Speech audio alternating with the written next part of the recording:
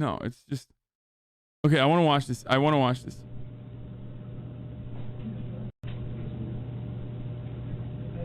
This is 26-year-old Dawson McGee, sitting in a police interrogation room in the early hours of a Tuesday morning. The Monday night before, he stabbed his own mother to death for asking him to move out of the house and get a job. Dawson is unaware that he is being recorded on a hidden camera. In 3 seconds from now, he will hear the sound of the door being opened by a detective. And at that exact moment, you will see a remarkably noticeable switch in his demeanor.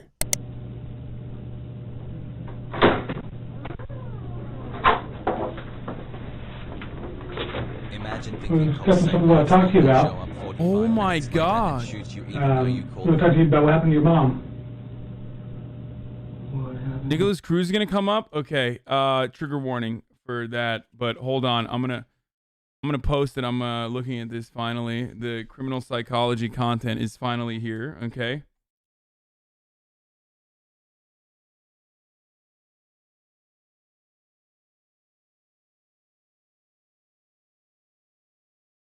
Y'all wanted this.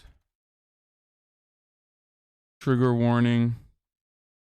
What should I do a trigger warning for? Like school shooters. www.twitch.tv. I mean, I don't know. Just like just literally everything. Like not just like fucking Nicholas Cruz. It's like everything. Self-harm. Maybe. Fuck.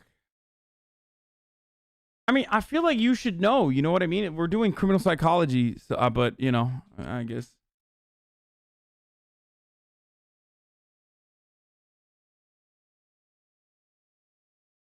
Okay. I watch every single video on this YouTube channel. This guy is as unbiased as they come. Well, you tell me. People called me and said something happened at home to Mom. They were very bad. What happened to my mom? Well, that's what I'm asking you. I was waiting for my brother and sister to tell me. Okay. Well, so, was your sister home this weekend? Wait, I'm supposed to have an attorney? If you want one. Am I supposed to have I should request an attorney. Well, that's up to you if you... Bro, come on, bro. Are you fucking serious, dude? Okay. Cops are really out here trying to get fucking confessions from people. I mean, this dude is like acting, right? And it's bad. He's a fail RP. He's a -1, sure, but like also at the same time, like it's wild that the cop is just like, oh, they know he's acting, but still. We'd like to talk to you. He's definitely not completely unbiased. He does lean towards the cops. I would offer. I want to ask for an attorney. You want to ask for an attorney? Yeah. Okay. It would come as no surprise that a judge deemed him fit to stand trial. A jury then found him legally sane, and he was sentenced to life in prison for the murder of his mother. All of which was in spite of a continuous charade of mental illness similar to the one you see here. Dawson clearly believed that his passage through the legal system would somehow be easier if he were presumed insane, which is a naive, yet somewhat common misconception that many suspects make when facing serious charges. They have this notion that a plea of insanity would either lower the severity of their punishment or liberate them from it altogether. That instead of being sent to prison, they would simply be released back into society, perhaps with a free psychotherapeutic program to attend on the weekends.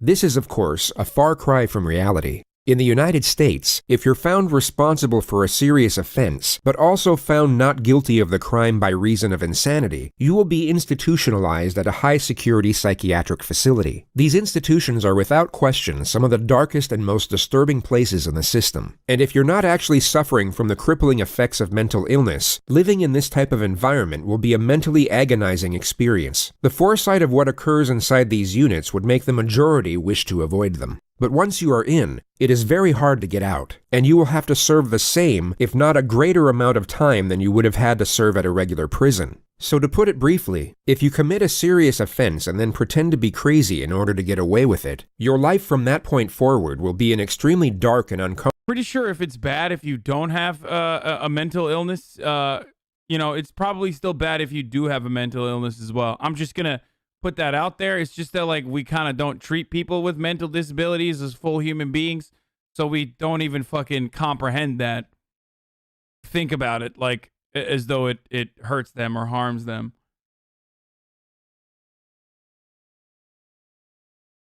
You know? Comfortable existence, whether you manage to fool the system. By the way, this is one area where the NA and EU asylums match one another, for the record. Hold on. Like, asylums, like, these sorts of asylums, like, these sorts of institutions are horrifically fucking arcane and are horrible, even in the EU. Why the fuck are everyone spamming dumb shit? Happy birthday, Opening Juke. Stop. Dude, nothing triggers me more than, like, the fucking offline chat shitters that, like, literally think because they have, like, 60 of them, they can just, like, motivate the entire chat to start spamming shit. You really trigger the fuck out of me when I'm in the middle of talking about, like, fucking insane asylums or shit like that, okay? Stop. Stop. You're fucking annoying me. Fuck, dude.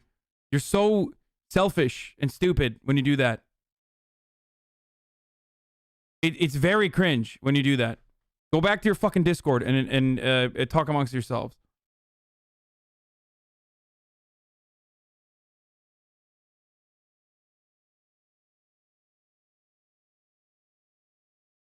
Those places are much worse because the people in criminal psychiatric facilities filled with criminally violent and criminally insane people rather than people who didn't commit a crime. Offliners in every channel always seem to have a huge ego. Yeah.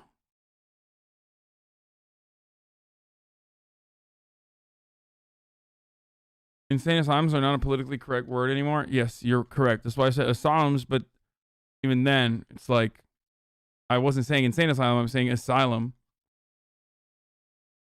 Okay, let's keep System going. or not. Oh, before I continue, thank you for the fucking weird break for me, because I'm going to hit that ad break right here, boys. Top of the hour every hour. It's time for a 60-second ad break. You already know. If you'd like to no longer see the ads, all you need to do is subscribe. Do it for $5 or for free. No transition here, okay? Just hitting that fucking ad break because I want to watch the shit out of this. And I got to pee as well. But there is one benefit, which is the elimination of capital punishment. The United States cannot execute someone deemed insane during the time of their offense, which is the only conceivable reason a defendant would cling to this narrative even after knowing what lies ahead should it succeed. And this happens to be a notion that ties in closely to the primary subject of this video. What the fuck was that, dude? Bro, what the fuck was that, dude? Oh my god, that was so fucked up. Why does this motherfucker do a jump scare in the middle of a fucking... Oh my god. That wasn't in the OG edit? What the fuck?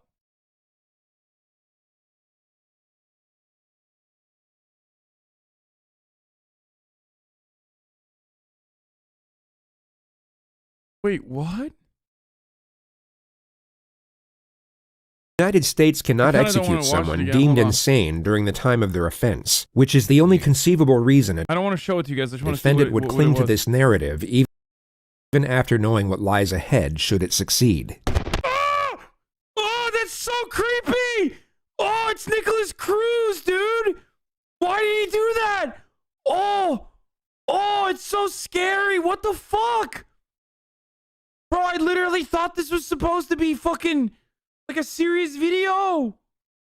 Why? Oh! Oh, it's so fucking scary, dude. I don't want to show it. Yo. Stop overreacting.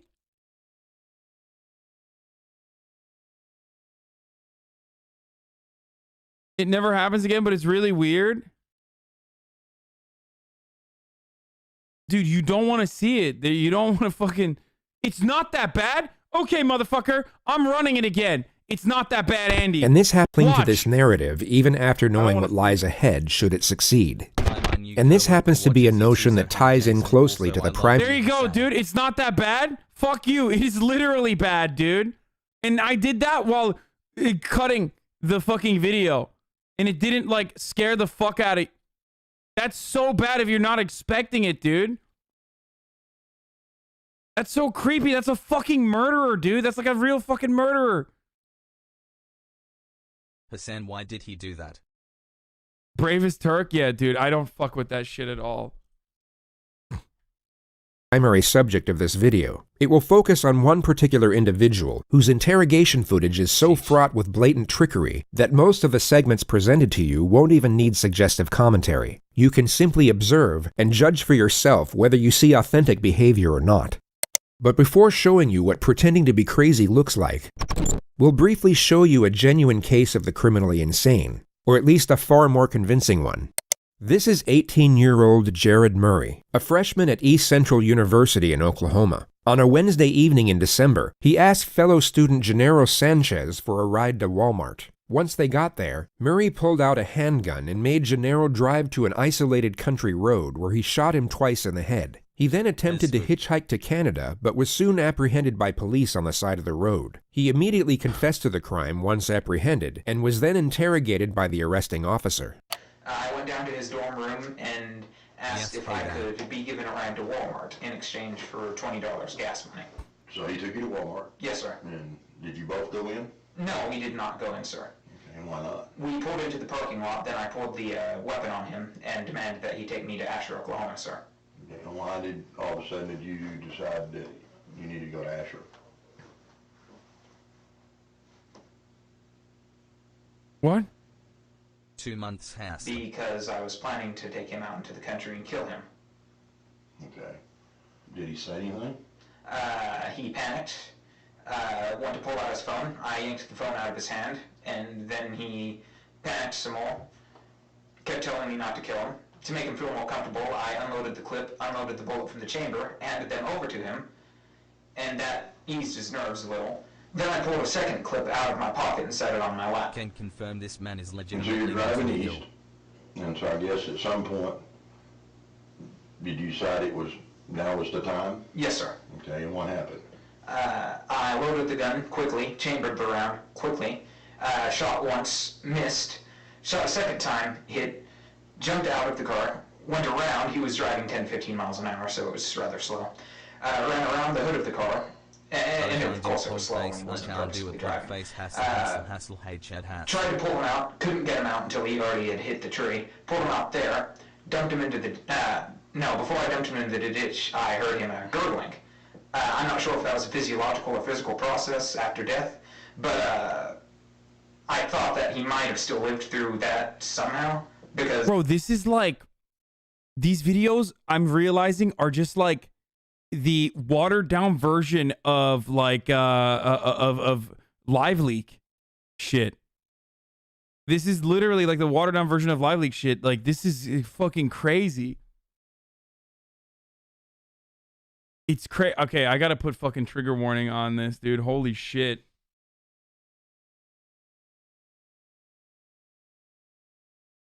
What the fuck?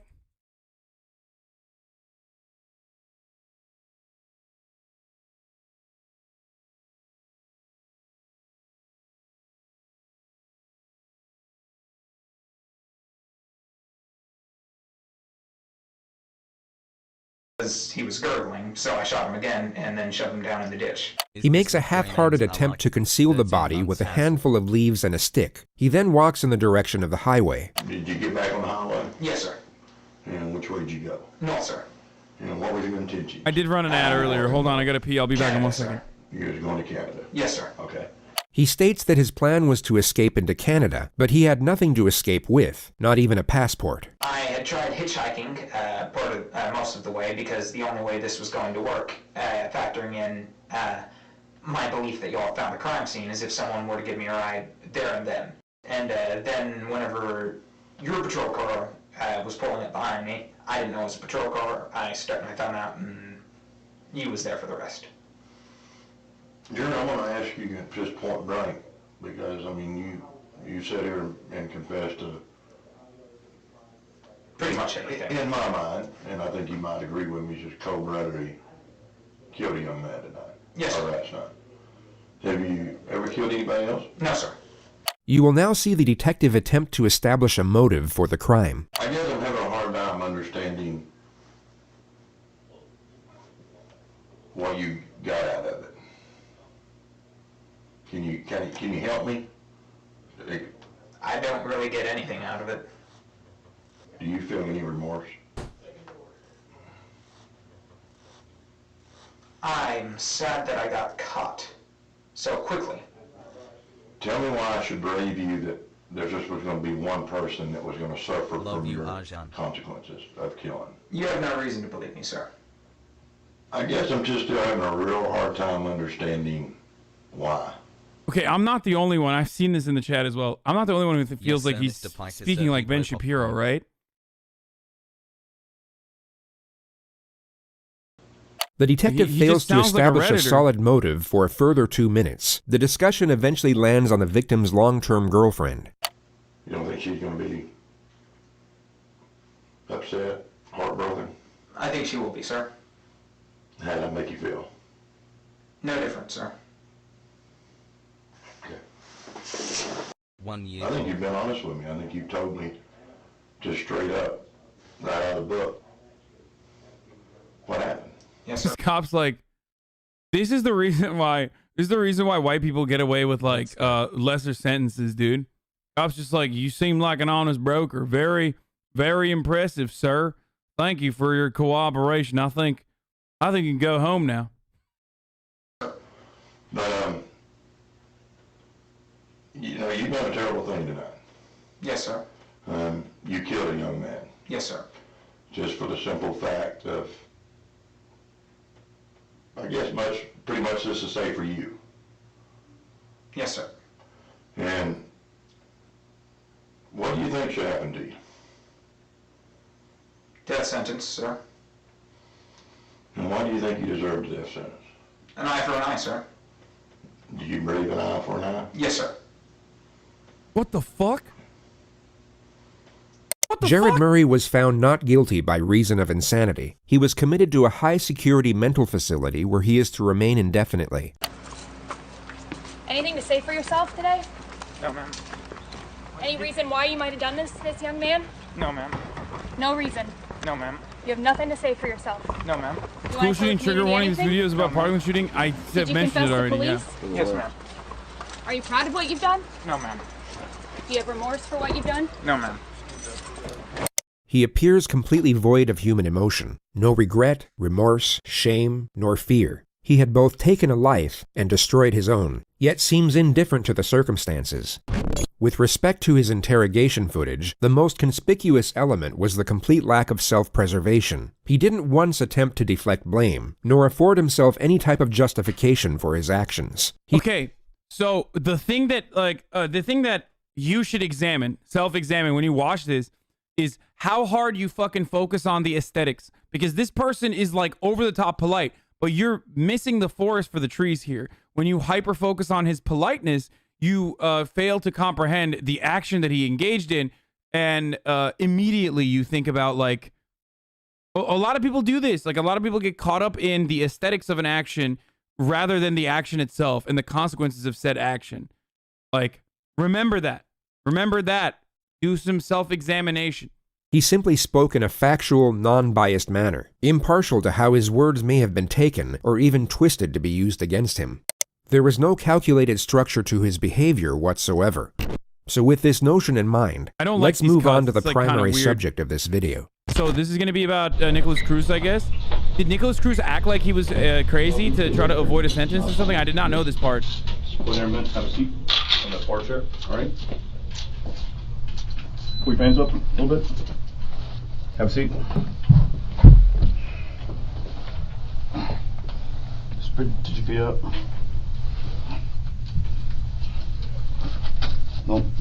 Do not think about getting up, all right, buddy? This is 19-year-old Nicholas Cruz, who 3 hours and 55 minutes prior to this moment murdered 17 people at his former high school in Parkland, Florida. Among the dead were 3 teachers and 14 students, the majority of whom were 14 years old. A further 17 students were seriously wounded during the massacre. The gunman dropped his rifle 7 minutes into the rampage and then blended in with the crowd as he ran out of the building. He was at large for 1 hour and 20 minutes, during which time he stopped off at a Subway and then a McDonald's, where he sat down and casually spoke to one of the victim's brothers. The student was unaware that his older sister had just been shot through the chest by the man sitting across the table. Oh the my description of God. the shooter was transmitted by police over the Wait, radio, is there- which led to an officer identifying and arresting him on a street just 2 miles away from the Almost school. 1 year He with was my taken boy to the Hasan. nearest hospital and Wow, examined I've by been a watching doctor these for roughly crimes 1 too hour fast. and 45 minutes. He was medically cleared and then transferred to the local sheriff's office where he was subjected to interrogation. No, do not think about getting up, all right, buddy?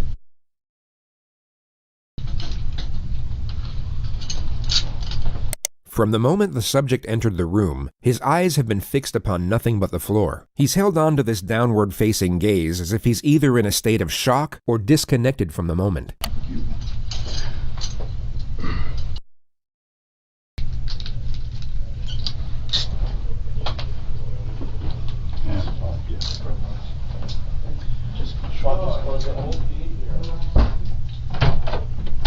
At the exact moment the door shuts, he lifts up his head to observe his surroundings. His behavior completely shifts once he believes no one is watching.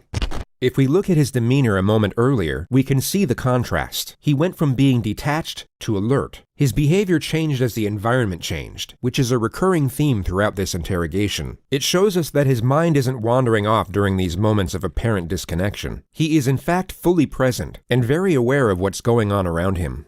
I didn't mention how the police also bought him Burger King after they caught him. No, that was Dylan Roof. That was another white supremacist, black church shooter who was given Burger King, not like taken to Burger King, I don't think, but like given Burger King after he was caught. And that's a part of the interrogations process in a lot of instances, even though it is used as a example of like what happens to white shooters versus black people that are perceived to be shooters.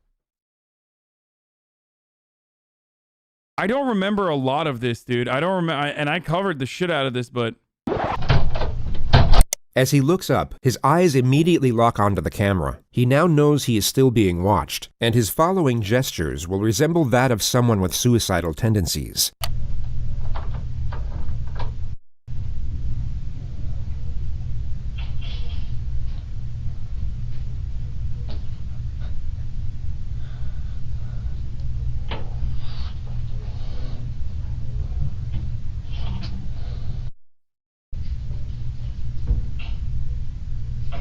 At face value, What the these fuck? externalized suicidal thoughts may seem genuine to some, but when framed with bro, the what's the difference between being like having a this is actually in a weird way, you guys were saying like, someone was saying like this might be ableist, but like in a weird way, this like does a decent job of parsing through like people with genuine disabilities versus people who are portraying themselves as having a disability in an effort to get out of a of like the worst kind of punishment that you could get, like capital punishment. And it's surprisingly doing a decent job of parsing through that, where like it shows that people with disabilities aren't automatically criminals, and a lot of people are even a lot of people are doing that. But what I find to be really interesting about this is like it's still. Well, take a deep breath, man. You sound freaked out as fuck. Dude, I am freaked out. This is a fucking wild video. But The more I learn about this Cruz guy, the more I don't care for him. Just my opinion. what I find to be really interesting is like, bro, when you do this, you're still fucking like there's something wrong with you. You know what I mean? There's actually something wrong with your, I don't know if it's like a chemical reason or I don't know what the fuck's happening there, but like who the fuck just does a mass shooting and then like portray themselves as like as suicidal? I feel like there's something different that maybe it's not, it's still sociopathic behavior. You know what I mean?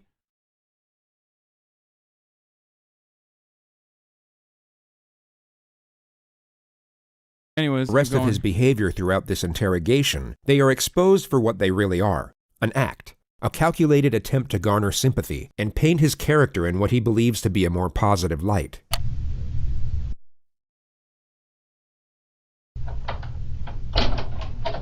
Is he using Alright, extreme how you remorse? doing, No, Nick? that's survival instinct, my friend. Him fucking acting in a suicidal way there, that's survival.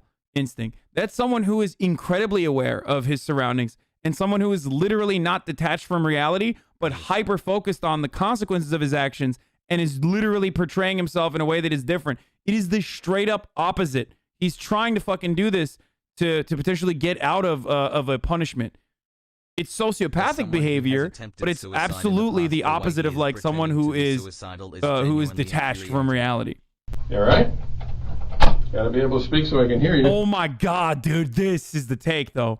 He's probably a Scorpio. This is such Scorpio shit. Dude, that is so insane. What an insane thing to say, dude. My man said, this is exactly what my Scorpio girlfriend is like. Holy shit, dude. That's nuts.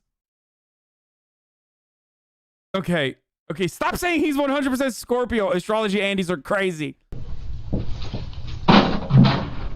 Alright, I just need to ask you really your name and date of birth just to confirm I got it right, and then I'm going to see you want a glass of water or something.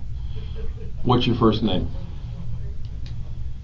This is a situation where the proof against the suspect is already conclusive. He is without question responsible for the crimes under investigation, making the pursuit of a confession not essential. The police know he did it, but they need to know why he did it, which would already require a complex strategy in order to obtain the correct information.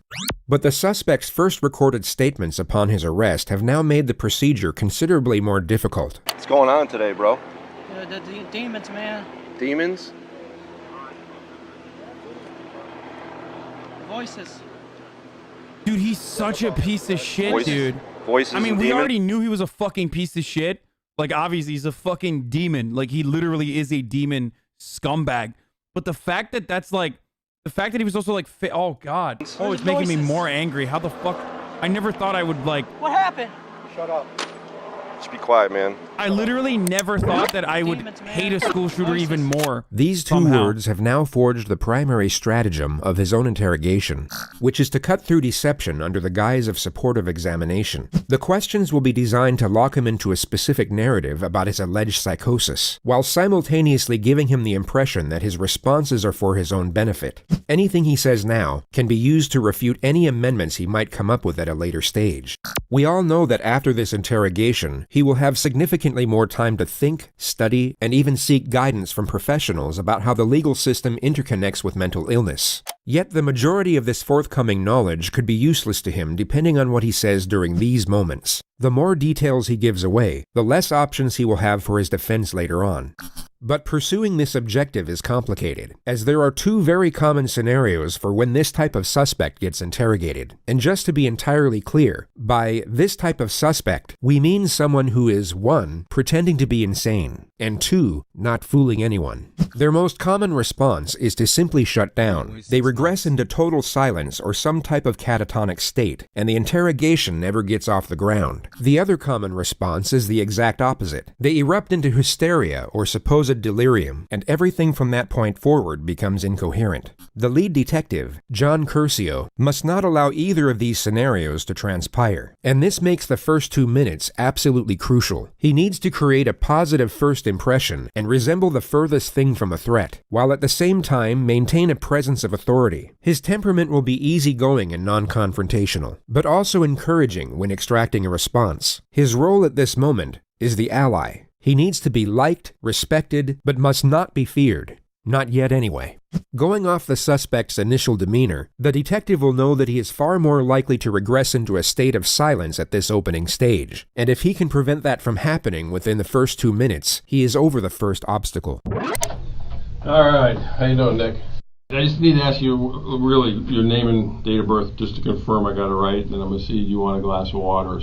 I'm sure once you've committed an act like that, you just dissociate from what happened. They know exactly what they did. They're just not capable of parsing it. Very possibly some never will. What? What's your first name? Come on, Nick. Huh? Nicholas. Spell it for me. Okay. Come on, I'm old. You got to talk so I can hear you. N-I-K. No, I don't think the chatter was excusing him. I think he was just trying to describe a situation, but did it not in a great way. A-S. And what's your middle name? Come on, man, speak so I can hear you. Jacob. Jacob. J-A-C. What's your date of birth?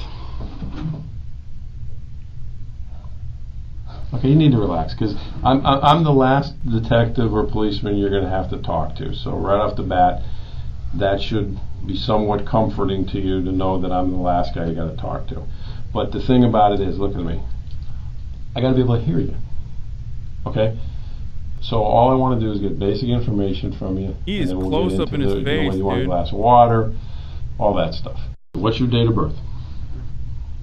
09. Yeah, I January? deactivated Hive Mind chat for those of you who are wondering. 09 September.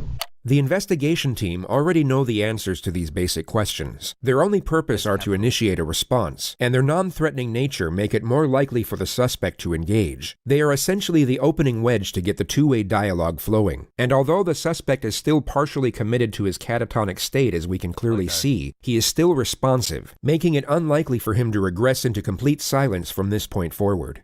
Everything up to this moment has gone to plan. The detective has one foot in the door, and he can now develop the relationship from a more secure position. He goes about this with a standard method of rapport development, the offer of food and water. All right, let me do this. You want a cold water? You don't know if you want cold water? Thank you. Thank you. I'm going to bring in 2, because I want one. It was hot, and if you decide you want to have it, that's fine. You sure you don't want something to eat? Okay. The refusal to accept food and water. Motherfucker said, this is exactly why I'm never killing anyone. Okay, dude. I'm good that is the deterrence for you. I mean, I know it's a joke, but Jesus Christ, dude. Look, it's too awkward. You know, the interrogation afterwards is just way too awkward, dude. But just stop, guys, stop making astrology jokes for 1 second. Holy shit. People, yeah, chatters will literally say anything in the chat. I've already said that, okay?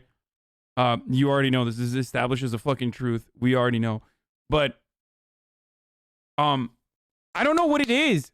There's just something about this where, like, there's a hunch. Well, as soon as I saw this video, maybe it was like I was led to believe that he is, like, pretending to be crazy because, like, that's what the fucking title is. Sussy.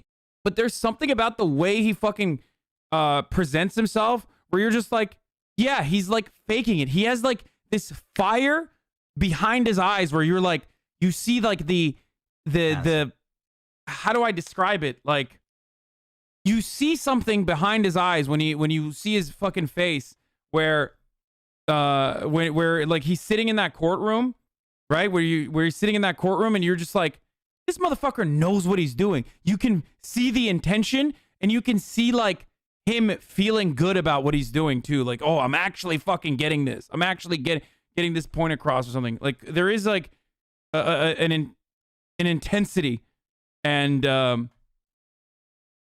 also intent at the same time. Like he's crafty. It's really fucking weird. I don't know how to describe it. Water is a familiar response which you may have already seen on this channel. It's smug. It's so fucking smug. Thank you. That was the word I was thinking of. Like, it's so like, yeah, I did this on fucking purpose. There's nothing you can do about it. Like, I had the power in my hands to do this. And also, like, I'm still purposely trying to fucking, you know, portray myself a certain way. Glaring manifestation of shame. This is not to be confused with guilt nor remorse, both of which require the acceptance of responsibility, which in turn directs our focus outwards on the feelings of others. Shame, on the other hand, shifts our focus on the perceptions of others towards ourselves. The subject is afraid of how it will look if he accepts the offer considering the circumstances. He instead wants to appear as if he's so negatively affected by the events that he's unconcerned with meeting his basic needs. Of course, I have so many different keys. Alright, I'll be right back.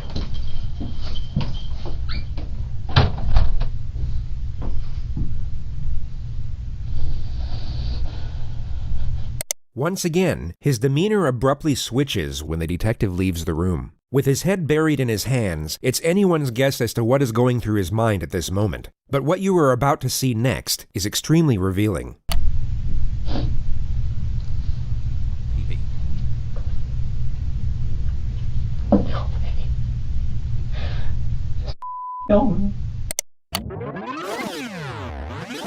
Cruz was a left-handed shooter. The surveillance at the school would confirm this, and if you pay close attention to the movements of his hands in the next moments, although very subtle, you can see that he's reimagining holding his weapon. What the fuck? But what's more telling is how his demeanor abruptly stops and then completely switches right before he looks in the direction of the camera. He goes from holding a rifle and beginning to smirk, to then pretending to cry and reverting back to his suicidal mannerisms. This all occurs in under 4 seconds.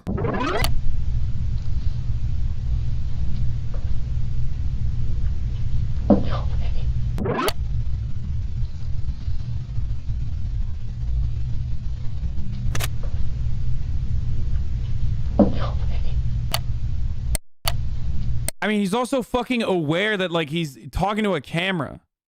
Like, he's aware that he's currently being recorded, or rather, like, someone, they know that there is a camera in the room.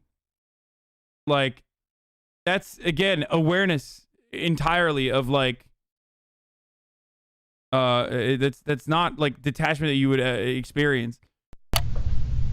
It could be assumed that for a brief moment, he was not only recollecting the attack, but gaining gratification from doing so. He then remembered he was on film, giving reason for the sharp adjustment. His true self was reliving the attack and enjoying his work, while his false self was so dejected to the point he was externalizing suicidal thoughts. Complete opposites.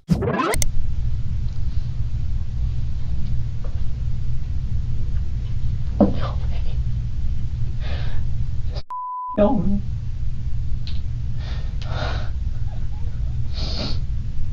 His next calculated charade is one of self-harm. He first bites himself without drawing blood, or leaving any marks that were visible in his jail intake photographs.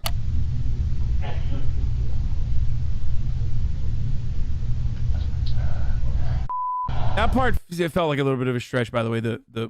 He switches up from holding his gun with his left hand to, like, saying "kill me." Like, that seemed like a bit of a stretch.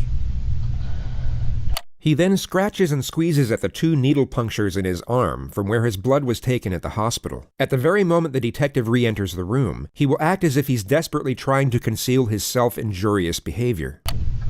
I mean, All right. He did smile. Setting aside the glaring contradiction that he just murdered and maimed dozens of people while leaving himself without so much as a scratch, it's the frequency of these little charades that makes their deception so transparent. This is a person who is not self-injurious, pretending to be someone that is. But it's such a feeble attempt at feigned self-harm. It would almost be a comical moment if the circumstances weren't as horrific. Well, if they're not bleeding anymore, you want them off, we can pull them off. I'll get you a garbage can. You want them off? Just put them on the throw them on the floor in the corner. Alright, this one is mine, because I already opened it. This one's yours in case you change your mind. The next 4 minutes are the extremely tedious process of getting the subject to engage further through basic questions. The topic of his phone will now be brought up. What about your phone? Do you have a phone? I lost it. When did you lose it?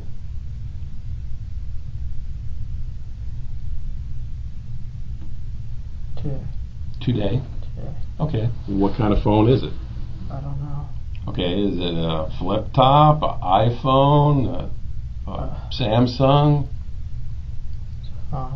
It's a phone. I hate talking about rehabilitative justice because this is the one fucking instance, and I literally always talk about this. This is the one instance where, like, restorative rehabilitative justice does not have a solution currently. Like, our modern medicine does not have a solution for antisocial disorders like this, that where people engage in violent actions. There's no solution for psychopathy, especially like with people with violent urges and serial killers. There's no solution whatsoever. So there's nothing you can do. You can't do anything about it. Now, that obviously does not mean that you should treat everyone like they're fucking violent, psychopathic murderers. And no, we can identify them. No, that's not true either. Identifying psychopathic behavior is incredibly fucking hard. Is incredibly hard, especially because psychopathic people are very good at portraying themselves as healed or non-psychotic all the fucking time. So no, it is literally the one area where in criminal justice where it is remarkably difficult to figure out what to do with people that have that have urges like this and will act on them in a violent way. Sociopathic, but yeah, okay, that's yeah. number. How do you know so much about this? Everything? No, well, because sociopaths are overrepresented. I mean, the data is like flawed in this field, but sociopaths are overrepresented in both the prison population and also CEOs in like boardrooms. That's why, and also in government. So, but again, it's very difficult to it's very, very difficult to parse through this data for the aforementioned reasons. So that's the reason why I love like I've read up a lot about this stuff. I'm also fascinated by what was it called, like Ed Kemper and the entire like FBI manual on how to look at psychopathic behavior. I'm trying to do recall right now. I'm having a hard time, but Mindhunt was the show that revolves around, or Mindhunter was a show revolving around like that actual process of like documenting psychopathic behavior. It's a lot of it is still outdated. A good book, by the way, a good book to read on this specifically is John Ronson wrote, or is it John Ronson or Ron John? Oh my God, I'm like, yeah, it is John Ronson who wrote he's British, who wrote a book called The Psychopath Test. He also wrote Men Who Stare at Goats, by the way. He's been on Joe Rogan a bunch of times. He's a really interesting British journalist, John Ronson. The Psychopath Test is a really interesting book that I highly recommend you guys read if you care about this sort of stuff. It's very good. Why the fuck you on Vice? What strings did you pull? Literally no strings.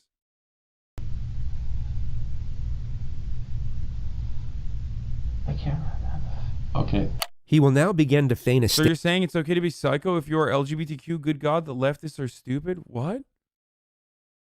Dude, I'm sorry, but you have to have a brain that is this tall. Okay? You have to have a brain processing power that is above this line for you to be able to watch this, okay? For you to be able to watch my content. I'm just letting you know. You have to have a tall brain, and unfortunately, you do not make up the processing power for this. They're baiting you, dumbass. State of hysteria, which then morphs into a simulated panic attack and fake hyperventilation. The detective will need to refute the act immediately as to not let the subject gain confidence with it, but he also has to maintain rapport and avoid confrontation. He essentially has to tell the subject to knock it off, but in the most passive manner possible. The rest of the chatters are above the line. Sorry, let's keep going. I can't remember, dude. I can't. Okay, Nick, calm down. Okay. You've already been medically cleared. I know what's going to be talked about is difficult, but again, you don't remember your phone number. How long you had the phone?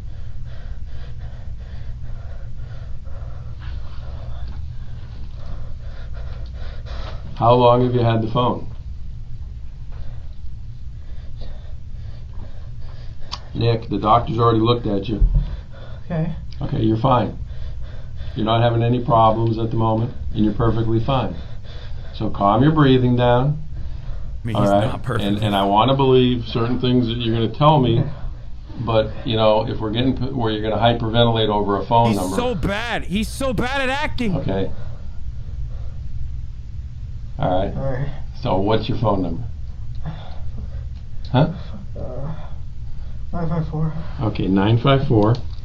The manic episode is somewhat curbed, but the subject is still clearly committed to it. 954-821.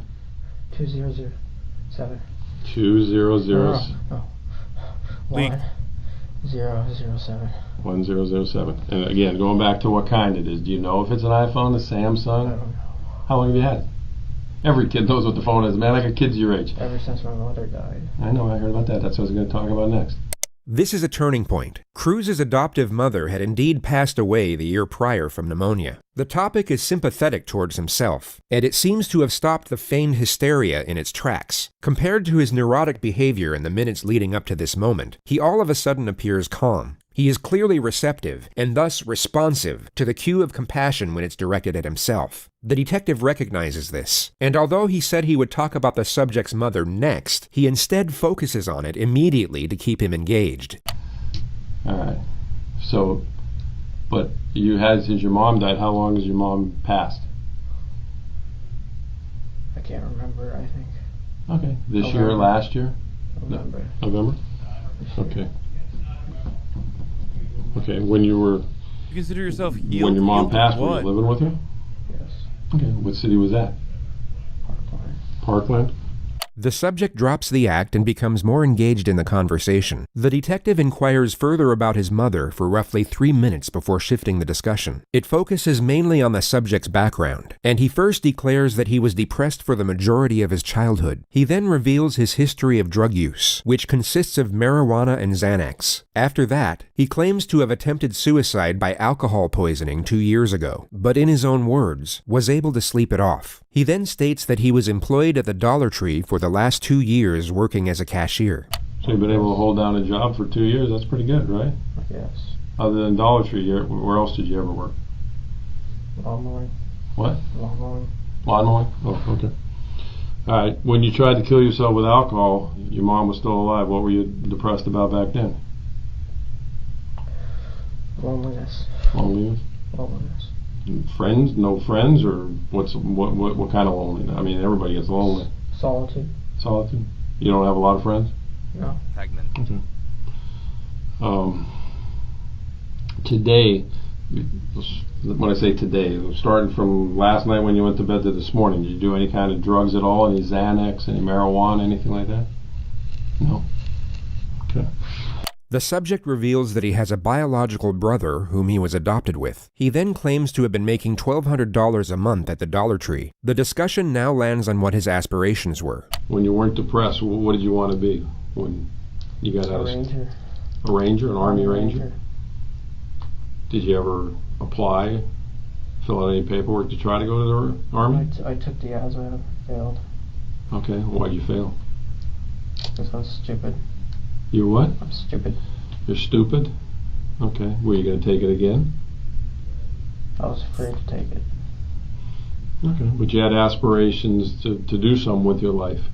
Okay, there's 0% chance that someone who's like at least smart enough to know that like he could get potentially a different kind of sentencing from portraying himself as like mentally unwell would fail the ASVAB. From what I understand, from what I've seen of the ASVAB, because it's like so fucking like, how do you fail the ASVAB? I don't even know if he actually did. Maybe he'll tell. You want to be that's a hell of a thing to want to be, an Army Ranger. The discussion moves on to the subject's gun collection, which continues for roughly 4.5 minutes. The attack on the school is yet to be mentioned, but the last gun to now be discussed was his choice of weapon to commit the massacre. What made you choose out of all the guns to want to buy an AR-15? Cool looking. Cool looking? Okay. Now when you bought it, I mean, it was a legitimate purchase. They gave you a receipt and everything, right? So you bought it legally, right? Did you fill out those forms and everything? Okay, you remember those forms? Okay. The detective now shifts the topic onto his former high school, the same place he carried out the attack. Now, 3 years ago when you went to Douglas, and obviously you stopped going there, why'd you stop going there? My depression worsened. Your depression worsened? And what was going on? Did you just stop school on your own, or did some incident happen where... Yes, some incident. Well, what was the incident that happened? Fought a kid. You fought a kid? You remember the kid's name? Ian. Ian. And did you guys both get in trouble for the fight, or? Yeah. Okay. Well, what did they do? Suspend you? They suspended me. Okay. And what happened from there? After you got suspended, you go back to school? Yeah. Okay. What happened? I like that the Florida reaction to this as a state was launching a program that just gave guns and a $500 stipend to teachers to arm themselves and train themselves with weapons after this happened, by the way. That's real. That literally happened. I think it's called the Pioneer Program. Isn't that what it's called? I forget the name of it. It's something like that. But, yeah. Fucking Florida, dude. Why'd you stop going there then? Felt embarrassed. The You felt Guardian embarrassed because program? you got suspended, or you felt embarrassed because of why? Because of the fight. Okay. Well, what was embarrassing about the fight? What were you guys fighting over? A girl. A girl? Well, what was embarrassing about it? I mean, did he get the better of you? Was that what was embarrassing, or he had the better of you? Okay. He has just provided the state with a solid argument for a motive. Establishing a reason for an offense is critical when dealing with claims of insanity. It can not only indicate premeditation, but also calculated malice in connection to the crime, something considered absent in the mind of the criminally insane. He also asserts that he was lonely and depressed while attending the school, all of which can reinforce the argument that he was exacting revenge upon the community in which he felt ostracized. All right, so you go back to school. What ends up happening? You just stop going to school out there, or you got into more problems? Where they Got into more problems. What was the more problems? Failing class. Okay. Not going to school. Okay. And this was all while your mom was still alive? Yeah. Okay. Did there come a point in time where you just stopped going there, or they expelled you? Or I just stopped going and then transferred me. They transferred you? When they transferred you, was that upsetting to you? Yeah. Okay. As we know, the suspect has made the claim about hearing a voice which he labeled the demon. The detective will now attempt to get a detailed narrative of these perceptual disturbances. He will do so by asking a series of open-ended questions, and then continuous follow-up questions thereafter. This will lock him in. It's not illegal to interrogate someone without a lawyer, dumbass. But he should have asked for a lawyer. Surprised that someone who has the wherewithal did not do that. Into specific claims about what he was hearing. The more information he gives away, the less he will be able to amend later on. And the more questions that are posed, the more likely he is to make contradictions that can be used against him. The suspect believes this is some type of clinical evaluation for the sake of his own well-being, and this misconception will become glaringly apparent later on. He, at this moment, is oblivious to the fact he is giving information away that will be used to cut through his own defense in years to come. Also, on top of that, if he fucking immediately rushed to call for an attorney, then he probably calculated the likelihood that he would not look, like he couldn't go for the insanity plea. You go to the hospital, the doctors clear you, and you're talking about demons. What are the demons? The voices. Well, tell me about it. What are the voices about? It's another voice, the evil side. Okay. And how long has that voice been going on? 9 months. We have sub-baby together now. Years. Did you ever tell anybody about the voice? Never? And what does the voice say to you? Burn, kill, destroy. Okay, burn, kill, destroy what? Anything. Okay, but have you ever burned, killed, or destroyed anything? What have you burned, killed, or destroyed? Burned, just fire, set fire. To what? In a pit. Fire. Oh, a fire pit. Okay, well, I mean, the voice told you to burn something, you built a fire in a fire pit. What's destructive about that? That's what fire pits are made for. What else did the voice tell you to do that's... Kill animals. Okay, have you ever killed animals? Yes. What kind of animals? Birds. Birds? Wild birds or people's Birds. pets? How do you kill them? Birds. How do you kill them? Wait for them, kill them. Oh, can't catch them, so how are you waiting for them? Out in the grass. Wait for a bird to come up. There's no way, man. I'm a bird lover. There's no way. You can't catch a bird, Holmes. No, I mean like... with a pellet gun? Oh, okay. Where's your pellet gun? It broke. Okay. All right, so the voices tell you... Damn, dude. He's like, yeah, you done fucked up. Wrong detective, friend. I'm a bird lover. That's crazy. He's like, guess what, dude? I'm a fucking bird lover, bitch. So it's not going to work with me. To hurt animals and start fires in the fire pit. When was the last time you heard the voice? Hassle. Yesterday. What time was it yesterday? It was at night. Okay. And where were you at? Work. You're at work? So you're at Dollar Tree. And what's the voice telling you? He should have brought a specialist in people, bird law, to be honest. Or hurt people? Hurt people in general. Okay. Doesn't say specifically who? Alright. Can you tell how old the voice is? My age. Okay. Do you have a good voice too, or just a bad voice? Is there a voice inside you that says, do good things? The detective will now start getting confrontational, and the subject's behavior will shift once more in response. You will see him get defensive as he attempts to protect his narrative, and his responses will become much faster. He will even cut the detective off multiple times. Keep in mind that he was barely saying anything at the start of this interrogation. This motherfucker is RP checking him straight up. No? Hasan. Can't be. You held down the job for 2 years. If you were doing things bad, you wouldn't be able to hold the job down for 2 years, right? Okay. I mean, look. Everybody has... It's me and then my bad side. I understand. Everybody's got a, quote, good and bad side. There's people... No, it's a voice. The voice isn't here. Bro, he literally keeps trying to hit, like... He can't... This seems like the type of person who, like, saw the Joker and, like, other... you know, like demonstrations of mental health issues, mental illness. I don't know if that's like the appropriate PC thing to say, but like, and then literally just like tied it together with a shoestring and is just trying every fucking cliche he possibly can.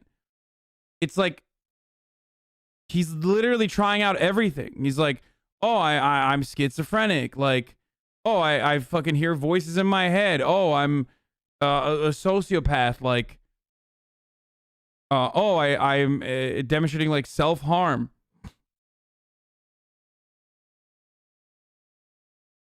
Do you support the death penalty? No. And that is me, just regular me, just trying to be a good person. Okay.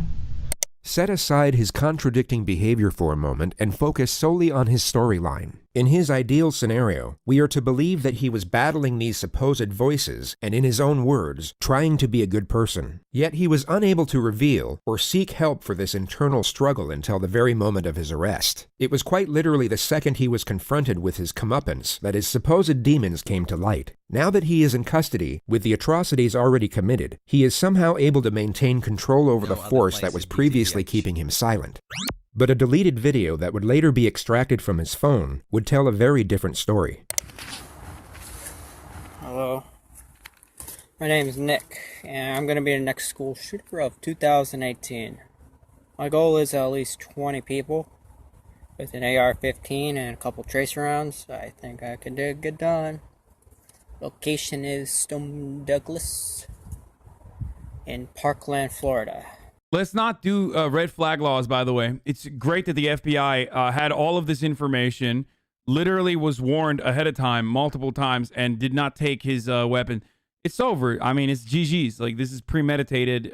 He's going to fucking rot in jail, and he deserves it. He deserves to rot under the jail. But, you know, the FBI didn't have this now, but they did actually reach out to authorities multiple times, people in his friends and family, and there was no way to take his guns away from him. So, yeah, just remember that when you look at this case. I don't know if they talk about it here. I don't know if they talk about it here in this video, but yeah, there were multiple reports made. He already had like a violent outburst, as he also mentioned. He had like a violent outburst as well. And yet,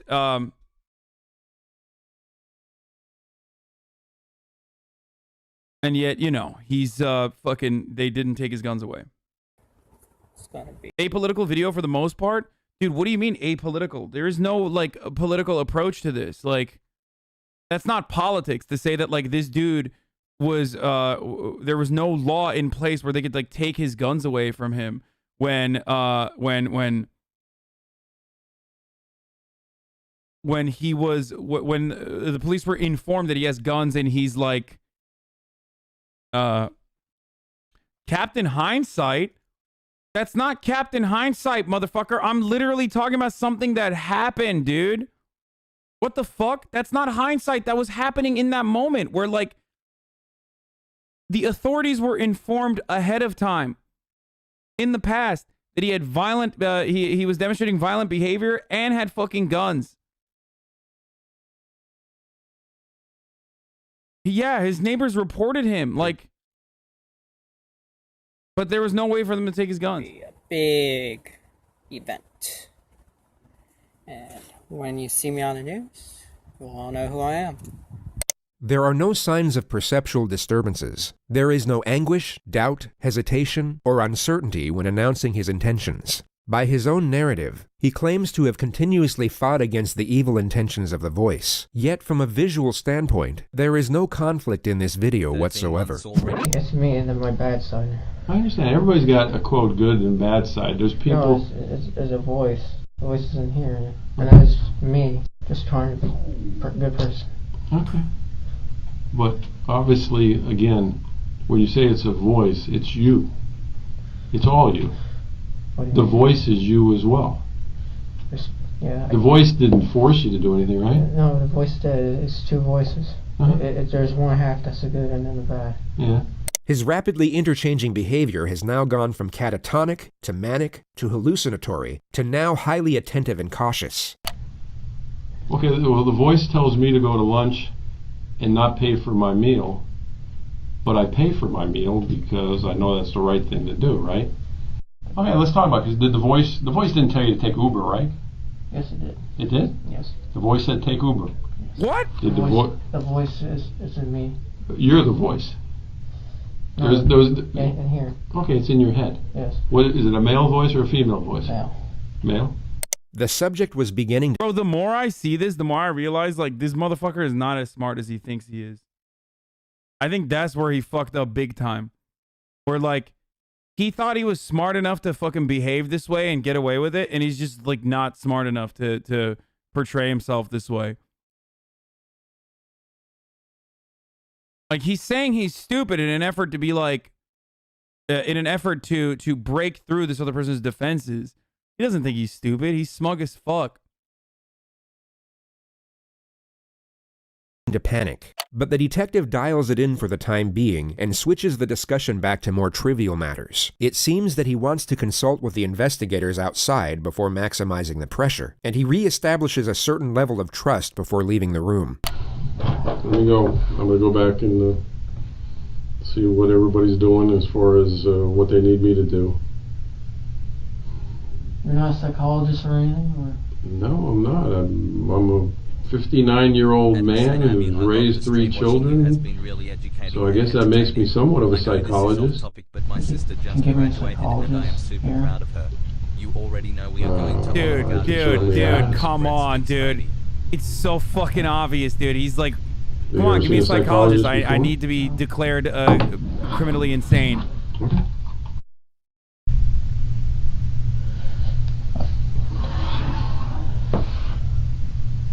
The subject scratches his arm for another 2 minutes. He then switches to a hallucinatory state and appears to be seeing things in the room.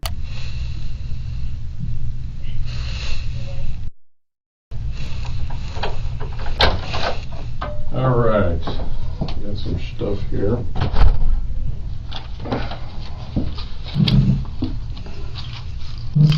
Oh my god, the detective will once it literally caught in 144p, dude. Caught in 144p right here, dude. What the fuck? Oh my god, this is like, in a weird way, this is so rewarding to see this fucking piece of shit. Like, it's so rewarding to see this piece of shit, like, get fucking caught in this. Oh my god. Jesus. Caught in 144 hertz, whatever, you know what I mean. Fucking shut up. 480, 122p, dude. Whatever the lowest is. Okay, yeah, 144p. I'm right. More dismiss the act by pretending to not see it. He will then pose a question to the subject, and the charade will cease immediately. I was right, you fucking idiots in the chat. I was right. Here's the water. You put it back over here. You definitely don't want the water. Huh? Y'all suck. It's very interesting to observe his facial expressions at the exact moments he abandons fake behavior. These are the very brief junctures in which his true self appears to surface. It's easy to get distracted by the present situation as he sits there in a hospital gown chained to the floor, essentially helpless to the cunning devices being used against him. But in moments like this, we are reminded of what we're actually dealing with. A very short time ago, he was not helpless at all. He was the one preying on the helpless, offering them none of the sympathy nor mercy of which he is now trying to garner for himself. All right, this school or this psychologist you want to talk to.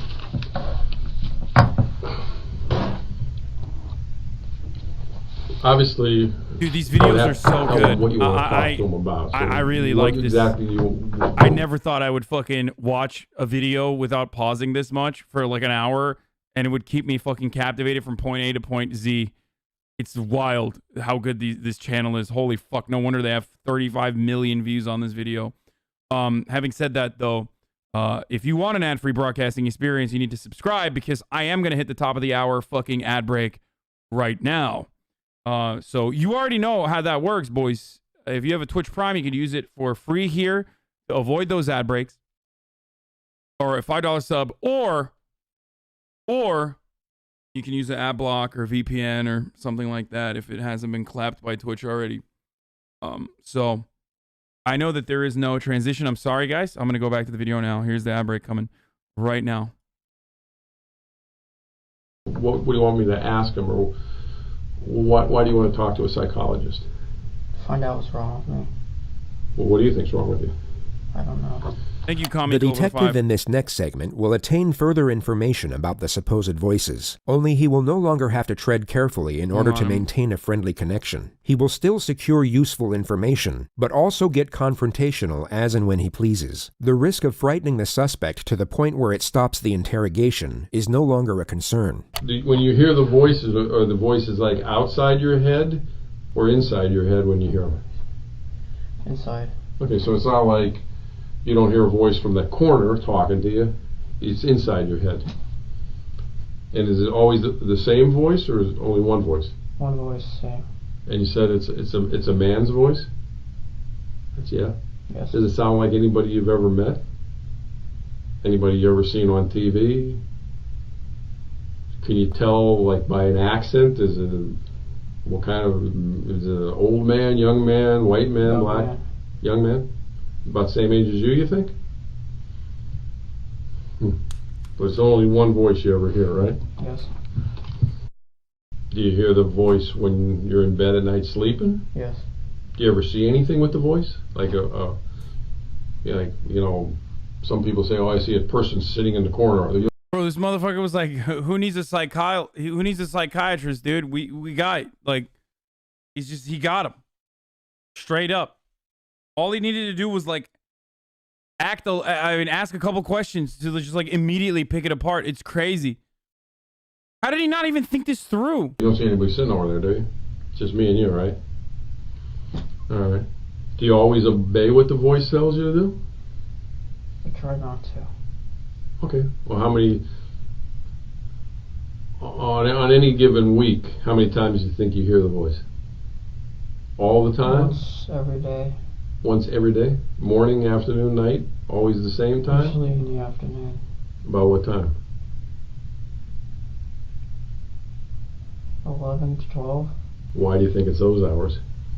I don't know. It's always around lunchtime? Now you talked about demons, and then you talk about the voice. Yeah, that's the demon. The voice is the demon. The voice is the demon. So there's not the two... person, whoever it is. Does it have a name? No name.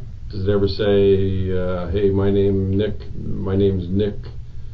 Does it use your name or use somebody else's name? Just a voice with no name. Just a voice with no name telling me what to do. The real question I have here, sorry to pause it too much now that I said I don't pause it, but the real question I have here is this cop operating under the assumption because of something that he realized that this person is not actually like criminally insane, or is he just literally trying to straight up, it doesn't care if this person is has like a mental health problem or not, and is still trying to fucking establish that he doesn't have establish that so he can get like a confession ultimately? Tell you to buy that AR-15? Yes. That's the real question. Hey, buy that gun, it looks cool. Did the AR-15 get picked out because it was similar to the gun that an Army Ranger would carry? No, it's because of the voice. What do you think if he doesn't need a confession, but he wants to make sure that his confession is valid? valid. It's too expensive. What do you think the voice would have done to you? Fucking hit with the book. Did you stop talking to you? No, tell me to hurt myself. How would you hurt yourself? Cut. You're a cutter? I'm a cutter. All right. When was the last time you cut yourself? Earlier. Earlier when? When I was fishing. Earlier today or earlier today? Where were you fishing at today? At a lake. Okay. Before the school shooting? Yes. What did you cut yourself with? Let's go. Knife. Those little scratches on your arms? Let me look at them. Come on, man. I get worse scratches weeding my flower bed than that. You weren't trying to hurt yourself.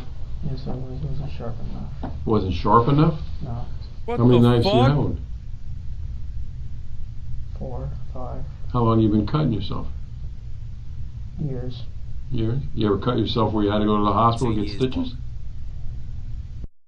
When you cut yourself, it's because the voice just told you to cut yourself. And if you didn't talk or you didn't listen to the voice, then you were going to be alone because your voice was your only friend. That's kind of what you're saying. Even though you have a biological brother. Since me and you have been talking, have you heard the voices?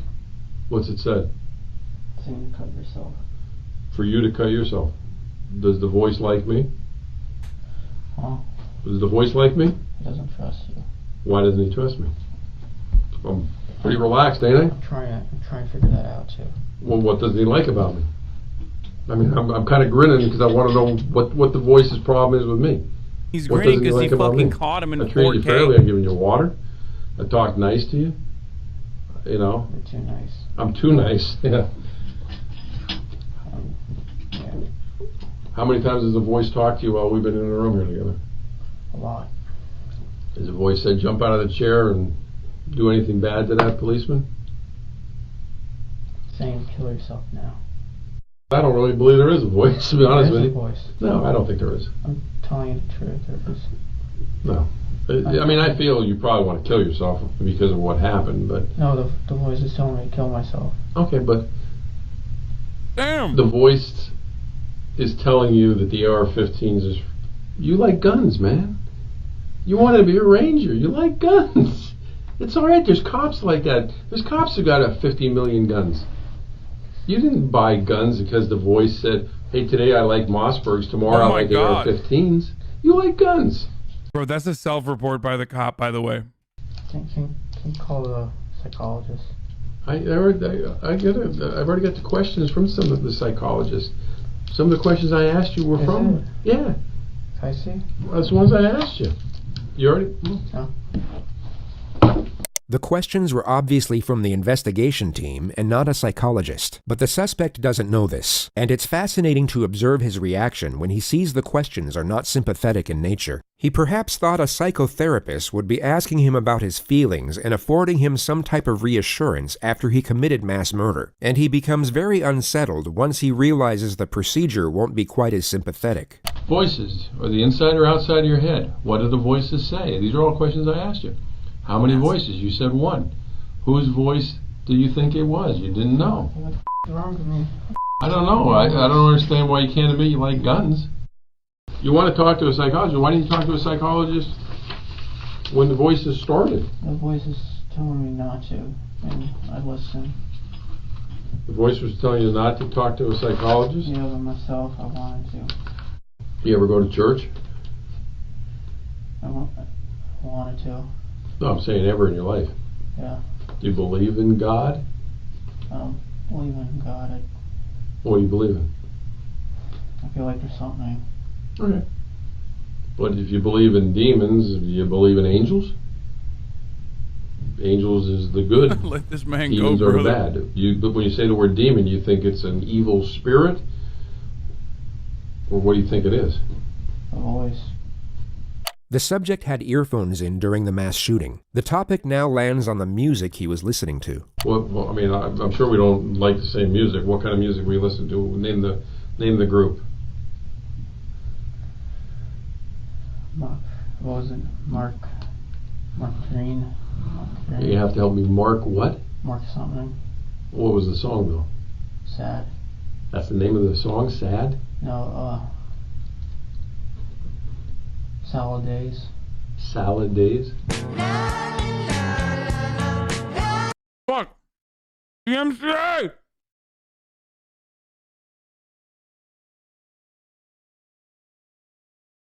Okay, I gotta skip this part. I'm sorry.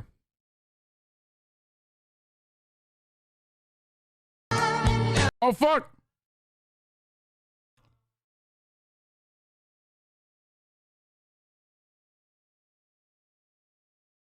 Oh my god. Hold on one second. That's a weird ass fucking song, dude. Oh, you listen to more than one song? What other songs you listen to? Just a lot of sad songs. Alright. Did you pick the music yourself? Or did the demon pick the music? The demon, and then myself partially. Alright, which ones did you pick? The sad ones. Which ones did he pick? The evil ones. The evil ones. Give me an evil one compared to a sad one. You already gave me a sad one. What's an evil one? Panzermensch. What? Panzermensch. Panzermensch.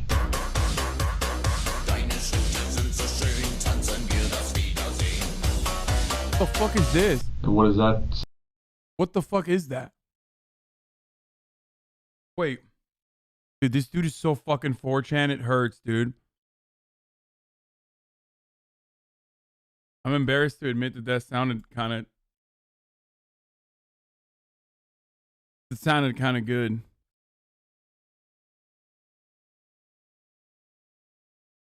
He was a bit of a bop. Which is fucking... don't get mad at me, dude. I mean, it's...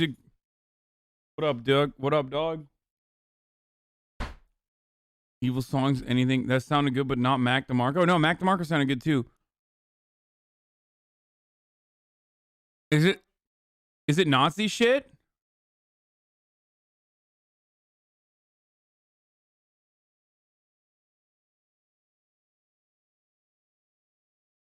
No, people are saying no. Okay. Say. Keep going. I don't know. I mean, there's no lyrics to it? Oh, no. Oh, well, there is lyrics, but I don't know what it means. But is it in English? No. What language is it in? German. German? Do you speak German? No. Then how do you know what the lyrics mean? I don't. So they could be happy, right? I don't know if they're happy or not. Well, again, you don't because you can't speak it. The demon chose it. I didn't choose. But you have them on your... How long do you think you had them on your playlist? A long time. Okay, so you listen to them a lot of times? So you had a playlist of music that the demon helped you pick out, but you picked out some of them.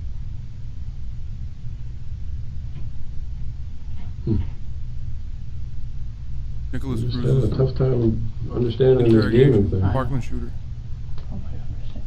Well,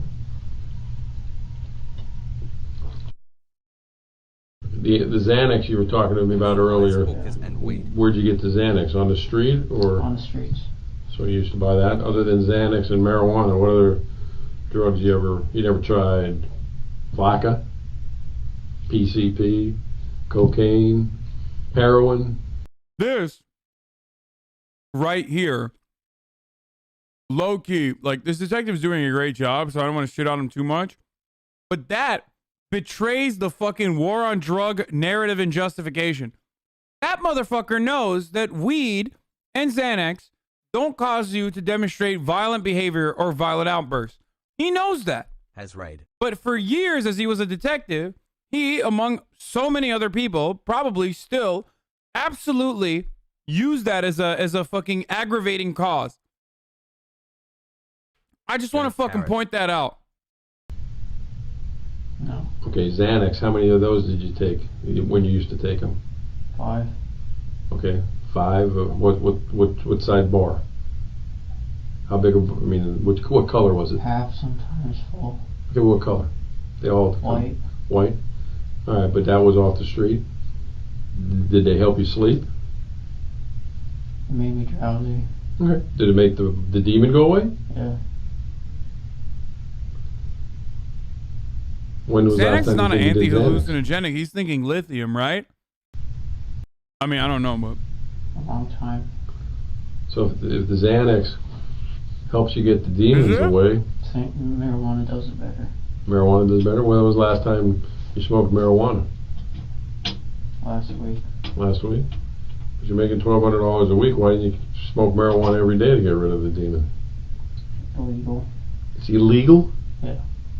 And it's illegal. It was illegal whether you do it once a week or once every 5 minutes.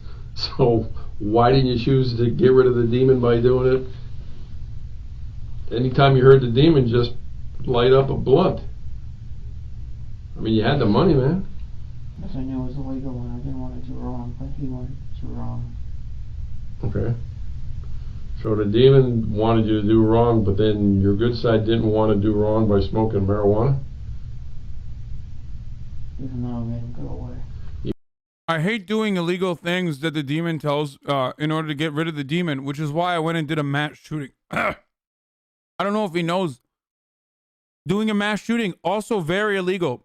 Perhaps way more illegal than smoking a weed. Even though it made him go away.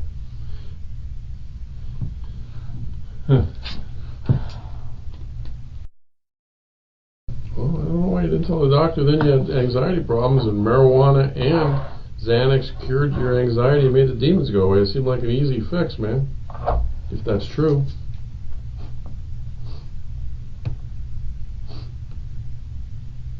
You sure you didn't like the demon's voice? I don't like the demon's voice. You sure? I'm sure. Then why didn't you go to a doctor to get rid of it? I was afraid. I'm just afraid of people. Why, well, forget that for a second. Let me ask you another crazy question. Okay. If the demon, was the demon there that night? Ian beat you up on campus? Huh? Was the demon there that day when Ian beat you up on campus? Yes. He told me to go up to him. Okay, so who did Ian beat up? You or the demon? Me. Okay, so why didn't the demon do something to stop it? I didn't do it. Huh? Why didn't it? I don't know. That's a good question. Because the demons tell you to do all these bad things. Why couldn't the demon get you mad enough to get the best of Ian?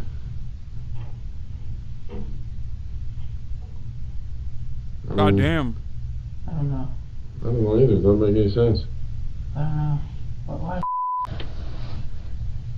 Why?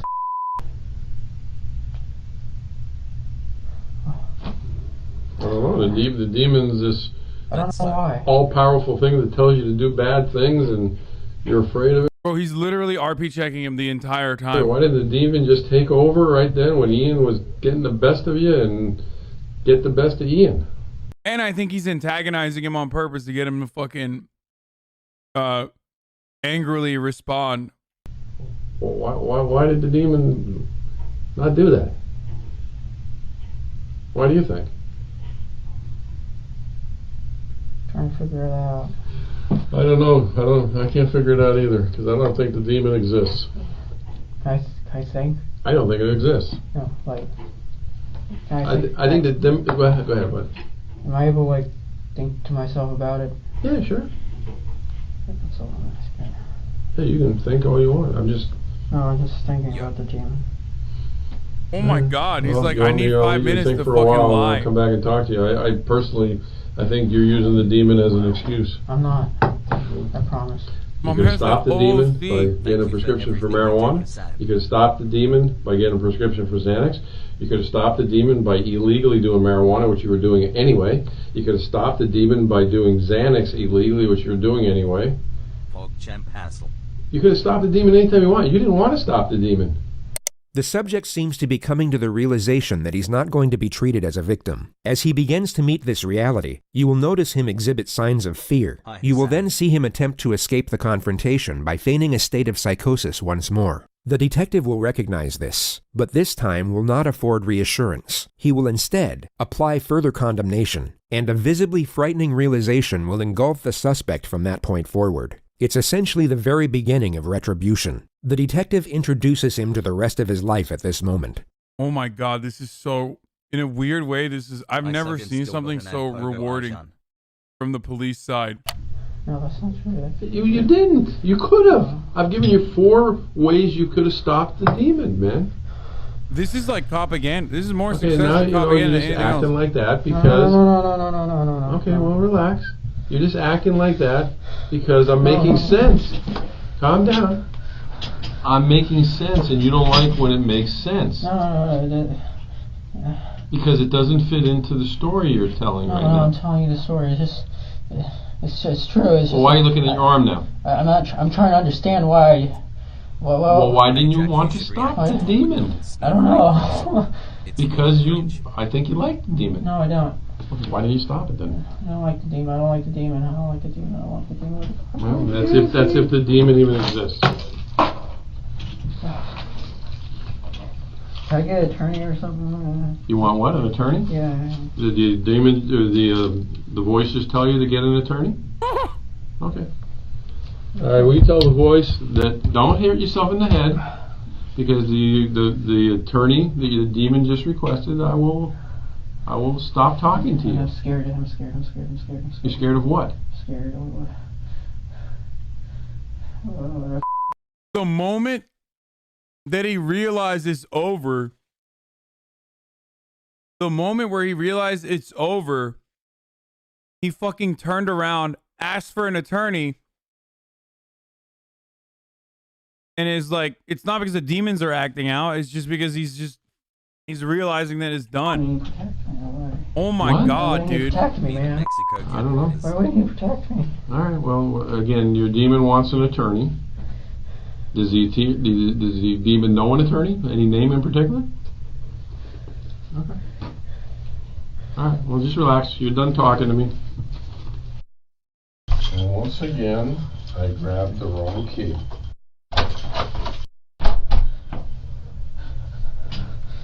Has capital. All right. Do me a favor. Stay seated. Put your hands, kind of sit forward in your chair. I'm going to put handcuffs behind you. Since you keep talking about hurting yourself. Hold on. Put your hand behind your back. No, not behind the chair. Behind your back. I don't want to make you that uncomfortable. Oh, why don't you want me to hurt myself? Because what did the demon say about me? I'm a nice guy. What's going on right now? Oh, Mom is here too. Holy shit.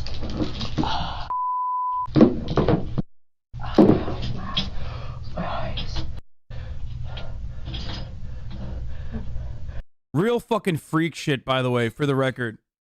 Real freak shit that he like didn't feel this kind of remorse for the actions at all.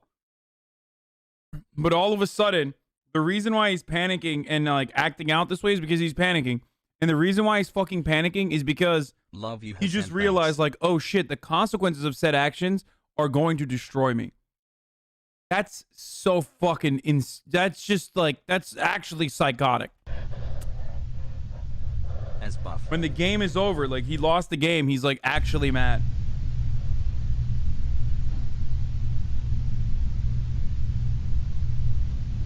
Get fucked, you piece of shit. I lived a mile away from the school he did this at. I remember all the cop cars. Nicholas driving by Cruz my was window taken to like the mad. Broward County Jail, where he remains in isolation to this day. His trial date is yet to be scheduled. The 20-year-old has been held without bond since last year's mass shooting that left 17 people dead. Wow. His attorney said he would plead guilty in exchange for a life sentence, but prosecutors rejected that offer and are seeking the death penalty. Okay. Hold on. That video was insane, dude. This channel is insane. We gotta watch another. Stop. Like, literally do not care. I can't begin to tell you. I don't care. Go to the moon, dude. Go to the moon. Leave me alone. Case of Jennifer Pan, unique among others in the true crime genre, is the overabundance of raw footage freely available in the public domain. There is over 11 hours of material that not only recounts her entire life in meticulous... Should I wait? Should I wait for people to come in? I sometimes feel like I'm being... Like, I'm you know, I start too quickly immediately after I tweeted it out. Okay, here. Just blast it. No, you have VODs, man. Okay, let's just get started. Now, fuck it. I can't wait. Dude, I've waited for too long. I waited for 3 hours and 30 minutes, dude. Nobody reads your tweets. Just go. Detail, but gives us considerable insight into her psychopathological state.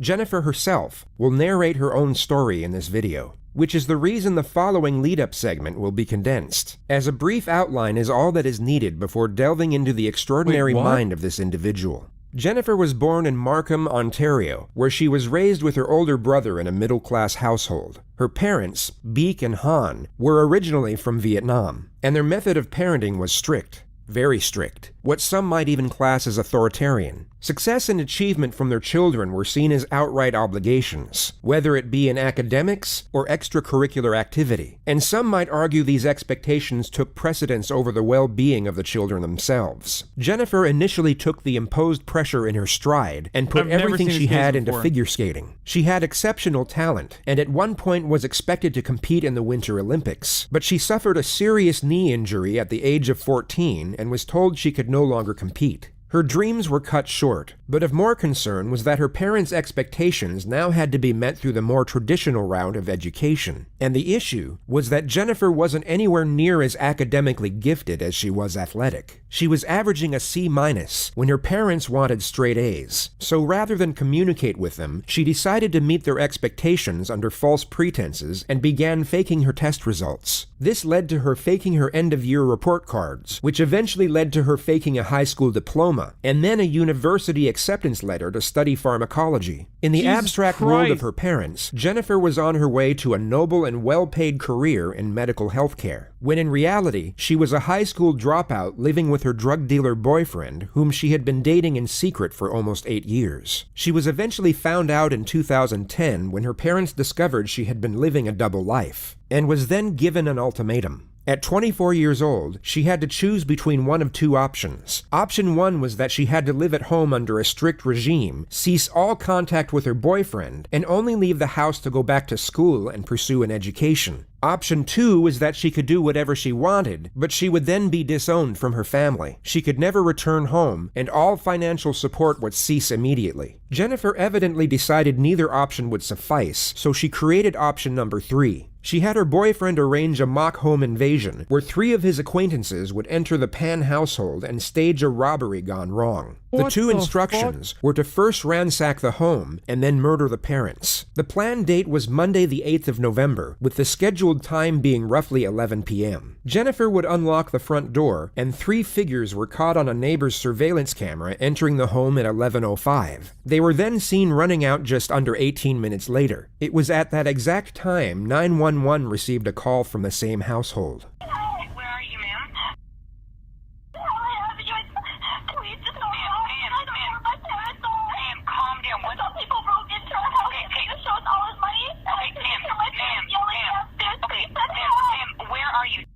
What?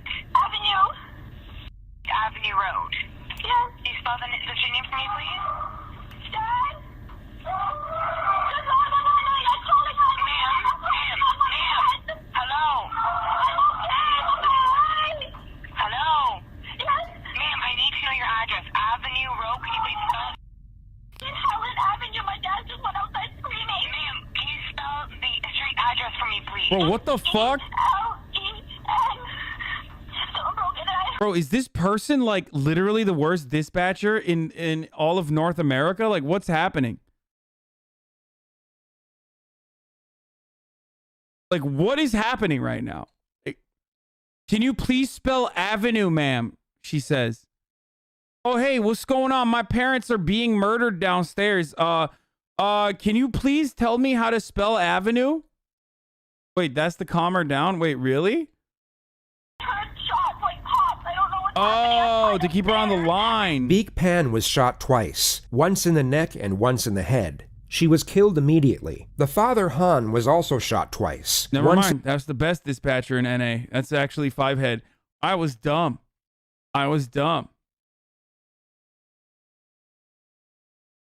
In the shoulder and once in the face. He astonishingly survived and was put into an induced coma once he arrived at the hospital. Jennifer was taken to the same hospital as a precaution, but was soon cleared of injury. She sat by her father's bedside for roughly 3 hours before she was taken to the Markham police station to give a statement as a witness. I want to go through a form with you. It may seem kind of, you know, why you're doing this, but this is it's like you're swearing to tell the truth about what you're going to talk to me about. And it's also going to explain to you the penalties for not telling the truth. I don't expect you not to help me, but... Bro, the thing I don't understand is, like, okay, I'm going to say something here that, like, people might find to be distasteful, but, like, dude, why are murderers so extra? Like, you end up taking so much more initiative to deal with the problem rather than just, like, directly tackle it. I don't understand it. It's like Chris Watts, like, he fucking murdered his entire family and had to, like, hide bodies and shit rather than just be like, I'm out. I'm done. Fuck these kids. Fuck you, wife who's pregnant. Like, I'm done. I'm gonna fucking be a piece of shit and I'm gonna leave you. Like, just leave, forehead. Like, why are you, like, it just, I'm too lazy is what I'm trying to say. Do you see what I'm saying? Like, I'm too fucking lazy to, like, plan out all this intricate shit where it's like a direct way to resolve the conflict is just by being like, dude, I lied to you guys. Like, instead of telling her parents, which, I mean, I don't know what the situation is like with, like, parents like that. But instead of, like, at some point, you know, telling your family that it's top of the hour and a 60-second ad break is coming right now, and the only way to avoid that 60-second ad break is by using a VPN ad block or potentially a Twitch Prime.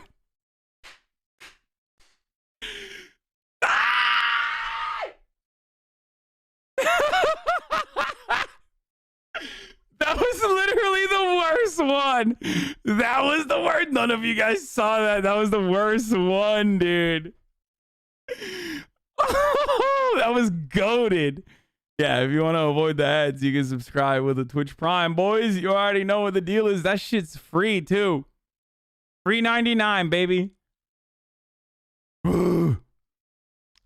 Okay, piece of shit. Oh, my God.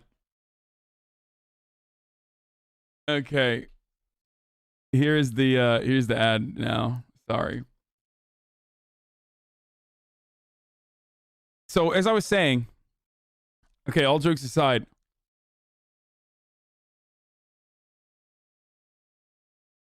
as I was trying to describe here, like, I feel like it's significantly less effort, less emotional and physical labor to directly confront a problem head on than to come up with, like, all of these intricate, detailed solutions that literally cause so much more mental anguish and so much more physical labor as well.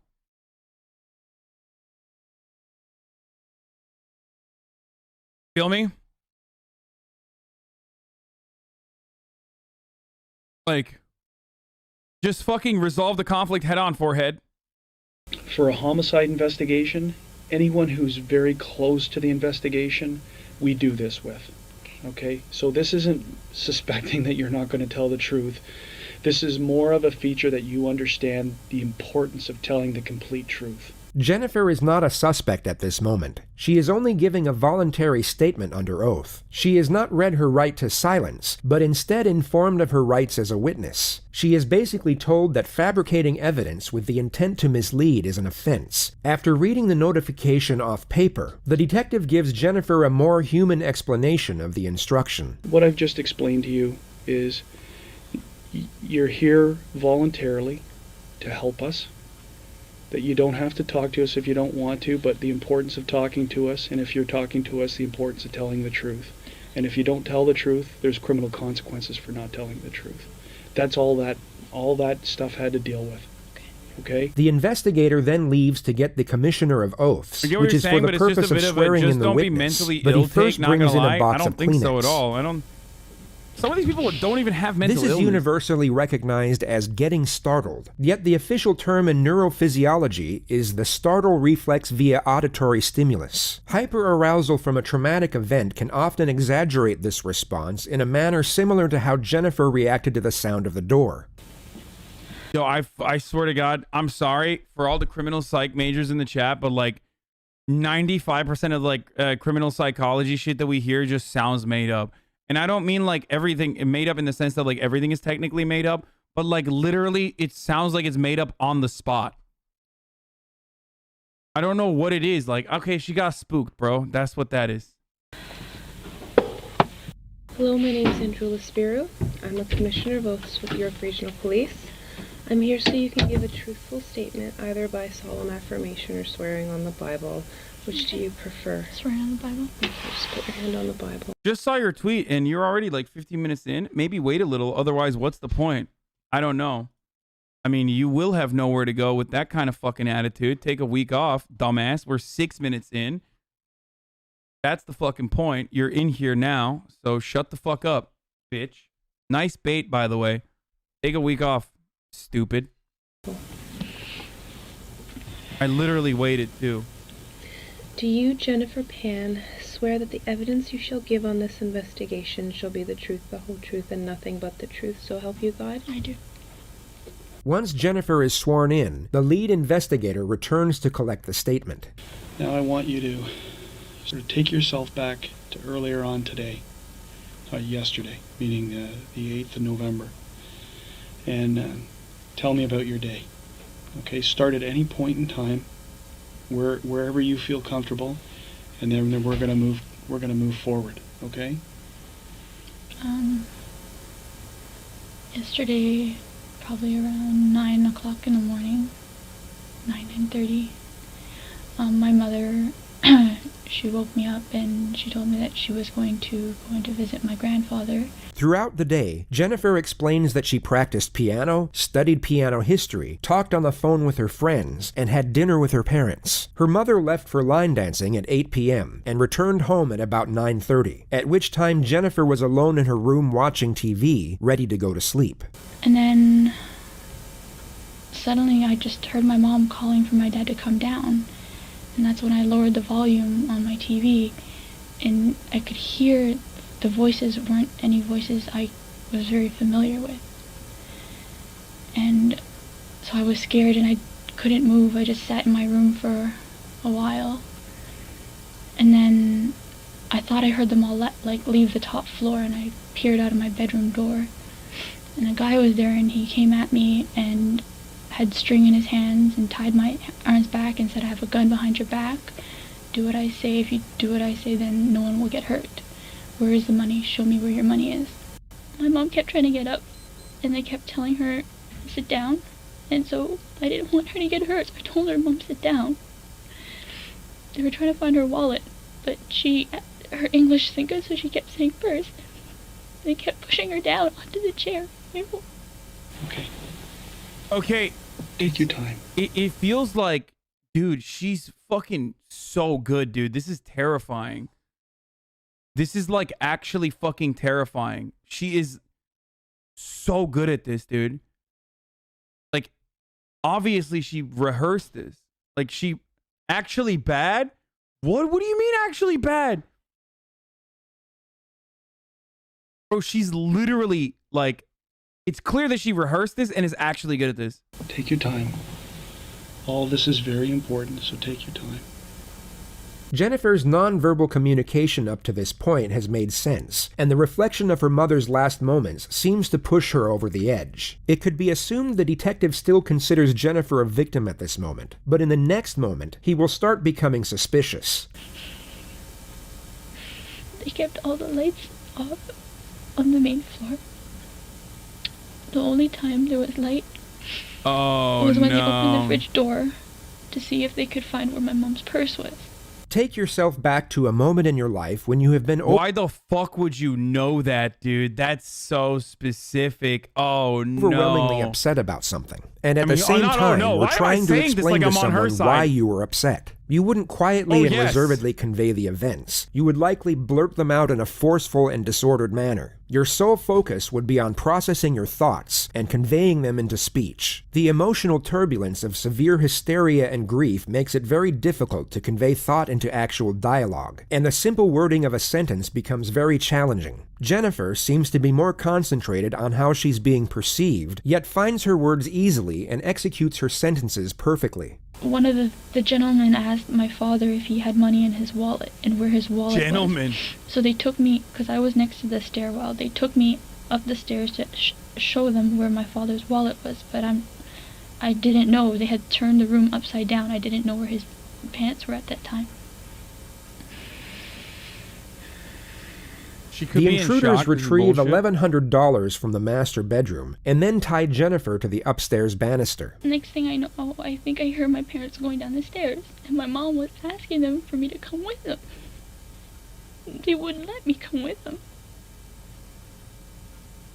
And after they said, the last things I heard them say was, "You lied to us. You lied to us." And then I heard 2 pops. My mom screamed. I yelled out for her. And a couple more pops.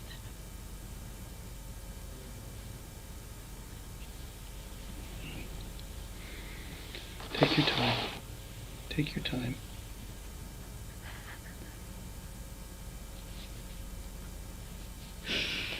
And I think I heard my mom say or moan or something, and then they did one more before they left, and then one of the guys said, "We have to go now. It's been too long." And then they Why ran is up your the chat door. sagging this bitch? Because And chat will say anything, dude. Once they were out the door, I heard my dad go up the stairs, and at that point... Jennifer has clearly gotten her story straight beforehand, yet in the next moment appears to realize how unusual it is that she was able to make a phone call when her hands were tied behind her back to a banister. She hesitates, stutters, and even looks to the detective for approval twice before she quickly moves on. I had my phone on me, behind me, that I had hidden there that they didn't know about. So I had my phone on me, behind me, that I had hidden there that they didn't. Bro, see, no matter how fucking smart you are, and this is one of the smartest murderers we've seen so far, you still have holes, dude. These guys can't ever fucking put together like a full-blown... What do you mean? No, she's smart as fuck, dude. She's clearly very, very smart. Would you murder better than her? Fuck no, I'm an idiot, dude. I didn't know about. So when I thought that they had heard them all leave. Dumbass is in the chat. She was a C- student. She faked her grades. Yeah, dude, I know. Grades are the best indication that someone is smart or fucking stupid. Like, whose chat are we in right now? Like, what the fuck?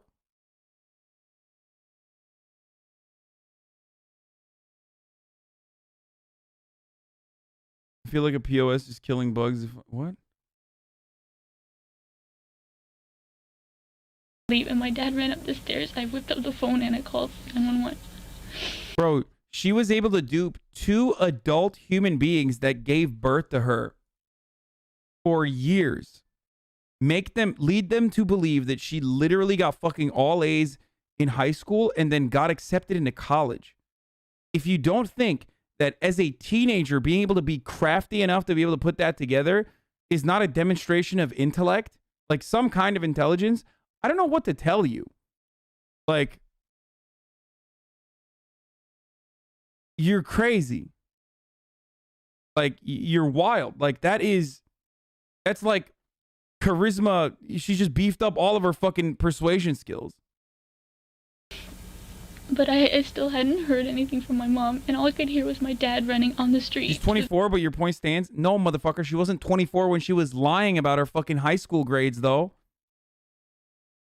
It's not hard to fake things? Yeah, okay, dude. Well, you can't even fake not being a fucking idiot in my chat. Moaning and making sounds. The detective then breaks the event down into components and has Jennifer go through each moment in more detail. The first of which is the appearance of the intruders. Jennifer now describes the one who appeared to be in charge. The only thing I can remember was he had dreadlocks. He had dreadlocks. So can you describe his race to me? He was black. Was his head covered? Was his face covered? Do you remember anything about that? Just that his dreadlocks were kind of flopping all over the place. I couldn't really see his face, and they kept the lights dark as much as possible.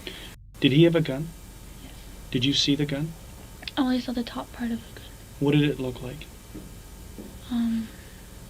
It was black. Yeah. Do you know where the other guys involved in this are? I know one stayed with my parents. Wait, Chat's getting mad that she said the dudes were black? I mean, they were black. She got her boyfriend to hire black dudes to do this. And so was the gun. Downstairs. Okay. The other one, I'm not, at that point in time, I was more focused on him, he was seeing me and he was coming after me. So you're saying there's 3 for sure? Yes. That's all, you saw a total of 3 at one time, you saw 3 people together? Yes, when I went downstairs, I saw 3 shadows. She details the appearances of the other 2 assailants, whom she asserts were also black males. The detective then brings her back to the one in charge. Now the first guy who spoke to you, did he have any accent? None that I could make out. Was it clear English? English. Unbroken? Unbroken. No accent? From the terms he used, I didn't get to pick up an accent, no. He used short phrases. He sounded Canadian? I would say, yes, he was born here. He was born here. She asserts that the second intruder didn't speak, while the third had a Caribbean accent. She then goes on to say she was taken downstairs for a brief moment and saw her parents under guard in the living room. Her father was asked where his wallet was, and he told them it was in the master bedroom. Jennifer was then taken back upstairs alone with 2 of the assailants to help them find it. They don't find the wallet, but instead retrieve a pile of cash from inside the nightstand. Jennifer was then tied to the upstairs banister and left alone as the intruders went back down. And the next thing I can hear are them telling my parents to move to the basement. Okay. And I'm asking them, why, where are you going? And my mom's yelling to me, I want my daughter. Why can't my daughter come too? I want my daughter. Jennifer then hears one of the intruders yell, "You lied to us." Who do you hear yelling, "You lied to us," or to that extent? Number 3. Number 3. I'm assuming it's to my father, because he was the one asking for the wallet. Now you hear this commotion downstairs. You said you heard 2 pops. And you heard who scream? My mom. Your mom. And what was she screaming? Do you remember? I couldn't make it out. It was kind of like a cry yell, so it was just... Okay. They had made the first round, or pop, and they had said, okay, that's enough. Let's go. Who said that? Whose voice is that? Number 1. Okay. And then I heard one more after that. And they're like, that's enough. Let's go. Okay. Yo, why does she go from fucking crying and being in tears to accurately retelling every fucking moment that occurred with in great detail with no emotion whatsoever? I mean, I know why, because she fucking did it, but that would be suspicious. That'd be a sussy baka move. And again, that's number 1. Yes. So what do you hear next? After you hear the scrambling, they're gone. Because you're hearing no more. I gather that's how you assume they're gone, is because you don't hear it. Then you hear your dad. I reach for my phone at that point. And you call 911. Okay.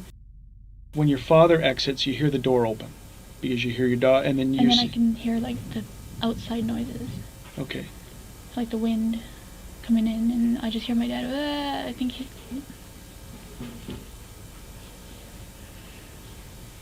You think that he's sustained some kind of injury because you can't understand what he's saying. Okay. What about, can you hear your mom? Okay. Where does your dad go? Do you know where? You never see your dad again until when we're at the hospital. I think that's what you said, right?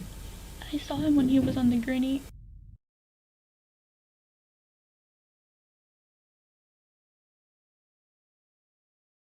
Is there any I'm not going to even click on that link. I'm just going to ban you for a day. reason to suspect, or anything that's happened in the recent weeks leading up, that would have you guys be a target of some type of incident like this?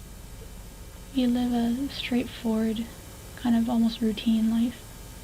Whenever Jennifer smiles, it takes her a couple seconds to realize she's not exhibiting the correct behavior, and she then snaps back into her solemn stare. The two looks are so diametrically opposed to each other that it becomes glaringly obvious she's forcing one of the emotions. What, in your opinion, would cause people to target your house to think that there was a large quantity of money? I'm not sure. Now, you say your mom drives a... Oh. This is a part of the plan where doesn't really make sense. Home invasions of this magnitude with like 3 fucking assailants, that's not exactly commonplace. That shit's not happening all the goddamn time. That does happen if you have a stash house, for example, and people know that you have a stash house, so you have a lot of cash in your house. That's usually that's usually why this kind of 3-person like home invasions would ever occur. Okay? Because are you a cop now? No, motherfucker. I have a brain. Why the fuck? Why? I joke about this all the time whenever people say like, oh my god, I need an AR-15 to save my family, to defend my family from what? A death squad? What do you have in your family that would warrant, what do you have in your house that would warrant like multiple assailants coming in and trying to fucking steal from you? Okay? Hindsight Andy, no, this is something I talk about all the fucking time. This is something that I have talked about numerous times when I discuss like the necessity for an AR-15, which is a better gun to take down multiple assailants. But again, C-grade Rutgers student has criminal studies degree now. Wait, what? First of all, criminal studies, I fucking graduated with honors with a poli-sci degree, so I don't know what you're talking about. Criminal studies is like literally regarded as like a lesser degree than poli-sci. And also I graduated with a 3.75, so suck my cock. And even then it doesn't even matter. Not necessarily per se, but more guaranteed to drop someone than a handgun. No, okay, stop focusing on the AR-15 line there. The point is, I've talked about this before, like, home invasions do occur, okay? But oftentimes it's not going to be fucking, oftentimes it's not going to be unless, like, because that's a gigantic risk. Walking into someone's house with guns is a huge risk. They might have a fucking gun. No matter where you live, they might have a gun. They might be able to fucking defend themselves. So, in most circumstances, it's got to be fucking worth it. And it's not worth it to just, like, hit up a fucking random dude's house. You know what I'm saying? Alexis. It could be because of the aesthetics, yes. What about your dad? He drives a Mercedes and he loves that baby. Is that right? The questions end here, and the detective leaves the room for half an hour to double-check if he needs any more information. After 15 minutes of Jennifer waiting alone, we're gifted with another performance of the startle reflex, only this time, it's slightly less convincing. I've been here longer than my last relationship. 3 months? If investigators were certain of Jennifer's innocence, this would have been the first and last time she would have been questioned in such a manner. Police are extremely careful in how they involve victims in investigations as to not cause further unnecessary trauma. But on this particular occasion, it would come as no surprise that Jennifer's psychological well-being was of less concern. She was officially still a victim and witness, but unofficially a leading suspect. She was called back in to give another statement just 2 days later at 9 a.m. She was told the reason was to collect more details, but you'll notice that the line of questioning and the answers they attain have little to no use for anything outside of Jennifer's culpability. The actual reason for this second statement is to collect further information to use against her at a later stage. In this interview alone, they already start the process of cross-examination and start to catch her out in previous lies. Jennifer is still a witness at this moment, and the exchange is void of any direct confrontation, yet she is still put under a modest amount of pressure, and the holes in her story start to become ever more apparent. take that first interview that we had, which was, hours after what had transpired, put it aside. It's almost like we've never spoken before. Okay? Uh-oh. So we're starting afresh. We're starting from new. Oh, shit. That way you're not going to say, I think I already told him that. Time Don't worry to about throw what you've already told him. PogChamp, dude. Do you, Jennifer Penn, swear or declare that the evidence that you give in this investigation shall be the truth, the whole truth, and nothing but the truth, so help you God? Yes. We're going to see if we've learned or if you've remembered anything else.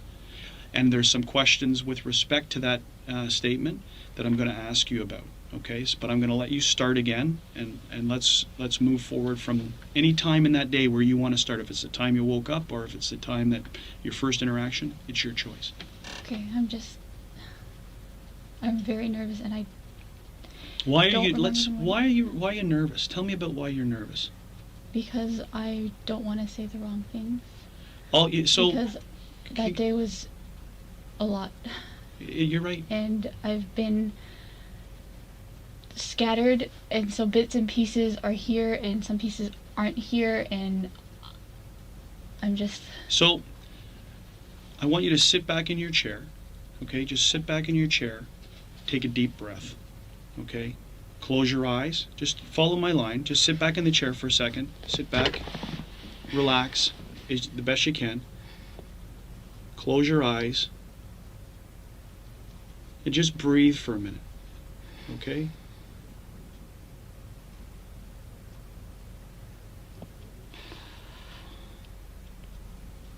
The most curious detail you've probably come to notice is this. It's known as a self-pacifying gesture. A person who does this is most often uncomfortable and sometimes fearful of what lies ahead. It's a coping mechanism to dissipate stress and afford self-assurance. What I can remember is when I woke up, I had some breakfast.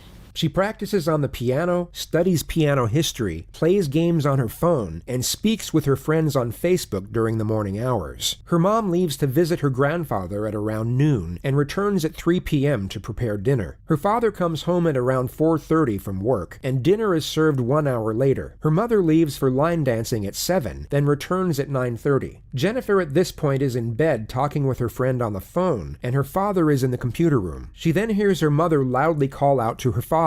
What is she saying? She's calling him by his name and to come down. Okay, so give us verbatim. What do you hear her saying? In Vietnamese. She's like, Hanoi. I do this with my hands all the time. She's clearly aware that she has to appear mournful over the subject matter, and sensibly draws out this... Sure fucking seems like neurodivergent witnesses are absolutely fucked if they're questioned. Probably. Yeah.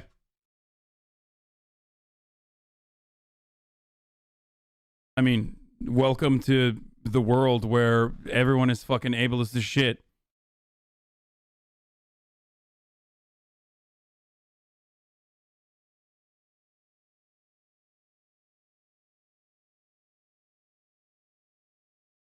I mean, dude, think about it this way.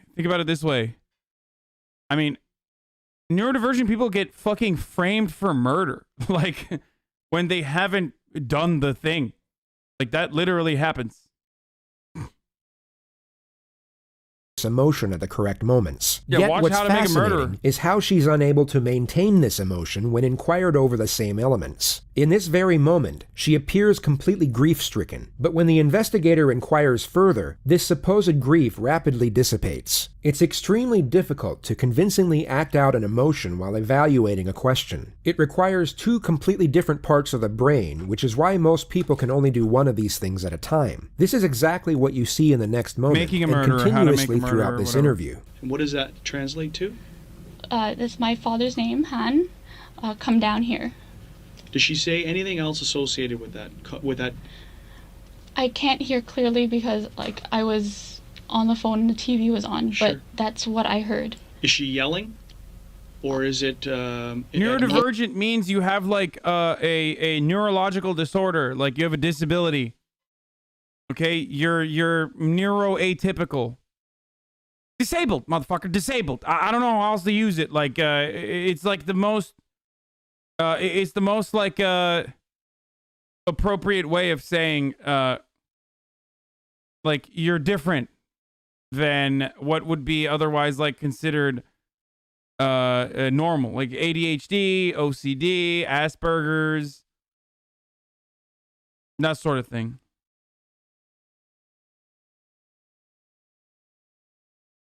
Neuroatypical doesn't equal disabled. What the fuck? Doesn't neurodivergence mean like you're neuroatypical and also you have some kind of disability, a neurological disability?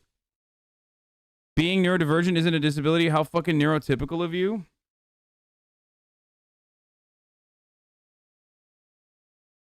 You can be neurodivergent if you're from a different culture. Wait, what? Bro, we are describing a concept to people who do not have any sort of contextual understanding.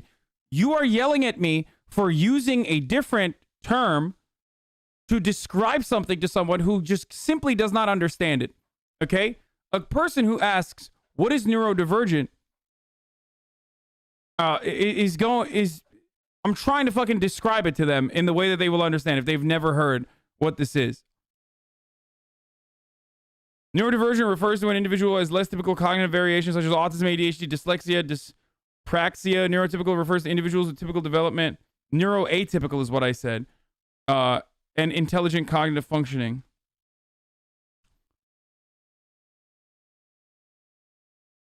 ASD chatter here using disabled is actually preferred to words like special.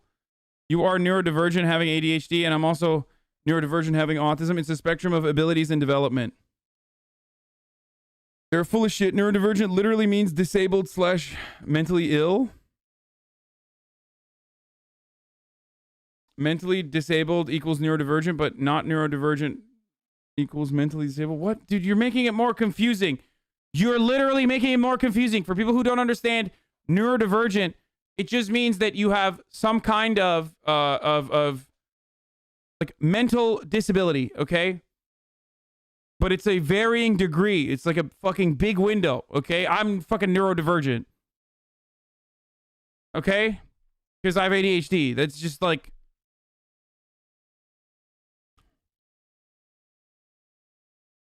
All right? That's how it is. God damn, bro. Shut up, everybody, about, like, idiotic fucking semantic shit, okay? Oh, my God. Now motherfuckers are going to be like, Hasan, you're literally being ableist because I can't help myself from fucking parsing through every fucking semantic difference here, and you are being ableist by not letting me fucking make a larger argument about a semantic difference that is otherwise not important. Shut the fuck up. Yes, I'm ableist. Yes, I am also neurodivergent. Yes, we exist. Shut the fuck up. It's a loud, she's not yelling, but it's a loud tone.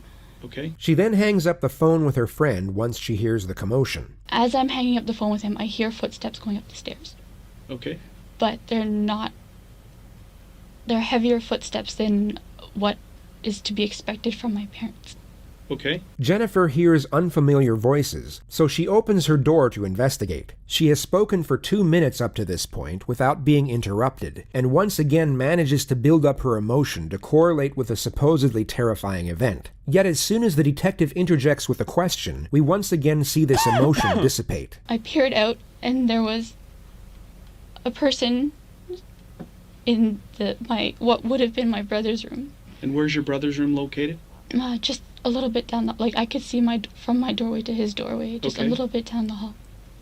Okay. The first intruder then robs Jennifer at gunpoint before taking her to the ground floor, where she then sees her parents sitting next to each other. From where I was standing, my father was sitting on the right, and my mother was sitting on the left. Sitting where? On a couch, on our couch. Sitting on the couch.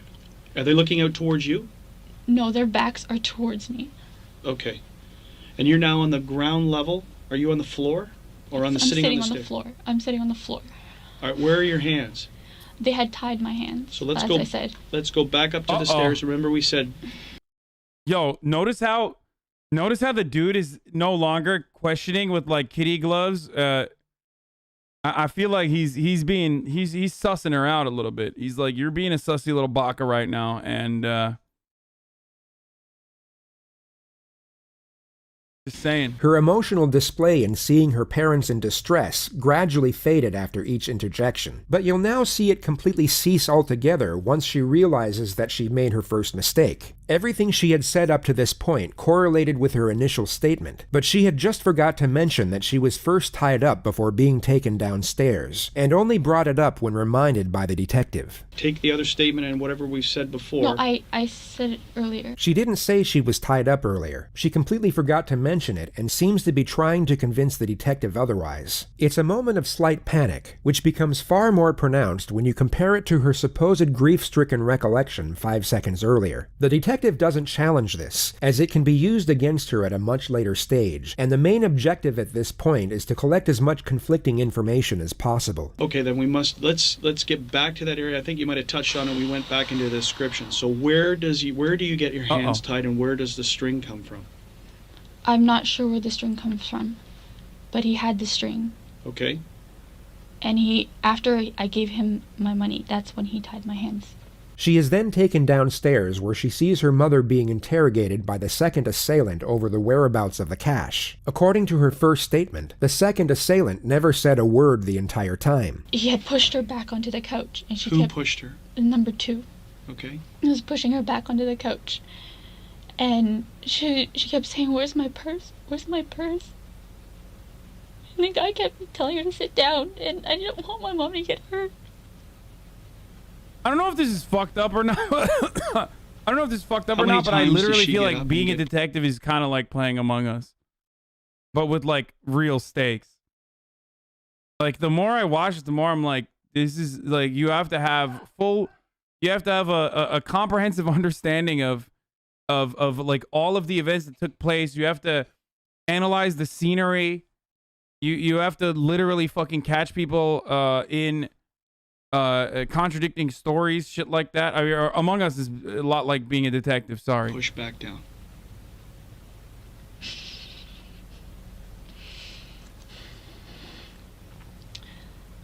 I'd say she got up twice.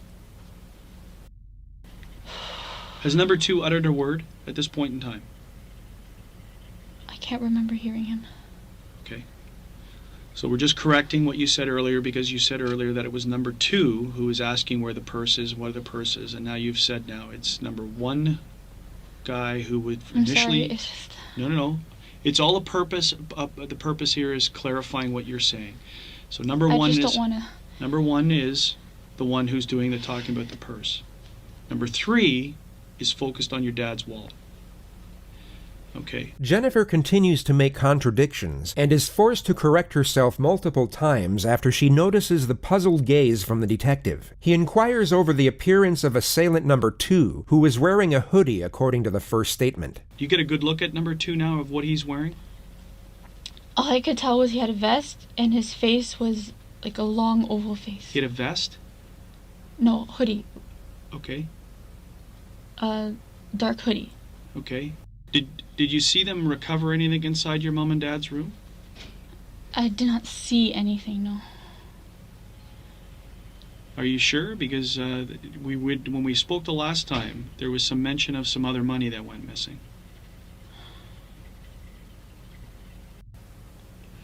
I believe when they were looking for my father's wallet, they had opened the drawer. And there was, it was in an envelope. What drawer would that have been in? If you're at the doorway where I was standing on the left side, the bedside table. Whose side of the bed is it? That's my mother's side of the bed. Okay. More than likely a total coincidence, yet she almost appears to be praying that she gave the correct response. Fortunately for her, she was correct on this occasion. And approximately how much money? I'm not sure how much she took out for our trip. But I can only estimate about a few $100s. Few hundred, because at the time, the last time you told me, you were pretty adamant about $1,100. So I'm curious to know how you came up with that number. You are being such a sussy little baka. I believe because when we were at the border, we stopped at the duty free. My mother was deciding whether to use her U.S. currency or her her U.S. currency or her Canadian currency. So it was at that time you remember hearing $1,100? And that's what, is that the inference you're saying? Is that, because you're pretty solid saying that it was $1,100 that went missing, that was taken. And that you saw it when we spoke. And who took it? Who took possession of the money? I'm sorry. It's all right. The detective lets the contradiction slide once more. Jennifer is then brought to the moment where the intruders had just left and she is Dude, no matter how fucking skilled you are, no matter how much you think this shit through, clearly it still falls apart, dude. Okay? You're just never, you're never well prepared enough to obviously get away with, you know, hiring a hitman to murder your parents. That's what we're learning today. That's what I'm learning, at least, from this story. That's the moral of this story. Tied to the upstairs banister. Let's come back to now you're being taken to the banister in the upper. Don't apologize, okay? I'm going to try and ask you questions to try and clarify points. Yeah, okay. Okay, if you don't remember, you don't remember. Okay, so there's no apologizing. The only reason you would apologize to me is if you've lied to me. No. Okay, No, so just... then in this case, then don't apologize to me. It's okay. Okay, I'm going to ask you questions to clarify points. Okay. You're now bound to this, to the railing. Can you show me, can you stand up and turn around and tell me, just show on the camera, how your hands are bound? And how you are against the railing. You don't have to sit down, I just need to see how you were. Just tell you. The only reason that I'm trying to, I need to do this, is that I'm also going to ask you, is that so take this back to, take it out of a traumatizing event, which it is, and put yourself into a more clinical position, because I want to see how you could physically get your phone out of your waistband. We're obviously going to need to know that. It's very important. So traumatize away, now put yourself into I once convinced my parents that there were no parent-teacher meetings for like half a year before they caught on. That's my claim to fame. Wow, dude. You're just like Jennifer, who murdered her parents. Pretty sick, dude. Good job. The state of, I need to mechanically show how I can get access to my phone. Okay, because that's obviously very relevant. We know you made the phone call, but questions are going to obviously raise is that if my hands are bound and I'm against the railing, how do I talk to a 911 operator? True. I mean, that's the dumbest too. That's like the easiest way to get caught. What a fucking... Just stand up, focus in on how you did it.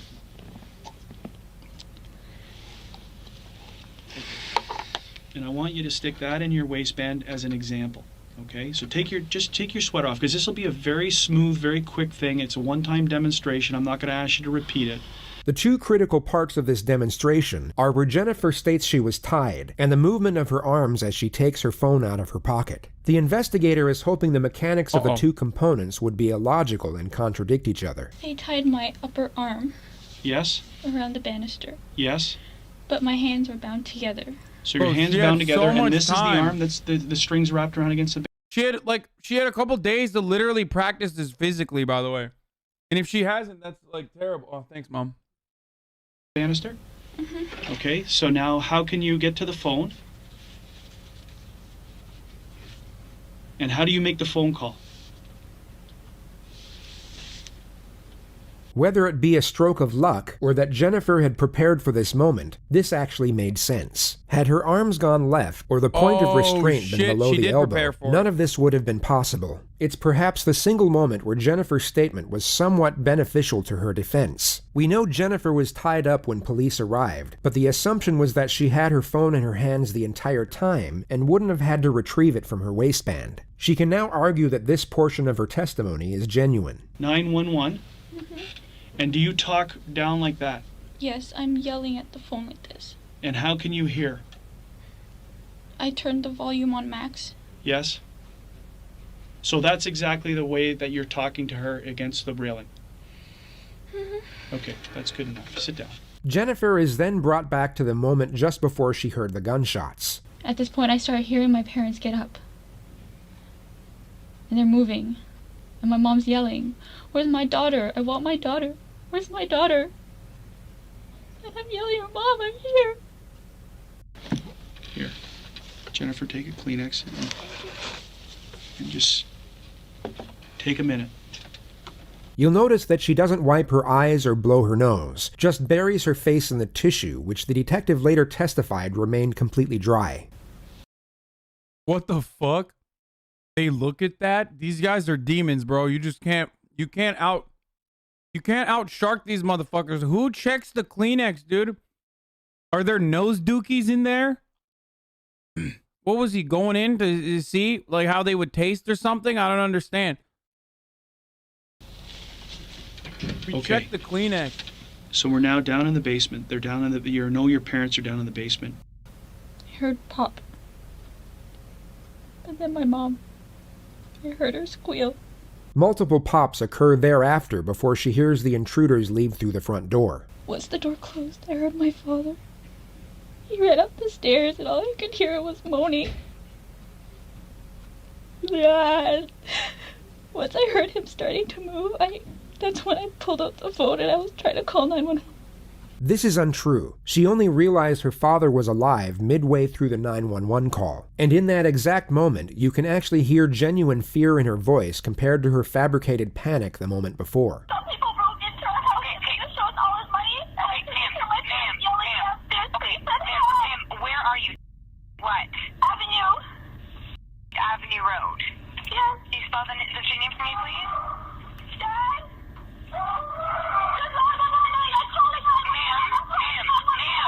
The final part of this statement is collecting information to set up the main strategy for Jennifer's interrogation that will take place 10 days later. They go through Jennifer's past and gather intel to lay the foundation for what's known as the how and why solution, which will be explained in further detail at a later stage. What I want to do now is I want to go into your past, okay? And start talking about... Dude, I'm sorry. They're doing that thing again where it's like, well, this is called the how and why solution. Oh, you mean like fucking building motive, dude? That's crazy. I didn't realize there was a specific name for motive.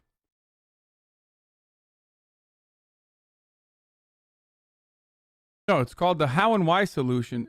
Things that have been going on with you. The detective now morphs into a therapist, and what's fascinating is how Jennifer doesn't once question the new line of inquisition. Many argue that it was the first time Jennifer was even asked about such matters, giving reason for her willingness to open up. This may have been the first time in her life she was able to process her frustrations and vent to someone who appeared to care. The first topic is her parents, and the expectations and pressures she was under to succeed, which led to her faking her grades and then her college degree as to not be a disappointment. How did you feel about that? How did you feel about having to lie to your parents? Oh my God, that's the biggest self-report, dude. Bring it up. There was just so much expectation. Did you have any resentment towards them for this? I chose what I chose, but in the end, I chose my family. Guys, this is a little-known technique called the asking questions solution, where the detective will ask questions to get answers out of her.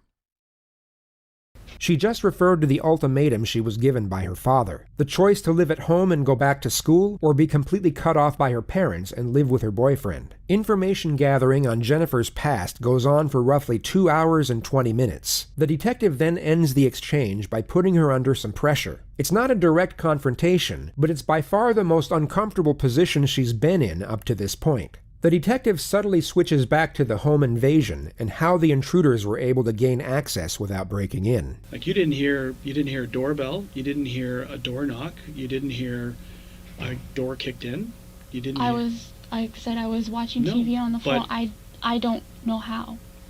Yeah, I know. We went over that back and forth. We don't know how. Uh-oh. So somehow they got into your house by getting through your mom down on the lower level, right? Because she's the only one who's down there. She was the only one down there. So, bro, have you never watched a fucking crime movie? Like, That's literally the first thing that detectives look at is like, no sign of forced entry. It seems the suspects knew the victim. Like, you know what I mean? That's like straight up some CSI 101 shit, dude. It's very confusing. Generally, random events are not, in most cases, random. There's a rhyme or reason why they've come to your house. Yep. But from what you've told me inside the house, the only thing that you hear them saying to you is they're looking for money. Yep. And They're you not don't do a looking for fucking specific armed robbery quantity of like that for no reason. So you're telling me that you had no involvement in what happened, meaning not saying how the outcome came, but you had no involvement in any type of illegal activity that would have drawn you or the attention of you to have bad people come to your house looking for large sums of money. You're not involved in this any which way.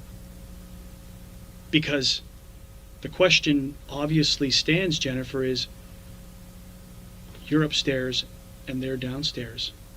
No. Right? So it's a natural concern when, why would they leave you alone? Why would they not do the same to you? Yeah, why wouldn't they murder her? Why would they know there's fucking money in the house? Like, who has cash in their fucking house, dude? The real question is, why don't you have a lawyer, dog? Lawyer up. I don't know why. I am not siding with the murderer here, okay? I'm just simply stating that, like, I'm not defending her. Look at my lawyer, dog. He's invisible. I'm going to jail. You can't answer that question? The only thing I can say is he said I cooperated. But I asked him to take me. The number one guy? The number one guy said you cooperated. Okay. Who's to say this whole thing isn't a lie? That what you're telling me is a lie?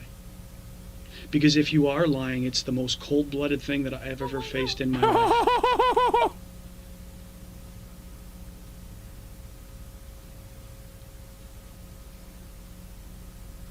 God damn, he said it.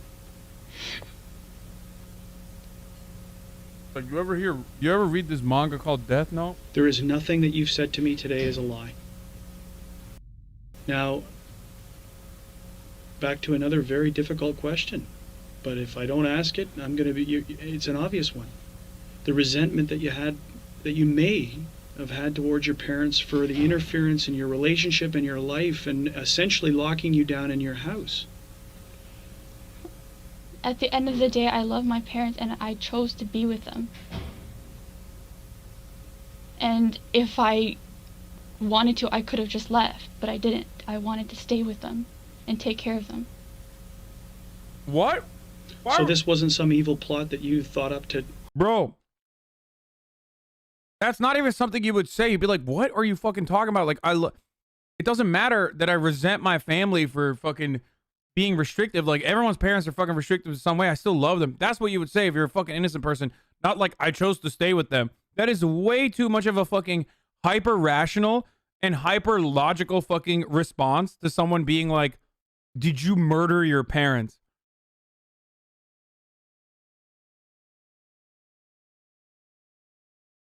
That's a ginormous red flag, in my opinion. Maybe I'm wrong, but like, I chose to stay with them is a fucking, is like a very weird thing to do. Are the parents also at fault in this case? No, dude, no. Bad parenting, unless like bad parenting literally means like child abuse and like physically trying to murder your child, and then in self-defense your child murders you. Outside of that, like, no, the parents aren't fucking at fault for being murdered by their daughter. A murder. You're crazy, Chatter. You fucking sick freak. Oh my god, no. Okay. No interaction. Everybody no needs belief, to calm the fuck down. Everyone who keeps saying she's hot, like, dude, just keep it to yourself, okay? You didn't have anything to do with this thing at all, whatsoever. You don't engage in illegal activity. The murder.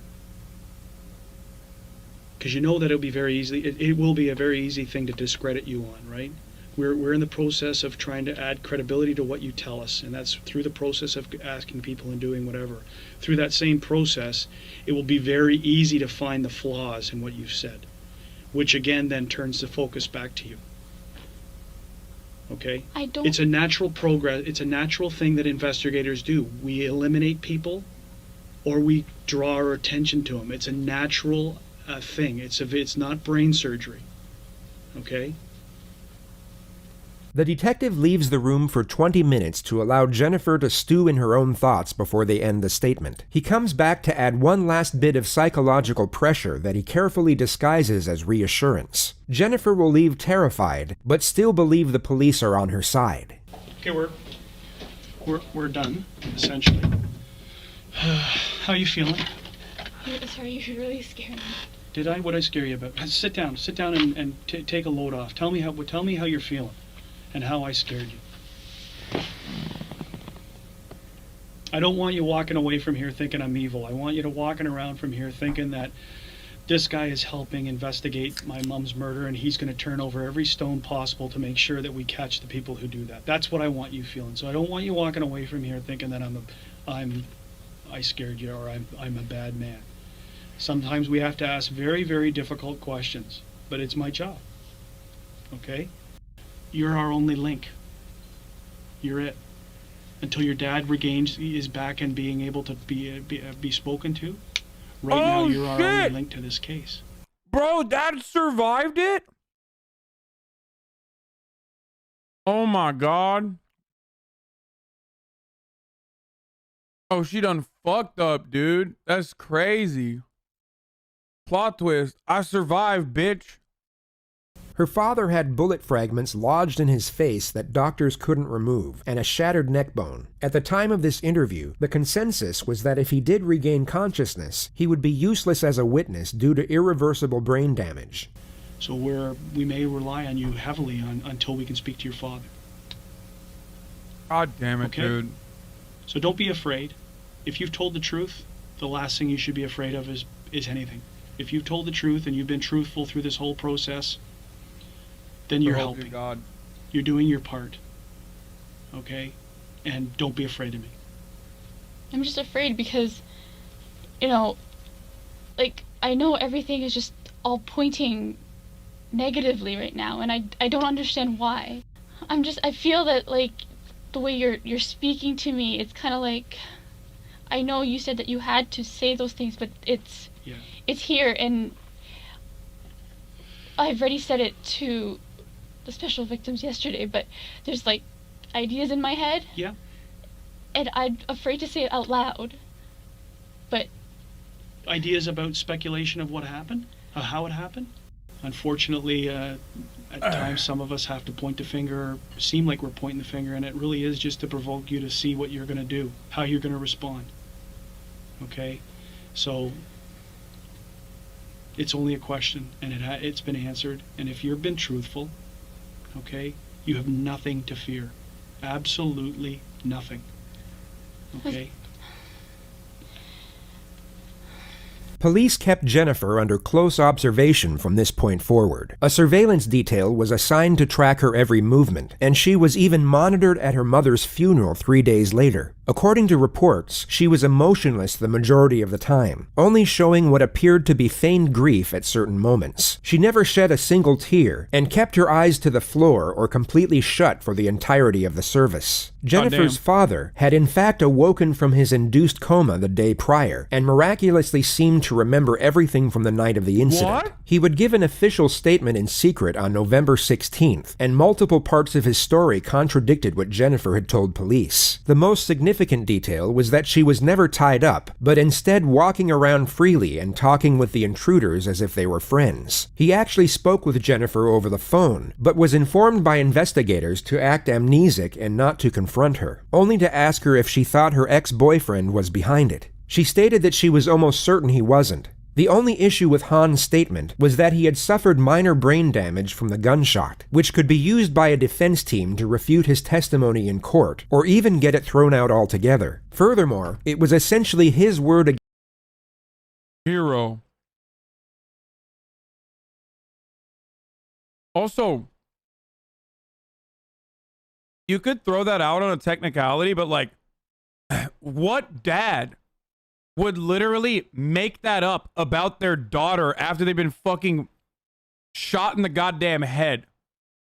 It's like, I lived, and also now I want to frame my daughter before I fucking die. Like, motherfucker literally said, I saw her vent, dude. I saw her faking tasks. I saw her vent.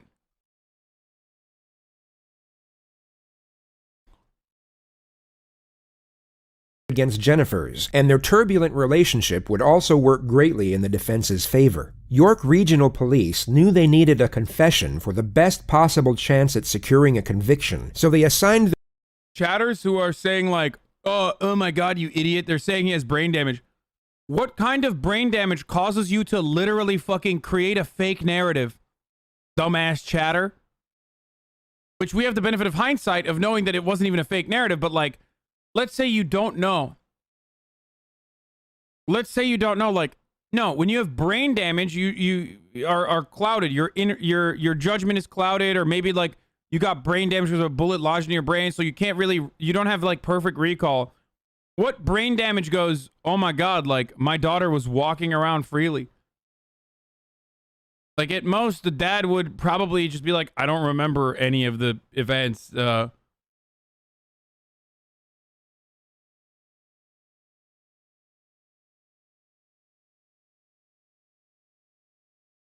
Frontal lobe damage can change personality. Okay, but changing a personality doesn't mean that you're gonna fucking concoct an entirely different their most experienced investigator to conduct Jennifer's interrogation. She was called back into the Markham police station on the 22nd of November at 2:30 p.m., a week and a half after the incident took place. So just for the record, it is the 22nd of November 2010. We're at the 5 District Station in the town of Markham. My computer right now says 2:39 in the afternoon. Okay. Just for the record, my name is Detective William Gates. You can just call me Bill here today. And what do you like to be called? Jen. Jen? Yep. What do you prefer, Jen or Jennifer? Doesn't know. Either or? Okay, so Jen, you're aware that the audio tape and everything's on. It's the same as last time. Okay, you've been here on 2 other occasions, I understand, on the 9th of November, and I believe again on the 11th of November. Is that correct? Okay. And do you know why we're here today? Just to discuss stuff. Yeah, regarding what? Yeah. Dude, I can't believe they literally brought down Bill Gates, the founding father of Microsoft, to do this investigation. It's actually crazy. Just saying. So what happened at my home? Okay. And as a result of that home invasion, your father, Han Pan, was actually shot, and your mother, Bika Pan, was actually killed. Is that correct? Yeah, you'll have to speak up a little bit just so I can hear you. Sorry, yes. Okay. What's unique about this interrogator is how he immediately adopts a no-nonsense approach, yet manages to build rapport and remain sympathetic at the same time. You'll see that he has far less patience compared to the previous investigator, yet seems to create a stronger connection with the suspect. It's a hard thing to explain, but easily observed, as you'll soon find out. So that's what we're going to discuss here today. Jennifer this time around has read her rights to silence rather than her rights as a witness. If she knew anything about the law in Canada, she would be wise to the fact that she is now a suspect. Fortunately for the investigator, she remains completely naive to the situation throughout the opening phase of the interrogation, making her far more susceptible to the strategy he is about to employ. Okay, just hold on a second. Okay, we're having technical difficulties here. Okay, so that's why they interrupted me. What we're going to do is... This is called a technical difficulty technique, where you act like you have a technical difficulty. If you don't mind holding tight there, I'm just going to move my equipment to the other room, okay? And then I'll come over and we'll move over there, next door, okay? I'm just not comfortable being on my own. Okay, I'm going to be right here, though. Okay? With respect to interrogations, it's common knowledge that the psychological manipulation begins before a single word is spoken. The physical layout of the room is designed to accelerate the sense of discomfort and isolation, and it's fascinating to observe how each interrogator has their own unique methods of setting the tone. Knowing how this interrogation plays out allows us to realize this detective's procedure. The considerable distance between him and the suspect will keep her relaxed enough to be influenced by phase 1. But this same distance will intensify the pressure once he eventually closes it during phase 2. You'll notice this detective is slow with his first strategy, but swift with the second. He takes his time in building trust and establishing rapport, yet once this initial connection is secured, the transition to aggression will be abrupt and ever increasing from that point forward. Jennifer takes a seat in the room 15 minutes since she was first informed of her rights. It's important to note that she is still free to leave at any time at this point. She is unknowingly a suspect, but not under arrest. So just for the record, this room is being videotaped and audio taped, just like the other one, okay? And I'm just going to grab my chair from across the way, okay? Okay. The detective goes through Jennifer's history of teaching piano and her earlier years of high-level figure skating, which was cut short due to injury. If you didn't get injured, would you still be doing it? Yeah. Okay. So that's nice. And did you, as far as that, did you do like competition skating or? Okay. And how did you do with that? I wasn't at the top of the pack, but just the middle average. Yeah, so that's good though. But you did actually enjoy it.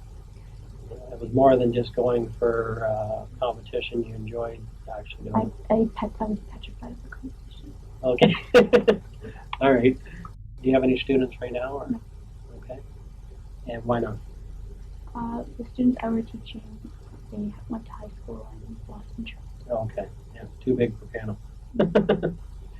Yeah, I took it in grade school too, but I think I went to grade 7 in it, I think. Like when I was in grade 7, I stopped taking it, but I still remember Swans on the Lake. I know how to play that, that's about it. The detective then goes through Jennifer's work history as a server before touching on her future plans in education. Jennifer mentions that she plans to go by her parents' wishes and pursue a career in healthcare, at which point the primary strategy is initiated. The how and why solution. The detective gradually begins to shift the blame away from the suspect and onto another set of circumstances that prompted the suspect to commit the crime. He starts developing a theme that will afford her a psychological justification in doing it, and this theme will be further established as the interrogation progresses. It starts off subtle so that she... They didn't say this with like the Chris dude, but they kind of did that with him too.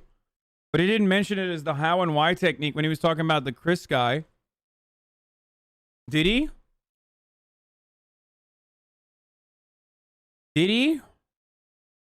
Because that's how they got him as well, where they were like establishing a motive for like a separate, like an alternative solution. You know what I mean? But I don't think they called it the how and why solution. Remains oblivious to the agenda. Now, if you could pick any job yourself, not talking about anybody else, but if you could pick for yourself, what would it be? I'm going to be a piano teacher on when I come home.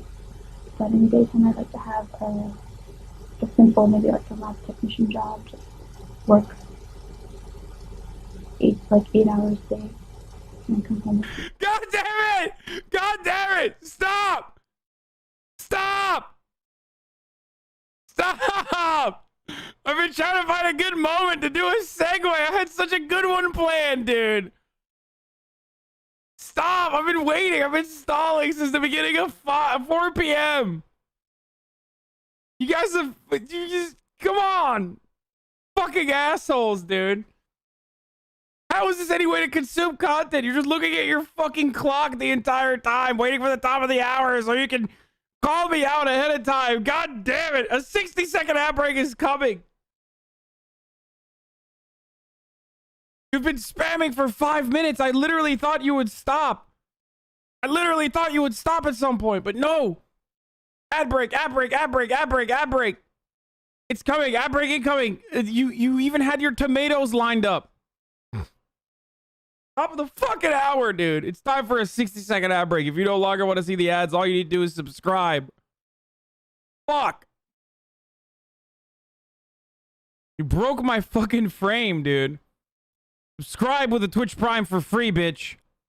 Here's the fucking ad break now. God damn it, dude.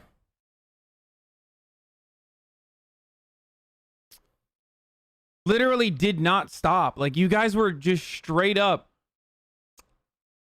just fucking spamming it, dude.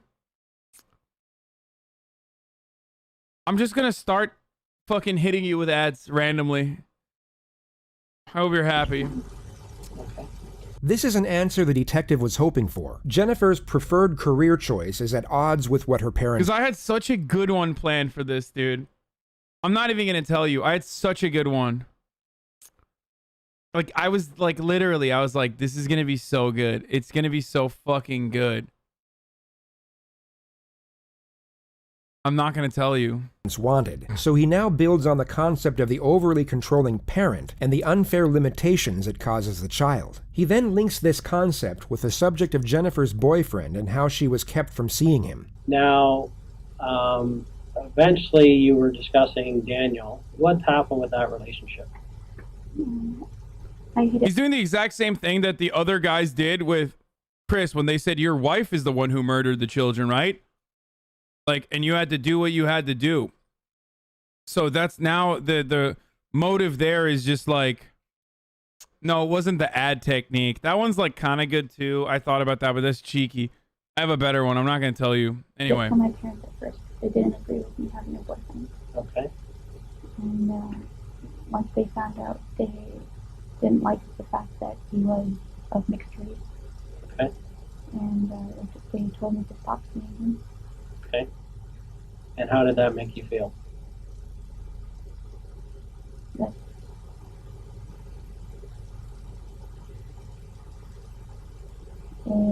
he was the person who just filled an empty void for me. So it felt that a part of me was missing. When you broke up, you felt the part was missing? Is that what you're saying? When they first told me to stop seeing him, stop talking to him, I felt like a part of me was missing, and I fell into a little bit of depression. Okay. How did they find out? One day when my mother came to pick me up, she saw me with him. He had dropped me off. Okay. Dropped you off. At Pacific Mall, and my mother was Done. Got him. GG, pack it up. And somehow they saw each other, I guess? Oh, my mother saw me hugging, kissing goodbye. Okay, that gave it away. What happened next then? How'd they find Oot? My mother at first was like, bring him home, let us meet him. When I brought him home, they automatically didn't like him for some reason. Okay. And that's when they told me to stop seeing him. Okay. So you were told to stop seeing him. So what happened then? At first I stopped for a while. But like I said, I just felt really empty and I felt depression, and I started talking to him again. Jennifer then goes on to explain in further detail how she carried on the relationship in secret and how it became more and more of a struggle hiding it from her parents. Now, how has Daniel taken it when your parents said that you couldn't see him anymore? How did he take it? He was hurt. Yeah. Yo, there's some real fucking freaks in the chat who keep saying, well, the parents were really bad. The parents were really bad. Like, you guys really are freaking me out a little bit, okay? I'm going to need you to dial it back like 11 degrees for saying, like, the parents were really bad.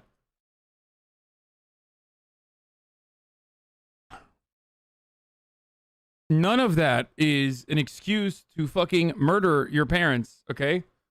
Turning into a murder-dirter is not all right. I can't believe I'm doing an SNL joke. And how did you feel? Also hurt. Okay. She then goes on to explain that she was living with Daniel at his parents' house for 2 years, while her own parents thought she was studying at a university. And his parents were, I guess, more liberal than your parents. His parents, they loved me. Yeah, okay. And not anymore. They recognized that you loved each other. Jennifer recounts how she bought a fake diploma for $500 to show her parents, and the many other avenues she went down to keep the lie going. She eventually gets to the day she was found out. How did you end up back home, I guess? They called up my friend, who I said I was staying with, in the middle of the night, and she was groggy and forgot what day it was, and so she's like, isn't she home? And I wasn't home. Okay. She messed up. I don't blame her, but... No. Okay. Jennifer then goes on to explain the ultimatum she was given and the restrictive measures that were put in place so that she wouldn't be able to see her boyfriend. So how has that felt, being under those guidelines for the last 18 months? It was okay, it wasn't the best feeling in the world, because, I just felt like trapped. Okay. But it's what I chose to be with my family. Okay. And so you made a choice between what? Living out on my own with Daniel and staying home with my parents. Did you feel you really had a choice or not? There was no choice because family always comes first. Okay. And where do you get that from? Where do you get that belief? Okay. So family's number one? Yes. The detective then brings up Jennifer's earlier assertion of being depressed and then affiliates it with the restrictive measures she was living under. What was the worst the depression got? I cut myself. Okay. And when did that happen?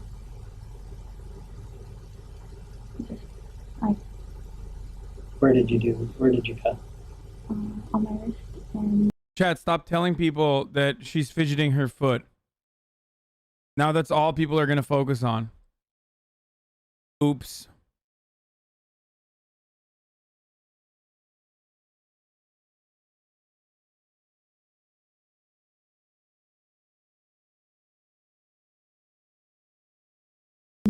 once people started noticing, I'd hide it other places, but never twice in the same spot.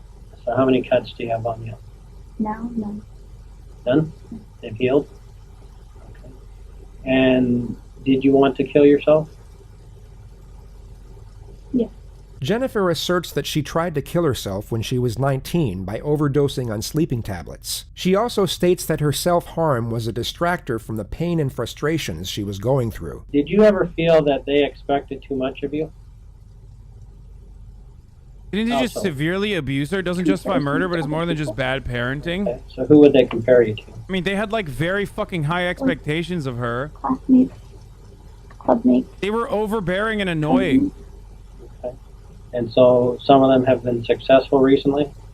Okay. And what did they say to you? Wish you could have been that person. Okay, so that's pretty hard, right? Hard to take for you? What I've heard all my life. Nothing. Okay. Did you ever feel like, I know you're smart and they believe you're very smart, but did you ever feel you weren't? I don't know, man. I like, look, I'm from a different part of the planet, from a different time. Okay, I'm aging myself with this.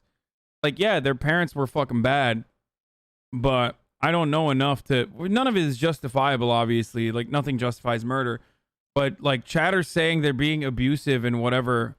One, feels kind of sus because you're like literally believing someone's word verbatim when that person is like literally a fucking murderer and has been lying about all this shit, and this is a liar's testimony. And two, like even the way she describes shit, like, oh, my parents forced me to do this, they forced me to do that, like it doesn't feel like what? Oh, okay, that was a good one. It doesn't feel like it was, from my point of view, maybe I'm wrong, maybe I'm from a different era, maybe I'm from fucking a different part of the planet, but like they're just doing like typical fucking immigrant parent shit. They're being annoying, overbearing, they're being helicopter parents. But like I feel like abuse is different.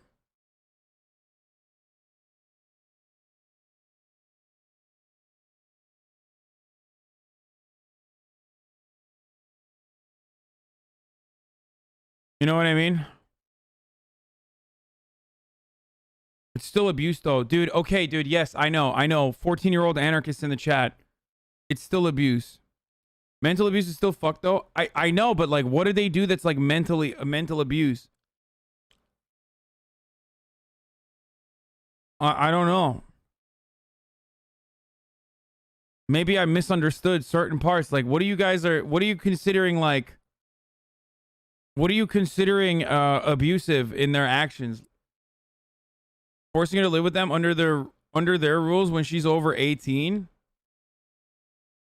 That's abuse? Okay, we definitely have different takes on what abuse is, dude. No, we literally have like, sorry. At first I didn't understand like what you guys were talking about, and now I understand that you're doing that thing where you like literally consider everything that is like,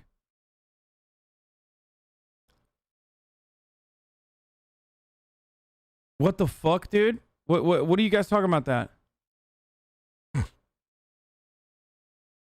She wasn't allowed to see her boyfriend. Could you imagine dealing with something like that? Yeah, I can. Can you not? I mean, I'm thankful my parents weren't like that, but yeah. You think parents being like, you can't hang out with your boyfriend, we don't like your boyfriend, is abuse? Are you fucking out of your mind, dude? Yo, what is happening right now in my chat? Please explain what is happening in my chat right now. What the fuck is happening, dude? Is this like literally 14-year-olds who like unironically try to apply like dialectical materialist values to like the dynamic? Not even dialectical materialist, actually. This sounds like fucking 14-year-old anarchists. Like white 14-year-old anarchists being like, this is an unjustifiable hierarchy, actually, as a matter of fact. Parenting is authoritarian by nature. And this is a hierarchy that must be abolished, Mom. You need to make me my chicken tendies right now, Mom. What you're doing currently by not allowing me to eat the chicken tendies is literally abuse.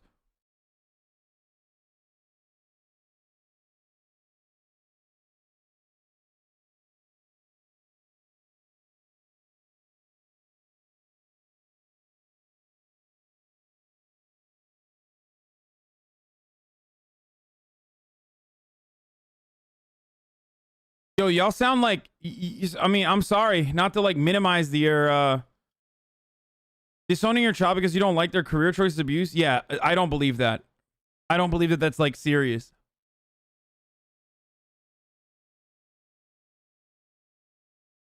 And also, I don't believe that's serious because she's a fucking murderer who's lying in this process, trying to get out of lying about executing a fucking hit out on her parents. So what is mental abuse? Locking her in a fucking room, not allowing her to leave like for extended periods of time, neglecting, yelling, saying fucking that she's a loser, breaking her down, breaking her fucking confidence, slowly but surely. I don't know, just like regular abuse, not just fucking I don't know. Not like grounding someone, which is like a normal parent thing to do. Or, I don't fucking know, saying your boyfriend's a drug dealer and we kind of don't like that and we will fucking ground you if you keep fucking dating this dude. Normal parent stuff, guys. Y'all are fucking being crazy right now. What the fuck?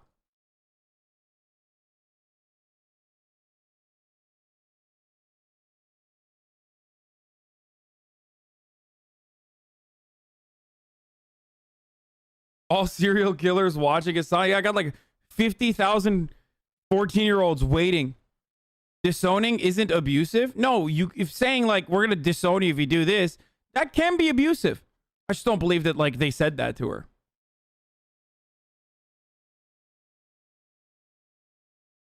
She's a grown-ass woman though. They're so controlling, dude. Oh, interesting. So just say that. Say they're controlling. You're saying they're abusive.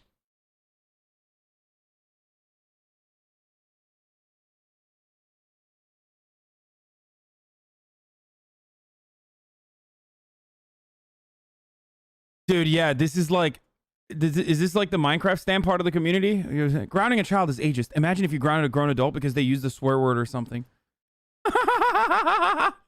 This is a pretty good take. Maybe stay in your own lane on this one. You're trying to explain what abuse is in regards to a woman of color. Oh, that's so good, dude. That's a good one. Look, this motherfucker goes, move on. Oh, no, that's from earlier. Never mind. I was going to say, trying to avoid the stun lock, participating in the stun lock personally. Grounding me for not doing my homework is literally abuse, dude.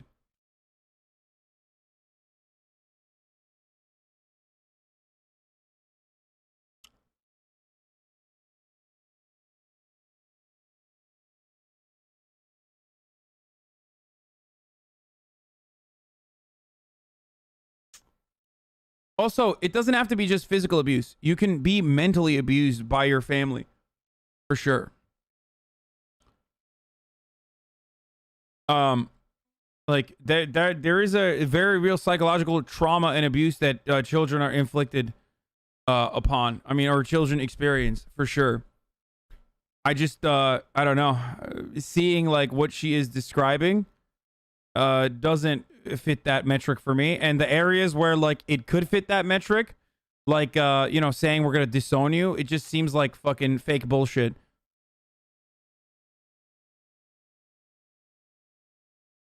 But once again, leftist chat, very typical of leftist chat, to literally behave this way, where leftist chat is behaving in a way where it's like there is no gray area. It's only like, it's either you've traumatized me by gaslighting me and fucking emotionally abused me, or you're perfectly fine. Like, there is no like, oh, they're just fucking bad parents who were also very concerned about the development of their daughter. Like, there is no middle ground there. It's literally like, everything is just so fucking annoying. Like, why is literally everything like cranked up to the fucking nines, Zoomers? Calm the fuck down. Okay? Aren't as smart as what they thought that you were. Yeah. Okay, I get that feeling. That it's pretty tough to live up to their expectations. Okay, like your dad ultimately would like to see you be like a doctor. Those were pretty high standards for anybody. Not everybody can be a doctor. Okay. You are white. You can't know what it's like having Asian parents. Look at South Korea. It's brutal. My parents literally pulled me out of a college that I chose to go to because I had 2 9s both semesters. Like, I'm fucking Turkish, idiot. You think my parents are fucking understanding when it comes to my grades? What are you talking about? My dad is a fucking PhD in economics from the London School of Economics. My mom is a fucking college professor right now. My dad is a college professor right now. My brother has a fucking graduate degree or a master's in engineering and is a fucking literal rocket scientist at Boeing. And my dad literally tells me every time he sees me that I need to get a fucking MBA. Despite the fact that I make more money than he does or did at any point in his life. Don't fucking tell me about like my parents not being strict, you dumb fuck. Oh, I'm Korean. I know about strict parents. Oh, wow. Didn't realize only Koreans were fucking strict parents, dude. Didn't realize there was a monopoly of strict parenthood on the Korean side.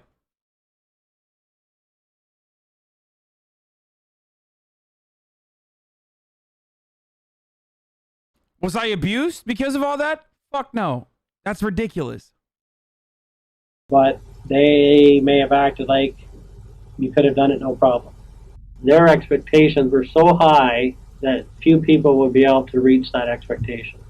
I'm not just talking about you, I'm talking about anybody.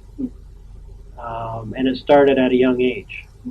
The detective further explores the stresses of living with overly strict parents, and Jennifer explains in further details the way she would cope, which for the most part was lying about her grades and living a double life with her boyfriend. How did it feel having to lie to them all those years? It's really hard. Really hard. Like I wanted to tell them, but it just, they always looked down and disappointment. Okay. I'm sure there were days when you actually planned that this is the day I'm going to tell them, and then you just couldn't spit it out. The opening strategy of the how and why solution has now been executed. A connection has been attained, and the desired narrative established. The next phase of the interrogation is about to commence, which is first set up by a two-step strategy. Step 1 is to induce fatigue. Step 2 is to induce fear. Now, when's the last time you spoke to your dad? This morning, just to see if my brother had made it into school with me. And what have you and your father discussed about this case? He just asked me if Daniel was behind it. Okay. And I told him I don't know 100%, but I don't think he did. Okay. Why would he ask that? Because he believes that we still talk and that he would go to anyone to be with me. Okay. And what do you think about that? I know that he's moved on, so I don't think he would go to these lengths to be with me when he's already moved on.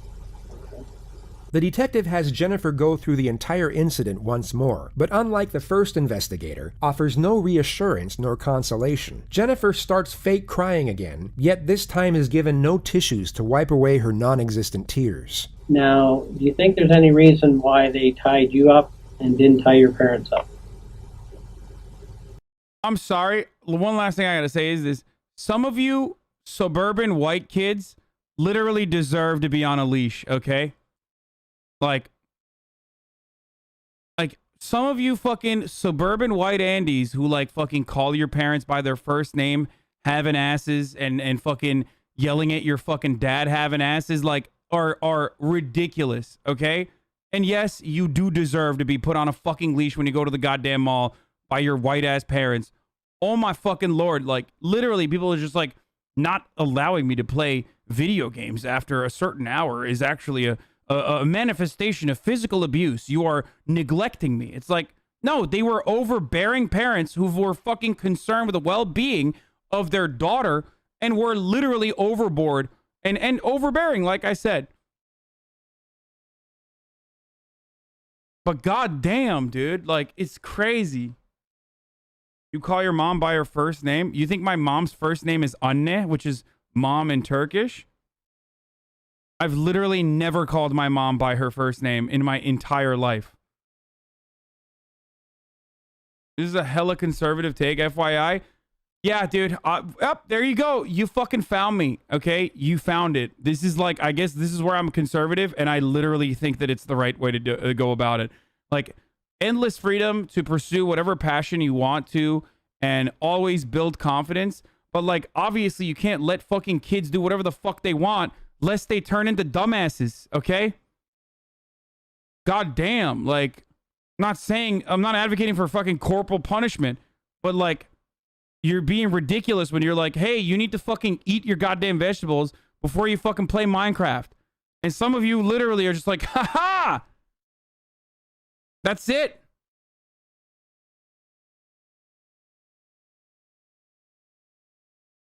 Yeah.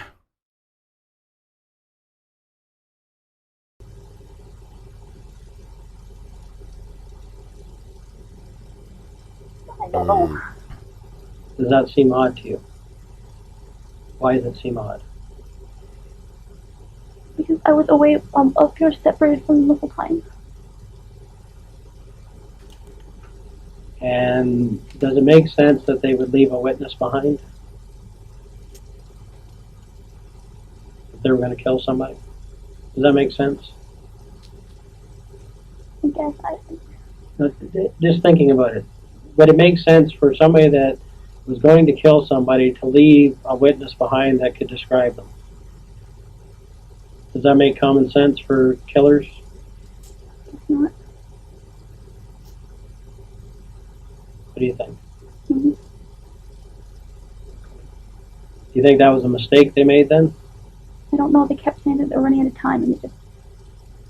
It doesn't take a long time to kill someone, though, does it? I know. I don't know. Jennifer's dramatics intensify as the discussion of the home invasion continues. She's trying to give off the nonverbal cue that she wants to move past the incident. The detective doesn't respond, but continues to go over the different stages of the night in more detail. He jumps from the beginning to the end to the middle, back to the end, and then back to the beginning again. None of this is for the purpose of information gathering. He is inducing mental fatigue as to diminish Jennifer's critical thinking. This is often done before a direct confrontation, as it can diminish the suspect's ability to consider the long-term consequences of a decision. Jennifer will get stressed and tired, not because she is traumatized by the event being recited, but because it's exhausting keeping up such an act when it's not genuine, and this performance eventually starts to dwindle and becomes gradually less convincing. How did the conversation end with Ed? I heard my mother calling for my father. Okay. And then what? Have to go through this again. Okay. When you went to bed, was your mom home yet? She'd just gotten home and I went down. I told Ed I'd be right back, and I went down, I said hi to her, and I went back up to my room. Okay. Were you injured at all during the whole process? Not really. Okay. Not really anything? Step 2 of the confrontation setup will now commence. The detective employs what is known as the futility technique. He will tell Jennifer that he has an abundance of resources at his disposal, and even fabricate much of what he asserts. He's indirectly telling the suspect it is useless to resist due to the overwhelming evidence against her. Now, the reason why I'm here today, okay, is that I'm an expert, okay, in what we call truth verification. I talk to thousands of people, okay? And I basically know when somebody's not being straightforward with me, okay? I can tell by the language they use, how they answer the questions, their body language, how they treat the question, that something's wrong here, okay? This doesn't make sense. The detective then gives Jennifer an 8-minute narrative on police tactics and forensic technology, some of which is embellished, but for the most part true. He then asserts that police are able to use infrared satellite imagery to see the occupants inside a household. By the way, that's literally true. Well, not satellite, but like, that what he's saying is actually fucking true. They have, what do you call it? It's not a satellite. It's literally a van. They use that, yeah. It's not even a joke. They have heat sensors to like you can heat map or like use heat sensors to figure out like what it looks like. I think you can do it from a helicopter too, but I've never heard the fucking satellite. Yeah, they use thermal drones to find weed grows. Yeah.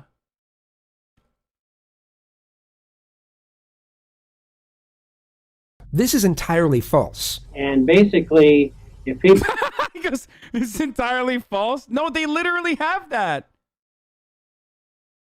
What the fuck? Why did he say that, dude?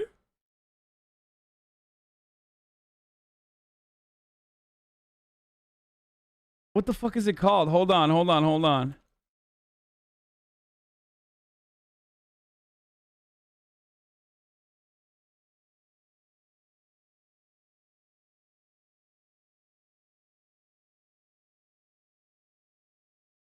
Maybe no, not because this is like in fucking however what year he wrote this in 2020.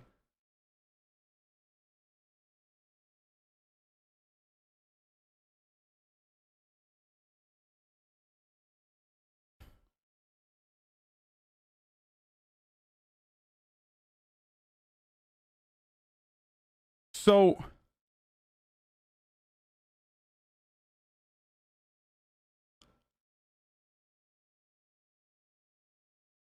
it's not infrared thermal imaging. Pretty sure the U.S. Supreme Court ruled it unconstitutional in the United States. This guy's asserting that they can look at footage from the robbery. Oh, that's not fucking true. It's entirely false for this specific case, and it's not done through satellites. But yes, they do have, like, cops do have fucking, what do you call it? Like Not to embarrass you, but I think you're thinking of GTA 5.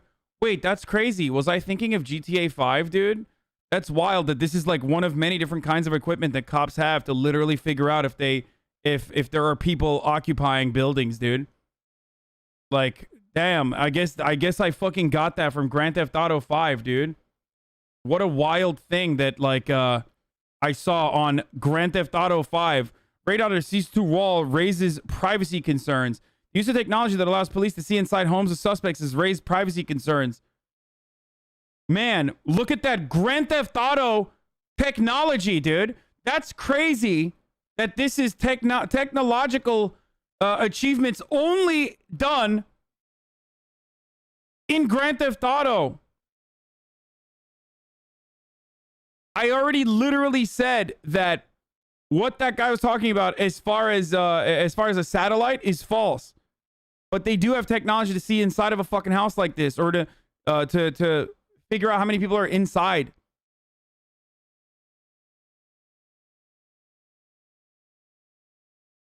Anyway, let's keep going. People are moving around in a house. It's like an X-ray, okay? And basically, we're able to tell, you know, are those movements, are those actions, that number of people consistent with the story that we've been told? Are the people in the positions that the witnesses are telling us they were in? Or are they different? Okay, and if they're different, why are they different is what our question becomes, right? And so at the end of the day, okay, there's so many resources available to me that at the end of the day, I'm going to know if a person's telling me the truth or not. The detective is now about to initiate the confrontation, but first brings the entire setup full circle by reestablishing the notions of reasoning and rationale. The suspect is fatigued and scared, but still needs to feel the detective is on her side. Now, I can tell you that nothing surprises me in this job, okay? I am well aware that anybody on this earth is capable of making a mistake. Okay? I don't care who they are. I don't care if they're a priest. I don't care if they're a school teacher. I don't care what the situation is. Given a certain set of circumstances, everyone has the capability, Jennifer, of making a mistake, doing the wrong thing. Okay? The key, though, when I talk to people is when they made a mistake, okay, that's one thing, right? The key is to not keep making the same mistake. And to get that information out and get it off their chest. Okay? You understand what I'm saying?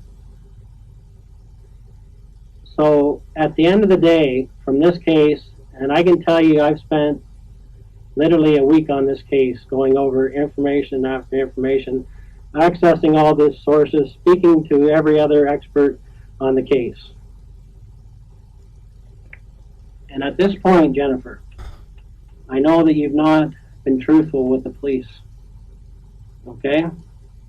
You've not told us everything that you know, purposely. You've spent a considerable amount of time in the last 7 years telling half-truths. And I can understand why, okay? You've had a tough life. What's happened to you, to me, equates to abuse. And all the stresses that you've had and forced to lie, I can understand why you did it, okay? But you're in another situation here where you're under another tremendous amount of stress. And it doesn't feel good inside, does it? It breaks down the person that you are. Because at the end of the day, you're a good person. I know that. You've got a good heart. Yeah, totally, dude. In this case, though, you've made mistakes. Yeah, like fucking Okay? hiring, And you're involved. like hiring with your boyfriend a bunch of dudes to come in and murder your family. You know, just like some mistakes. You've accidentally stepped into that now. Involved in this. I know that. Okay, there's no question about it. The only question right now is, are you going to keep making mistakes? Are you going to go on the route that you've gone on over the years and try to pretend that things happen that never happened. Okay, are you gonna not face reality? What do we learn from this, chat? The moment that you sit inside of one of these rooms, even as a witness, as soon as the cop is being nice to you, recognize that if the cop is being nice to you, recognize that you're being played. If the cop is being mean to you, recognize that you're a suspect and also therefore being played. So in all instances, lawyer up. I mean, obviously, number one is don't murder your fucking family, you know. But plead the fifth and lawyer up. Don't talk to cops and lawyer up. We know that you're involved. We've done our homework, okay? We have to resolve that now here today. I need to know from you what really happened. And I know why this has happened. You have spent your whole life trying to live up to expectations that you can't meet, okay? And that stress the hell out of you. You're a 24-year-old woman being treated like a 15-year-old, okay? You've never done anything that terrible in your life, but you're being treated like you have. You're not being treated like the adult. With peace and love, I'm going to assume Hasanabi is just manufacturing content by talking real ignorant and privileged instead of unironically making fun of her situation. What? Bro, what the fuck are you? Yo, chatters, sometimes people are fucking wild, okay? They're spoiled. They're entitled. Not every single instance. Like, we are looking at edge cases, okay? We're looking at edge cases. We're looking at edge cases in the sense that, one, we're looking at cops being manipulative as fuck, but actually doing it for a completely closed, 100% open and shut case, okay? Two, we're looking at edge cases when, like, this is the indefensible people in the criminal justice system, okay? Like, there are indefensible people in the criminal justice system. Even, like, prison abolitionists have to agree that there are psychopathic murderers and serial killers and people who do stuff like this that are indefensible and also very difficult to treat. Okay? So not everything has to be a manifestation of traumatic experiences. Like, sometimes people just fucking snap. Sometimes people are spoiled. Sometimes people are narcissistic. Sometimes people have sociopathic behavior that they demonstrate, like literally fucking spending 8 years hiding some truths from their parents, which is fine. That's like, that demonstrates that, like, the parents are very strict, but she obviously took a very different fucking turn there. And then literally organizing a hit squad on their fucking parents. Like,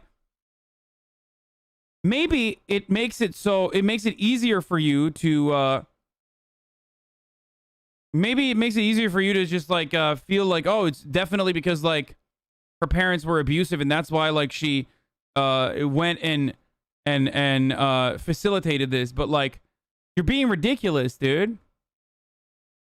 Like, you're being ridiculous. You are literally talking about a person who is portraying themselves as a victim to a fucking cop right now in the midst of an ongoing investigation, literally a week after she fucking murdered her parents, dude. What the fuck is wrong with you guys, dude? What is wrong with all of you?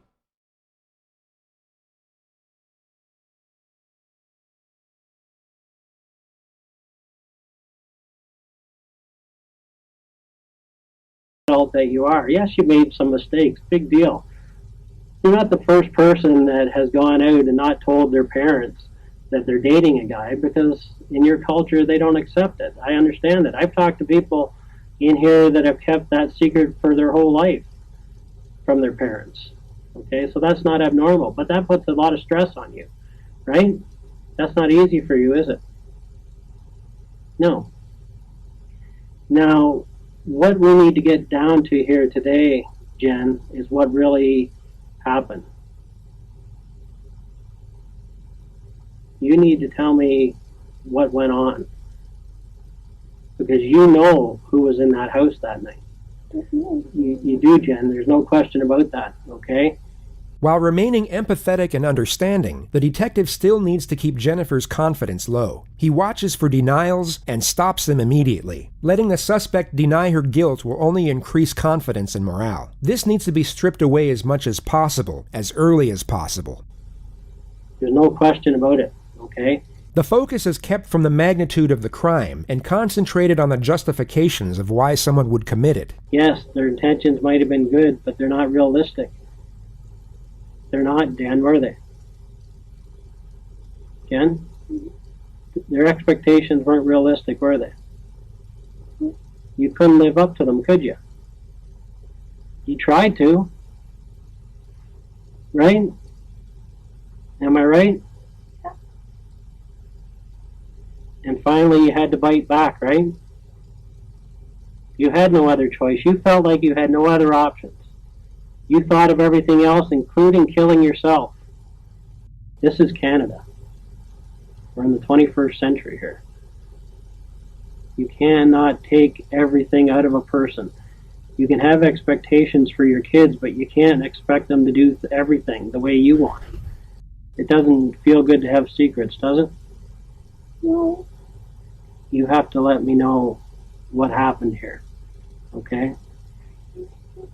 Okay, but you were involved, right? That's the part we need.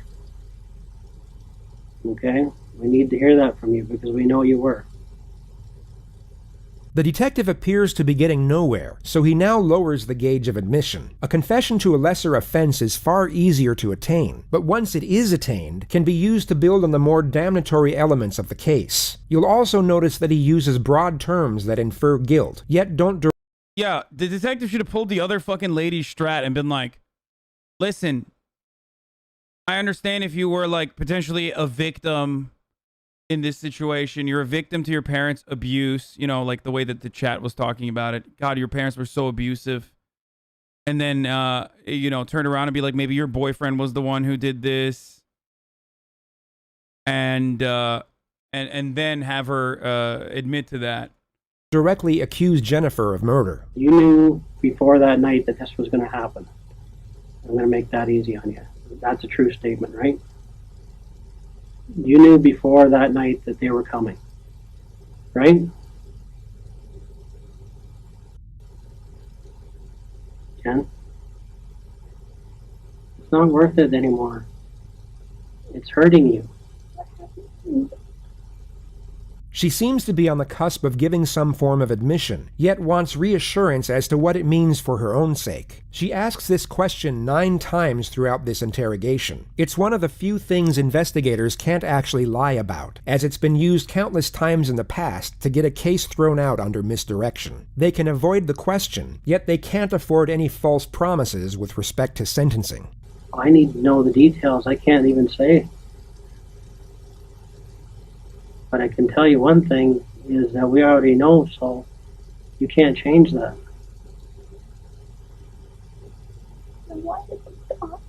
I know you did. But it got too far ahead of you, right? You didn't think this far ahead, did you? Jail time, baby. But once they started, once they came in, you couldn't stop it, could you? Good. Could you? Jen?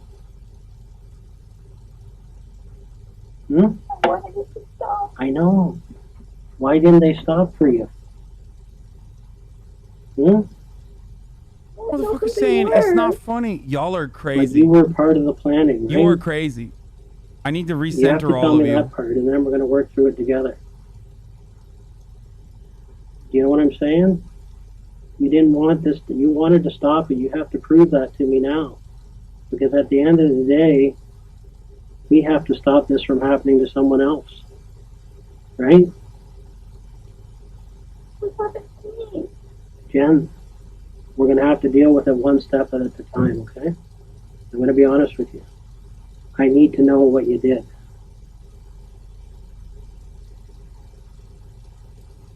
And then you and I are going to work through this together. Because the most important part of this whole thing is that we do the right thing for your mom. Right? I am her voice right now. I'm working for your mom. That's my job. And I have to get to the bottom of this for your mom. Appealing to compassion isn't necessarily uncommon when the crime is first-degree murder, yet it can send a mixed message when a justification for the crime was a focus point early on. The detective takes his chance with it, which at first appears to work. Jennifer initially responds in a poignant manner, but you'll soon come to notice that her empathy, alongside her concern, is solely focused on herself. But we got to start. What happened to me? Well, I don't know at this point, okay, because I don't know what you're going to tell me other than that you were involved, but I need to hear it. What this all was a last-ditch effort to live your own life, to be your own person, to make your own decisions. Look at all your friends. Look at all the people around you. Does anyone else have a curfew for 9 o'clock at 24 years of age? You had no choice here, Jen, I know that. And anybody else in your situation would have done the exact same thing. The only thing different is I would say that they'd have done it a lot earlier. They would have looked for a way out. When did you first start planning this?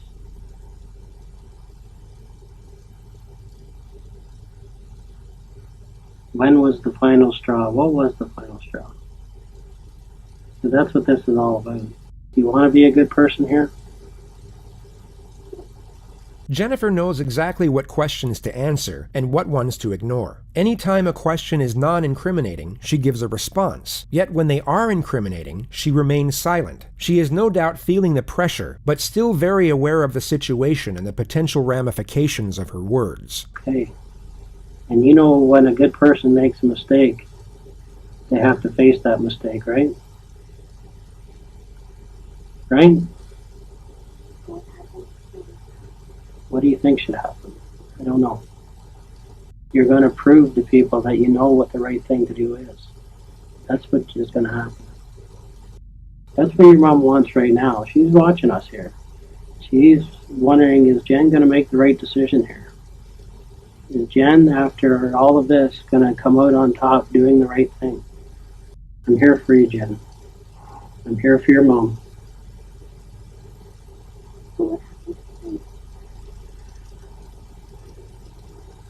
Well, you have to tell, it's one of those situations, you know what, we know that what you did, okay? But you have to be able to explain to me what happened, okay? I can't tell you what's exactly going to happen to you. You just have to be brave here. You have to be brave.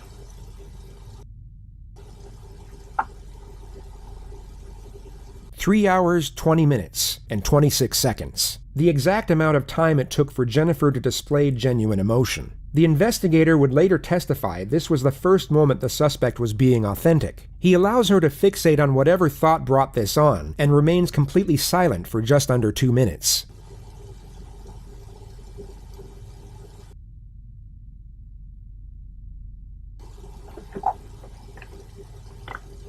Sorry, could you?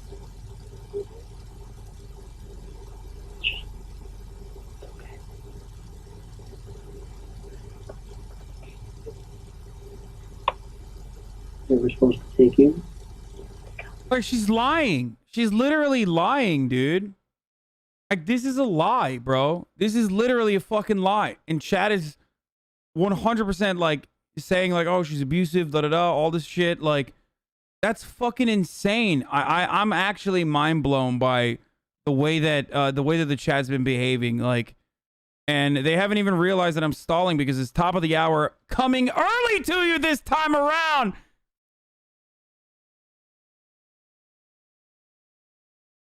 Running an ad break right now. You fucking sick freaks. There's people who've been literally calling it out 15 minutes in advance. Top of the hour every hour. It's time for a 60-second ad break.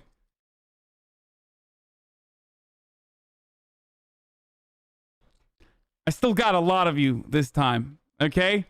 I gotta fucking switch it up on you. That's abusive, by the way. I'm being abusive to you by switching it up on where the ad breaks are. Now, of course, if you'd like to no longer see the ads, you can subscribe, use a VPN, ad block. You can subscribe for free with a motherfucking Twitch Prime.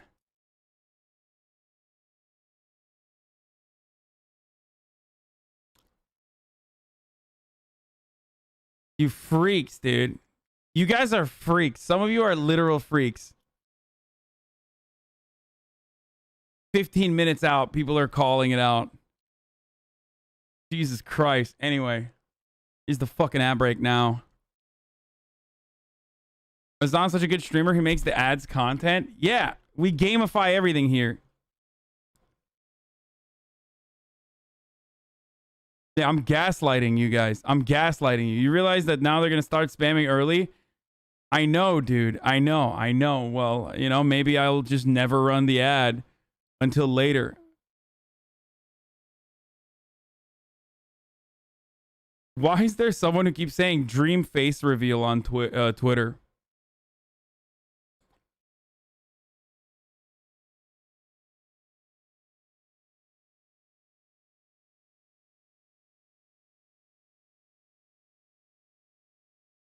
For the record, I have looked into additional details of this while the interrogation was going on, and there are things that they've done. His face has been leaked.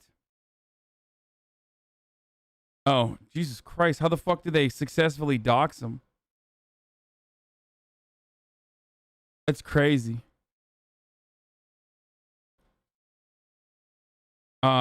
I already ran the ad. Just run the ad and piss you, loser. No, I ran the ad. I'm waiting for it to be done so I can fucking start when the ad break is over, okay? That's why I was fucking stalling. So, because I don't want people who read the ads to, or who watched the ads to fucking miss the content. It's done. It just ended. Let's go. What? Okay.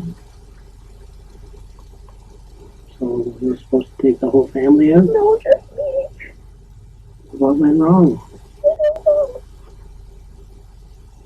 The detective now has one foot in the door. It's not an outright confession, but Jennifer has now admitted to planning the home invasion all along. And although she asserts that she was the intended target while her parents were meant to be spared, the information she has now given is enough to place her under arrest. Jennifer is no longer going home after this interview. The detective now presses for more information on the amended storyline. It's essentially step one of day one all over again, but from a more powerful position. He knows she is still lying, and now locks her into as many lies as possible within the new narrative. What happened?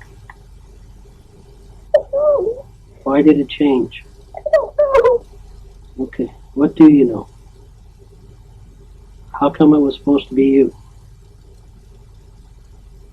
Because I didn't want to be here anymore. Why not? Because I was a disappointment. Okay, you made mistakes, but nothing that couldn't be corrected. Why was it supposed to be you? I don't think this police officer knows what this person has done to people who have abused her, or who she is pursued as, who she's perceived as being abusive. I don't know. He's making some mistakes right now. To be free from me. Why did it happen this way then? I don't know. Everyone could be free from me. I was a disappointment in everything. Okay, but why did it have to happen this way? Because when I tried suicide, I failed. What did you want done? How? Didn't matter. This is a lie, by the way. This is literally so a fucking did you lie. Get to do this then? I don't know who he is. I just got his number. Okay, and what's his number? I don't memorize it. For the record, for those of you who don't know, she murdered them instead of fucking living with her boyfriend, who the parents originally didn't want her to live with because he was selling weed, which is like a fucking weak ass excuse, but like still, I mean, like it's like who gives a shit, right? But the reason why she wanted to murder them is because she calculated that she would win $500,000 in insurance. So that's the reason. That's the reason why she murdered them instead of just like living with her boyfriend. So yeah, motherfucker, keep crying about like, abused. She was abused. That's why she's this way.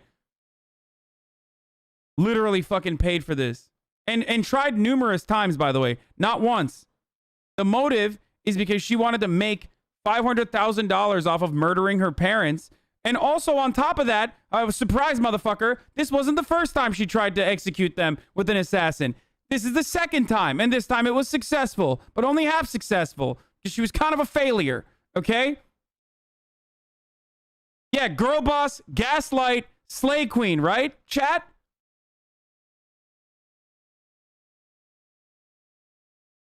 She's also lying currently.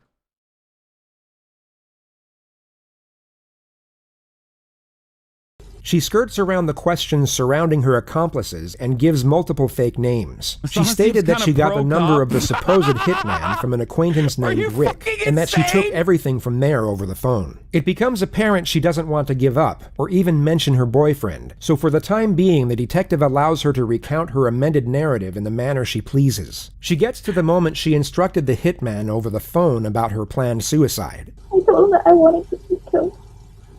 And did he think that was something crazy? He said, "Are you sure that's what you want?" And I said, "Yes." Because I don't think many people get that request. Do you? No, but that's what I wanted. And he asked me over and over just to make sure I was sure. And I said I was sure. Okay, so what did you ask him to do then? Come take me out and then leave.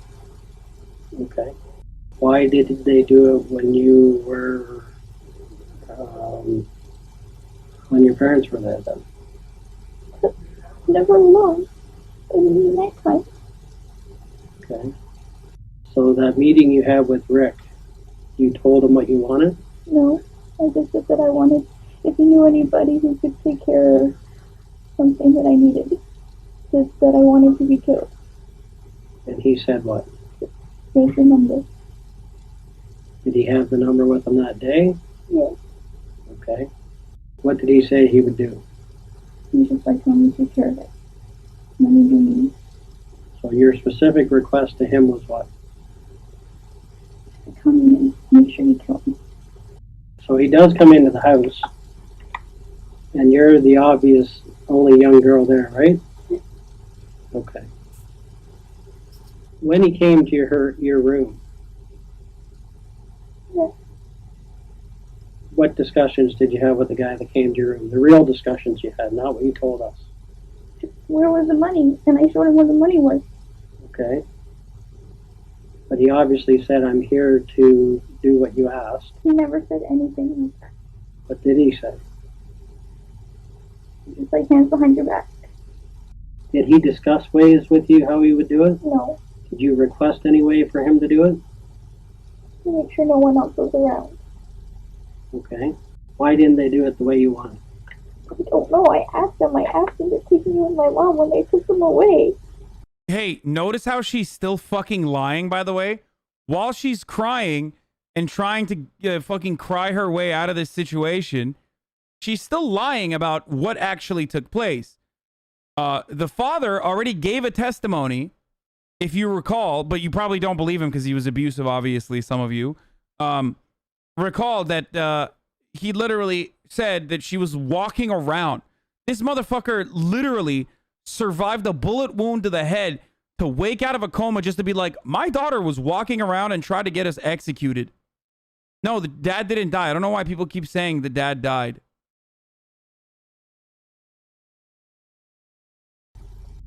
It doesn't seem to make sense. I know, it doesn't make sense to me. Because I was But it's seriously okay for the cop to coerce infer from her? It's just as manipulative as chest sending long message. Oh, fuck you. I don't think it's okay for cops to fucking coerce this much. Especially because, like, we're watching the only successful instances without recognizing the reality that, like, in a lot of instances, this kind of coercive, manipulative interrogation behavior, interrogation technique is straight up used to fucking, to get false testimonies all the time. All the fucking time, dude. False confessions all the time. Central Park 5, specifically when the victims aren't like rich middle class, Asian girls or rich middle class white people, but instead poor ass fucking black kids. Okay, Central Park 5, again, reminding you guys that literally happened in Central Park 5. So it happens to poor white people too. So this channel does have a good video on this, but I just want you to remember that, like, in more cases than not, this is used to get fucking false convictions. This is used to get false testimony. I just want to, again, remind you, because we're literally just looking at the successful instances of edge cases where people like you, where you go, they deserved it. They deserved it because they're like fucking caught dead to goddamn rights. Okay? Can you sit up for a minute, Jen?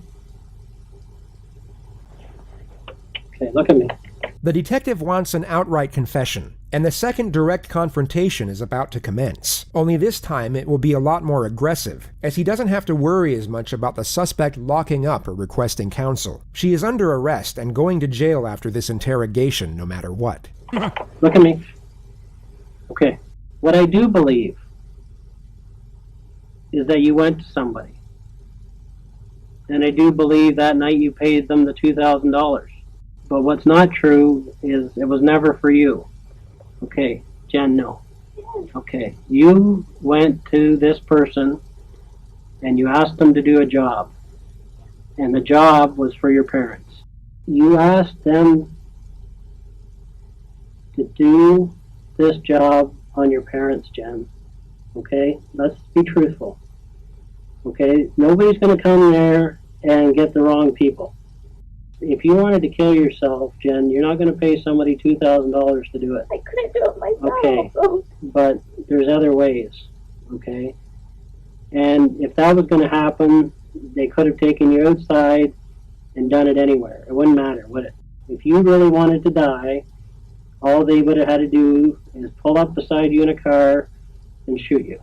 You made a specific request, and the job was for your mom and dad. Okay, nobody's going to come in there and do the wrong job. Okay? Nobody's going to do that. Bro, you can't get a fucking bargain on murder. Okay? You just can't get a bargain on a double homicide. Like, everybody knows this now, especially. Also, the hitman is always a cop. Oh, straight up.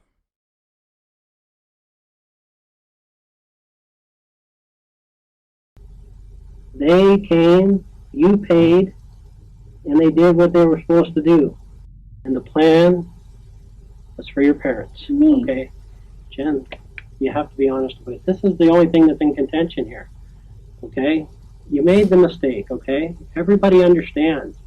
Everybody in this police department feels sorry for you. I can tell you that right now. Okay? Because they've seen what you're going through. It's so obvious. Okay? That all this tension they put out, basically this is like a volcano. Alright? And at one point, it was JCS just is a too Hitman cop video? Oh my god, we're watching that after. You erupted, okay? And you made a bad decision. Okay? And once you hired this guy, there was no turning back. Now, in the original story, you said that you hid your cell phone. Okay? If it was for you, you wouldn't have hid your cell phone. That would have never happened.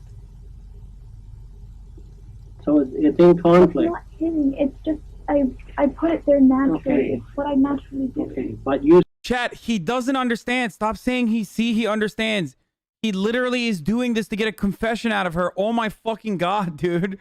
Stop, please. You said on tape that you hit it there. Chat is like literally, there's like dudes in the chat who are like, see, he gets it. Like, you're literally getting duped by this fucking cop, okay? Just like she is. And it's the same chat who was originally saying like that she was so stupid for falling for, or she was so stupid for fucking, you know, self-reporting and shit. And that they didn't know about it. That's your language, not mine, Jen. All they wanted was so much success out of you, they were not even looking at you as a person. They were looking for a success story. This is extremely Instead manipulative. of just saying, whatever Jen wants is what's good for us. For the record. Whatever she's happy with. As long as she's happy in her life, I'm happy with it. If she wants to work at Eastside Mario's for the rest of her life, that's fine. If she wants to be a piano teacher, that's great. If she wants to continue figure skating, that's wonderful. Why would somebody shoot someone they didn't have to shoot? I don't know. I can't figure that out. And actually not shoot the person they're supposed to shoot? I don't know. That's what I'm trying to figure it out. Okay, why didn't you tell us this that night then? Because I was scared. Scared of what? Telling the truth? Yes. That I wanted to die. But Okay, listen, if you wanted to die, you would tell us everything because it wouldn't matter. Jen? If you really wanted to die, you would tell us everything because it doesn't really matter. Right? It does matter because the wrong person got hurt. And my dad is suffering. I appreciate that's what happened in the end, but that's what was supposed to happen. Okay? The good thing about this is your dad did live. And that went against the plan. If you could make this decision over, you would change it. Okay? You would change it. Right? Of course. If I knew who was going to get hurt, of course I would. Jen, you knew who was going to get hurt. That's the whole issue here. Okay, that's the whole issue here. You gave them the plan for your parents, right? That's all I need to hear. No. Jen, you did. No, and this is not going to go anywhere because I wanted them to kill me. Tell me what happened. I told you what happened. Okay, all of it. You did. Okay, all you have to do is tell me right now. Dude, he's so horny to get a confession that he's like, he's being super fucking annoying, dude. He's like, I know it's his job, but like, god damn, dude. Bill, yes, I made a mistake. Bill, yes, I made a mistake. This plan was for my parents. The detective gets no further admission from this point forward, so he leaves Jennifer alone for 3 minutes to play with her hair before he comes back and charges her with first-degree murder. Okay. I need you to listen close to me, okay, Jen?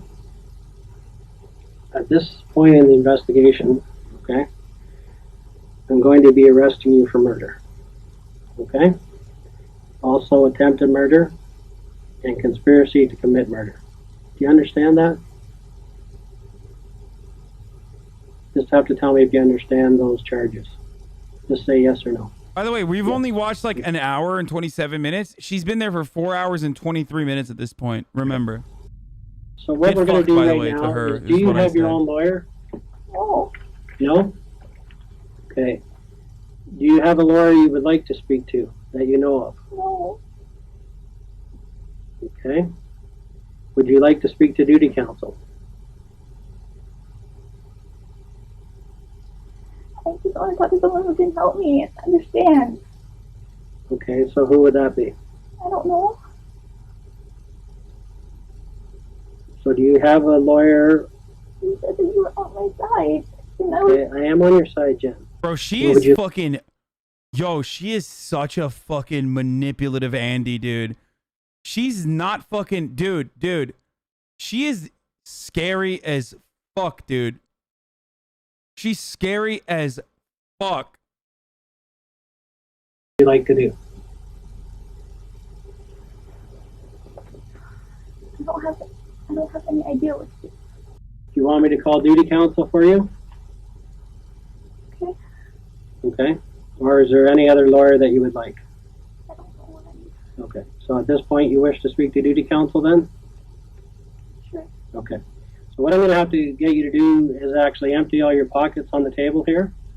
I'm going to make sure that they're making a call to duty counsel, and we'll line that up, and you can speak to the duty counsel in private, okay?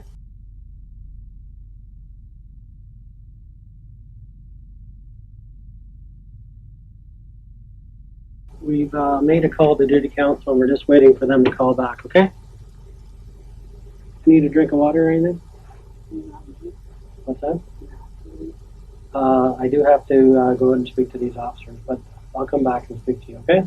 He's like, if only I had another $2,000, I get you murdered right now, you fucking son of a bitch. He's like, just stay in here, dude. Come on, I have some friends that want to see you. Well, we got to take care of the lawyers, okay? That's the priority right now, okay?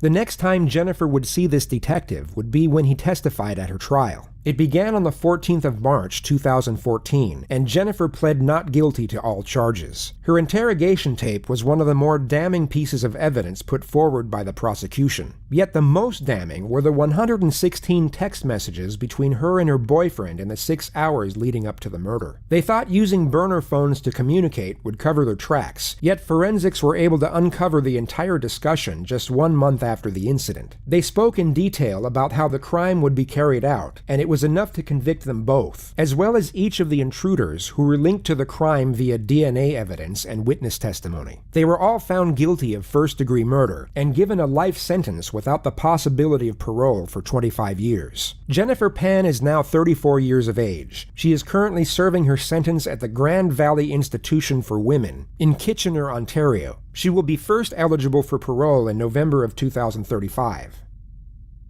So, the thing I was gonna say here, you spoke over the phone about the murder. Yeah, no, she's dumb as fuck. So here are some things that I want to mention to you guys, okay? So first and foremost, I can't find that story now, but I found like a Reddit link to the story where the most heartbreaking part is when the mother pleads with the assailants not to hurt her daughter, not knowing her daughter is the mastermind. I can't find the actual story, though. The story's not showing up. It's like going to a page not found. But also, the other shit that I wanted to tell you is that there are some things that the parents do that like are way over the top. I would even go so far as to say abusive, obviously. What was it? Like they wouldn't like, they had extremely high expectations of her, all that sort of stuff, made her take piano lessons. That stuff is normal like aggressive parent shit. Normal aggressive parent shit, but like, wow, we were right. Chat was right. None of it justifies what the fuck she did, but also I think she's still a piece of shit. Like I would say that like you guys are making it seem as though her murder is directly linked to the parents' behavior. Okay? Her murder is not linked to her trying to execute her parents are not linked even remotely to her parents' like behavior that you could even fucking remotely consider abusive. Okay? It's part of it. It literally is. You are wrong. That's what I'm fucking pissed off about. And guess what? You're gonna go back and act like you didn't just say that. It's part of it. It's part of it. It's part of it. She wanted a fucking insurance payout. You dumb motherfuckers. I caught you.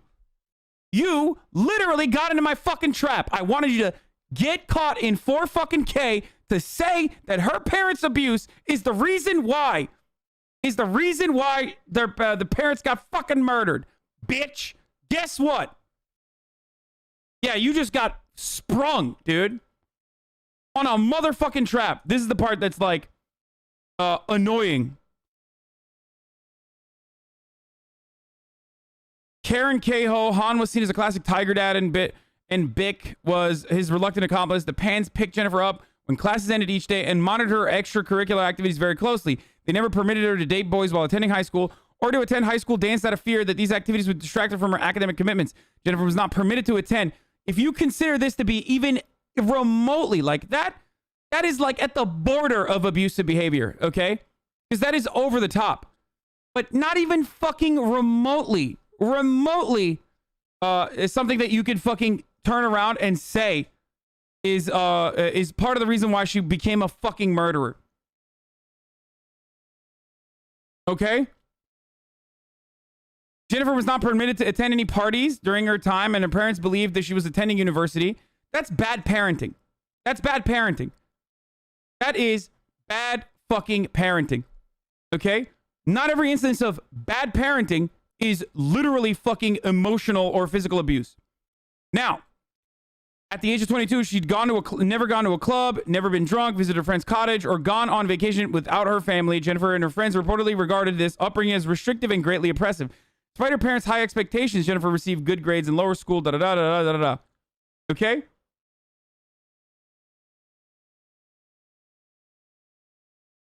Now explain to me why her parents being over the top and overcorrective and overzealous led to her wanting to murder them for insurance money. Explain that to me, motherfucker. And trying twice to murder them. Not once, but twice to murder them. Bitch, that's my upbringing. My parents are still alive, though.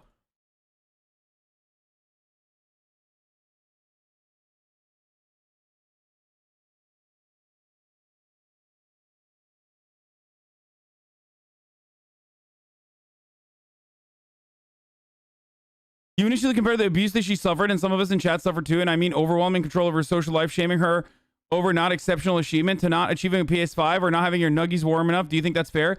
Yes, motherfucker, I do think that's fair. When we're talking about literal murdering and execution for an insurance fraud, I do think that. Because you, again, are talking about this as though this is like the fucking utmost abuse. That in a situation where you're describing a pattern of behavior that led to someone murdering their parents. That's why I think it's a ridiculous fucking take.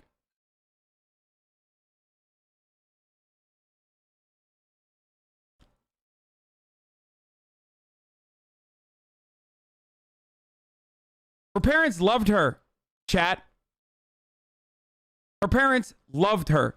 They did this because they loved her. She murdered them because she hated them, okay? Her parents didn't just do this because of selfish reasons. If that was the case, then her mother wouldn't be fucking going, oh my God, please, no matter what you do, don't murder my daughter. Abusive parents don't have an actual care or love for their children. There are victims of parental abuse in my chat right now that would probably agree with what I'm saying. They literally loved her till the very end when she fucking murdered them. That's the difference. That's bad parenting. They wanted what was best for her, and they acted out in a way that was fucked up and overbearing and overzealous. But that's bad parenting. That's not fucking abuse, dude.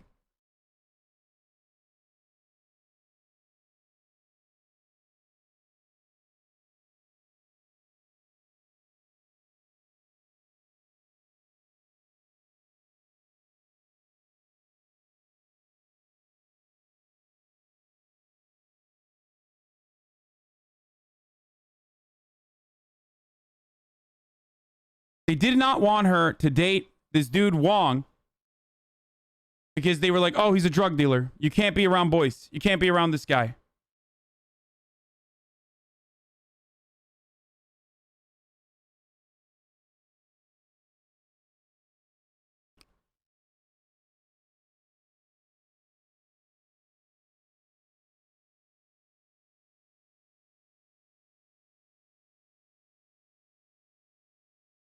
Anyway, in spring 2010, Pan was in contact with Andrew Montemare, a high school friend who she claims had boasted in their high school years about robbing people at knife point, an assertion denied.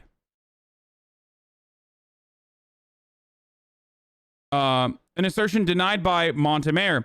Montemare introduced her to Ricardo Duncan, a goth kid. Sorry. Whom Pan claims she gave $1,500 to kill her father in the parking lot at his workplace. Duncan alleged that she once gave him $200 for a night out, but that he returned it and that he rebuffed her when she asked him to kill her parents. Pan and Wong were back in contact at this time, and according to the police, came up with a plan to hire a professional hitman for $10,000 to kill her parents, calculating that she would then inherit $500,000. They planned to move in together. Wong connected Pan with a man, Lenford Roy Crawford, Jamaican-born, whom he called Homeboy, and gave her a SIM card and an iPhone so that she could contact Crawford without using her usual cell phone. Crawford contacted another man named Eric Sean Sniper Carty, who in turn contacted Montreal-born David Milvaganam. Crawford lived in Brampton. Milvaganam lived in Toronto, while Carty, who previously lived in Rexdale, Toronto at the time, did not have a fixed residence.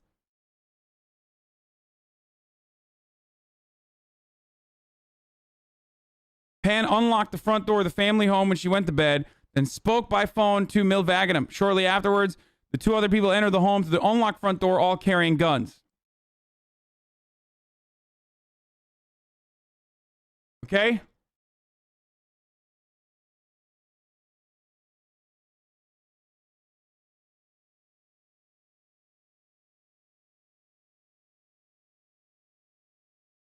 I feel like I feel like you guys are like discounting like actual fucking instances of abuse, especially among like Asian parents and Asian children as well. That's why they have such a fucking high suicide rate. When you turn around and you're like, whoa, oh, this was so fucking abusive. This was so abusive. What they were doing was so abusive.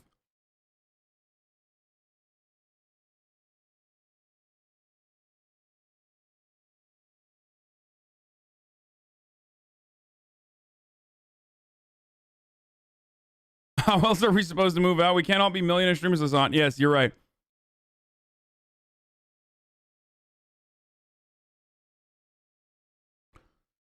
Read the second part. By that time, Jennifer was 24. Wong had grown weary of trying to pursue a relationship with her, as Jennifer was so daunted and restricted by her parents that she lived at home and only met him in secret. Wong broke off the relationship with Jennifer and began to date another young woman. After learning of their new relationship, Pan claimed to Wong that a man had entered her house, showing what appeared to be a police badge, after which several men had rushed in and gang raped her.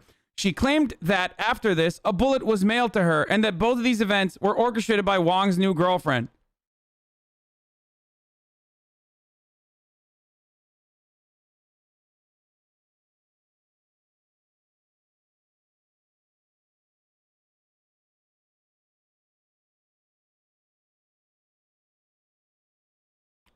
No, chat, keep telling me, dude. It's because they're fucking, yeah, I saw the fucking incredibly heartbreaking part from the father. When I lost my wife, I lost my daughter at the same time, Han wrote. I don't feel like I have a family anymore. Some say I should feel lucky to be alive, but I feel like I am dead too. Han and his son Felix cut all communication with Jennifer after a conviction. Oh, by the way, there's a brother too, you know, who didn't fucking murder her parents, who are abusive, by the way. Han survived the attack, but it left an indelible mark on his life. He's unable to work and suffers anxiety attack and nightmares. Han is in constant pain, and nothing he does brings him any joy. He can't live in his house, so he lives with relatives. Han has tried to sell the house, but no one will buy it.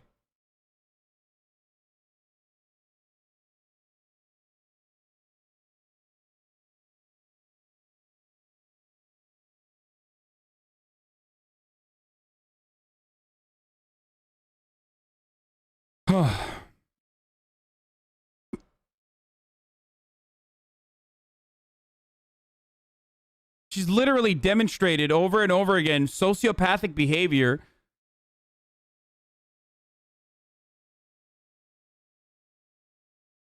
And that's what I got. That's all I got. Finish the video. This is it, dude. The video's done. What about your dad? He drives a Mercedes and he loves that baby. Is that right?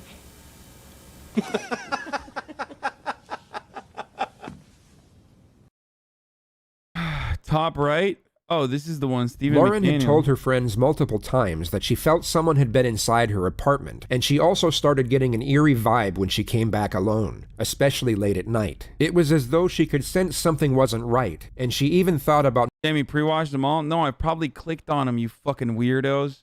When you guys send me links, I click on them, and then I don't actually end up watching them, but then YouTube shows it as though I watched them. That's how it fucking works. I did not watch this. I have no idea what this case is. I don't even know if it's safe. Is it safe? This is the first video you clicked from chat? Okay.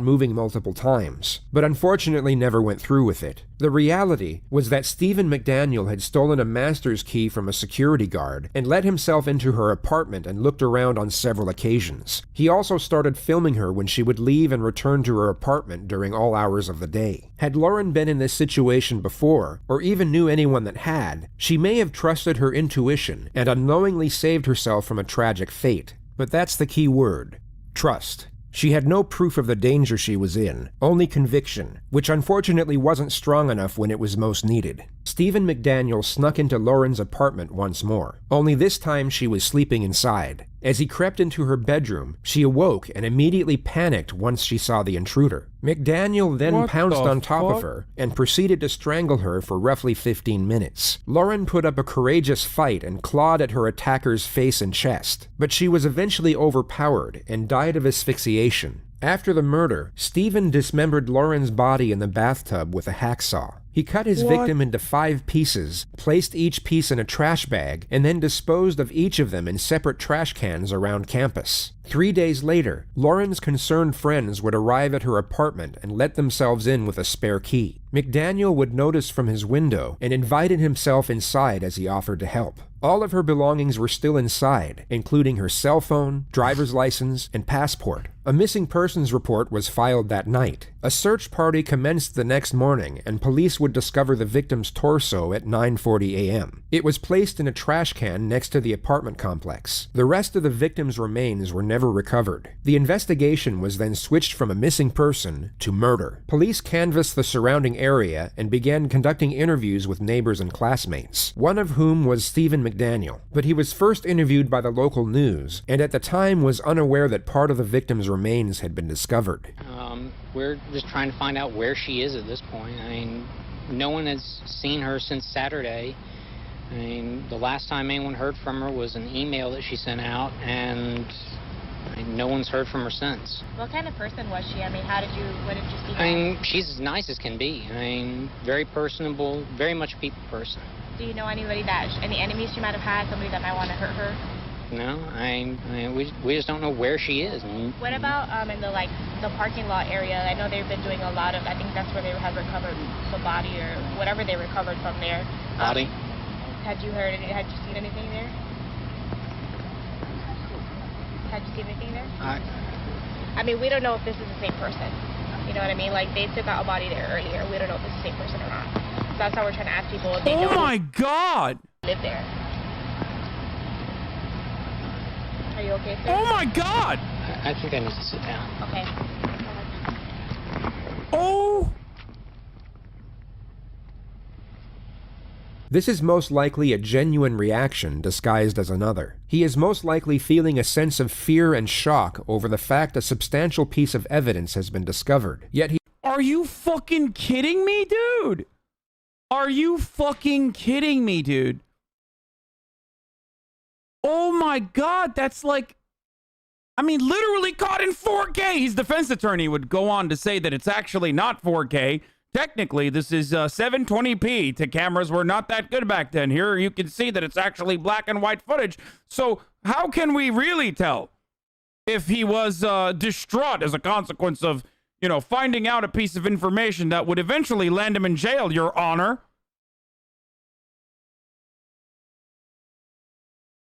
Fuck, dude. This is like... I haven't seen someone caught on camera this fucking hard since EDP 445, dude. Holy shit. I'm gonna run that back. I gotta run that back. I'm sorry. Do you know anybody any enemies she might have had, somebody that might want to hurt her? No, we just don't know where she is. What about in the parking lot area? I know they've been doing a lot of, I think that's where they had recovered the body or whatever they recovered from there. Body? Had you seen anything there? Had you seen anything there? I mean, we don't know if this is the same person. You know what I mean? Like, they took out a body there earlier. We don't know if it's the same person or not. So that's how we're trying to ask people if they know who lived there. Are you okay, sir? I think I need to sit down. Okay.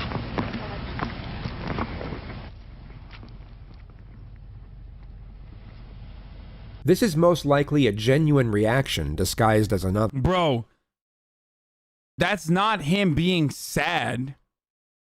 That's 100% him being worried that he just got fucking caught because this idiot, like, forgot, I guess, to, you know, dump a piece of the fucking body.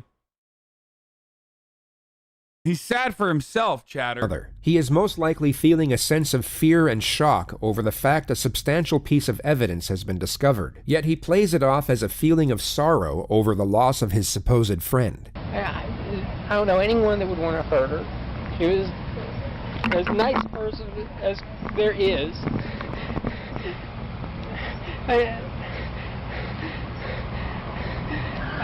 Was she moving soon? Did you know anything about her? Yeah. She was going to be moving out today. Why would anyone do this? Maybe I could have helped. I mean, they went in. We looked around the place. No sign of a struggle, no sign that anyone had broken in, just nothing. He was interviewed by police at 11:50 a.m. and offered to help in any way he could, yet came across as fidgety and apprehensive the entire time. There were two highlighted moments of the interview. The first was when Stephen asserted that he was a virgin, saving himself for marriage. The second was when the detective discovered scratch marks on his face and stomach, which he asserted were done by himself in his sleep. He at that point unknowingly became the prime suspect and was asked if police could search his apartment. Stephen reluctantly accepted and was then transported back to the complex with 4 other investigators. While searching his apartment, they discovered a collection of swords. Oh my fucking god, dude. Okay, dude. Well, I already fucking don't show me anything else, dude. All right. All right. Of course. There it is. There you fucking go, dude. Of course. I mean, this is before Reddit, or not before Reddit, but like this is before like there was an incel murderer meta. Guns, toilet rolls, stockpiled provisions as if he was expecting an apocalyptic event, and a mask made out of women's underwear. The most significant discovery, however, was a pack of condoms. Stephen was asked why he would have such an item in his possession if he was staying celibate before marriage, at which point he miraculously confessed to stealing them from another apartment. This gave the detectives probable cause for arrest, and Stephen was placed in handcuffs and brought back to the police station. His interrogation began just after 11 p.m.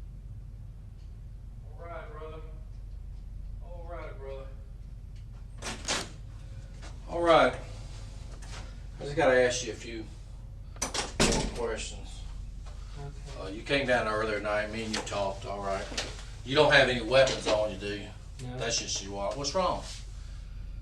You know Detective Patterson, right?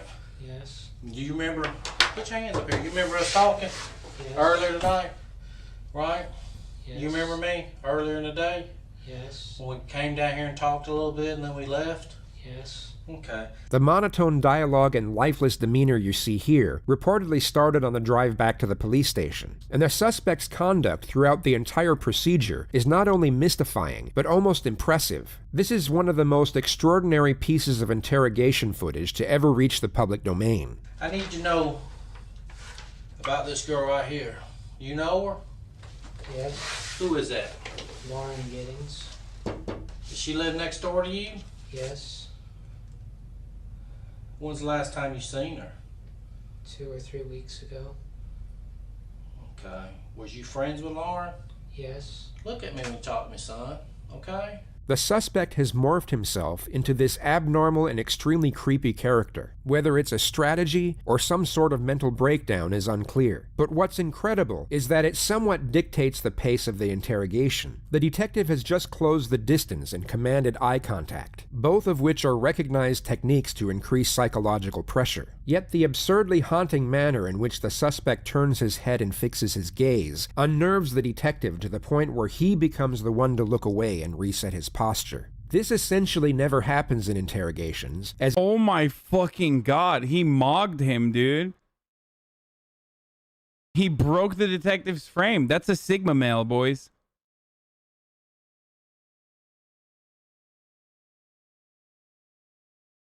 That's it. That's a Sigma male. As it can give the suspect an incredible boost in confidence. Look at me when you talk to me, son. Okay? Was you friends with her? Yes. Close friends? We were good. I mean, y'all were friends, right? Both of y'all are law students. You're studying to be an attorney, right? Yes. What kind of law do you want to— Oh my god, he broke him, dude. He literally broke him. Look at him, he just like backs away.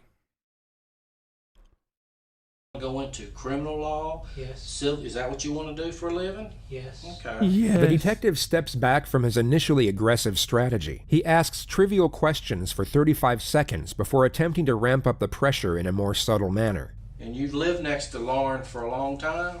Yes. Okay. Do you know where she's at tonight? No. Hmm? No. Have you ever seen her with that dress on? No. You have no idea where she's at? No.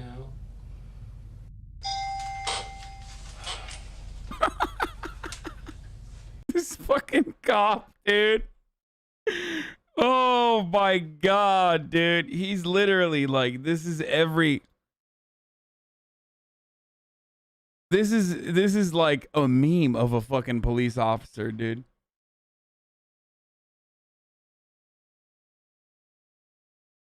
Hold on now, gotta pick up a fucking phone call here. It's so dumb. Yes.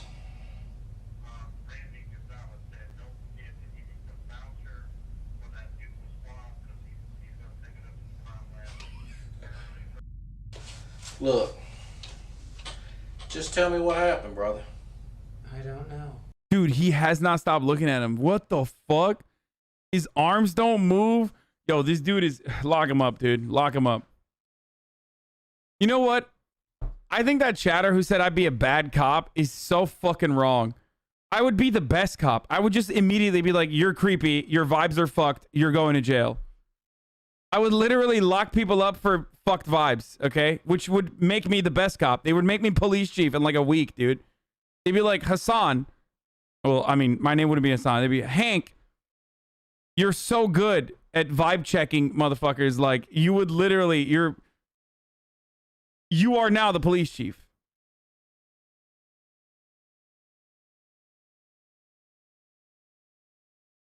Well, where's she at? I need you. I'm asking you for your help. I'm a detective, and I'm asking you for your help. Can you help me? I don't know. What do you mean you don't know? You can't help a friend out? I don't know what you need. I need to know where Lauren's at. I don't know. Do you even care that no one can find her? Yes. I mean, I don't know, do you? Yes.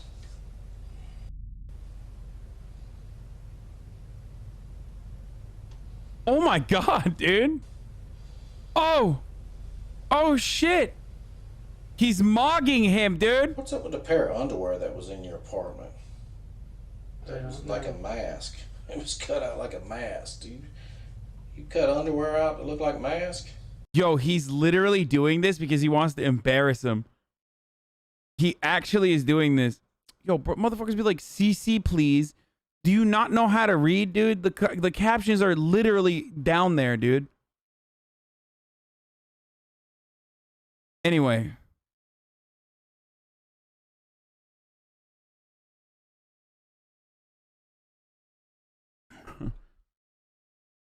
Sorry, I don't know how to read. Can you turn on the captions? I can't tell if the captions are on or not. Don't know how to read, but I would like you to turn them on. Okay, so the reason why the cop is bringing that up... Hank? Yeah. The reason why the cop is bringing the fucking underwear up in the way that he is right now, it's not because it's a part of the... It's not because of the... It's a fucking part of the actual, like, investigation. It could be, but he's not using it as a part of the investigation. He's doing it because he wants to embarrass him a little bit, to get a reaction out of him, to break him down. No. Are you a knife collector or a knife person, or No. you just like knives? I used to collect swords. I mean, do you know your swords? Yes. I mean, to sell and trade swords? No. Is that how Lauren looked with the long hair the last time you seen her? Yes. Or she got, that's how she looks? Yes.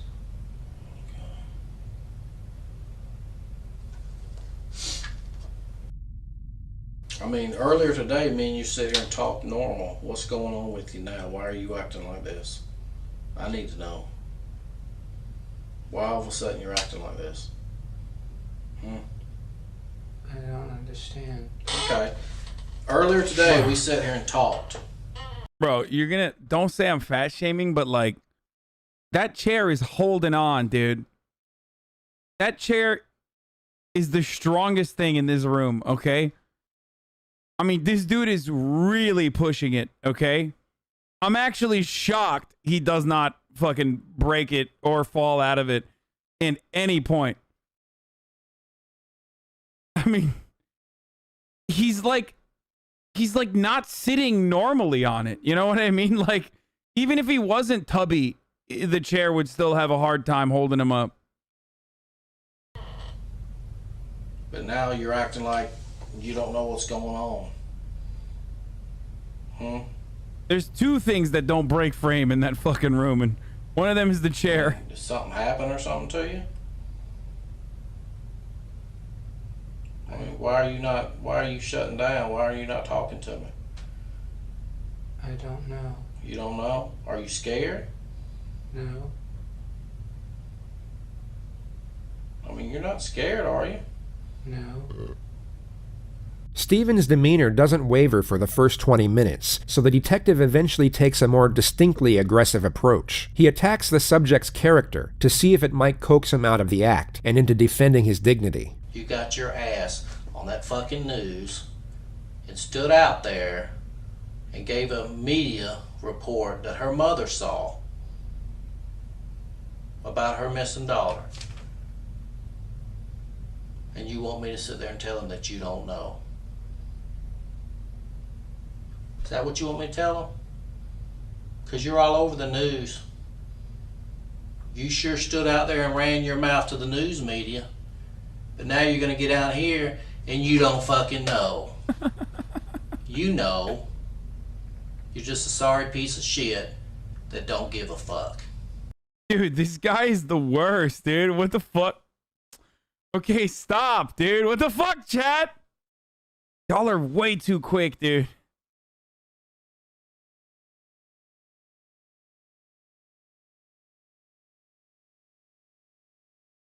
You really gonna go to the news media? Right? No.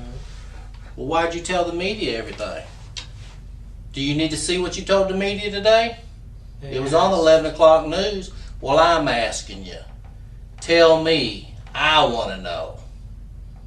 I don't know where she is. That ain't what you told the media. You didn't stand in front of that camera and say, I don't know. I don't know. I don't know.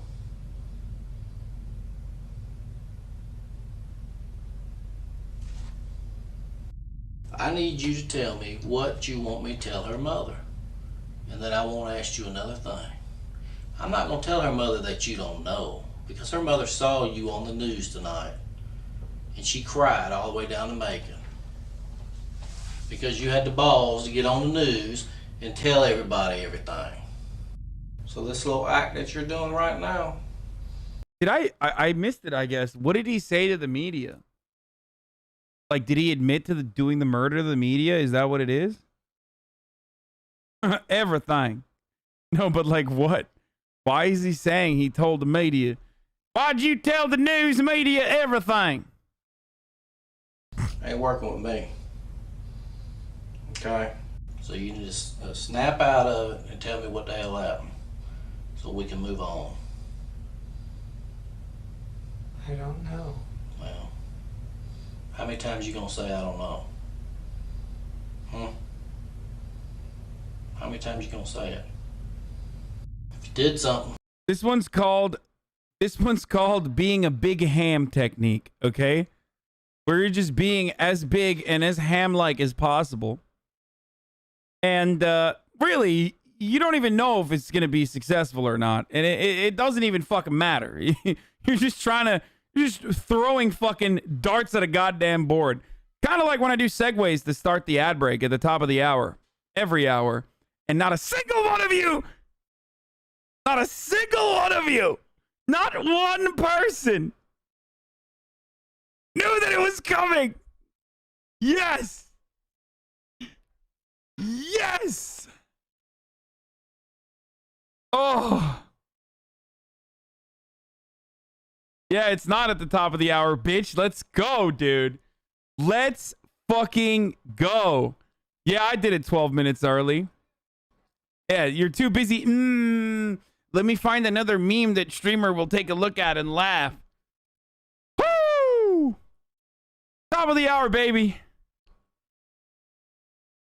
60-second ad break. If you'd like to no longer see the ads, all you need to do is subscribe. You can do it for $5, or you can subscribe for free.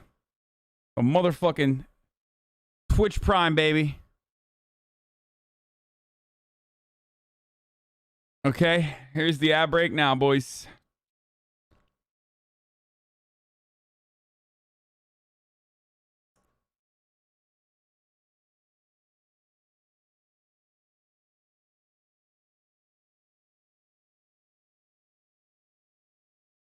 So much fun, dude. Multiplayer ad poll. What are you excited to attend once vaccinated? Twitch will reward 5 bits to the creator for your vote. Sporting events, concerts, happy hour, parties. Okay, I'm going to take a look at what the fucking ads are. What the ad. 184 votes. 350 votes. 551 votes. 739 votes. 1,000 votes. 36% said concerts, 30% said parties, 16% said happy hour, 18% said sporting events. I said, what did I say? I said concerts won.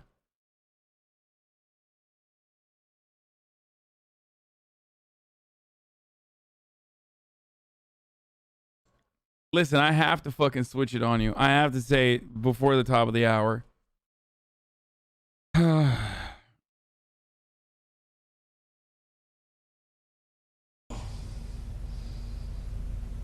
That you regret. You need to let me know. Subscribers have no idea what I'm talking about. Those who see ads now, like Twitch changed it. Ads are like multiplayer ads or some shit where they like make you fucking answer a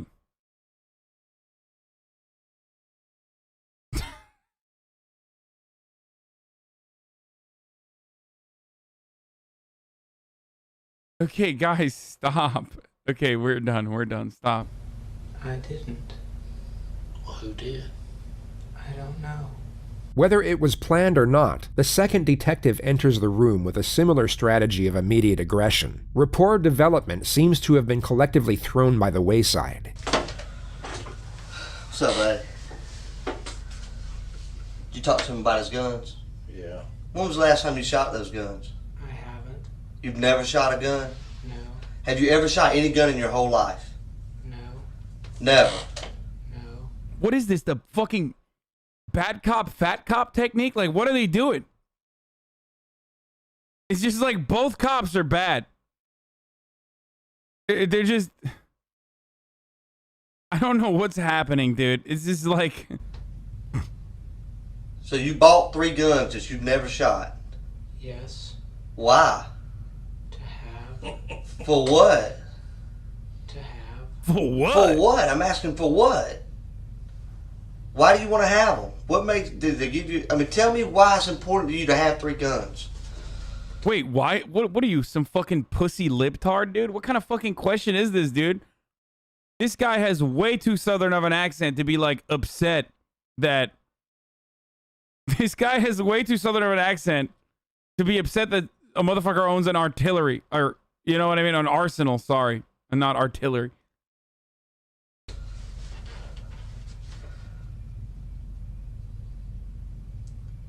That's an easy question. Come on, talk to me, buddy. Me and you talked all day today. We ain't had a problem communicating. Why is it important for you to have 3 guns? Why do you only have 3? What the fuck's wrong with you? You should have at least 15. Do you not know? No. You say you don't know where Lauren is, right? Right. You told me earlier you and Lauren were friends, right? Yes. How would you describe y'all's relationship? She was my friend. She was your friend. What? Did you ever do things for her? Did she ever do things for you? What did she ever do for you? We talked. We talked. What y'all talk about? News. The news? Okay. How many times have you been in her apartment with her hanging out? I don't know.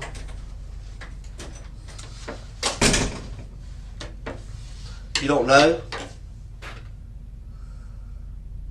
If you had to guess, what was just, I mean, 1 time, 2 times, 3 times, what? Maybe 2. Maybe 2? See, if I had only been somewhere twice, I could remember that. If I had been there over 50 times and you asked me how many times I've been, like, I don't know, a lot. But the fact that you've only been there twice, when I say how many times you've been there, you say you don't know, that's just odd to me. Does that make sense to you? Yes. That does make sense. So what I'm saying right now makes sense. No. Listen here. I'm a mad dog with a fat hog, okay? I don't know why, like, Mullet Man is playing the wild card routine. They call me wild card out here around these parts. You hear me?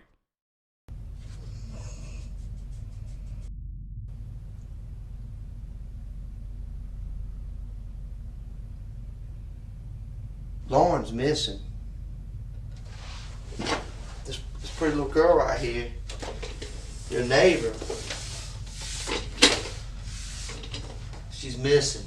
Much like Detective 1, Detective 2 now valiantly moves in for the psychological charge. He closes the distance and locks eye contact. His physical demeanor alongside... At that point, didn't the cop already know that, like, they found her fucking body?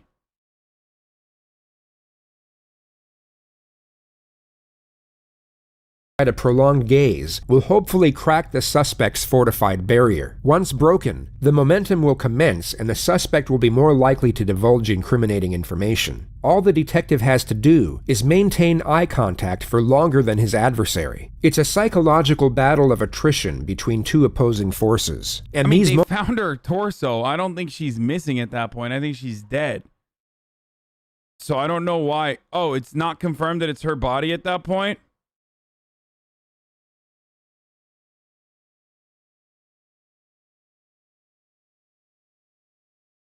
Moments can sometimes last for minutes on end. I know. Me and you both know it's no different than when you was a little kid, right? And you reached in that cookie jar and you got caught after your mama told you not to get that cookie. And when she was, did you get a cookie? No. And whenever you tell a lie, you feel bad about it right then. One, with every lie, there's a chance you're gonna get caught. What? And that weighs on you because you know you did something bad. Am I right? I didn't do it. You didn't take the cookie? No. You smell like you've been cleaning up, like you've been using cleaner to clean up. I know what that smells like. My wife smells like that all the time when she cleans the house. You've been using some kind of cleaner to clean up your apartment, hadn't you? No. What? Steven, you telling me you live like a man? How does your apartment get cleaned? I clean it. When was the last time you cleaned it, Steven? I don't remember. Was it this week? No. You mean you go a whole week without cleaning? Yes. Why? That's horrible, Steven. Is this a joke, dude? How is this like... Yo, the only way this gets recovered is if, like, the dude accidentally admits that he did the murder or something. Because, like, these guys are so bad. Like, what the fuck does that mean? Like, did his wife do a murder? Is that why she's doing cleaning? Like, what line of reasoning is he operating on, dude?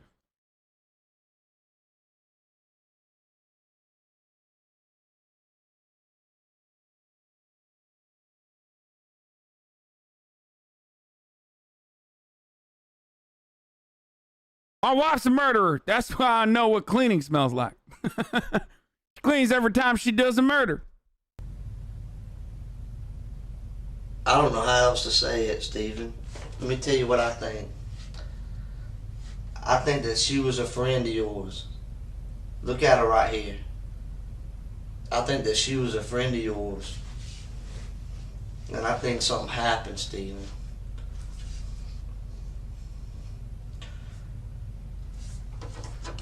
You used to watch her come in and out of her apartment, didn't you? No. Well, how y'all doing? We're just talking. See that pretty girl right there? Yes. You telling me you looked at a pretty girl like that and you never once thought, ever, man, she looks good. Oh my God. You never thought that? What the fuck, dude? Bro, arrest the cop, dog. At this point, he should be like, I'm placing you under citizen's arrest.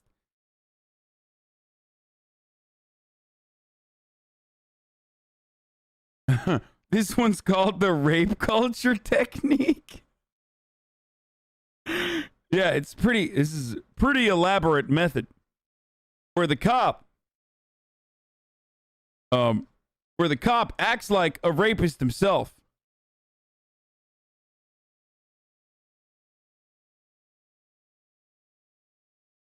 Oh my God. Oh my God, the other cop literally went, got food, and came back with a big gulp, dude. Oh my God, this is a meme, bro. This is literally a fucking meme. This entire interrogation is a meme, dude.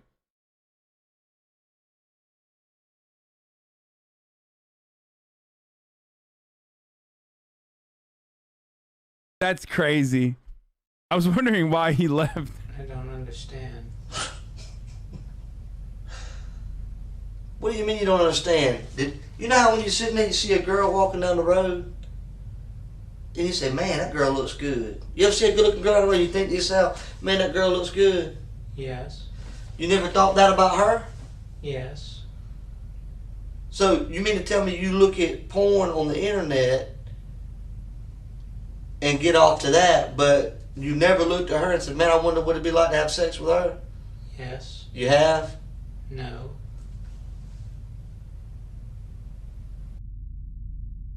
Steven.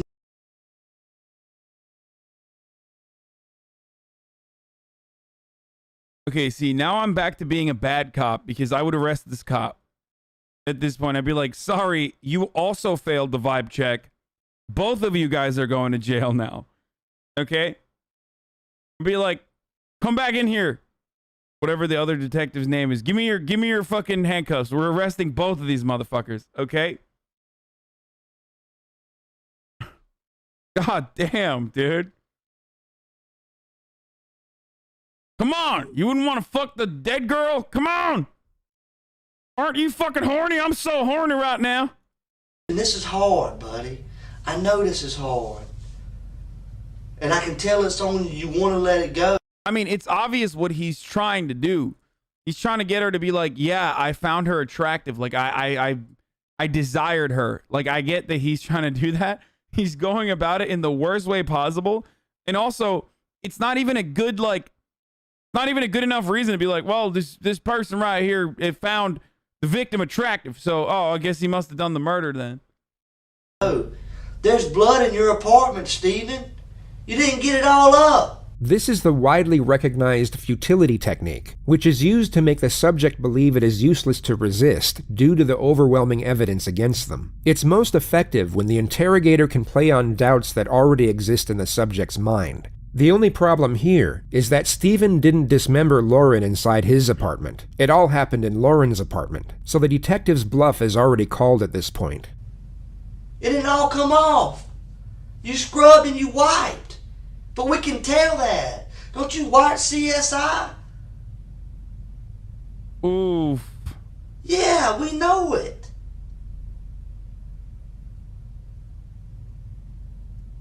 Steven, why is there blood in your bathroom? The detective now completely shifts his strategy from confrontational and aggressive to sympathetic and understanding. He attempts to create a connection and then afford Steven a more socially acceptable reason for the crime. Bro, this is so bad. He's like just throwing, dude. This, I suspect, is like closer to what most of these look like. You know, like every motherfucker that watches like cop shows and shit thinks they're gonna have like a brilliant brilliant monologue, and then the guy's gonna be like, you debated me into admitting that I was the murderer, sir. You know what I mean? And it's like, this is the reality though. Like, this is how it always works. Yeah, we saw the blood, motherfucker. And then like, you know, come on, I get why you'd want to fuck her. Come on, she was hot. She was a hoochie mama.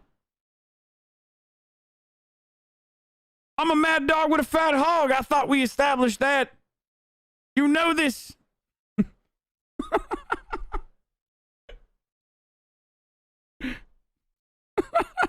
Come on, admit it. Steven. This is extremely difficult to pull off after a direct confrontation, as there is no established rapport nor trust. The usual routine is the exact opposite. You would first build rapport and then get aggressive once a connection has been attained. I wanted to give you an opportunity to tell it. I wanted to be here with you to go through that process because I know you're not a monster, man. I know you're not a bad guy. You're just a hard-working student trying to pass a bar exam. Does anybody have the full video that's like super fast where it shows everyone else moving except for the kid? Someone sent me like a 2-minute video.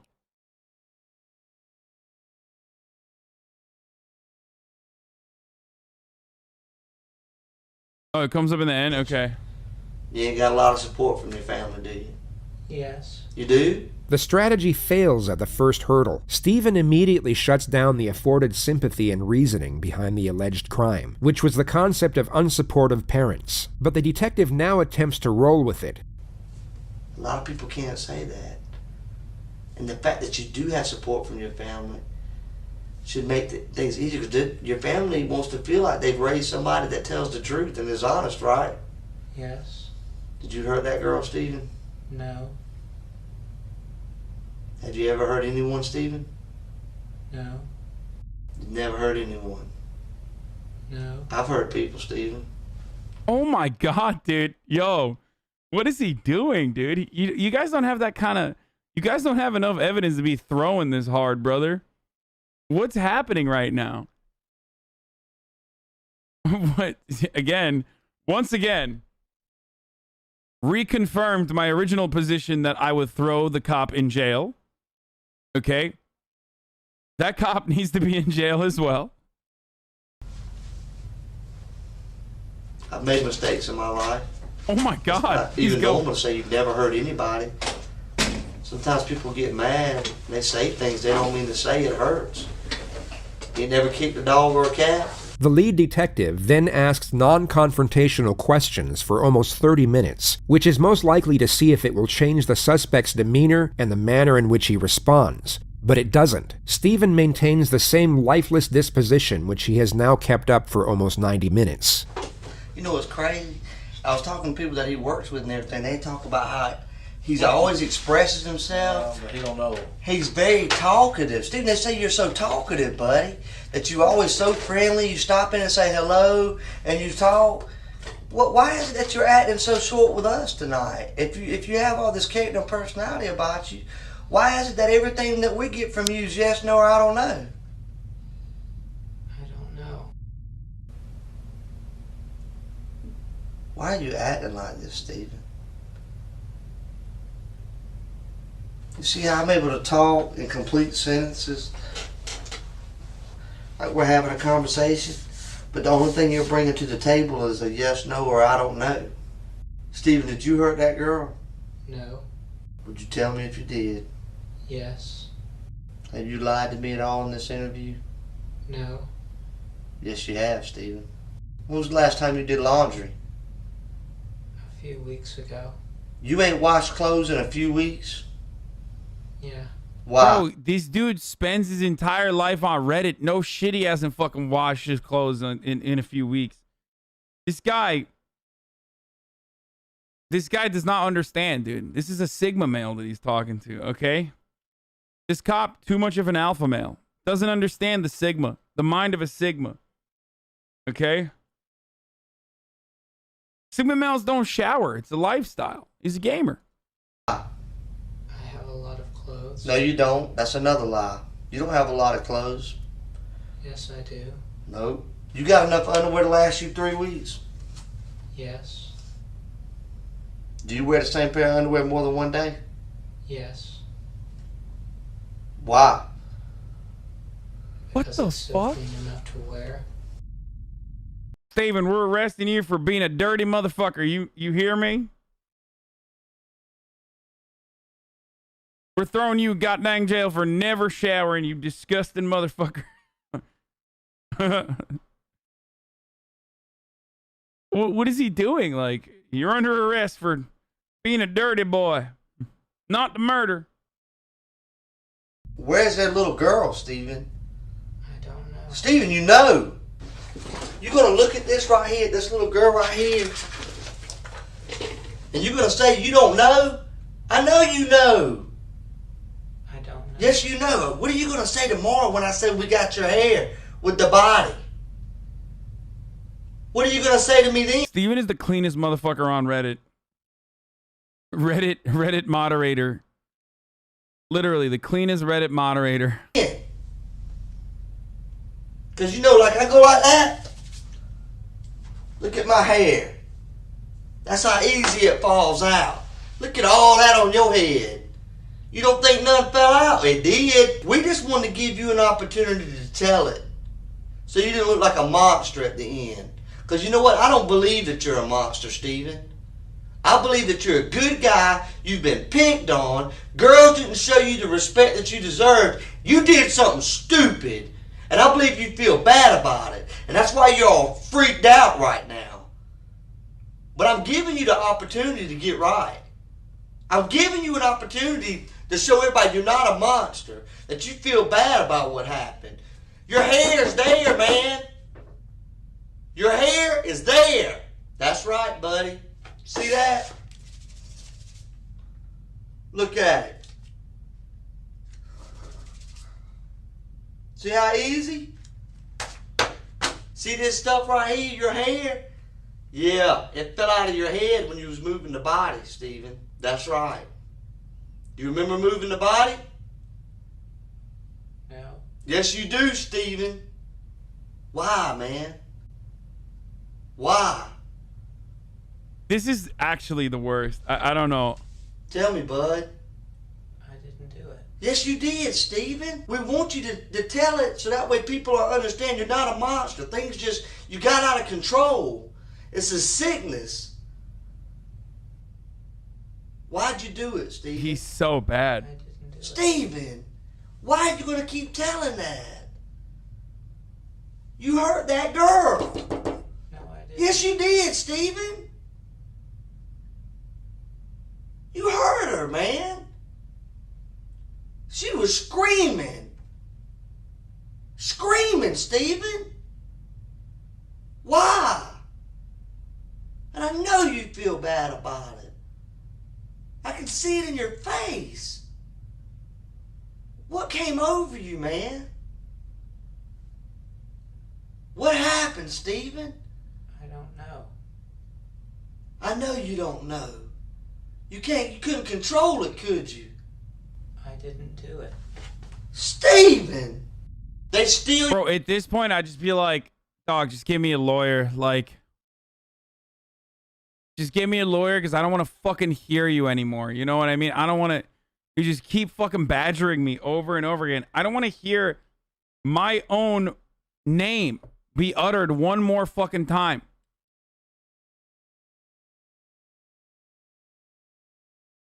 He's gonna like, what technique is this? Just to be like, you're fucking weirdo, Steven. You don't shower technique?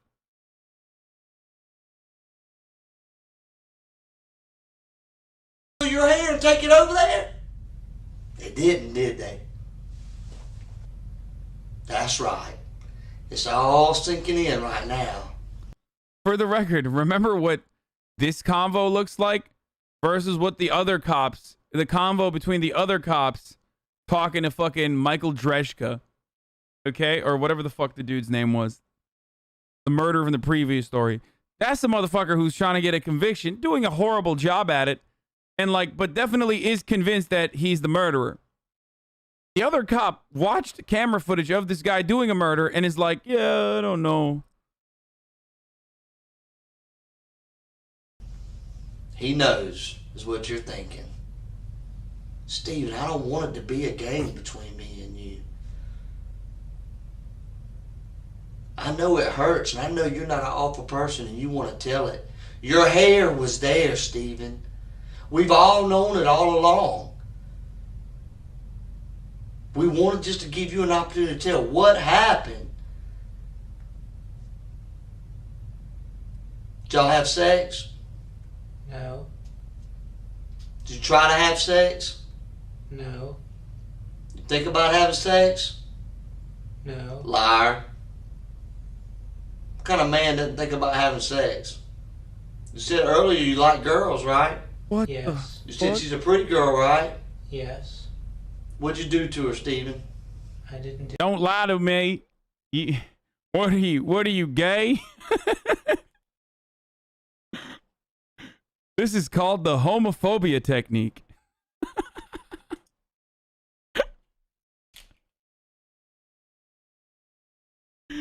Oh, Jesus Christ, dude. Do anything. You're lying. You hurt that girl. No, I didn't. Sure it did. And that's why you're having this massive meltdown right now. The detective quite literally repeats the phrase, "You hurt that girl," to which Stephen responds, "No, I didn't," and this goes on for the best part of 20 minutes. Perhaps the detective's strategy was to induce mental exhaustion, yet it had no effect whatsoever. No, motherfucker. His strategy is nothing. Perhaps the detective's strategy is just literally being a shit detective. Okay? I mean, these guys are like trying to be as nice as possible in every situation. Some cops are just shit. That's not a technique. It's not the mental exhaustion technique. He just doesn't have anything, dude. Why did you hurt that girl? I didn't. Why did you hurt her, Steve? I didn't. I've yet to hear JCS say one cop is like just straight up bad at what they're doing. I mean, I've loved watching these videos for the past couple of days, with the exception of that one video of like getting a false confession. He very rarely is just like, this cop is just dog shit. You hurt her, Steven. No, I didn't. Yeah, you did. I'm gonna take this from me. You don't deserve to look at it. What? Just stay right here, okay? Okay. I appreciate all your cooperation tonight, okay? Okay. I appreciate your cooperation. Bro, he literally broke both of those cops. Imagine getting broken by a motherfucker who's wearing slides, dude. He's wearing, his knees are exposed. Okay, he's wearing shorts and slides. And he broke both of you adult asses, dude. That's crazy. Officer Stewart's statutory has been defeated. What's up, M. HUD? Oh my God, he's still not moving, dude. Get the fuck out of here. All right, we're getting ready to go. I just need to discuss a few more things with you. The lead detective now abandons the pursuit of any sort of admission. He instead proceeds to belittle and humiliate the suspect as much as possible. It may have a tactical purpose, but it's more likely out of frustration, alongside the fact he is certain of the suspect's culpability. I know earlier today you told me you stayed home all weekend, right? In your apartment? Yes. Did anybody see you? Did you talk to anybody over the weekend? Were you on your computer all weekend? Is there anything I can look at that Bro, these guys are just being racist towards gamers, okay?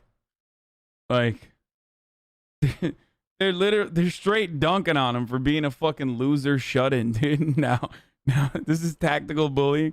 This technique is called, I'm fucking bored and I'm gonna have fun with this guy who's creepy. That's what this technique is called. I can say he couldn't be involved because he was on the computer, or he was online on a porn site, or he was online doing college work, or anything that would exclude you as being involved altogether. I mean, did anybody see you this weekend at the house? Did you go out to get a newspaper? Did you wave to a neighbor, or you just locked yourself in all week? Yes. Nobody saw you? Are you so blinded by ACAB that you're willing to defend any sort of psycho murder at this point? Will that make you feel better? Like, as though I'm, like, defending some fucking weird incel psycho? Like, these cops are horrible at their jobs, okay? Like, what are you, fucking so stupid? Is the boot shoved so far down your throat that, like, you see two incompetent detectives fail to fucking actually get a goddamn confession out of like a cold-blooded murderer, and you still go, oh my God, they're actually doing great. Here, this is... This is not photoshopped. He literally did this. I mean, he didn't say, my partner said you don't like women, Steven.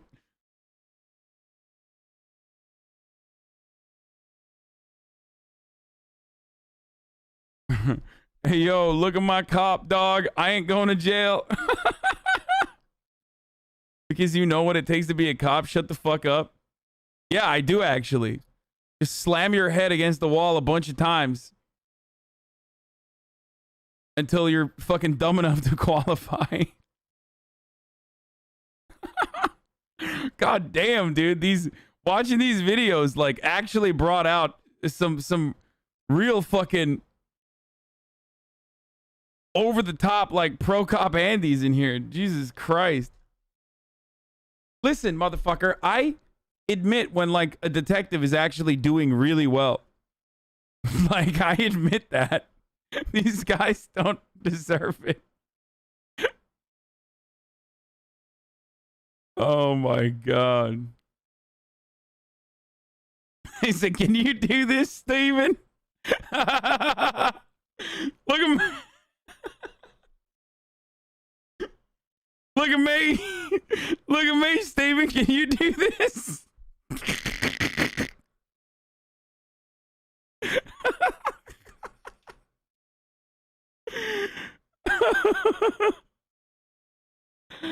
Stop acting like you can sit in front of a serial killer, though, is not easy. Wait, what?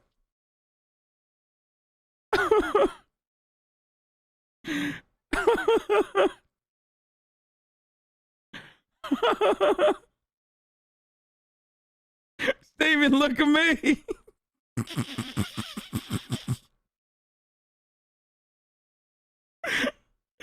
I'm practically vertical, Steve. Or horizontal. Vertical.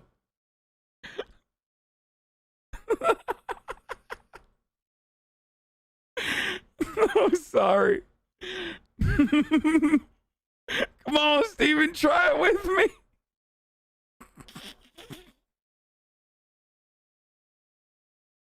I mean, dude.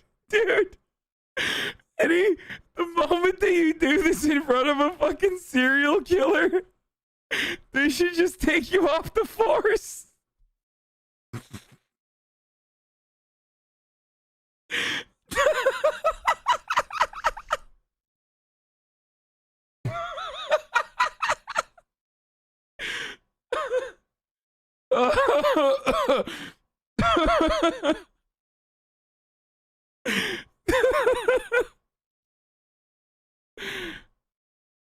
Oh. Oh, he's showing him that he's relaxed. His feet aren't touching the ground.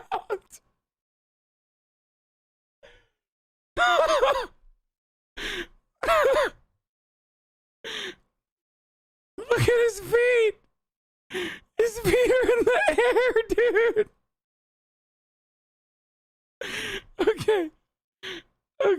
Okay, we're gonna get back to the video.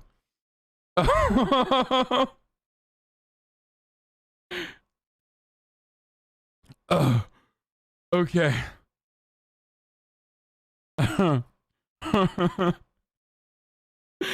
Oh, Jesus Christ, dude. Okay. No. I mean, what do you just stay in the house all day? Yes. I mean, what do you do all day in the house? I mean, you've always done that. He's doing it again. You don't have no friends? How can you go your whole life without a friend? I have friends. Where they at?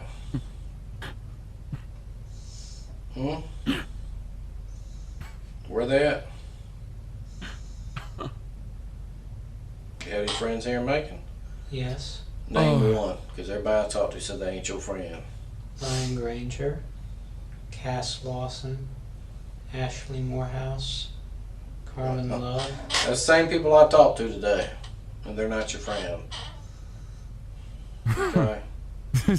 One of the reasons interrogations are so fascinating is the ethical vacuum it creates for everyone inside its bubble. In any other circumstance, the detective's behavior here would be considered cruel and reprehensible. He's essentially bullying the suspect, yet the empathy we would normally have is now stripped away through the impression of retribution. We know this person has done something horrific, and the treatment he is now receiving is merited through his own actions. We're not your friend. Uh-oh. Oh, he's going for it again. I mean, it's all over anyways. I just want to know what was going on tonight. The game's over. I mean, we know what you did to her, so we just want to know what if you were going to tell us or not. I didn't do anything. Well, that's what you say. But we know different, so you're fucked either way.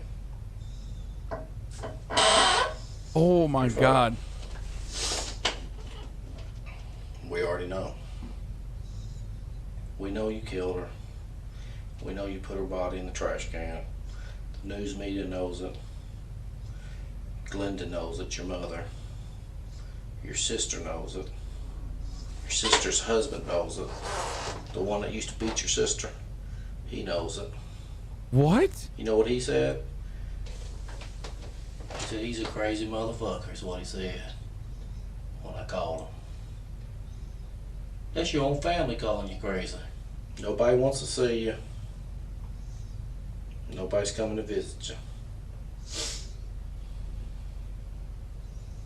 So you can sit there with that dumb look on your face. But it's over.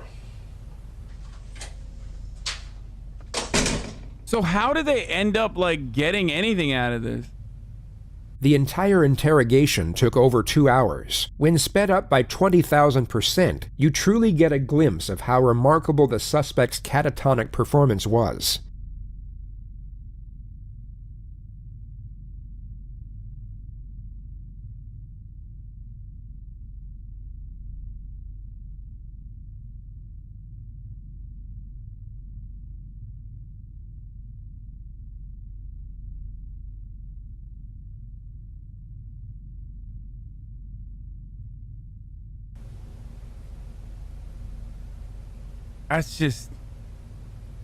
His mother came to speak with him soon after this moment, and although he maintained his innocence, he immediately snapped out of the zombie-like character. It's difficult to interpret the reasoning behind the performance, whether it was a pre-planned strategy, improvised in the moment, or some type of psychological breakdown is unclear. But whatever it was, it evidently seemed to work, as the interrogators got nothing. The suspect's behavior was so abnormal, they were essentially at a loss with what to do, or where to even start with a specific plan of attack. The evidence, however, was irrefutable. Hundreds of pictures of Lauren were discovered on Dude, thank fucking God, by the way. Because let me tell you something, okay? If it were up to those two detectives, like, trying to get a confession, this dude would be walking free to go out and do murders again, okay? Because those were the two worst detectives we have seen so far on the entire JCS, like, library of content. Stephen's flash drive, along with multiple video recordings of inside her apartment. A hacksaw was found in a supply closet of the apartment complex, and it was marked red with what was later identified as Lauren's blood through DNA testing. The packaging for the exact same hacksaw was found in Stephen's apartment. When confronted with the evidence, he took a plea deal to avoid the death penalty and was rendered a life sentence without the possibility of parole. He is currently being held at the high-security Hancock State Prison in Sparta, Georgia. One of the more discussed elements to the present day is the motive behind the crime. What was the reasoning behind Stephen's actions that night? He asserts that murder was never his intention, but simply the result of momentary panic and confusion, all preceded by the foolish decision to break into an apartment, which stemmed from a potent yet harmless infatuation with a girl he found attractive. He essentially tried to make out that his behavior was devious and calculating, but not evil or perverted. Public opinion on the matter varies, yet the general consensus is that the murder was premeditated, mainly due to the fact that he had bought the hacksaw just days prior to the murder. A popular psychological viewpoint takes us back to the personality of a stalker. Lauren was... Yes, he's harmless. Yes, he's a cold-blooded murderer who strangled his victim for 15 minutes. Yes, they exist. Okay? Set to move out the very same day she was murdered, which brings some to believe that Stephen was terrified by the notion of change, that the person he had been infatuated with and fantasized over for so long was no longer going to be a part of his life. And no matter how obscure and unreciprocated their association was, he couldn't bear the thought of losing her. Rather than Lauren going on to live the promising life that lay ahead of her and leaving Stephen behind as a forgotten memory, he has now in some abstract manner connected them both forever.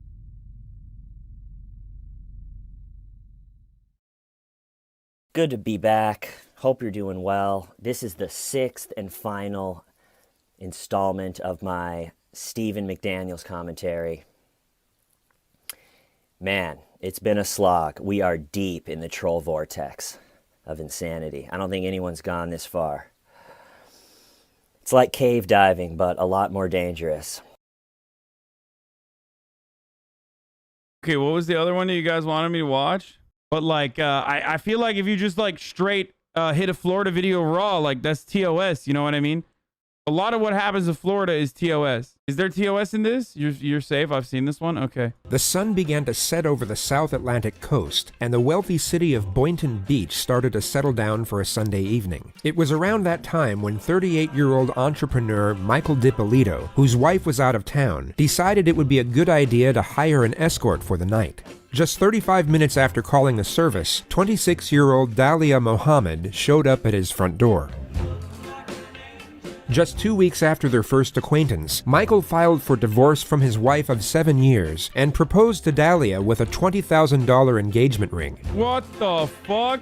She said yes. It appeared as though the concept of love at first sight wasn't exclusive to fairy tales, and Michael had finally met his princess.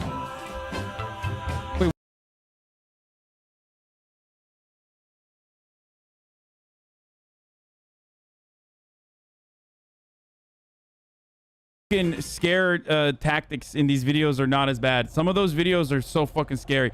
Like that shit was terrible, dude.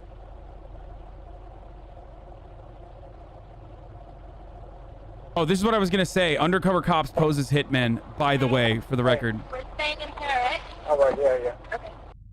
I'm trying to get some stuff out the way. Alright, cool. I'm gonna tell you how I'm gonna do it and what exactly is gonna be done. Alright? And honestly, you got recommendations. You know, what Please have PTSD from my parents' abuse. I've read a lot about it. Please read more about CPTSD and childhood trauma. Your takes are very ignorant. No, for real, because the thing is, you know, after I talked to you today, you know, this phone, garbage, you won't be able to get a hold of it. You know what I'm saying? I just want to make sure that, you know, this is what you want. I'm sure you want to kill this dude. Do we really have to? Alright. You know, it's just, I'd rather be as less, you know, whatever with you. Alright.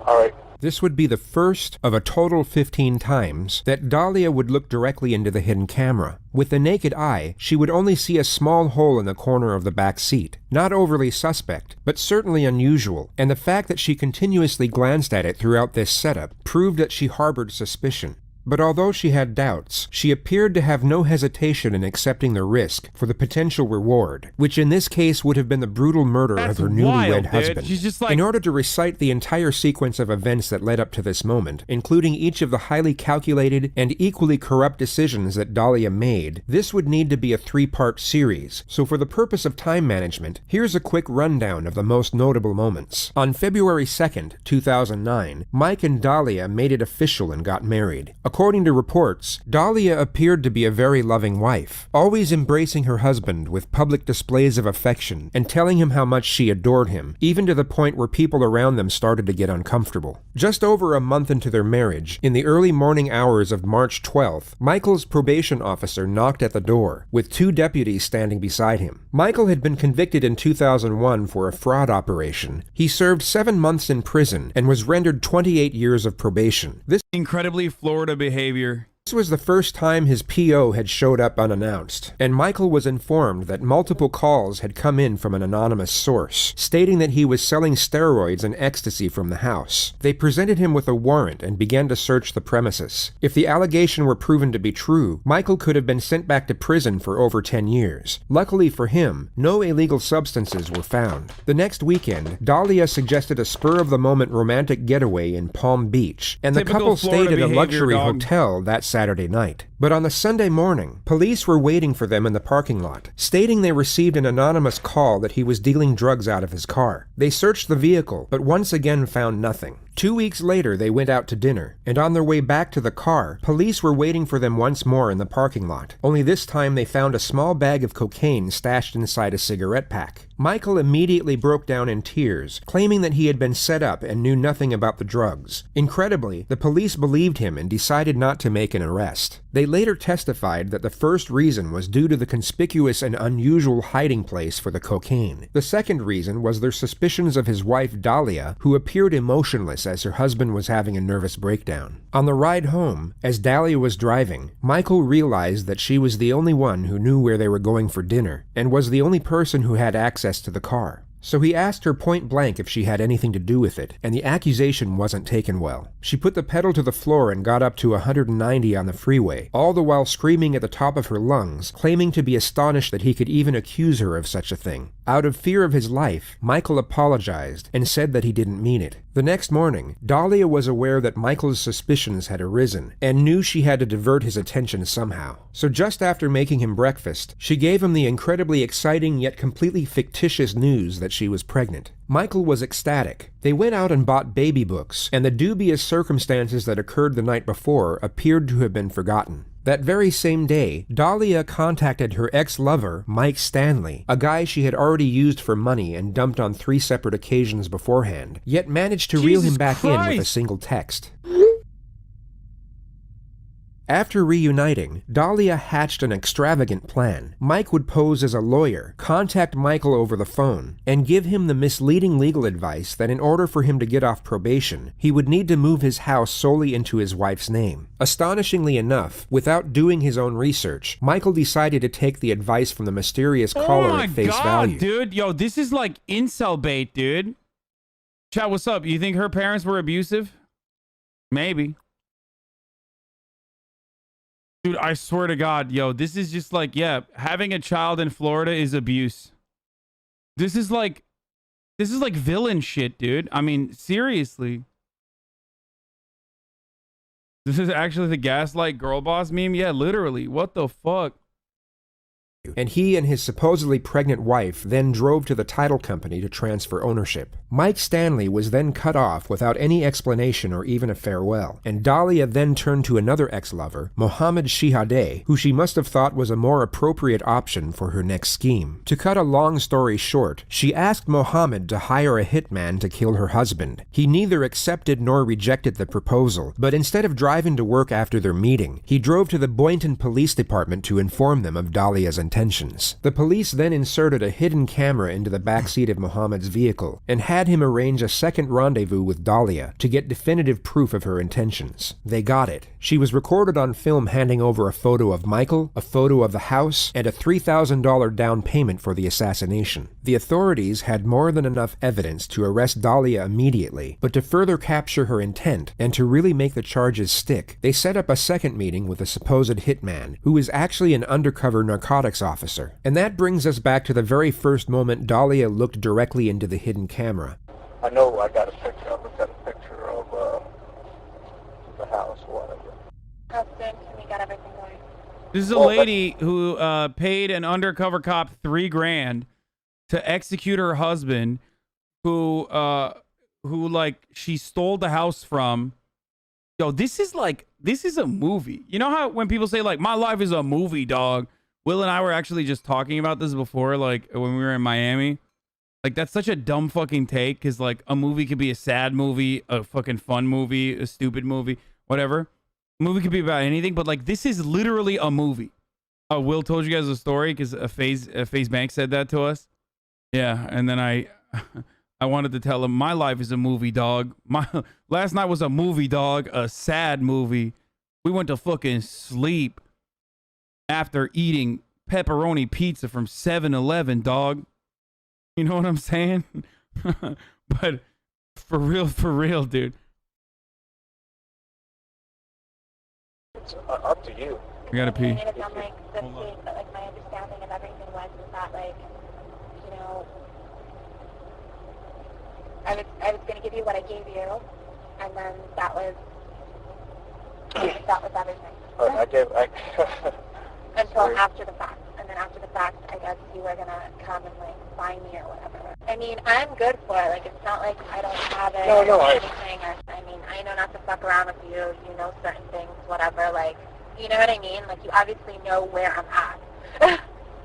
The thing about self-destruction is that it happens all the time, and it's most often a very difficult thing to witness, as it can be the casual sequence of uncontrollable circumstances, such as adversity, tragedy, or misfortune. Yet when a person's self-destruction occurs solely due to their own greed and corruption, it becomes far less difficult and a lot more fascinating to behold. I could get it done by Wednesday if you want me to. You understand? But I gotta do my homework, you know? I gotta, you know exactly where the place is and how to get out of there, how to get in and out, you understand, what the neighbors want. I gotta call the cops, you know, report a shooting to see how fast they get to that location. There's a lot of stuff I gotta do. That's gonna cost me a lot of money. So if we go ahead and we do it, like, at the house, like, how soon could you do it? And I could do it Wednesday morning. It's gonna be like I break into the house, you know, didn't think he was gonna be home because everybody works in the daytime. Right. I'm gonna think he's at work, but when he's not at work, then, you know, he gets two in the head. That's it, you know, I take a couple things with me, break a couple windows, make it look like a robbery that went bad, it's all over. I'm gone out of there. We're just going to be asking you questions, although they know it's going to be obvious what it is, and they already know, but, you know, they're going to ask questions, you know, because that's how they got to do it. But I don't know how well you handle pressure. You understand? I don't know, you know, because I don't want... No, I'm not going to, you know, I'm a lot tougher than what I look. I know you see me and you're like, oh, what a cute little girl, whatever. You know, but I'm not. You are. You're extremely beautiful. Thank you. Damn, dude. The cop is like trying to break off a piece for himself, dude. What the fuck? Yeah, I'll do this murder for you, Dalia. What if he just like he's actually committed to it? You know, I just need to make sure everything's going to take care of. Between now and when it's done, you know, you're not going to have an option to change your mind. Even if you change your mind, you're not talking to him. There's no changing. No, there's no, like, I'm determined already. I'm positive, like, 5,000% sure, like, around 6:30, 7 o'clock, he always walks the dog in the morning. Okay. He walks the dog across, like, over where the lake is, and our door is always unlocked. I'll be in the house by 6:30 Wednesday morning. 6 o'clock, you're in the gym. All right. Okay. All right. Thank you so much, and I guess... That's the ex-boyfriend working for the cops? No, dude, that's the cop. All right, thanks a lot. Bye. Dalia got out of the car and drove away, believing her husband would be murdered just 2 days later. She followed orders and went to the gym at 5:43 a.m. on Wednesday morning. Police then knocked on the door and gave Michael the unfortunate news of his wife's intentions before driving him to the police station. Dalia was called back to the house by a sergeant 1 hour later. Everything about the crime scene was fake, except for the news camera which captured the entire incident. I'm Sergeant Ramsey. I'm the one that called you. Thank you for coming. I'm sorry to call you. Listen, we had a report of a disturbance at your house, and there were shots fired. Is your husband Michael? Okay, I'm sorry to tell you, ma'am. He's been killed. He's been killed, man. I'm sorry. No, he's not. Listen. No. Wait, why are they debating her, dude? That's so fucked. Oh my god. Why didn't they just arrest her? Why are they like toying with her right now? Bro, I swear to God, Florida is a lawless land, dude. I don't understand why they did this. Like, they literally were just like, we're going to do this for the content. This part is just for us to... This part is just for the fucking content, okay? Just for the fun of it. Yo, she's smart. She's like, I want to see the body. I want to see the body. Wait, was this filmed for cops or like an episode or something? Did they film this? Oh my god, that's why there's like the dude is mic'd up. Yo, that's so fucked, dude. Yo, I don't know who's worse here, the fucking literal cops or the television producers who are like, this is going to make remarkable TV. And they're fucking right. It does make for really good TV. Oh my god, dude. America is the most fucking insane country on the planet. Europeans, can you imagine some shit like this happening, dude? Like, where they're just like, oh, this psycho wanted to fucking execute her boyfriend, so we decided to film the entire process for an episode, dude. That's crazy, dude. This is 90 Day Fiance Jail Edition, dude. Don't worry, we've already taken care of dogs with animal control for right now. Everything's under control. And we'll take care of everything else, okay? Thank you, guys. It's just like so fucking Florida. Like, this is just... Florida is just a lawless land, dude. Just straight up. With this, that you're the wife. We got to advise you of your rights, so you know, okay? I'm John Quinones. And I wanted to ask you, why did you want to murder your husband? Oh, Jesus Christ, dude. What would you do? Don't understand any of them. You just tell me, and I'll stop and repeat. And first of all, let me just tell you, I'm sorry for your loss. I just want to see my husband, please. All right. I love you. I really love you. No, you don't want to see him. I just want to see him. This part is not for the show. You don't. Could you listen, please? This is something because we're going to videotape that I need you to Thank you, sign Kakarot also. to DB for Because the it's 10 right tier videotape. gift You wanna subs. read that? Kakarot. Well, you're being videotaped. Bro, Kakarot's a slur, dude. Why does Twitch let you have that name? That's crazy. That's all part of it.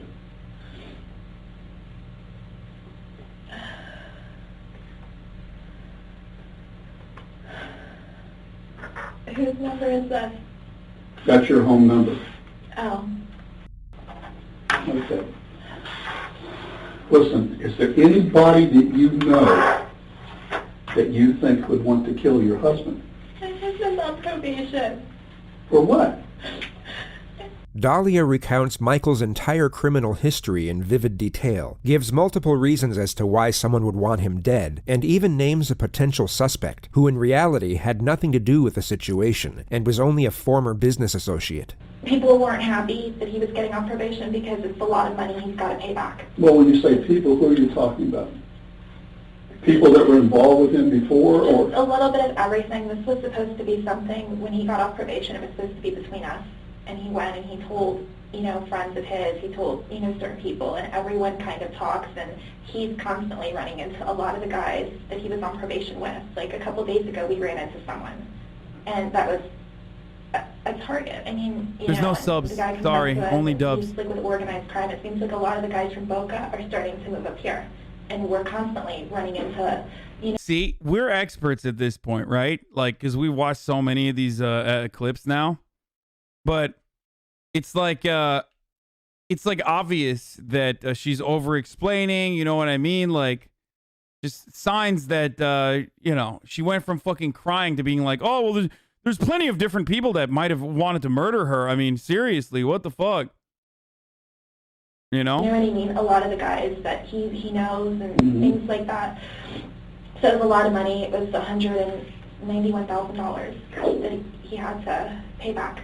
So I know certain names, you know what I mean, and I know certain families, they were on the news, like the guys that all just went away. Mm-hmm.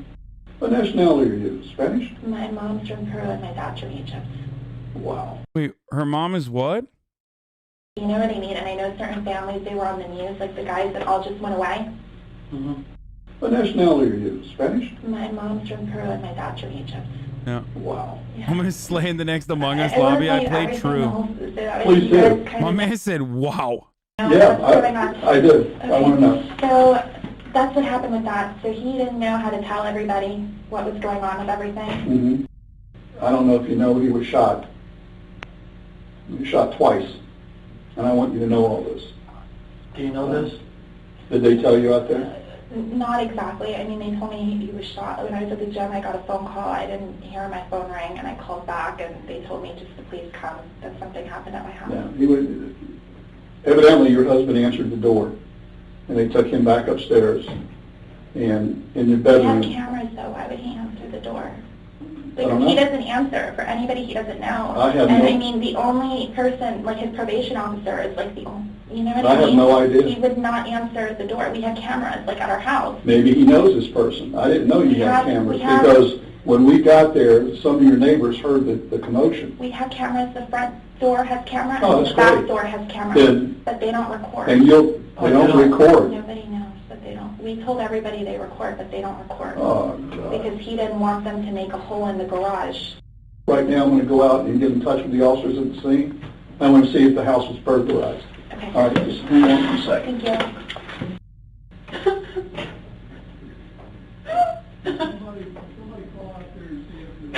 The lead investigator returns 16 minutes later. Now, you know that I've advised you of your rights, right? Yes, you have. Okay. The game's over with. Okay? There's no more games with you and I. Now we're going to get down to serious business. I want to know if you know this guy. Come here. Oh, shit. Bring this guy in here. It's the husband. Get over here. Get over here. They bring in the undercover cop who remains in character, acting like he's been caught, but refuses to shit. allege Dalia's involvement. She happily plays along. Bro, this is crazy, dude. I feel like this is... Doesn't this taint an investigation? Like, how are you getting, like... She's already caught in fucking, you know, not 4K, but like 144p. I feel like they're just doing this for the content of it at this point. You know what I'm saying? Like, it doesn't make sense that they're like, it doesn't make sense that they're following through. It literally feels like they're doing it just for the content. It's all for the confession. You know who this guy is? No. You've never seen him before? I've never seen him before. Ever. Do you know her? Put your head up and look at her. Put your head up. I've never seen him. What were you doing coming out of her house? Get him out of here. Like, this would never happen. Like, has this person never seen like a law-related show or like cop shows? Doesn't she recognize she's like mischievous enough? She's devious enough to like fucking hire a hitman to murder her husband, but she's not smart enough to recognize that like a cop would not just pull a fucking murderer into the room like that.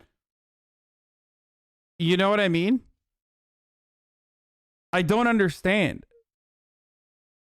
No, she watches The Bachelor. No, like literally, you can't do that, dude. You can't fucking just like pull a murderer into the pull a murderer into like the victim's wife to have a face-to-face interaction.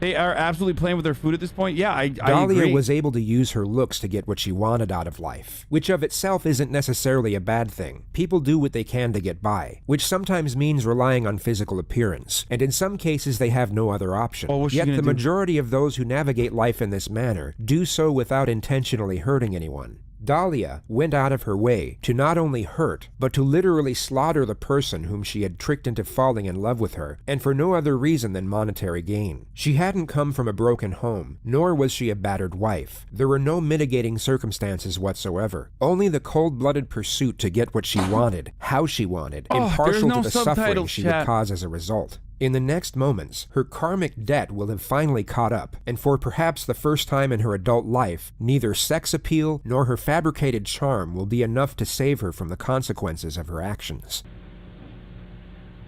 You're going to jail today for solicitation of murder. You're under arrest. That's an undercover police officer. We filmed everything that you did. Recorded everything. Wait, if they were going to just leak this info, why did they do this stuff? If they were going to leak this information, why did they do all this? That's what I'm saying. Like, it makes no sense, dude. That makes no fucking sense. Why would they just like bring the dude into the room if they're just ultimately going to be like, haha, we were just debating you? It literally feels like it was done for content. But speaking of content, it's top of the hour, so it's time for a 60-second ad break. Okay. So that's the debate. I've given up on trying to like get you guys. Because you literally start fucking crying half an hour before the top of the hour. But that doesn't change the reality that a 60-second ad break is coming. If you like to no longer see those ads, okay, you already know what the deal is. You can subscribe. You can subscribe for free with a Twitch Prime. Or you can subscribe for $5 a month. Yo, your segues are shit. Dude, fuck you, dude. My segues are the best. But I've been bruised and battered, and I'm like literally fucking trying to hit the top of the hour before we actually hit the top of the hour. I'm doing it at like fucking 5:56. You know what I mean? It's just like later it will make sense. We're about to find out. Here's the ad break now. Everything that you did. You're going to jail for solicitation of first-degree murder of your husband. I didn't do anything. Did you hear what I just told you? I heard what you said, but I didn't Everything, do anything. listen to me. Everything has been recorded. You were photographed in the convertible when you sat in his car in the front of CVS. What do you want to do? What do you want to do here? Murder. Listen to I me. didn't do anything. You're going to I didn't jail. do anything, please. I didn't do anything. Tell me you didn't do anything. You're going to jail today. As soon as I'm done, they're going to come in here and handcuff you and take you to the Palm Beach County Jail, book you for solicitation of first-degree murder on your husband. Your husband is well and alive. Thank God. Oh, yeah, thank God. Can I see him? No, he doesn't want to see you. I so wanted to see him. He doesn't want to see you. Please. You better quit your playing. Listen to me. I want you to quit your acting and get this over with. I'm not.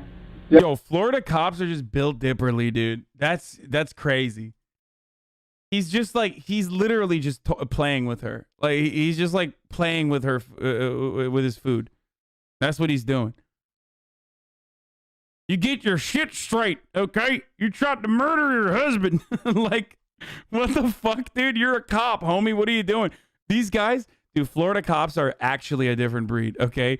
This is so dramatically different from like all the other like high-level detectives we've seen who like engage in little mind games and they're doing the fucking, you know, this method, that method, like doing the fucking, you know, how and why method, all these different things. Like, this guy's just straight up like, we caught you, bitch. Dead to rights. And I wanted to fuck with you by bringing in the murderer into the room. How do you feel? The fuck? Yes, you are. Okay. You know what? You need a real good attorney. You need a real good attorney because we're going to show them the film where you say you're 5,000% sure you want him dead. You think I made that? Yeah, guess what? You could have told him you were 99% sure and maybe we could have talked about a plea bargain. But you said 5,000%. Now, I might be from Florida and therefore my math is not my strong suit because I do think algebra is created by the Arabs to take over America. But I'm pretty sure 5,000 is greater than 100. That up? You think I made that up? It's exactly what's going to happen. I'm talking with you. When I leave this room, no other officer will ever talk to you again. Next time we see you is when you're in trial. Now, you can make it right here, or you're going to trial, and you're going to do life in prison. You want to cooperate with us, whatever you want to do. It's over and done once I walk out. I'm not coming back in to talk to you. And no one else is either. What do you want to do before I leave here? Because the next officer comes here, going to handcuff you and take you to the jail. I'd like to see my husband, please. No, he doesn't want to see you. He doesn't want to see you. I'm leaving now. Can I have an officer come in here and cuff the person? This story's gonna blow your mind real I quick don't know here. what's going on, please. We'll go ahead and arrest her for solicitation of first-degree murder. What's happening, please? Can you stand up? Stand up, please. Wait, well, how is this gonna? What is the twist here? I don't understand how there's 30 more minutes of this video because, like, this is so open and shut. I can't wait. I mean, I don't know what the fuck's gonna happen here, but. Dahlia is then granted her fraudulent wish and comes face to face with her husband. Oh my God! He's alive. Come here, please. Come here. Mike, come here. Come here, please. Come here. Can't fix it. Why not? I didn't do anything I to heard you. you. Mike, come here, please. Come here. Okay. Thank you. We'll take her back to booking, please. Dalia was given roughly 15 minutes in her cell to calm down and have reality sink in. She was then brought back to the interrogation room, where 2 less confrontational detectives would pursue a confession. They were hoping the immediate switch from hostility to patience would influence her compliance.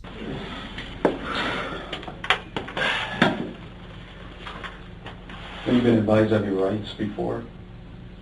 That is, your Miranda rights?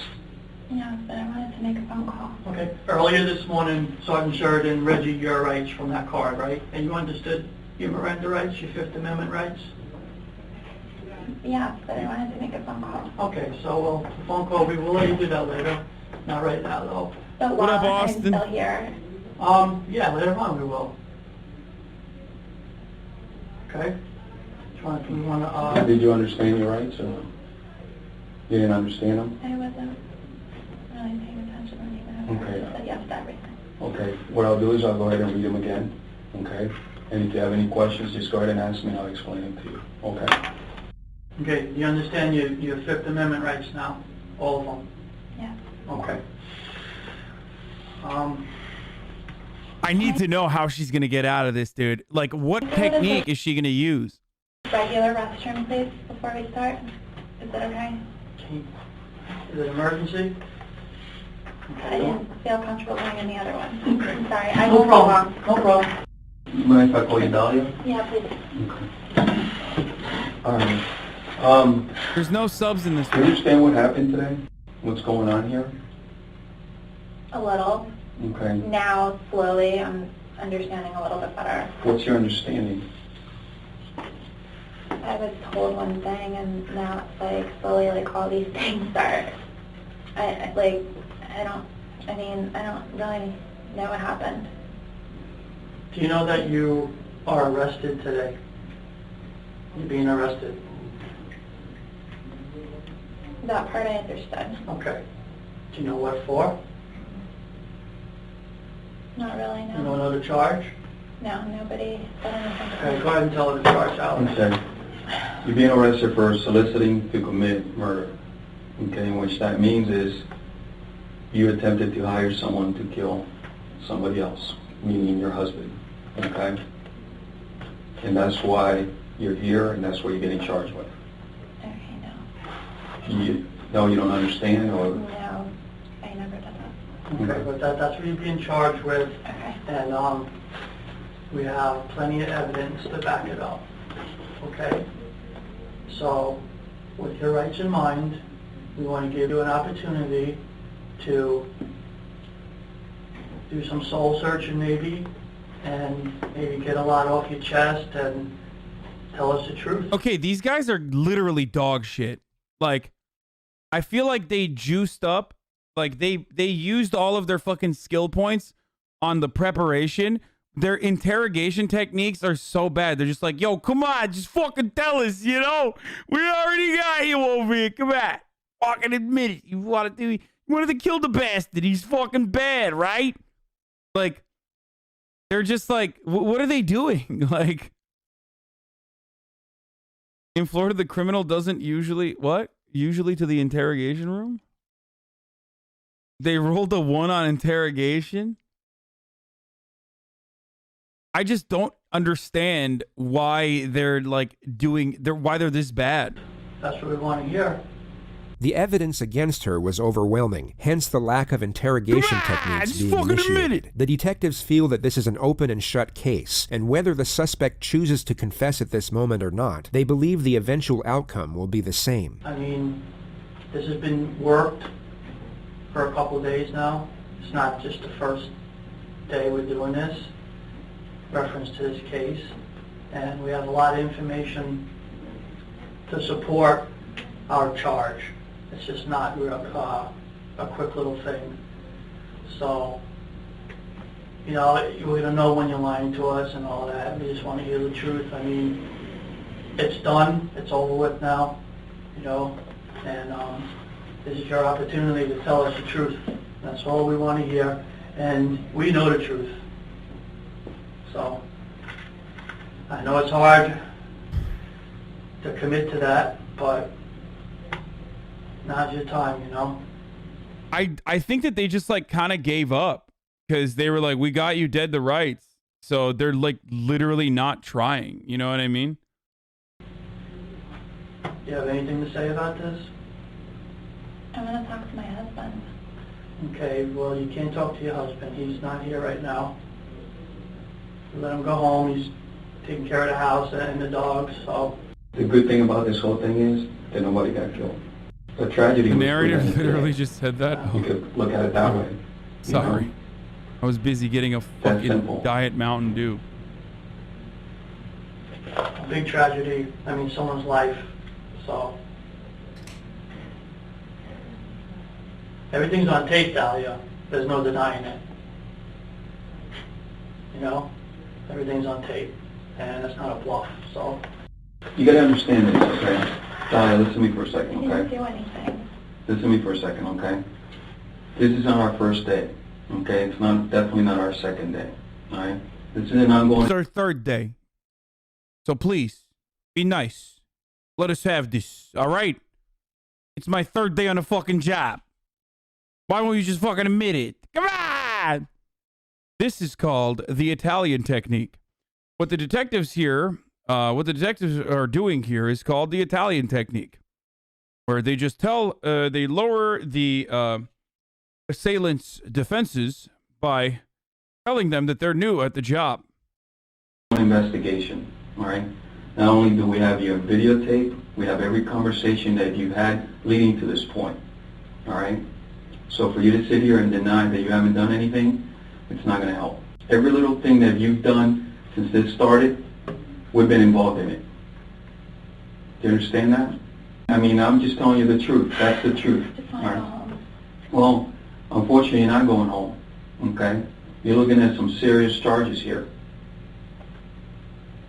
Do you understand that you made the attempt to hire somebody to kill your husband? That's how serious this is. Okay, you can sit here and shake your head and deny it, but I'm gonna tell you right now, all right, when they...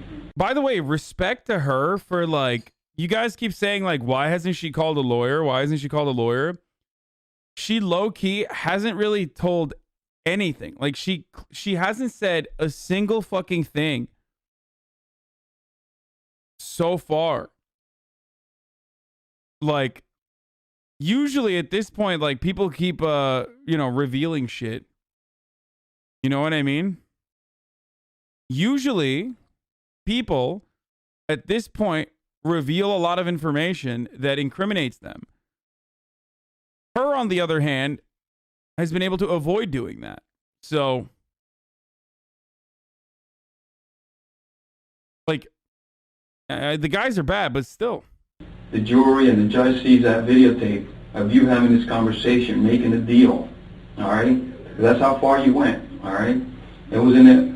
It's not about denying it wasn't me, I didn't do anything, because the video, the audio, it's not going to lie, all right? And all the evidence that we have collected throughout this investigation. You sound like a fool right now denying this, because, like my partner just said, everything's on tape.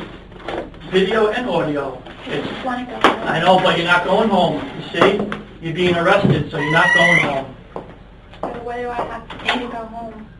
I'd like to go home. I know, but you can't. It's impossible. You're going to the Palm Beach County Jail after this. You can't go home. You're being arrested. This is not a game.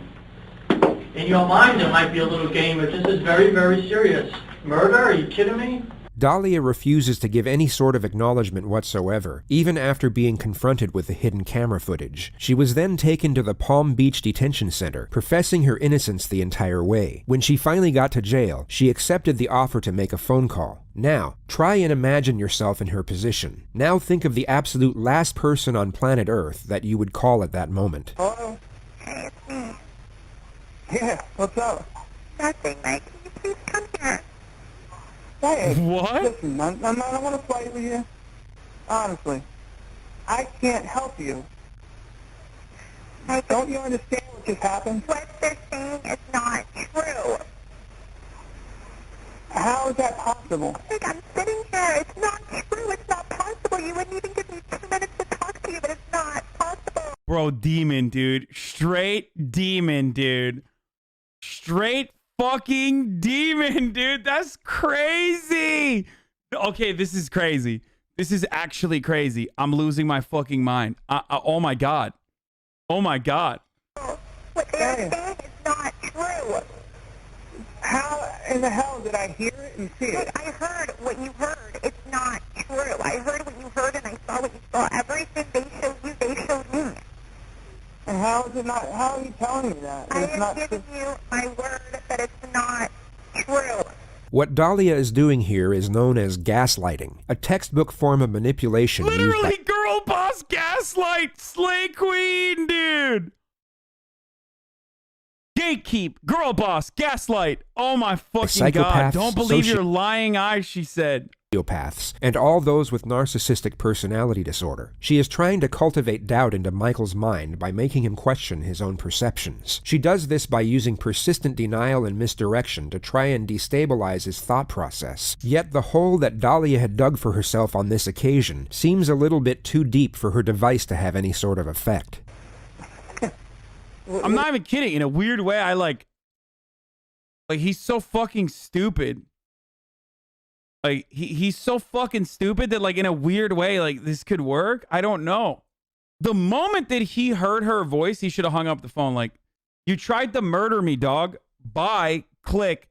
And instead he's like, oh, I don't know what's going on, Dalia. What are you doing to me? Like, this is the dumbest fucking dude on the planet. Dalia, I couldn't help you if I wanted to. Like, please, I need an attorney. Can you please help me? That's not true. Your brother was here and I spoke to him and he's going to go talk to your mom. I called them for you already. What? This is not true. I heard Dalia too. Look, how do you explain what I saw and heard? Like, I am limited on my phone call. You know more than anybody. It's not true. Just give me time so I can talk to you. What did it say? I saw it. I heard it. I saw what you saw and I heard what you heard. Okay, what the f***? You said you wanted to have me killed. I heard that. That's not true. That is not How is it not true? How can you believe that? I heard your voice. How can you believe it? What is the point? I heard you. Bro, what the fuck? I don't understand. Like, where is she going with this?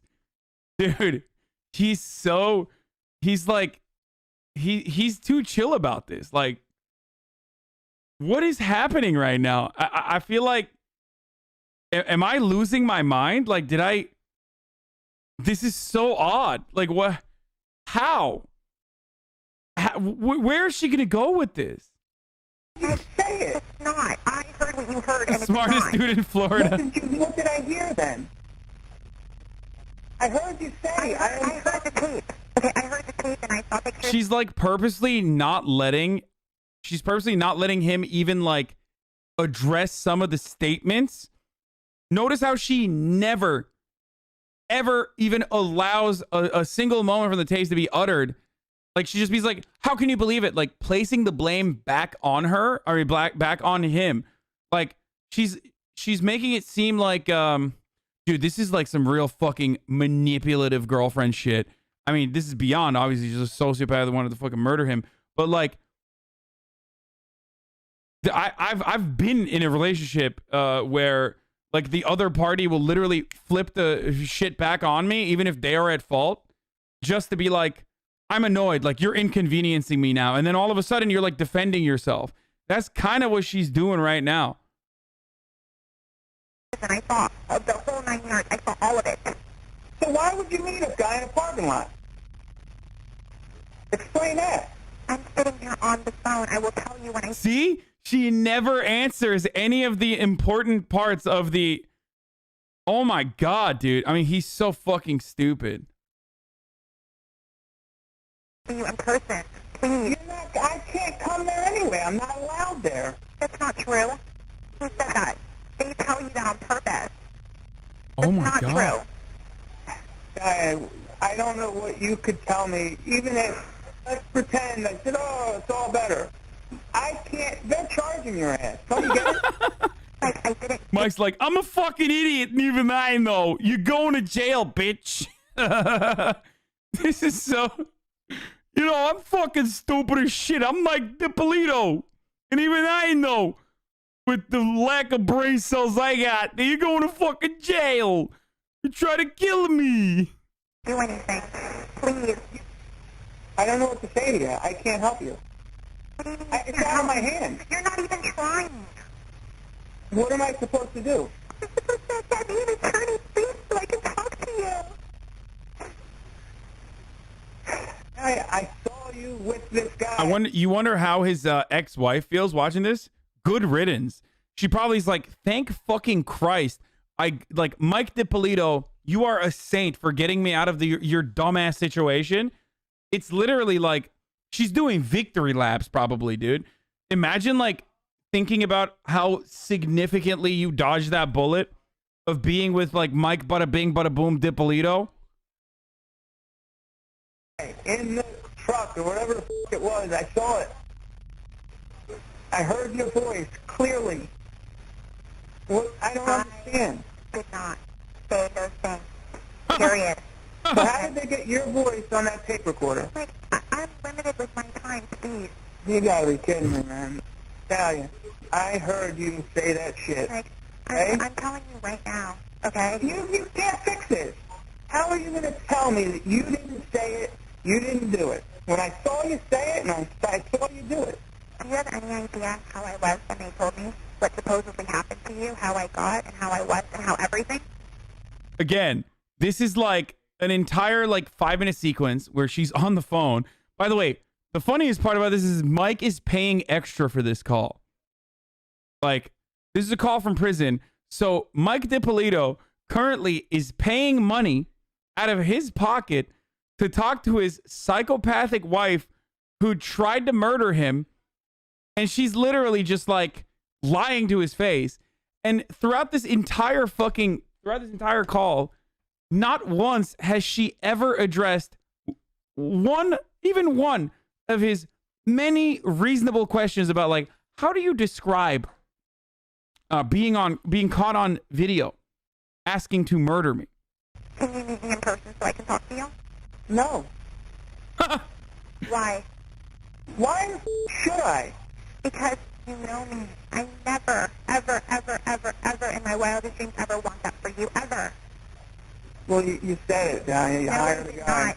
No, I did not say anything. Period. I didn't say anything. I don't know how you're going to actually have the nerve to sit here and lie to me now. Bro, this is the smartest criminal we've seen so far. Obviously, she's dumb enough to, like, fucking, get caught by an undercover cop who, in 4K asking to do a murder and stuff like that. But, like, nothing that she has said so far technically could be used against her as evidence in a court of law. Like, I am really, really wondering where the angle is. Like, if there's one person who could, like, get out of this situation, I feel like it's her. I can't help you even if I wanted to. Do you get it? Why don't you want to? It's out of my hands. You're not even trying. It's different if you're trying. You're not even trying. What could I possibly do for you? I don't get it. What could I do? You're not even trying. I'm holding off on the Casey Anthony case on purpose because I know that one's going to fucking hurt my brain. What? I'm sitting here like a dumbass. Okay, they're getting ready to take me again. Dalia, I'm going to give you some advice, and you need to listen. You're going to be lying around in there for a little while, a couple days. You need to just try and relax and just go with it. And keep to yourself and don't say a lot. Like, I love you. Don't do this to me. I'm sitting here. Everybody treated me awful, sir. I didn't do anything to you. You know me. Everyone does things awful to me. I can't help you. There's nothing I can do to help you. Know what I'll do? You know what I'll do for you? Seriously? What? You sign my house back over to me. I'll help you, Mom, immensely. Oh! Mike with a fucking uppercut Dippolito! Let's fucking go! Sign my fucking house back to me, you psycho! Why the fuck did I do this to you, eh? He's like, I've been to fucking prison too. Hey, don't worry about it. They're gonna fucking clap your cheeks for a little bit, just beat your ass. Fuck it, you just gotta take the blows. I forgot about the house part. No, dude, I have not forgotten about the house part. I've literally been only talking about. I've only been thinking about the fact that this fucking idiot, this absolute idiot, fucking signed his house over to his wife to like get out of like some fucking investigation. Give me my house back. That's it. That's it what? I'll have the papers sent over to you somehow. You'll sign them over to me, and then I will help your mother. Okay? I'm not signing anything. I know you wouldn't sign anything. I knew that wasn't going to happen, so I can't help you. Okay? That's what you're thinking about. I'm sitting here rotting and you're thinking about Now you start having me kill him. I just offered to help you, and again, you have the balls to say no to me. You just basically said f*** you to me, which is hilarious considering your situation and considering what the f*** just happened today. That's hilarious, dude. It is hilarious. He's right. Dalia called her mother soon after, who was already informed of the situation by Michael and appeared to be a little bit more understanding over the whole situation. Hello? Mom, I'm in jail. I know, Dalia. I know. I find out. I need you to call Mike in New York. Okay, who do you want me to call? I need you to call Mike in New York, please. I called already and I called that. Everybody knows. What is it you want me to do? Where are you exactly? I'm in the county jail. I need you to call. What did Mike say? Is he coming?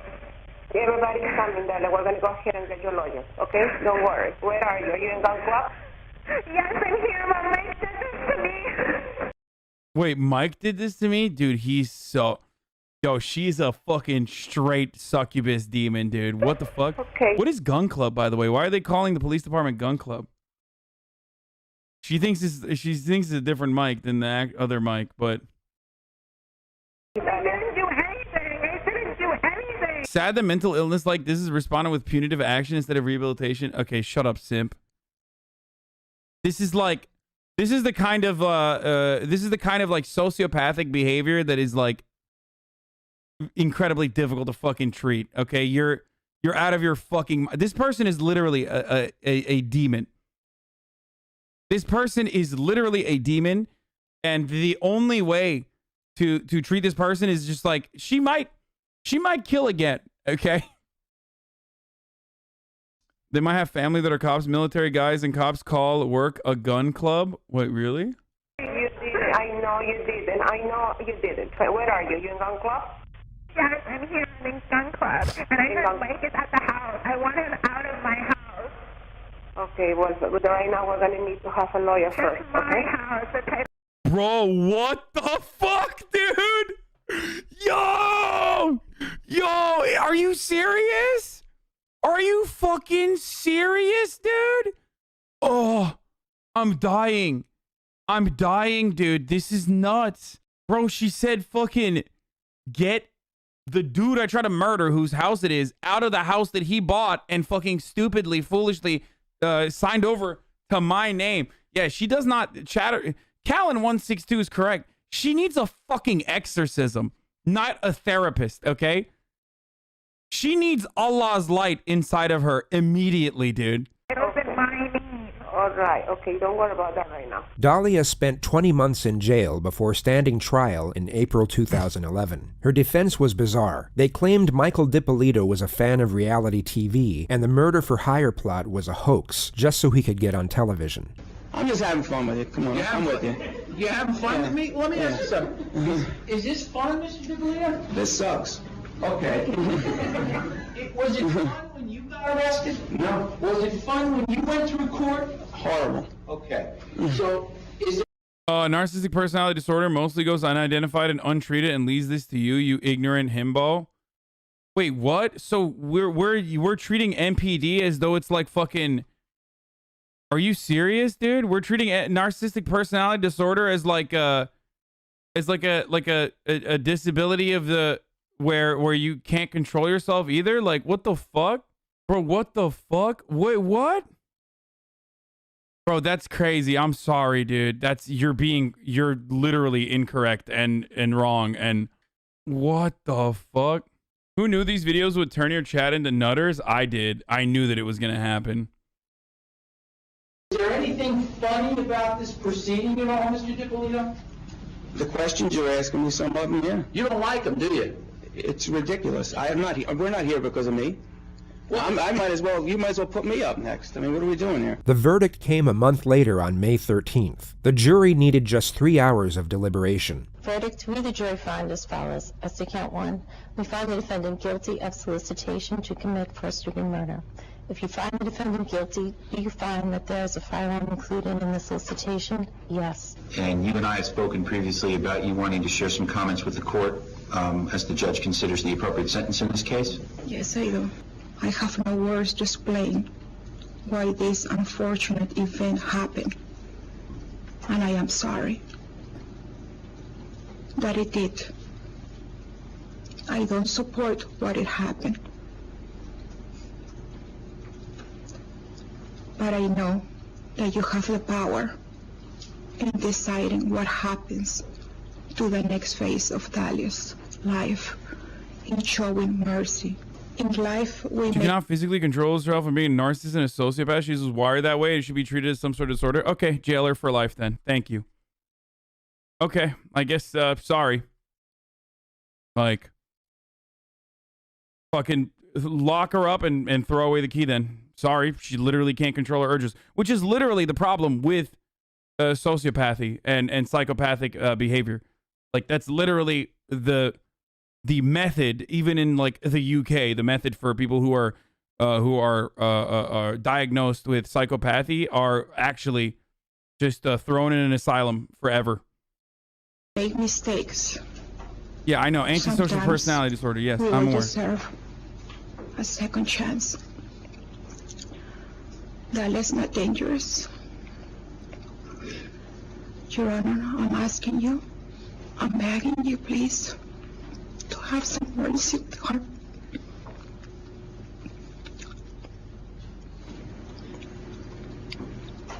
Thank you for listening to me. Thank you. Where do I begin? Let me just start off by saying, when I married my wife, I was very much in love with her. And I thought we were doing things that normal married people do. And I was a very good husband.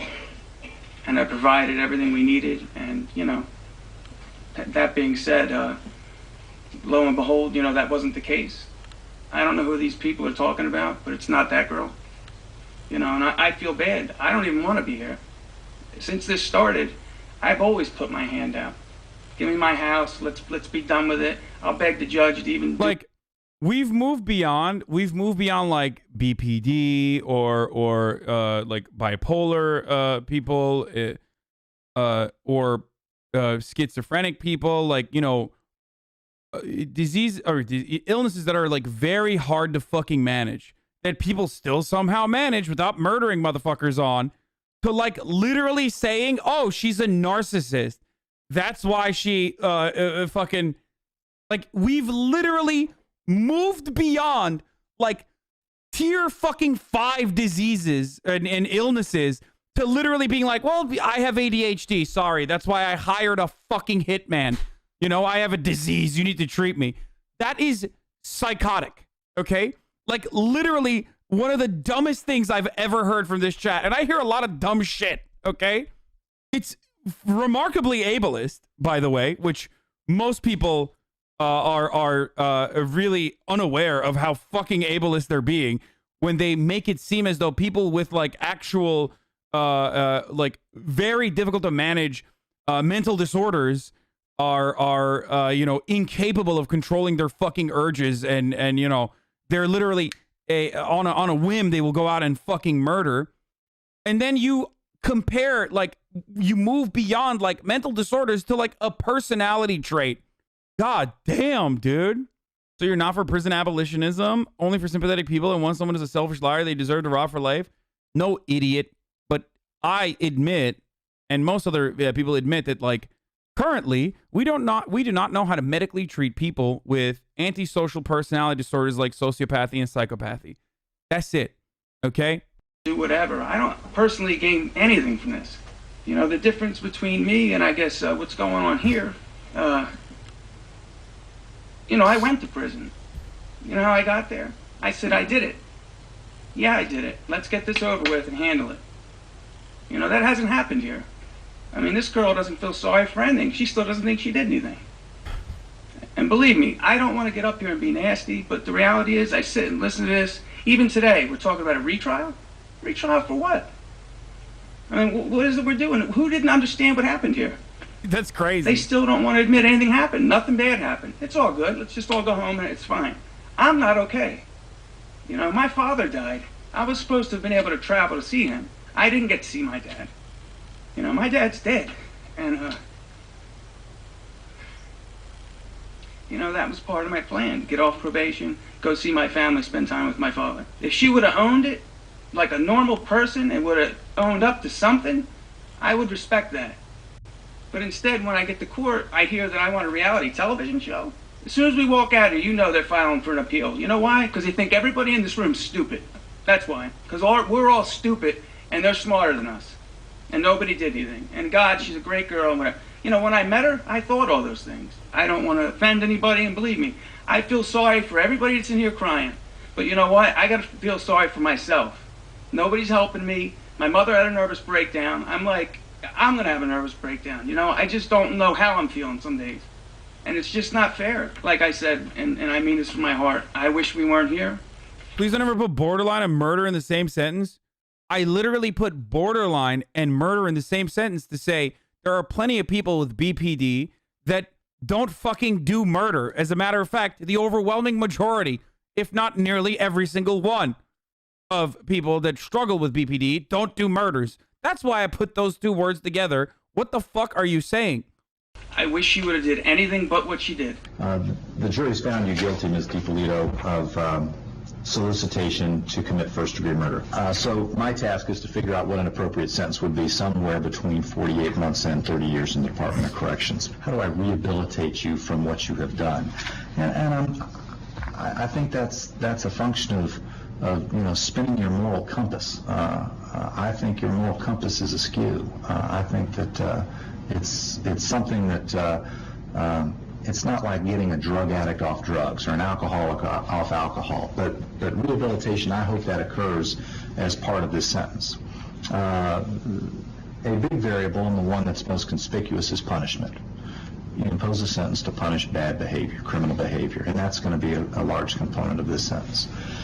And also a valid factor in imposing a sentence is retribution.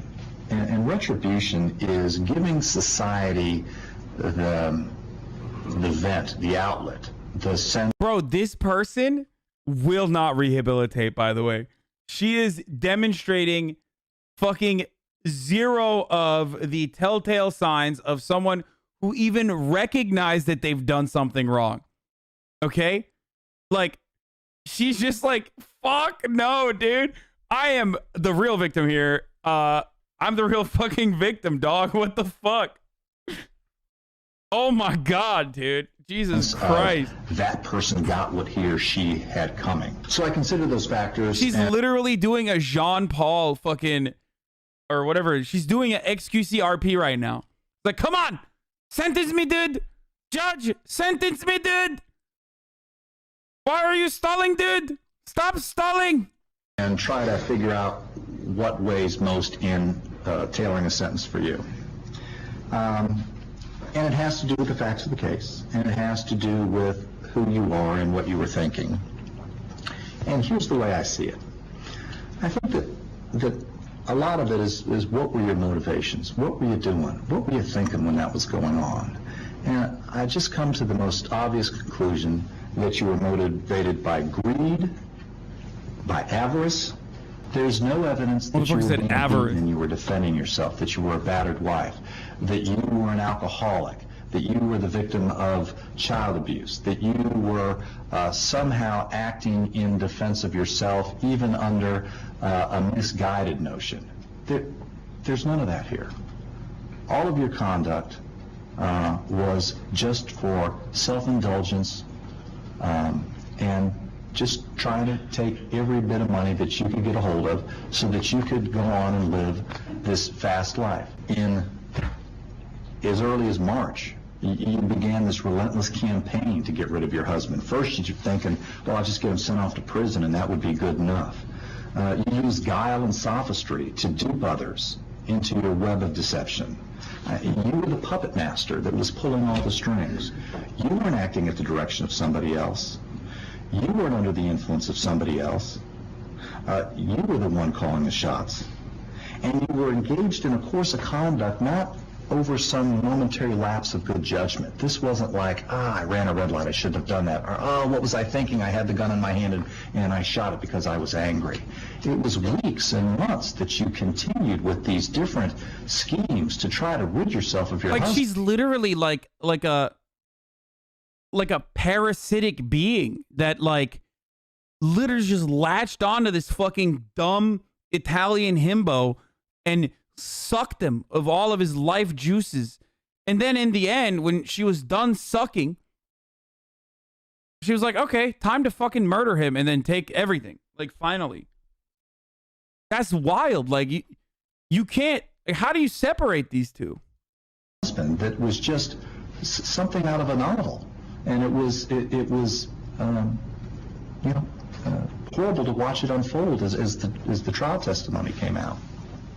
It was pure evil. After those attempts to have your husband taken out of the picture by way of sending him back to prison for a long period of time, and when you learned that it wasn't good enough to have the house in your name, that if you wanted to sell the house, you were still going to need his signature, I think that's when it started to turn to even more sinister behavior. Oh, shit! Mr. Salnick indicates that, being remorseful or saying I'm sorry really doesn't mean anything. And I disagree.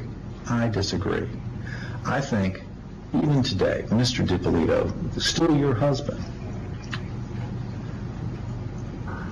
I think that I'm sorry, it's my fault, I did it, would have gone a long way. Not only for his healing, but it would have perhaps suited your own purpose. But I haven't heard anything. I haven't heard an ounce of remorse. The opposite. If she has a mental disability and you want to lock her up, then you want to lock everyone up with a mental disability who commits a crime? Yes. Yes, I think that some sort of sentencing should occur if you have done a violent crime. Yeah. I don't understand. Do you think motherfuckers literally think yo, sorry, judge, I have ADHD. And then the judge's like, oh, fuck, I can't believe this dude. I can't believe he used the cheat code, bro. He said he's a narcissist. Fuck. Guess you can't go to jail now, dude. God damn, dude. They didn't say violent. I know, they were trying to trap me in a fucking idiotic take, which is precisely why I'm saying, my position is that, yes, if you are, convicted of a fucking violent crime and caught dead to rights, you can't use a mental illness as a fucking get out of jail free card. What is this? That when confronted with the obvious facts, the most powerful testimony as to who you are is when you were in the police station and your husband walked by and looked in and you were begging him, tell him this is all wrong, tell him this is all wrong. And then later on the telephone, you were saying, he was confronting you with the evidence. I saw the tapes. I saw the videotape of you trying to have me killed. And you just cold-bloodedly said to him, I saw what you saw, and I'm telling you that's not true. and it Bro, I wish the judge would be like, I want to give you an opportunity because me, just like millions of people all around the world who saw this tape, need to understand, how did you think you were going to get out of this?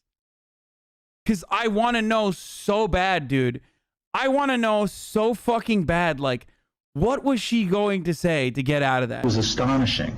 The cold-blooded denial that you're willing to go to try to avoid the obvious. You have a certain facet of who you are with your mom, your sister, your brother, and they see the good in you, as siblings and parents should. But who you are when no one's looking, other than a camera in a police car, is quite different.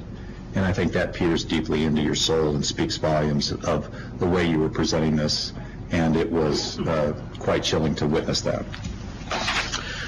Based upon those factors, then, Ms. Dippolito, I'll accept the verdict of the jury. I'll find you guilty. I'll adjudicate you guilty. And I'm sentencing you to 20 years in the Department of Corrections. Dalia's first encounter with retribution was a big one, yet it didn't last long. The sentence was thrown out on a technicality 1 month later, and she was able to remain under house arrest for 6 years. Demon! Actual demon, she beat the case, dude! Awaiting her next trial. Her second trial began in 2016. Dalia Dippolito takes the stand with an unusual defense. Dalia says it was all part of a plan she hatched with her then husband, Michael Dippolito, and former lover, Mohammed Shahadi, to get famous. Her now ex-husband, Mike Dippolito, says he couldn't wait to see what she'd say in court. Let me know when she's going. I'll be sitting in the back with popcorn. I'd love to see this. In an exclusive pretrial interview with 2020 this past December, Dippolito said she's just... Bro, this is wild. Nightline doing this coverage is like, what the fuck? Bro, this is crazy, dude. Oh my God, I hate this. I hate capitalism. I hate it. I hate it. I hate it so much. Dude, we are the worst. This is the worst system. Like, immediately, demon ass fucking TV producers are like, oh, this is perfect content. Fuck, I'm doing it. I'm perpetuating it. Misunderstood. But at least I'm like shitting on her, whereas like they are just seeing her as though it's like she's a victim in the situation. Who is Dalia Dippolito?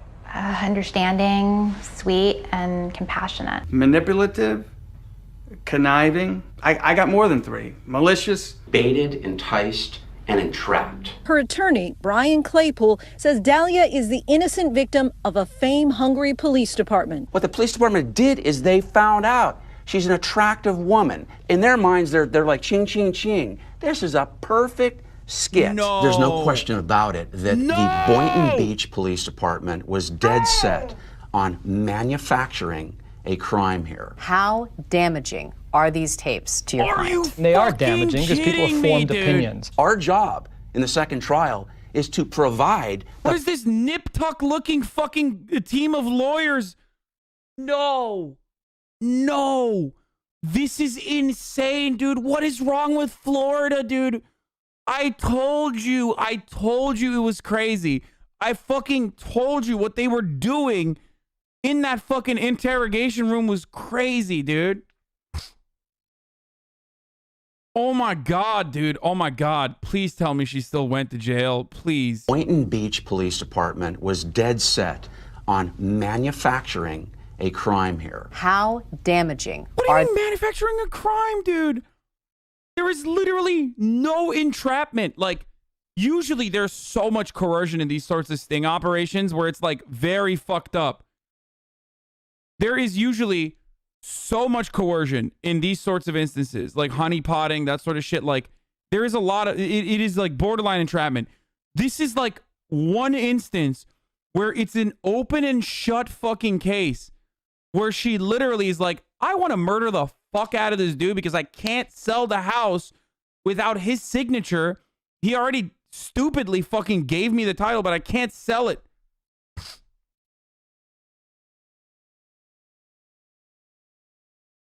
are these tapes to your client? They are damaging because people have formed opinions. Our job in the second trial is to provide the proper context for the jury to see that this is not really what it looks like. Claypool claims she only kept up the act because Mohammed threatened her with a gun. He threatened to hurt me and to hurt my family. Did you believe he would? Absolutely, yes. So she was threatened to act out a hoax on a videotape? I mean, do you understand how ridiculous that sounds to a lot of people watching this? Yeah, that's not ridiculous. You've got a 6'2", 230-pound man with a gun. Saying you will do this Absolutely. YouTube hoax or else? Right. 5,000% sure, not 100% sure, not 1,000% sure, but 5,000% sure.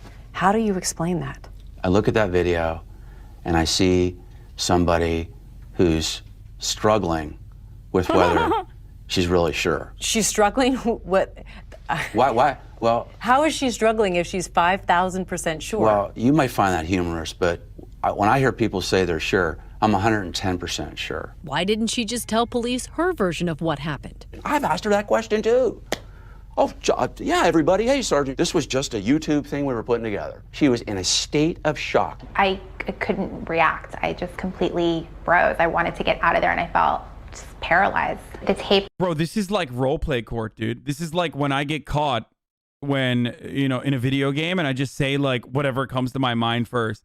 Like fans of early Donnie remember when I went to court and I was like a part of a kidnapping operation. And I literally was just like, Your Honor, I was in the wrong place at the wrong time. Like, I'm just literally like caught dead to rights. I'm a victim of circumstance.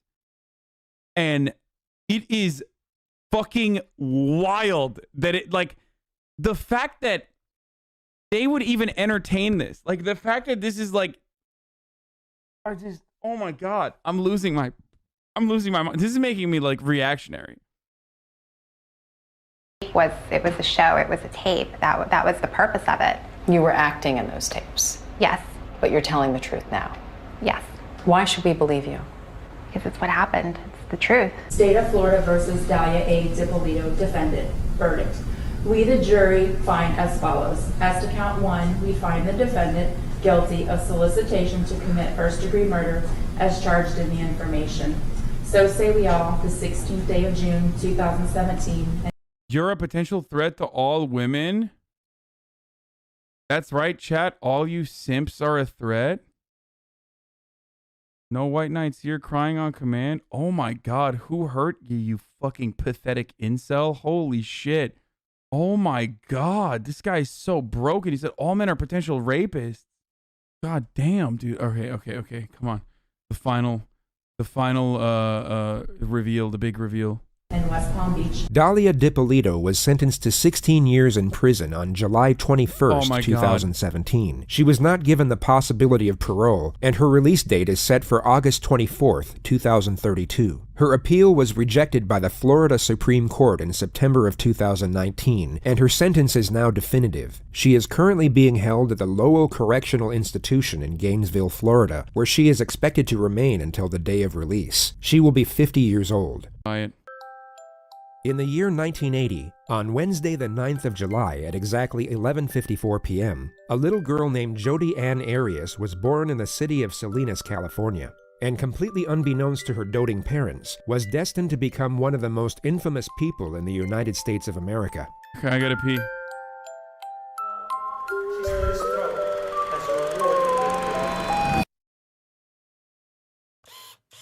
Okay, I'll be back. From what we know about her behavioral sequences, and despite what her defense team would later want you to believe, there's virtually nothing in Jodi's childhood that can be linked as a contributing factor to what she would eventually be capable of. The only thing worth mentioning was that she dropped out of high school in the 11th grade to pursue a career in photography, but it went nowhere, so she began working at a hotel restaurant which became her occupation for the next 8 years. In February of 2006, at 26 years of age, she began a new job as a salesperson for a network marketing company called Prepaid Legal, and it was through this occupation where she crossed paths with fellow sales representative Travis Alexander, a 28-year-old practicing Mormon from Arizona, who also worked part-time as a motivational speaker. When you get someone to the briefing, they say no, that counts. When you get someone fully exposed and they say no, that counts. Every time you get one of those, cross one off the list. By the time the 100th one's crossed off the list, you won't be able to spend the money. He was a very charismatic young man, which immediately caught Jodi's attention. They met at a business conference in September of 2006 and began a curious relationship from that point forward. To cut a long story short, Jodi was in love, and Travis was not. They broke up after just 5 months, but soon after the split, Jodi moved from her grandparents' home in Yreka, California, into an apartment just 2 blocks from Travis's house in Mesa, Arizona. She was at that moment labeled the crazy stalker ex by all of Travis's friends, and although Travis agreed, he would continue having sex with her out of pure convenience. She would show up unannounced on countless occasions, sometimes in the middle of the night, and Travis would let her in every time. It became somewhat of a routine, and a dysfunctional situation that neither were happy with. Travis, although he enjoyed the sex, essentially wanted her out of his life, while Jodi desperately wanted a serious relationship. And going off the myriad of entries in her diary, she firmly held on to the belief that they were meant to be together. In late May of 2008, however, she would ultimately have a change of heart.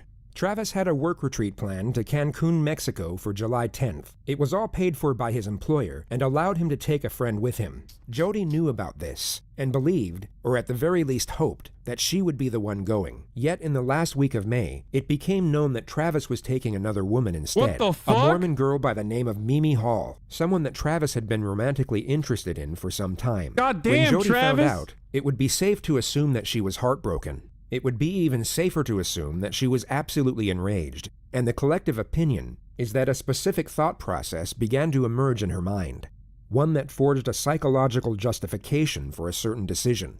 On June 4th, 2008, 6 days before Travis was set to leave for Mexico, Jodi would once more show up unannounced. All we know for sure is that they had sex and took explicit pictures of each other using Travis's new camera. At roughly 5 p.m., Travis would get in the shower, Thank you for the blood and Jodi would timestamp. begin taking pictures of him using the same camera. Then, moments after this picture was taken, Jodi would stab Travis a total of 27 times. What She would the also cut fuck? his throat and shoot him in the face. During the I onslaught, mean, it's censored, but still, goddamn, dude. Oh, blood is coming in here now Travis's anyway. camera took 2 accidental photographs. The first was taken as Jodi dropped it during the onset of the attack. The second was Oh, there is blood, yeah. taken as she kicked it by mistake while moving Travis's body. Oh it my showed God! Jodi's foot and a fatally wounded or deceased Travis. The amount of time that passed from the 2 photographs was 62 seconds. Jodi then spent an estimated 45 minutes cleaning down the crime scene to make sure none of her DNA was left behind. This included wiping down the victim's body with a cup of water and a cloth. She also deleted the pictures from Travis. Dude, can we watch this? I mean, it's like not... I did change the title. And there is trigger warning in the title already. Shut the fuck up. It's not like a lot of blood. I don't know. I don't want to risk it, though. Like, I don't... It's actually... It's not like... It's definitely... Honestly, be really, really careful with this video. The graphic photos were a major part of her trial. Travis's camera before throwing it in the washing machine. She would then drive back out into the desert and leave Travis a voicemail for the purpose of placing herself away from the crime scene and giving herself an alibi. I know Leslie called you, so I already talked to her, so you can call her back if you want, but it's not necessary. My phone died, so I wasn't getting back to anybody. And what else? Oh, and I drove 100 miles in the wrong direction. Over 100 miles, thank you very much. So yeah, remember New Mexico. Content that exclusively focuses on extreme or gratuitous gore and violence is prohibited? Yeah. But I don't know if I'll just hide the blood parts. It's not like anything bad, but Prevent me from going into the 3 digits, so fun. Tell you all about that later. Also, we were talking about, when we were talking about your upcoming travels my way, I was looking at the May calendar, so I'm all confused. But Heather and I are going to see Othello on July 1st, and we would love for you to accompany us. Let me know, and I will talk to you soon. Bye. End of message. Jodi would then drive to another man's house in Utah by the name of Ryan Burns and stayed the night. He would later testify that nothing seemed off about Jodi's behavior, only that they kissed and engaged in sexual intercourse. Travis's body was discovered by Mimi and her friends 5 days later, the day before they were supposed to leave to Cancun together. How long were you there trying to get into the house? Just, a couple of minutes. I banged on the door, rang the doorbell over and over again. Nobody answered. I was scared that something might be happening to him because I knew that he had a stalker. Travis's friend on the phone suggested that we go in through the garage and look for him in the house. And then as soon as they said that they saw blood, that there's blood everywhere, I stopped looking and said, he's dead, he's dead. And so immediately... Bro, how do you fuck right after you murder?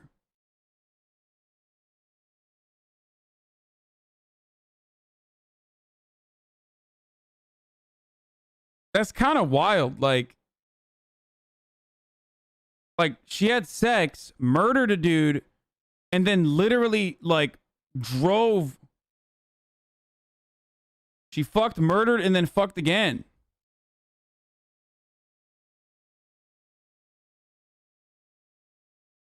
She fucked before she did it too. I understand. Dude, it's crazy, dude. You're kink shaming? Yeah. What do you mean how? Murder gets your blood pumping and makes you horny as fuck? Why would you know that? Immediately, I called. Maybe she listened to Murder on My Mind and got influenced to do a murder, because that's what happens when you listen to music. Sorry, I had to do a callback. At least one callback. Police. After the news of Travis's death broke the following day, Jodi called the police and offered to help with the investigation. She was then transferred to the lead detective, Esteban Flores, of the Mesa Police Department. The most notable detail of the phone call was that Jodi agreed to provide a sample of her DNA. Over the following month, forensics were able to uncover the deleted photos from Travis's camera, and despite her best efforts, discovered Jodi's DNA all over the crime. I mean, this is like not... Yeah, the stuff that's showing right now is not like... I think I can show this. It's not like... It's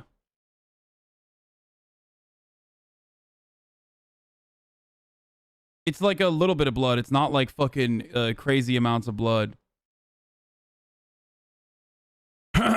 Crime scene. During this time, oblivious to the evidence that was building against her, Jodi would post multiple pictures of her and Travis on Facebook, alongside emotional messages to Travis himself. She even sent his family flowers and a letter expressing her grief over his death. The Mesa Police Department launched their case against Jodi on July 15th, 41 days after the murder. Detective Flores would be the one to conduct her interrogation. He had spoken with her once over the phone and was present when she was fingerprinted and swabbed for DNA. The Siskiyou County Police arrested Jodi at her grandparents' house at 7:35 a.m. and only said they had a warrant for her arrest without giving further information. She was placed in handcuffs and didn't once ask what she was being arrested for in the 6-minute drive to the local police station. What makes Jodi Arias stand out among the many cases in the realm of true crime is the manner in which she attempts to navigate the system. She seems to believe that if she presents herself in a certain way and adopts a very specific character with very specific traits, it will give her the best chance at evading the consequences of her actions. In her mind, this character is a soft-spoken, sweet-natured, God-fearing individual. Oh my Yet God. to everyone else, is quite possibly the most universally annoying person to ever abide in the history of existence. What the fuck?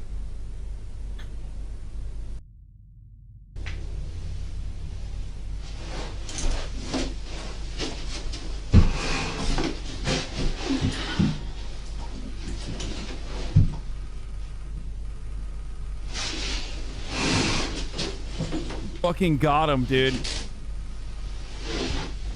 I mean, the narrator did a murder too.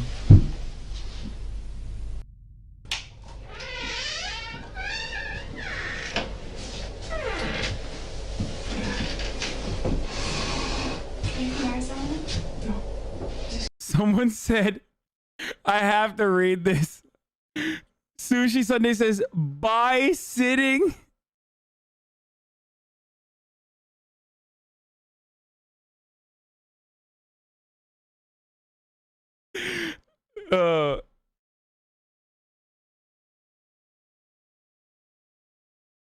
This is...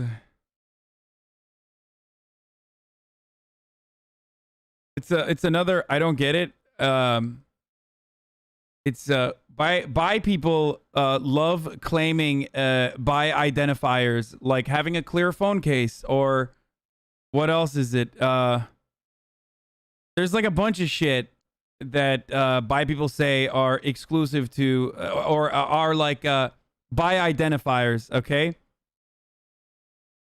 What else? Cuffed jeans, clear phone case. I guess what, like eating hot chip, but that's like...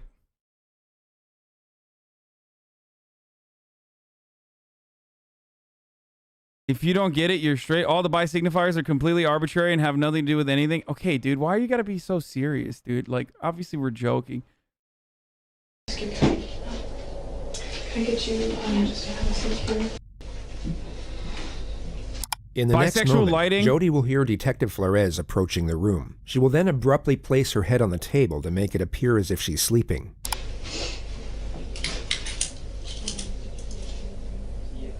She will now notice the detective has instead walked past the room and then revert back to her regular sitting position.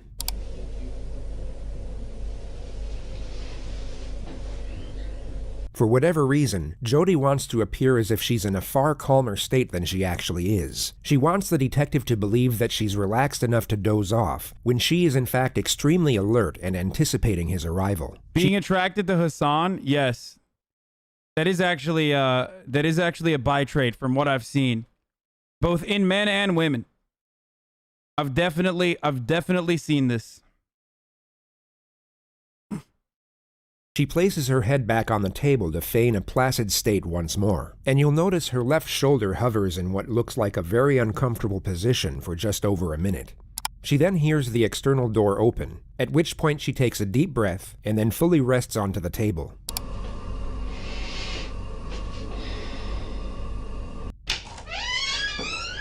Okay, let me get those off you. So you remember me? Of course I do. I traveled all the way up here to come talk to you. Because, you know, I've been working on Travis's case ever since it happened. Okay, and I know exactly when it happened, when he was killed. I know a lot of details. And just recently we found quite a bit of evidence. And I'll discuss that with you. The main thing that I'm looking for, though, is answers on why certain things happened, why they went so far, and also to get your statements. Okay. She's been brought to a police station in handcuffs, and now just told her arrest is concerning the death of her ex-lover. An innocent person sitting in her position would want immediate clarification as to what exactly is going on. Jodi doesn't inquire further, just gently accepts to cooperate after being given a very vague, yet highly accusive clarification of the situation. A lot of details on this case that haven't been released to the public, and not even to Travis's family. And those details are known only by us and the person who did it. Okay, and that's one of the reasons I'm here, is because I believe that you know some of these details. Okay. And I think you can help us. I would love to help you in any way that I can. Okay. Because we're here at the police department, the sheriff's department here in, was it Siskiyou County? Siskiyou. That's what it's called, okay. And you're considered under arrest or detained. You're not free to go. And I'm a police officer. I have to read you your rights. Okay. I'm sure you've heard them on TV. You know, I have to read them off this little card here, but they're pretty much the same. And I'll explain them to you as we go. Okay. And you know, if there's a question that you don't want to answer, you don't feel comfortable, you can say no. You know, or you know, you can elaborate as much as you want. It's completely up to you. It's at your speed. I don't want to pressure you. Is this recorded at all, or should we? Yeah, I don't know if there's a recording or something. I don't know if these are voice recorders. I noticed them. If they have video, or if they have audio, or batteries, or what. I don't think they're on. Hindsight allows us to recognize this is simply an attempt to appear innocent. She seems to think that if she appears confident enough to recommend the use of an outdated voice recorder, that it will seem as though she has nothing to hide in the eyes of the detective. But it's just bizarre. If the detective wasn't already certain of Jodi's guilt, he would most certainly become suspicious at this moment. Very really cool. It's okay. You still heat still? Yeah, I haven't touched those or anything, but oh, okay.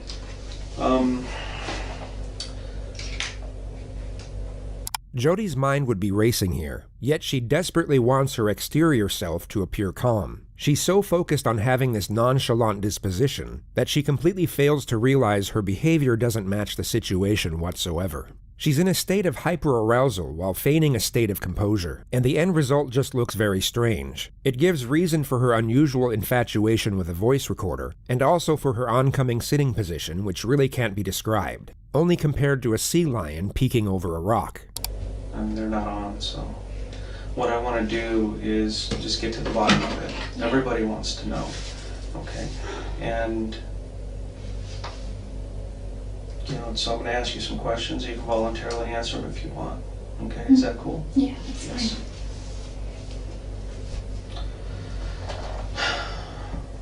There was some question about you being.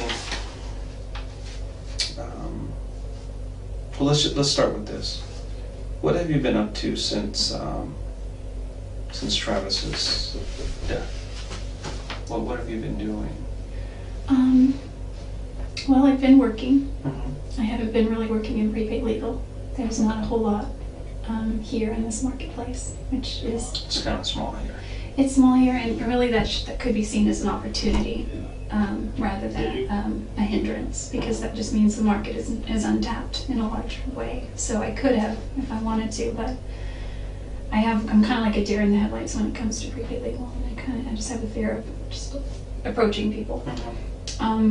You'll come to notice that Jodi will go off on these unrelated tangents anytime she has the slightest chance to do so. It's a recurring theme in interrogations for when the suspect is facing serious charges. And the common theory is that it's an attempt at gaining a momentary escape from what is likely the most terrifying moment of their life. Going into detail about topics completely unrelated to the situation at hand essentially delays the onset of their new reality. Forensic psychology views this as a form of denial, and also a subconscious coping mechanism. This particular tangent was about the local climate and multi-level marketing, but she'll also ramble about photography, religion, relationships, spirituality, household pets, her ex-boyfriends, road trips, hitchhiking, designer clothing, and computer virus software. The detective subtly nudges her away from the theme of network marketing and onto the topic of Travis. She starts off with a Facebook post she made in his memory. I realized looking back on it that it kind of sounded immature. It's more like my dear Travis kind of letter, and so I took it down because more personal. Yeah, some of it was detailed, a little bit more personal. Not too personal, nothing inappropriate. Just I just felt funny. I think because I'm a photographer, I tend to communicate more through pictures, so I posted a ton of pictures that I had of him, and I have a ton more that I just can't access right now, and videos and things that I know his family would want, but She then explains how it's hard to talk about Travis's death with the guy she's now dating. and we've been talking a lot, and we try not to talk about that because it's kind of like, ugh. And plus Travis is my ex-boyfriend, but at the same time he's my friend, so while I'm mourning my friend, how do you talk to your new potential, possible, maybe person that you might start dating about your friend, even though he was your ex-boyfriend? So it's kind of a gray area. The detective knows she'll happily trail off until the morning comes, so he cuts her off and locks her into the situation at hand. And I've talked to a lot of people, and Jesus Christ, everybody's pointing a finger at you. You know, I don't even know where to begin. I don't know about to talk about the arousal, or I don't know if I should talk about her trailing off, or she is just like, Jesus fucking Christ, dude. The moment that someone starts talking about antiviruses in the middle of a fucking conversation like this, you just, you know, when you're under the suspicion that you might have murdered your boyfriend, it's like, it's a wrap. It's GG's. Everybody is saying, I don't understand what happened to Travis. I don't know who killed him. But you need to look at Jodi. And sometimes the simplest answers are the correct ones. One of the most fascinating parts of this interrogation is how long the detective allows Jodi to cling on to hope. For the first 45 minutes, she will be terrified, yet still believe there's a chance she will be going home at the end of it. The detective will hint at her suspicions and culpability in a gradual manner, yet not directly accuse her until a much later stage. Dangling the idea of hope above someone's head while simultaneously hinting at the grim future that awaits them would perhaps be considered cruel in most other circumstances. Yet on this occasion, it is tolerated for a tactical purpose, which is to allow for as much divulgence from the suspect as possible. Her fear will cause her to panic, not enough to the point where she completely locks up, but just enough so that she continuously tries to claw at her own salvation, and in the process will divulge information that will be extremely damaging to her defense later on. And that's one of the reasons I started looking at you a little bit closer. And over the last month or so, I've gotten into Travis's life, talked to all his friends, his family. I got a really good understanding of who he is now. And I got a very good understanding of your relationship with him. Obviously you weren't boyfriend, girlfriend anymore, but you were still having a sexual relationship, which, Does his family know about that? Just curious. No, his family doesn't know anything. Yeah. I'm interested in protecting how he's remembered as well. And Just for the purpose of integrated context, at Jodi's trial, she would label Travis a sexual deviant, a domestic abuser, and a pedophile. He truly had feelings for you. And for some reason, he felt that the relationship between you and him was somewhat unhealthy, but he couldn't stop it. And I assume that's probably maybe the same way you felt about him, or It's probably, maybe you didn't understand why he didn't believe it was healthy. No, I didn't think it was healthy either, spiritually at least, and probably emotionally, but mostly spiritually. And I think that kind of, once you have something that's not healthy spiritually, it filters through all aspects of your life. Her dialogue alters from spirituality to her work history and then to her finances before moving on to her family. Bear in mind she wasn't asked about any of this. Financially, I wasn't doing well. I missed my family. I moved away shortly after high school, and I come back to visit, but I realized over the years I'd missed out on a lot of things. My little brother and sister missed out on just their karate or their baseball or cheerleading or... The detective nudges her back to the subject of Travis once more. He asks if the sexual element combined with his religion was the reason the relationship didn't work. Jodi then takes it upon herself to recount her sex life history and simultaneously preach about her own devotion to the Bible. I've had a couple of serious relationships before where I was intimate with a few people, and it's kind of silly, but I used to always joke that regardless of what the Bible says, and yes, I'm Christian, I just live my life by the 10 Commandments, and those are my rules. Da, da, da, da, da. You know, thou shalt not this or that, but it doesn't say thou shalt not fornicate. So I just used to joke about that. We did pray about it. I remember we knelt by his bed once, and surprisingly, he suggested it. Normally, you know, I would suggest that we pray before we go on a trip or before we eat if we're alone. It was kind of unusual for him, huh? Yeah, because he was very resistant to prayer. He's like, so I'd say, will you say a prayer? He's like, why don't you say a prayer? Why don't you say a prayer? Why don't you say a prayer? So we'd go back and forth. Jodi, will you say a prayer? And I said, sure. And Travis was like... The detective endures as much prayer talk as humanly possible before shifting the topic once more. He was at a point in his life where he wanted to really start settling down. He felt like he needed to kind of grow up. Mm-hmm. You know, become a husband, become a father. Did you guys ever discuss possibly getting married or anything? When we were dating, we did. Okay. Once we broke up, he brought it up. He actually proposed to me a lot of times, but he wasn't serious. Well, let's move to after the breakup. Oh, okay. What kept you in Mesa at that point? I actually moved to Mesa a few weeks after we broke up. Really? Mm-hmm. I mean, there was a time period you really wasn't seeing anybody, and then Mimi came into the picture. What did you think about her? And I didn't know a lot about her. She seems like a really nice girl. He showed me her picture on Facebook. You know, I don't think she had a lot of pictures on there. He said that he's not sure why, but he's pretty sure that she could be it. And I was happy for him. I didn't find out about Lisa. This conversation you had face-to-face with him? Yeah, or? yeah, it was in his room. And he had his laptop, you know, just on his bed. Jodi is desperately trying to make it appear as though her and Travis were on good terms. But this is just overkill. Jodi was labeled the crazy stalker ex by all of Travis's friends, and even Travis himself. The idea that he would show and then discuss any potential future romances with Jodi is ridiculous. And I truly believe he does love her still. Oh, he but does. Travis had a, he's what you call a player. You know what that means? Yeah. He kind of pulls girls in. Anybody, though. He was reluctant to make a commitment, first off. And truly, he didn't think that you were marriage material. And I don't know why not. I mean, I see you. You're a wonderful girl. You're struggling. You're trying to make your way through life, and I don't see why you guys couldn't have made it. I think we have very different philosophies on a lot of ways. We would argue about the dumbest things, and like There was so many times where I just couldn't wrap my mind around what he would. I could, but I would try to get him to do the same for me. Like there was a time when I broke down on the way to LA once, and my car got a flat tire. So I had at the time roadside assistance because my car was still under warranty. And they went to take the car in and change the tire and realized that when they sold me the car, they didn't give me the wheel lock key. What is this? What is the technique being applied by the detective here? Like, just listening to her endlessly fucking go on just because she's hot? Like, what's the detective technique here?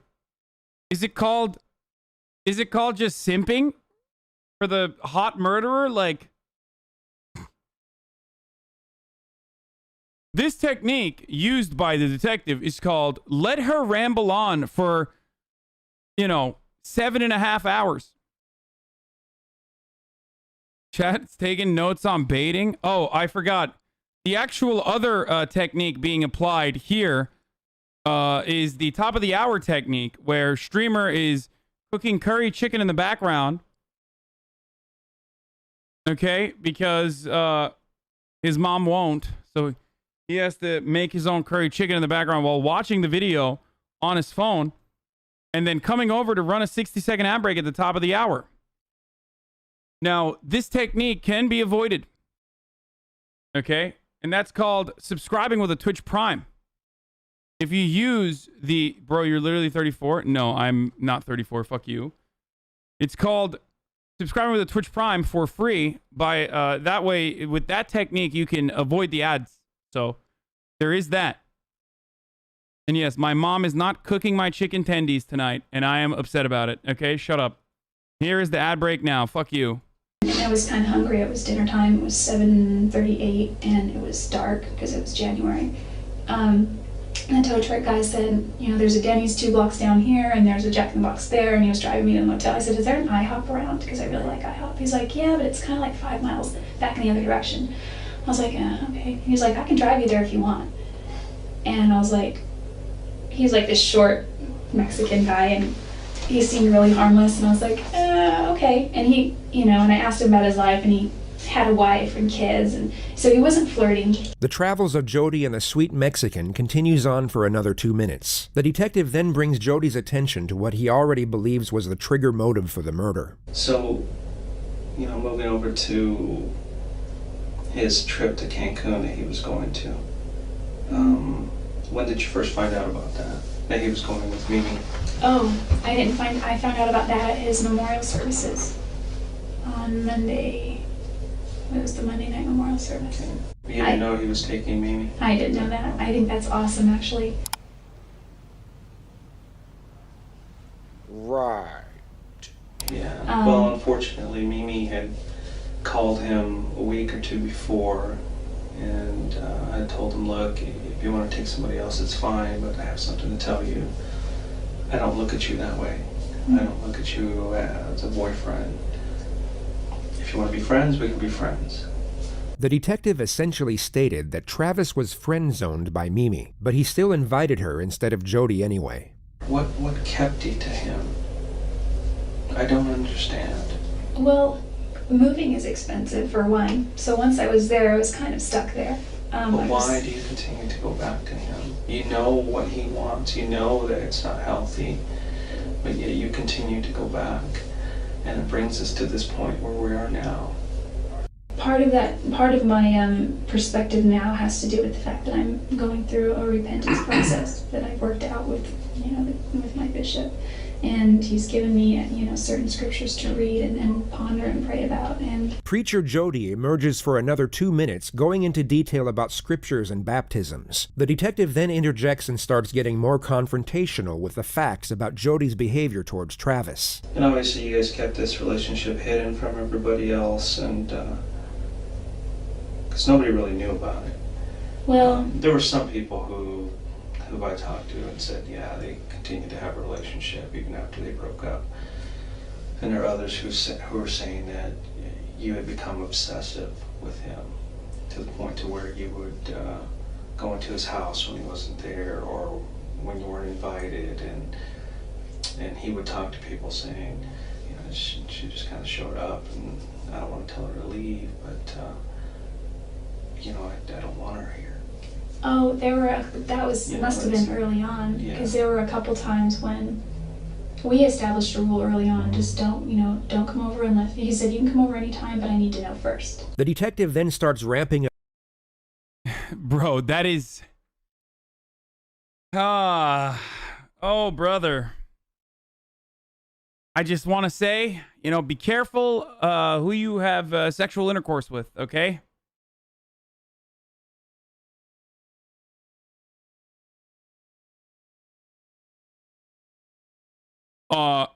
Also, Travis is a piece of shit that played with his girl's emotions until she snapped. She wouldn't have murdered, obviously, but she pushed past the breaking point. What? What?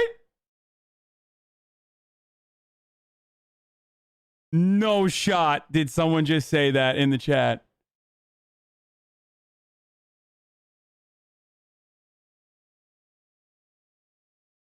Dude, get the fuck out, dude.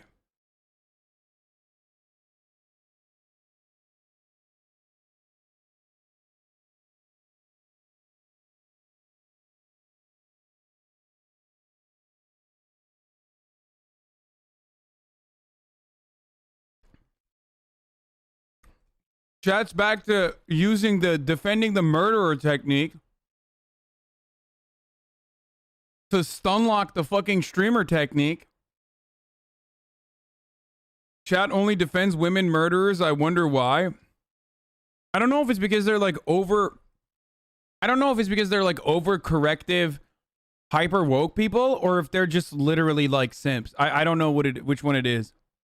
Up the pressure and brings Jodi's alibi and road trip into the discussion. Was it the week of the first week of June? You took a trip to Salt Lake City. Which route did you take from there? I was supposed to get on the 15 and go all the way up. And I somehow got off the 15. Where did you end up? For a while I was lost. And I'm not above sleeping in the car, so I slept for a while. I don't know, having sex with her that much and then inviting the other girl is kind of abusive, not gonna lie. Bro, they weren't fucking dating. What the fuck are you talking about, dude? It's because this community is so roomy, Hasan. The men can be fucking vile in here. That's literally why.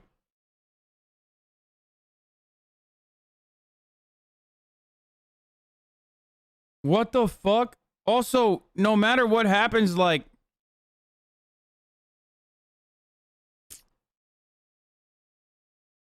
Okay, guys, remember how I said that, like, not everything is fucking abuse?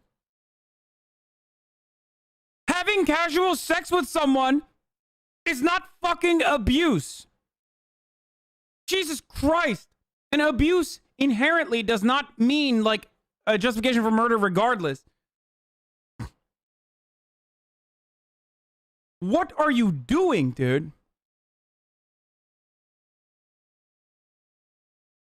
I'm a heavy sleeper and I sleep a lot, so. But you were on the 15 for a while, and you ended up getting off the 15 somewhere. Yeah, I looked at a map, but I'm pretty sure I know where I went. Can I draw you a map? Sure. So this trip took you a little over 48 hours then. I have a problem with this trip. Well, I went first too. Yeah, I know. Okay. I know you went down here. I've gone over this trip over and over in my mind and on paper. He knew she was a stalker. He should have stopped fucking her. Wow, dude. Wow, literally, just say he deserved to be murdered. Mad because you like to lead girls on? Oh my god, dude. Are you fucking insane, dude? What the fuck? Bro, there are some real psychos in here, dude. There are some real sick fucks in here, dude. Seriously. And even if there's still 20 some odd hours, even if you pulled over to sleep a couple of times. Oh, did I tell you that I got stranded? Yeah. Okay. You mentioned that. If you slept for 10 hours. I only slept for like here and here, it would still leave 18 some odd hours for something else. Okay. This is what people are focusing on. is this trip that you took. Because they're saying she left. She didn't get to till Thursday. Wednesday? That's when Travis was killed. It actually, honestly, it makes me happy that, like, to know that, like, most community members who say shit like that are never going to get laid. So it's fine. You know what I mean? Like, because you are a danger to society. Like, if that's your take, honestly. Like...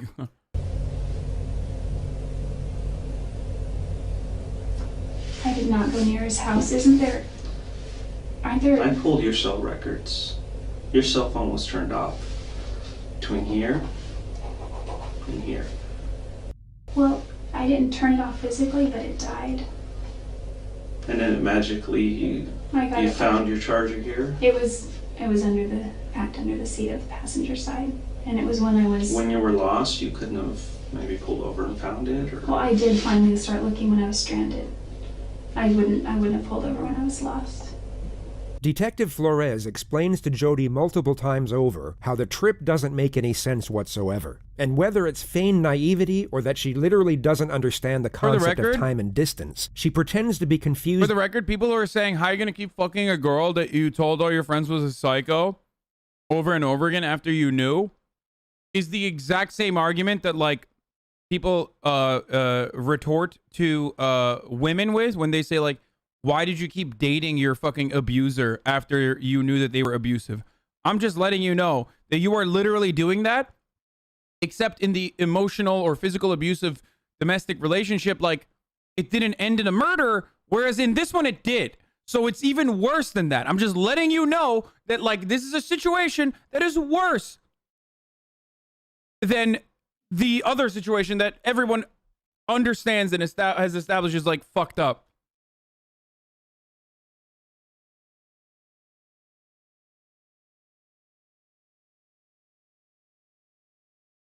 By the allegation rather than actually confront it. This goes on for 3 minutes before the detective confronts Jodi with the evidence of the photographs on Travis's camera.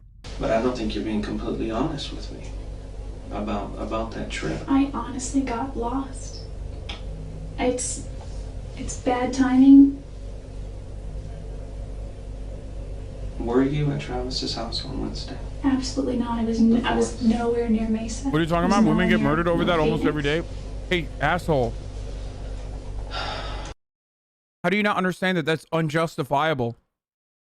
Whereas there only one person in one instance is being justified here. That's literally my point.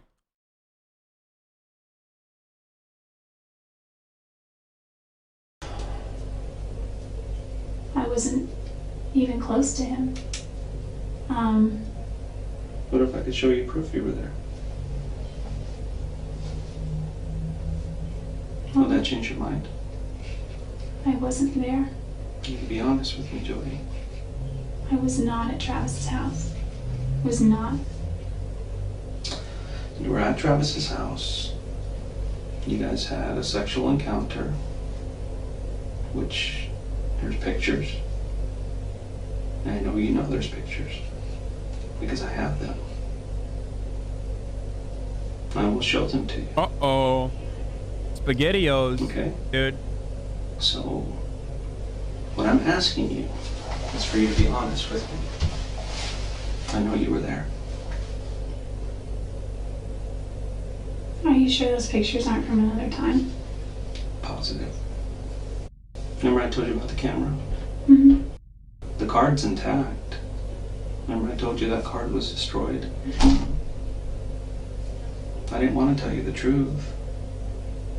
And I have pictures of you in Travis's bedroom with Travis, pictures of him, and it's obvious you guys are having sex, taking photos of each other, and they're dated and time-stamped on the day he died. Are you sure it's me? I mean, that because I was Jodi, not there. It's you. And you know it's you.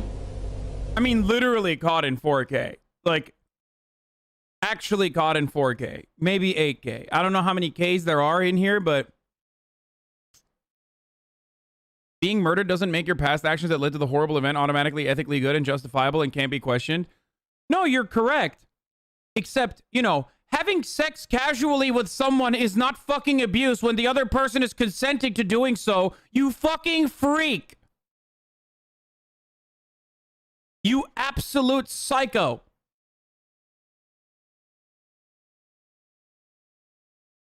That's wild, dude. Yo, people are actually fucking dumb, dude.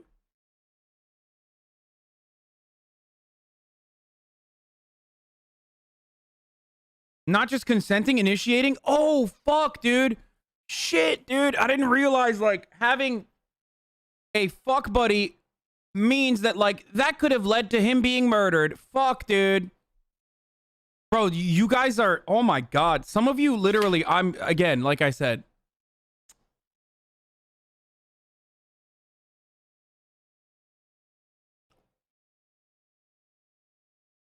The JCS has been even better because of this chat. I just like, I really did not think that this community would have so many fucking psychotic takes. Like, I know all the details of this case. The only thing I don't know is why. Why did you choose to go visit Travis that day? And why did you do what you did? I never Why, hurt Jodi? Travis. You did. You hurt him. I like how you use your platform to undermine people. Dude, learn how to spell, you fucking idiot. Undermined. Learn what words are if you're going to use them, okay? With your $2 words. That's why we're here. That's why I said undermined. There's an E in the end of that. I can just arrest you and throw you in jail, but I want to know why. Why did you do this to him? I wouldn't hurt Travis. He's done so much for me. I know you took pictures of him in the shower just before he died. I don't think he would allow that. Mm-hmm. And the camera actually took a couple of photos by accident during the time that he was being killed. Really? Yeah, Jodi, really. You were there. Quit playing this game. It's time for you to just come out and tell me. know. I did not hurt Travis. Dude, we've gotten so used to, like, good detectives that, like, when one of them is bad, it's so obvious. Like, this guy sucks. And one thing I realized is that in a lot of instances, if someone is, like, caught dead to rights, like, caught in 4K, whatever, the detectives really fuck it up, dude. Like, he's just like, come on, just submit it. Like, dude, what are you doing? Like, what the fuck are you doing? This guy's good? I mean, I don't think so. I think he's just like, he keeps saying, like, come on, come on, come on. That detective's son literally died the week of the trial and he still went. Holy shit, that's crazy. I think he's being too direct. Yes, that's hindsight bias, maybe. This is a method called hindsight bias.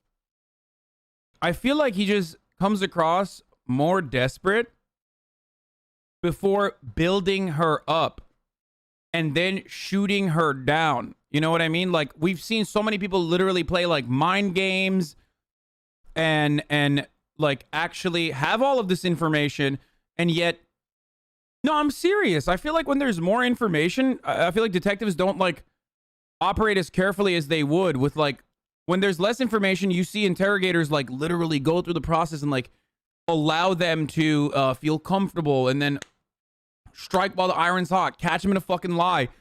Like, this dude literally is just like, come on, just admit it. I caught you. I caught you. I caught you. I did not hurt Travis.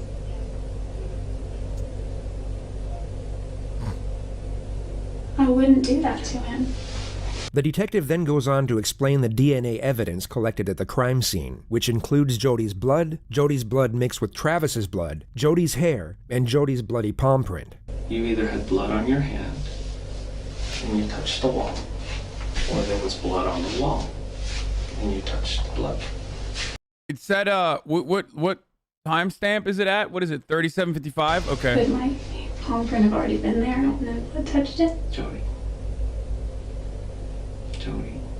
this is over. This is absolutely over. You need to tell me the truth. Listen, the truth is I did not hurt Travis. If you want, I can show you some pictures of him. Do you want to see pictures of him? You're gonna say yes. That's psychopathic Part of me behavior. does and part of me doesn't. That's real psychopathic behavior. That's real psychopathic behavior. A normal person would never be like, yeah, show me my fucking murdered boyfriend, dude. No, that's like, I've seen enough fucking criminal movies to know that like psychos love fucking seeing their victims again. Like, it's like hot for them. You know what I mean? Also, this dude is literally fucking like, oh, you want to see? You want to see what you did? Like, come on, bro. Chill the fuck out. He's trying to get a confession. He's being bad. Her little girl voice is aggravating. I know how violent and deranged she is. Yeah. No, Jodi. There's a morbid curiosity. Jodi, I wanted to know how he died. we can keep playing these games over and over again. I'm not going to believe you. Listen, It's over. could it have been my blood from Your before? image is not important right now. Saving the rest of your life is. Listen, if I'm found guilty, I don't have a life. I'm not guilty. I didn't hurt Travis. If I hurt Travis, if I killed Travis, I would beg for the death penalty. It just seems so impossible. I want to see it. I want to know. I mean, I'm not a murderer, but I guess if I were to do that, I would wear gloves or, something. Okay, let's say for a second that I did. And I say, Isn't this verbatim OJ? Like, she's literally going with the if I did it shit. I did it. I mean, The motive is there. The jealousy issue. but I wouldn't even say it was jealous. I mean, there may have been some jealousy there, but Then what is I think it? if What anyone- caused this? I think if anyone, maybe Travis was jealous, but That's not what everybody else says. I can prove you were there. I can prove it. But what I don't have is I don't have answers on why it happened. Or, maybe something just got out of hand. Maybe He's not doing how and why. He didn't even instill confidence in her. He's not doing a good job. I'm sorry. He has her dead to rights, and that's precisely why they're not being clever with the fucking interrogation in this one. Backseat detective? I'm just saying, dude. Motherfuckers act like we didn't watch Casey Anthony walk last night. Like, he's not applying any of the techniques, dude. Bro, you watched 4 videos, now you're an expert? Yes, I am literally the embodiment of Twitch chat, okay? Someone who grossly overestimates their intelligence because they watched 3 YouTube videos. Okay? I am you. I am you.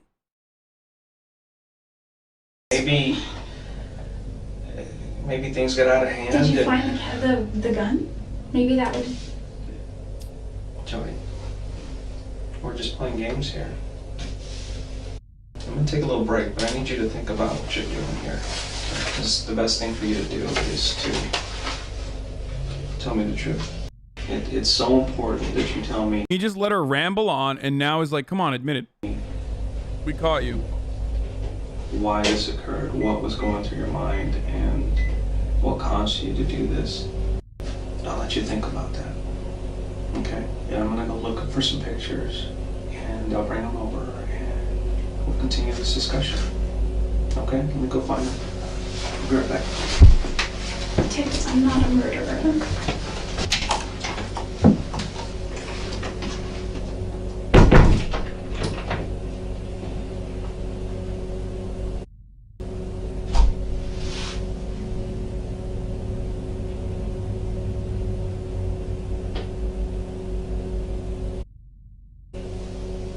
Oh, pictures are coming up. Yeah, not yet though. Not yet. Right? He's gonna bring the photos now at like 37:30.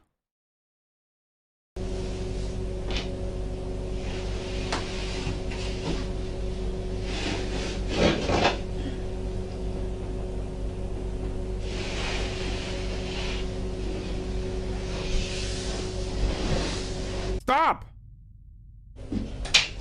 Stop! What kind of gun is that? Just curious. It's a Glock. I just bought a gun. Yeah, Jim? You probably found it by now. Probably. I was taking it somewhere. These are just a few photos.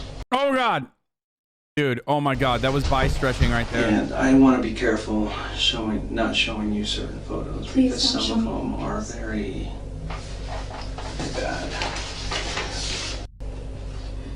If Travis were here today, he would tell you that it wasn't me. No. I'm like worried, dude. I'm worried. My I'm job worried. is to speak for Travis right now, and everything Travis is telling me is that Jodi did this to me. Come on, tell me that that's good. Tell me that that's good detective work, by the way. Okay, this is one photo, but it's not like a bad one.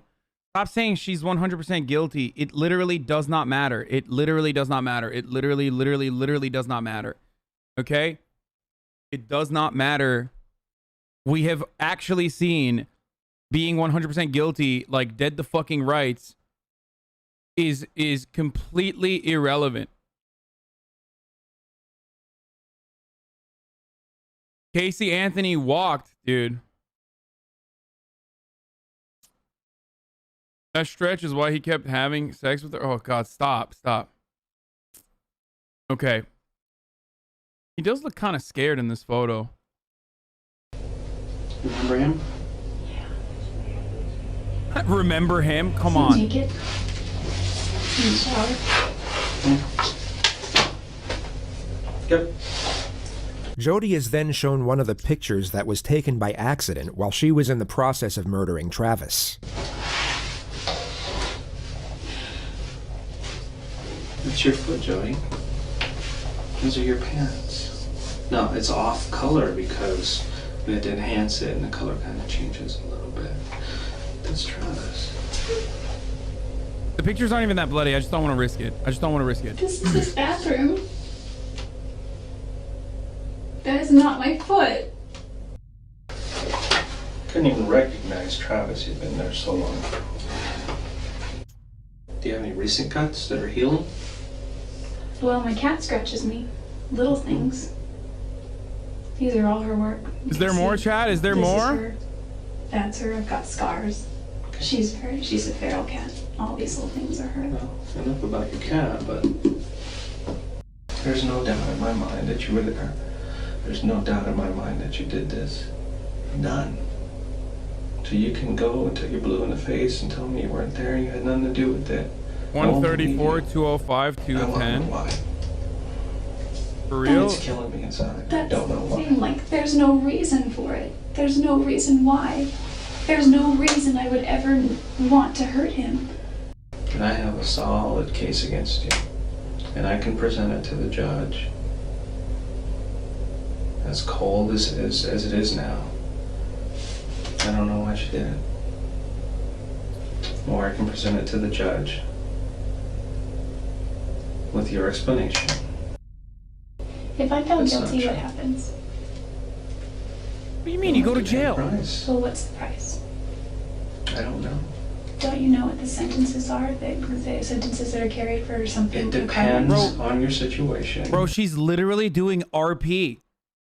Like, this is GTA RP shit, dude. Hey, if I'm guilty, like, what's up? What is she, like, doing a fucking plea bargaining agreement? Like, what's happening, dude? How old you are. It's like, come on. Depends on the You're type stalling. Of crime. It depends on whether you show remorse or not. And part of that remorse is at least coming clean. When somebody doesn't come clean, I don't see any remorse. I know you're afraid. But you're already going through it right now. There's no backing up.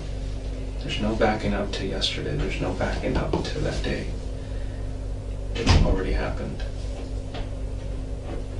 And unfortunately, you're gonna have to face the consequences. You know, if I did that, I'd be fully ready to face the consequences.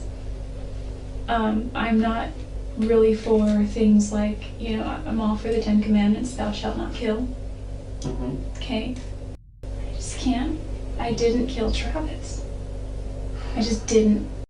Everybody knows murder is immoral in Christianity. Duh. That's a foolproof method. I don't know why they didn't just let her go, dude. Also,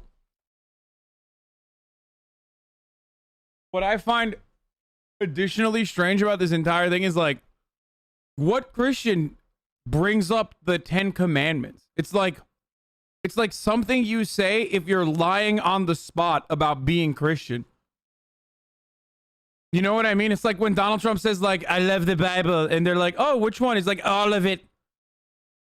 All of the verses, all of them, they're my favorite, believe me. Like, oh wow, I didn't realize like,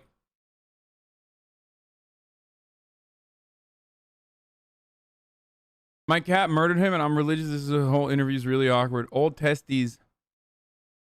He's Mormon, not Christian. No, he's Mormon, and Mormon is still Christianity. Shut the fuck up. Okay, it's just an extension of Christianity. And I don't think she's is she Mormon too? I did not take his life.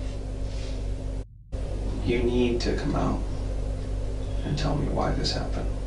I will not accept any other excuses. I will just move on with my investigation, with my final report, submitting all the conclusions and all the evidence. And we can just let a judge and a jury decide. We can leave it in the hands of a jury. What about a lie detector test? We can do that, that's fine. Would that help me at all? I mean, you can't use them in court, but... Well, then there's no point in taking it. Took a knife to him. It's like saying Islam is an extension of Judaism. Islam is an extension of Judaism. It's an improvement of all of the other, in the eyes of Muslims. Islam is the most improved, updated version of all Abrahamic religions. So yes, Muslims wouldn't even get mad at that. They would literally say that, yeah, no, it's true. Before you knew it, it was all over, and then you panicked. I've never been that angry at him. Not enough for that. I've been so far angrier at other people, at other ex-boyfriends. Then tell me who could have done this. Who did this? I don't know, but if I go to trial for this, and if I'm convicted for this, whoever did this is going to be sitting very pretty somewhere. Glad that it wasn't them. And it's my job to make sure that an innocent person does not go to jail. But I don't see an innocent person sitting in front of me. Travis, bro, like, ask her what she thinks happened or something, dude. It's like, dude, we have your photo. You fucking foolishly took photos on your fucking camera. And then on accident, didn't even look through the photos. On accident, like, literally took a photo of the murder. Like, what do you think happened? Like, how would you describe this if you were in my shoes?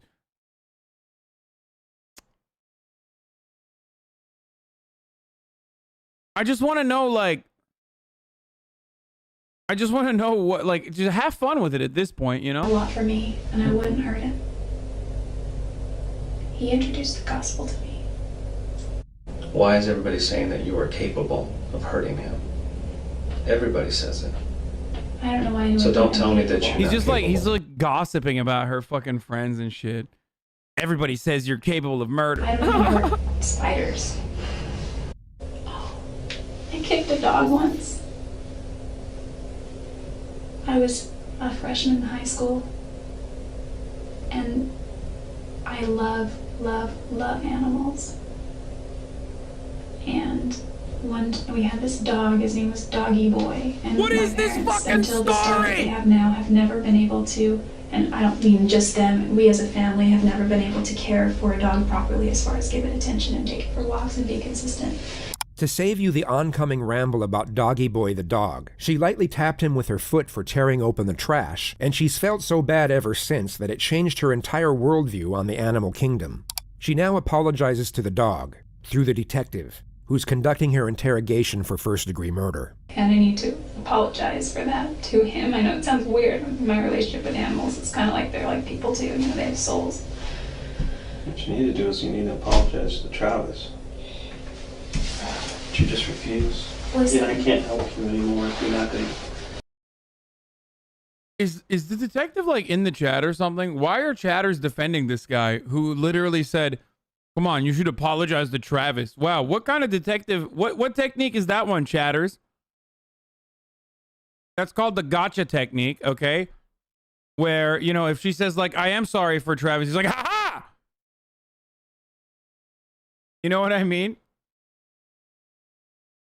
If you're not going to help yourself. You asked I me really prior. can't. I can't, Jodi. It's fascinating to observe how fast she can switch from one emotion to the next once she realizes a particular strategy hasn't worked. The attempt at elevating her character by expressing how much she cares for spiders and pets hasn't seemed to have any effect on the detective, so she then switches her disposition from sorrowful to analytical, as she once more tries to manipulate his perception of her. If I did anything that had anything to do with his death in any way, It's not if to me. I wouldn't. It's not if. It's not if at all. Well, to me it is. I would be more than remorseful. Is it maybe something you're blocking out of your head? I don't think so. I mean, I tend to write everything down. I just finished the book, The Road Less Traveled. Mm-hmm. And he said, the true definition of sanity is dedication to reality at all costs. Mm-hmm. Well, this is definitely reality. We are. Bro, she is she literally is committing a double homicide here because she's gonna cause the fucking detective to murder himself, okay? What is this Yo, hot people really do say anything and people just listen, dude. I swear to God.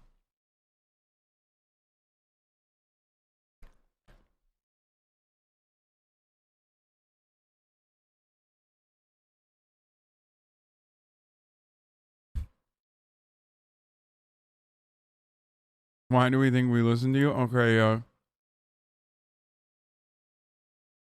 bro, she's like Robert Frost wrote. Robert Frost once wrote a wonderful book. Or is that even Robert Frost? Like, I mean, The Road Less Traveled is a poem by Robert Frost, but I don't know if there's like a book too. Is it not? She says she read a fucking book, so. Or, oh, is The Road Not Taken? Yeah. Is she talking about a different book? I don't fucking know.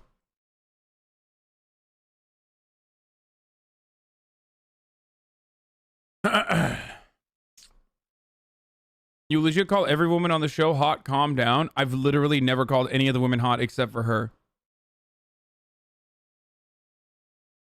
We are sitting here inside of an office, the sheriff's department, and you are facing first-degree murder charges. No, I didn't say Casey Anthony was hot. Going to be booked into jail. No, she's not even hot. Eventually you will be brought back to Arizona, and you will stand trial. That's the reality. And once you realize that, I think you'll be better for it. I've had worse issues with other people. They're all still alive. I'm still friends with my ex-boyfriends. They're all still alive. I said she was attractive, like an attractive white lady. And there's one thing that I can never get out of my head. Ever since the first day I talked to you. Like, there's big difference? Yes, attractive is like more of an analytical term. When I say someone is an attractive white lady, I don't mean like, oh, she's fuckable or I want to fuck her. I mean like, she is objectively aesthetically pleasing to a maximal amount of people. Do you understand? Like, that's what I mean when I say attractive. Do you not see the difference there? And I was saying that when I was talking about her situation, like, and why she was getting away with it. And I also mentioned it. Yes, thank you, Dizzy Rivers. I said it from the perspective of the cops.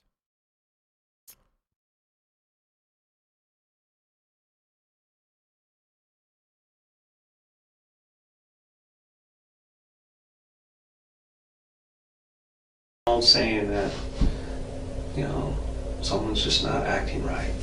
Look into it. You have not acted right from day one. You're just not acting right, Jodi. You're acting like somebody who's guilty. How so?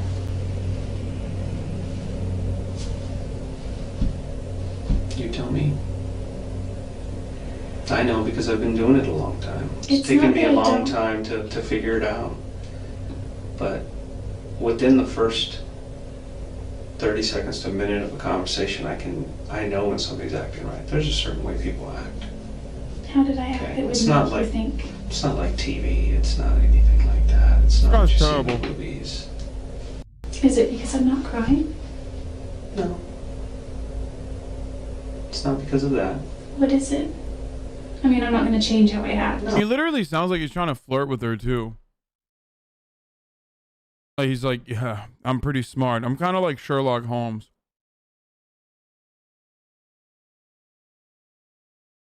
You know? There's a way that ladies be acting. And I know. I'm pretty smart myself, so. No, obviously you can't change the way you're acting. No, I mean, I am who I am. Okay, you're sincere in the way you're acting. But Well, how is it? you're just not telling the truth. How is it different? Well, it's not really something you need to focus on anymore. After Jodi failed her attempts to extract inside knowledge on the best way to behave in order to appear innocent, she then attempts to explain why she hasn't been able to appear innocent. It's not that I'm not remorseful that he died. The reason I hesitate is because maybe this is something that's wrong with me psychologically, is I think of the butterfly effect. And it's like, you could say that the guy pumping gas down at the gas station could have potentially, because you see all these movies, these funky movies where it's like this affected this, which affected this, which affected this, Well, if he had never done this. I know if you had never met him, he'd probably still be alive. Okay, no matter what happens, the fact that this detective hasn't taken out his fucking revolver and shot her point blank at this point means that he, at least, while a shitty investigator, has a lot of restraint. Because, oh my God, dude. It's literally a fucking me or you situation at this point. Like, she is going to murder him by boring him to death by mentioning the most unrelated shit I have ever fucking seen. Like, well, you know, the butterfly effect. That's true. Yeah, that's because you killed him. No, I just can't admit to something that I didn't do. If it would help my case and give me an easier sentence, I know that people plead guilty for those things. No, and I don't want you to do that. That is the absolute last thing I want. I wish that I had answers. I'm sorry. There's just no reason. There's just no reason. There's no good reason why this happened. There's never a good reason why somebody dies like this. This seems to be the moment Jodi fully confronts the reality of her situation. The anguish she has over her own fate will become visible, yet she will now disguise this anguish as grief over Travis's death. She does this by posing a question. How many times was Travis stabbed? More than I want to remember.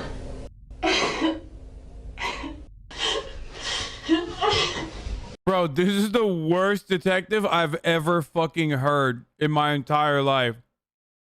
More than I want to remember. Like, you're...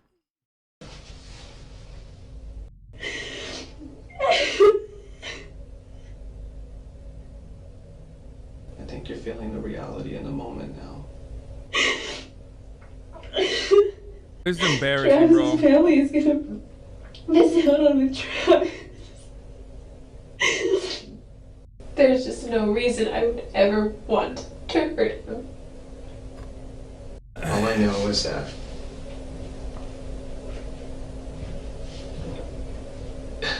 I need a story or else it's just cold. It's so cold. But without the truth, I can't paint another picture. And it's going to be up to the prosecutor to paint that picture. And if you want that prosecutor, and I've met him, and you don't want him. Hasan, 5 hours experience, detective, question marks, hours of experience? Yeah, I could do a better job. I've already learned. Everything I need to know about being a detective, okay? It's over. What, dude? Always blame the black person. There you go. Boom.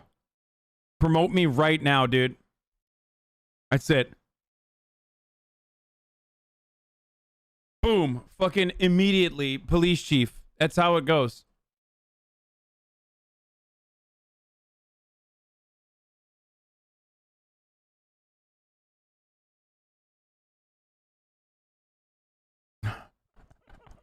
You're hired. Exactly.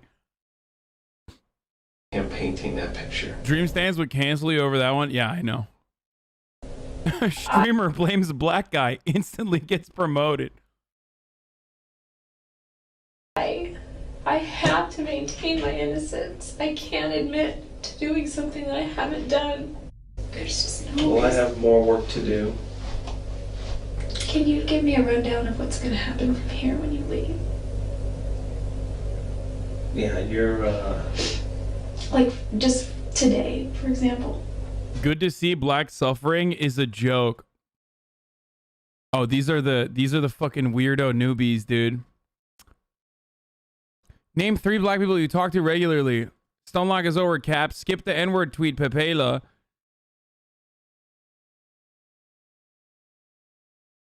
Oh my god, dude.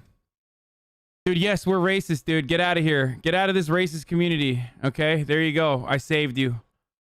Motherfucker said name 3 black people, bro. Oh, you say, oh, you say you're anti-racist? Name all the black people, dude. Name every black person. You'll be taken across the street to the county jail. You'll be processed through there. This is a really trivial question, and it's gonna reveal how shallow I am. But before they book me, can I clean myself up a little bit? You're gonna be taken the way you are. I can't give you anything else. Do I have to go in handcuffs everywhere? That's just procedure. Whether you wrote a bad check or you're facing murder charges, you're gonna go in handcuffs. Dude, they're fucking back and forth is like triggering me. Okay, I'm telling you, I see like the vibes are fucked in this one. Haha, whether you're handcuffed or whether you wrote a bad check or you murdered someone, you're gonna get handcuffed. Like, what are you doing, bro? Like, what's going on? Are you guys gonna fuck later? Like, what are you? Why are you trying to establish chemistry with the fucking murderer after failing to get her to, you know, admit that she did a murder for like 2.5 hours?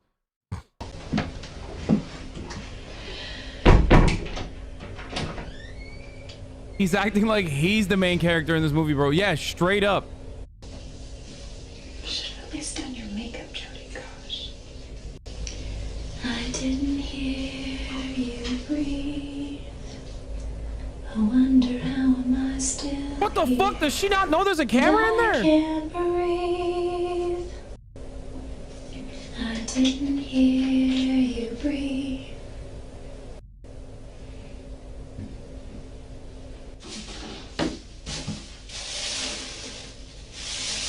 What is she doing?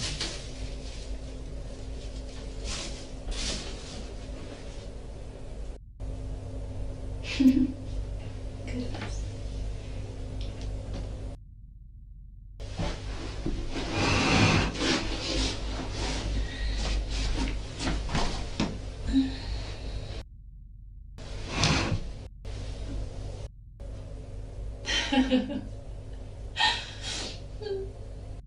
He knows our need. Stop simping! Where is it? She's so interesting. No, dude. She's fucking crazy.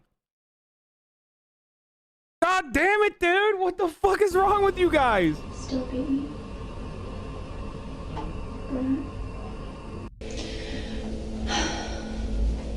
By women Jodi behavior. was then taken to the county jail and charged with the murder of Travis Alexander. She stayed there overnight, and it would be a total of 16 hours before she was taken back to the Siskiyou County Sheriff's Office. Her second interrogation commenced at approximately 9:30 a.m.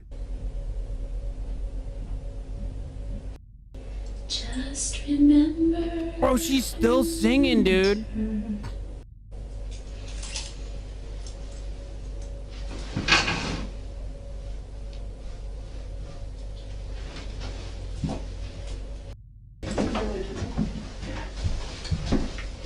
I love that chat's acting like, oh, she's such a small bean, you know? She's such a, what do you call it? Like, small bean by queen, dude. I forget what I was gonna say. God damn it, dude. A sussy baka. It's fucking ridiculous, dude. Absolutely ridiculous. Oh, that's what I was gonna say. You're acting like she's a fucking manic pixie dream girl, dude. You're literally acting like she's a manic pixie dream girl. Like, this is Zoe Deschanel. She's so quirky. She's so quirky. Man hates to see a girl boss winning. Yeah, you know what else I fucking hate to see? When I run an ad break and you don't get to avoid it, okay? Because it's top of the fucking hour, all right? And that means it's time for a 60-second ad break.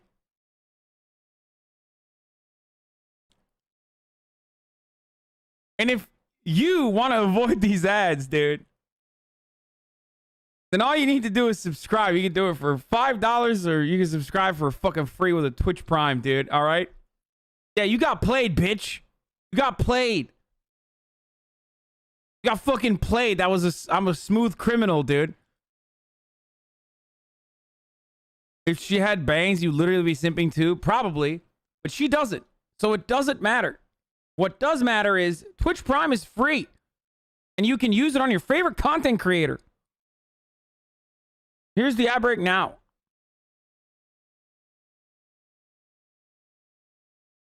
Okay. Let's keep going. Wahoo Warrior, thank you for the 2 gifted subs. All right. If you want to go ahead and stand up for me. As I take these cuffs off, just go ahead and put your hands down at the waist, okay?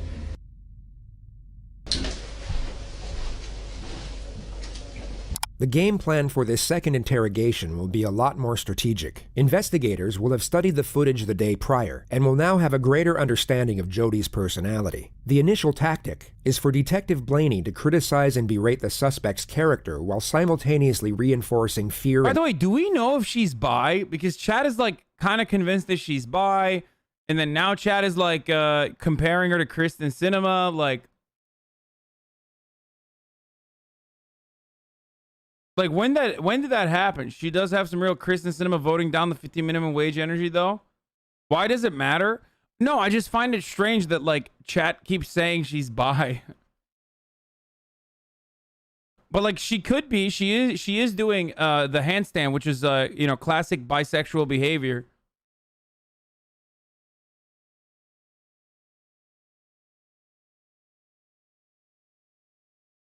Yeah, bisexuals love doing handstands and sitting weird. And apprehension. She makes it very clear from the offset that the suspect's fabricated naivety and sickly sweet persona will not work on this occasion, and Jodi's self-esteem will be broken down in a manner that would typically be considered bullying or abuse under different circumstances. This is done so that when Detective Flores returns, it will be a welcome relief, and an immediate rapport will then be attained, which in turn will make the suspect far more likely to cooperate. It's a derivative of good cop, bad cop, and the 2 investigators execute this technique in a near-perfect manner. Detective Blaney's time with the suspect is essentially a non-stop psychological onslaught. which is sometimes executed in a passive manner, while other times in a far more direct manner. During the latter stages of the bad cop procedure, Jodi will be asked if she would prefer to speak with Detective Flores instead. This question is posed a total of 5 times, and only on the 5th time will Jodi finally give in and admit that she would. Good Cop, Bad Cop was like a real thing. I thought it was just like in movies. That when Detective Flores finally returns, it was all her. I just want to let all of you know that you didn't believe in me when I said I was a fucking expert, and I literally called out the technique. I'm just saying that I know what's up. I'm literally a detective now. Call me Detective Piker. Doing, rather than a calculated and prearranged strategy. Okay.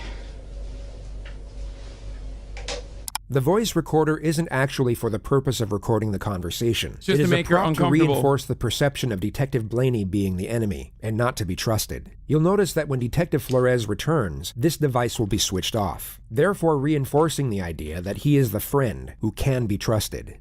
Today's date is July 16th, and my name is Detective Rachel Blaney, and I'm here with Jodi Arias. Is that how you say your last name? Arias. Okay, I'm sorry.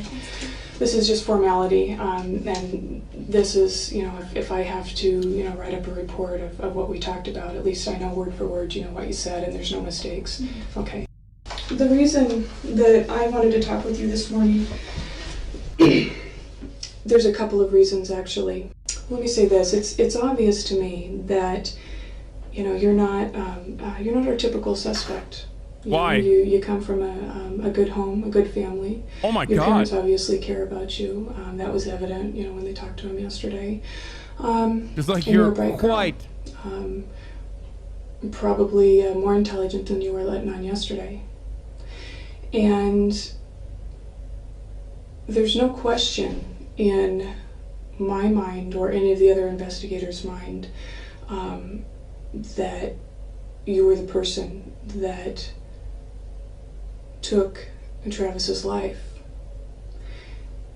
But what I need to know, or what I'd like to know, and give you the opportunity to do, is determine whether, you know, you're a cold-blooded, cold-hearted murderer who slaughtered this guy, or are you somebody that got caught up in circumstances and things got out of control? When this hits the news, and it will, it'll go to the media, do you want to be portrayed as that cold-blooded? Bro, did they think that she was supposed to be a bad cop because she's a woman or something? Because, like, I feel like she's doing a better job than the other cop already. What the fuck? She's literally a better detective than the other guy. The other guy's like, come on, admit it. Just admit it. Cold-hearted murderer, because the media loves that. I'm trying to help you out. I'm trying to give you a chance to make things right.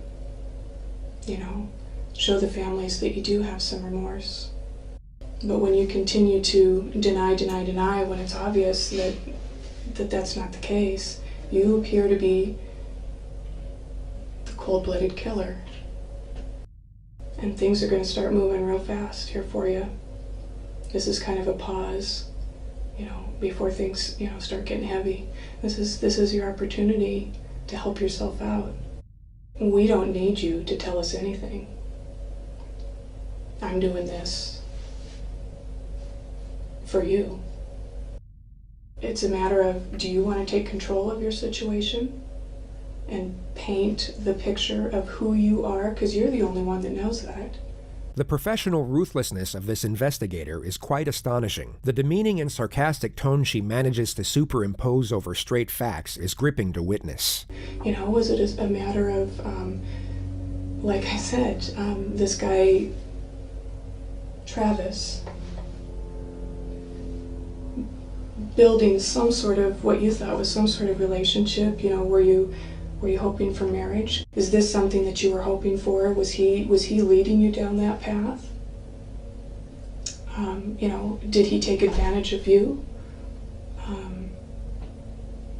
Were there promises made that... See, this, I don't know how this is bad cop, but what she's doing is like shifting blame away to potentially the guy in an effort to like gain confidence with her and like try to get her to fucking you know, create a false narrative that, like, in her mind absolves her of the murder just so she can fucking admit to the murder and then boom, roasted.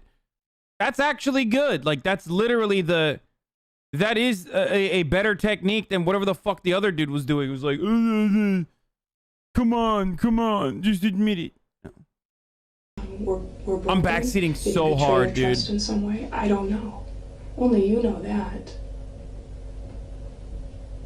This is not going to go away anytime soon for you, Jodi. You know, you're a young woman, just starting your life. You had a lot going for you. You should be fighting for yourself right now. And you let this eat at you. And it's going to destroy you. Yeah, isn't it ego up technique or whatever the fuck that we learned all the techniques from the Chris one. Jodi manages to veer off on trivial aspects of her and Travis's relationship that paint her in a positive light. Officer Blaney makes it very clear that she has far less patience than Officer Flores. With what appears to be a very sympathetic tone, she will snap the suspect's focus back to the element of the murder. As much as I love Travis, I just have always, there's something inside that says he's not the guy you're going to marry. So then what was it? What was it that led up to all of this? I mean, there's got to be something.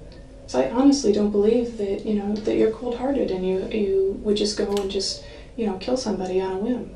That doesn't fit your profile. So what was it that led up to that? You know, you tell me. You tell them. You tell, you know, Travis's family. I'm just trying to fill in the holes there, you know, and just kind of guessing about the emotions. You know, what was it that would make you, you know, so angry or upset?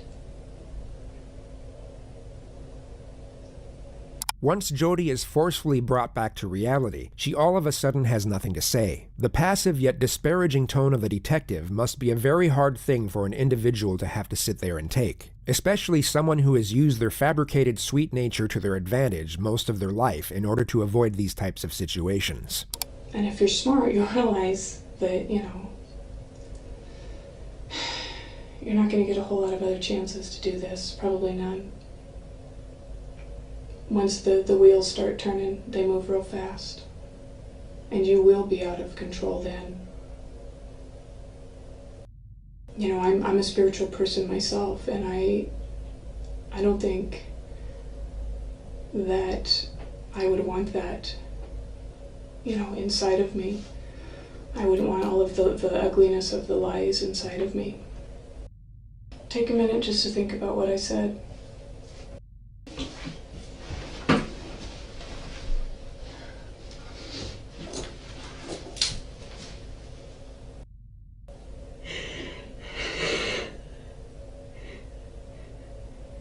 Jodi is clearly exhausted and terrified. She, at this moment, was being observed by both Detective Blaney and Detective Flores in another room, and they even contemplated having Detective Flores enter at this moment. They ultimately decided against it, however, and Detective Blaney re-enters the room to maximize this state of dejection. Holy shit. The pressure will now be increased to a considerable degree. Maybe I did have a wrong picture of you. You know, all of this time that you and I have been talking, and I got information from your other interview, you are talking about insignificant things at this point. You're talking about money, you're talking about material things, you're talking about everything but... I'm just talking about things that affect the people I care about. You're talking about everything but how bad you feel about Travis. You only respond to my questions. If I murdered Travis, I would be very remorseful. I think that I... Bro, she's still going with that. That's last week's Jodi takes, dude. She's still using the, oh, dude, I'd be so sad if I did the murder. Dude, you don't know me. Anyone who knows me knows, like, I'd be so sad if I did a murder. Like, literally. I'm just saying, like, so judging by how I'm not sad, you should know that I didn't do the murder. Also, do you perhaps know about the 10 Commandments? Because the first one is, thou shalt not kill. And guess what? I am Christian. I've gotten the wrong picture of you. I think that, you know, you know, maybe I was wrong. Maybe you are that cold-blooded person that they're trying to portray. And, you know, I'm just really confused. At this point, you know, maybe you're right. Maybe there isn't anything that you can do to help yourself. You know, maybe I was wrong. Maybe you're not as intelligent as I thought you were. Oh, now she's like, maybe I was wrong. I don't know what else to do for you here, Jodi. I'm kind of at the end of a my bit rope. rude, isn't it? You're not going to get a whole lot of people that are trying to help you out along the way beyond this point. And what I'm hearing is somebody who doesn't give a rip about what happened. I'm hearing somebody that's worried about money, your appearance, everything about you. I don't hear anything about Travis unless you're specifically asked. How do you think that looks? Listen, I don't care so much. No, you listen. You are not grasping the reality here, Jodi.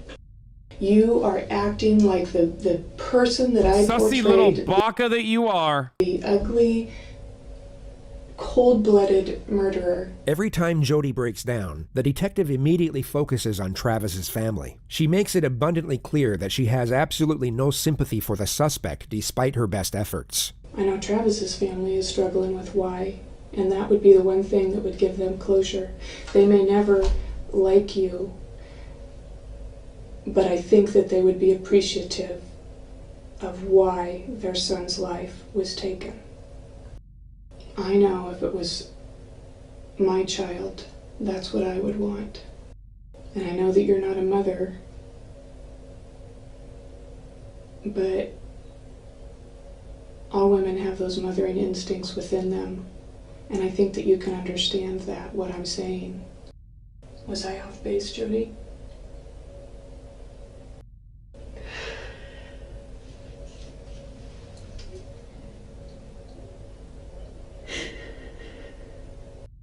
Could you be clear so I could hear? Sure.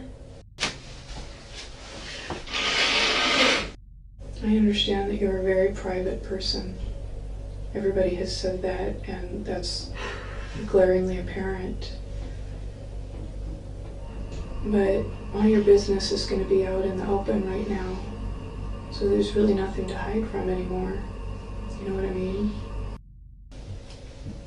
Do you think at this point that your pride matters more than Travis's family? Are they gonna check the tissue if she actually cried? If there's any nose turds in there? Family's grief. It's called the tissue technique. I'm just saying. Real technique. It's your chance to make at least something right. Even if it's on a small scale, it's a big deal to his folks. This is your opportunity to make right on some of your selfishness. I wasn't angry at Travis. Everyone keeps saying whoever did this was so angry. Then what were you? Another instance of chat will literally say anything. Someone said, if there were actual boogers, I would gladly eat it. I would buy her tissue off of eBay. She's so hot and sweet. Coomer's trying to lick the Kleenex.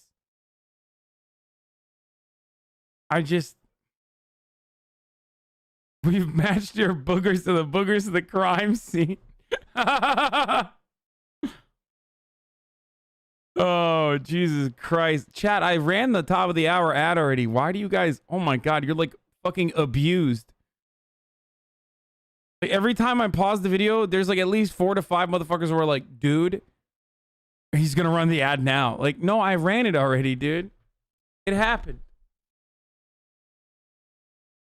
Just admit that you love your chat? Of course I do. Why the fuck would I spend this much goddamn time here if I didn't? And I know motherfuckers are gonna be like, money. Yeah, you think I need to do this for 8 hours to make money, dude? No, I would be fine doing it for like 4 hours every fucking 3 days.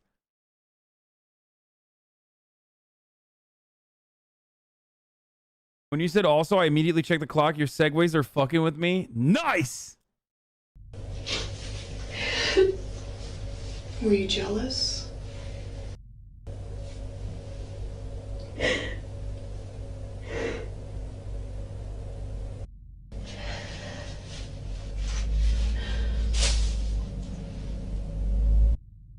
Was he expecting you to come over that day?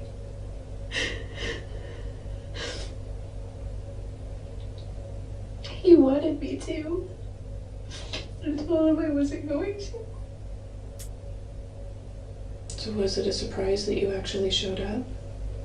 Jodi prepares to set off on another tangent about photography, but gets shut down right away. The detective doesn't allow her thoughts to keep wandering off on something unrelated as a means for attaining a brief distraction from reality. I got pictures of him once shaving, and then he was already weird about that. Well, Jodi, when you say things like that, it's obvious to me that you don't want to do the right thing for the family. You don't want to. Yeah, you're fucking stalling. It's obvious to me that you're fucking stalling. And you're jerking my chain. And I don't appreciate my chain being jerked. I'm tired of playing games. I'm tired of skirting around it.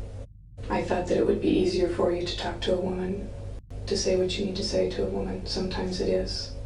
But unless you're willing to give me something, then I can't do anything for you. After today, things are going to go so fast for you. You're going to be totally out of control of the situation. The wheels of justice will start turning. I understand that you're afraid and that you're horrified about that person within you that could do something like that. But it happened, and it's a done deal, and you did. At least you can do is tell the family how it happened so they can understand why. I mean, do you think you're going to get this opportunity again? To sit down and just have a free-form discussion? There's not going to be any situation or place that's going to make it any easier for you. This is as good as it gets for you right now. Would you rather talk to him? If you do, you know, that's fine, and I'm sure that he'd be willing to talk with you again. Or would you rather continue talking with me? It's up to you. I don't really have a preference, I guess. I don't know what it is that's going on inside your head right now. I don't know whether you're weighing the odds, you know, trying to figure out how you can save your own skin here. Don't you think... You know what she's rambling so much that you know what blows my fucking mind? Why didn't she call a lawyer? Like, I literally forgot that she had the opportunity to fucking call a lawyer.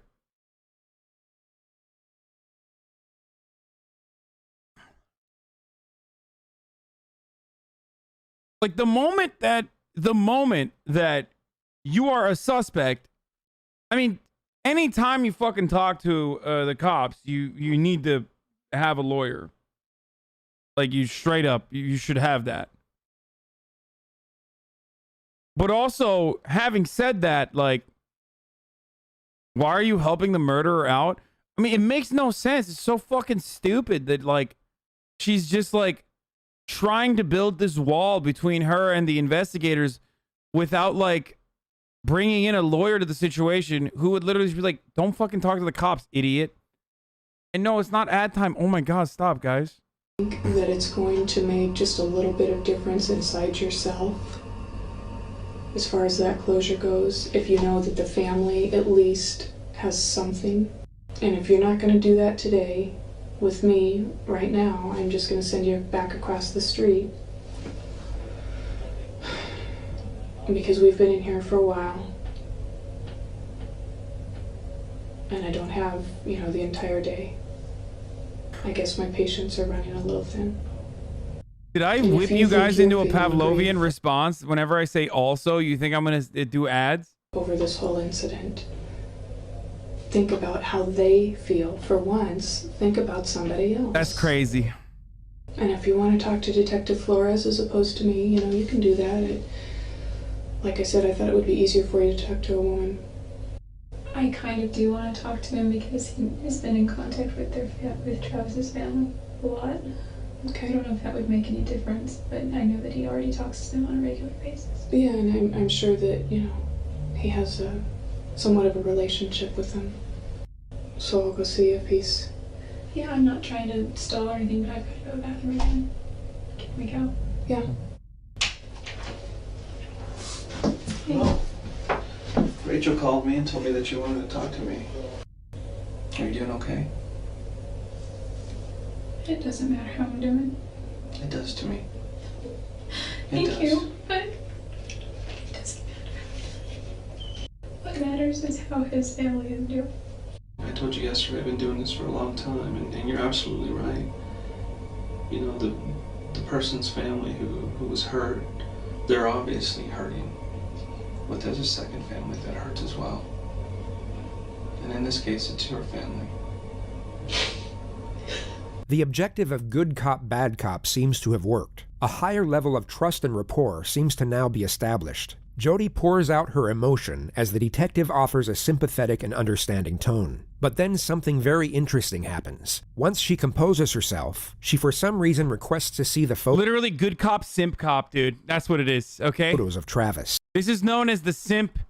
This is known as the simp method, okay? Where you just simp for the murderer.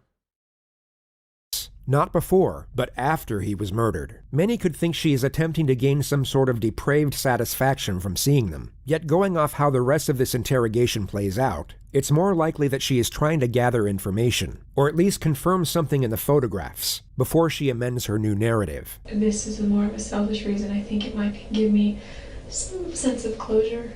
I know it's kind of morbid. I don't even think I really deserve closure. What is it you want to know about the photos? Do you want to see the room? Do you want to see the bathroom, or do you want to see him, or is it the photos before it happened that you want to see? I think the photos of after everything.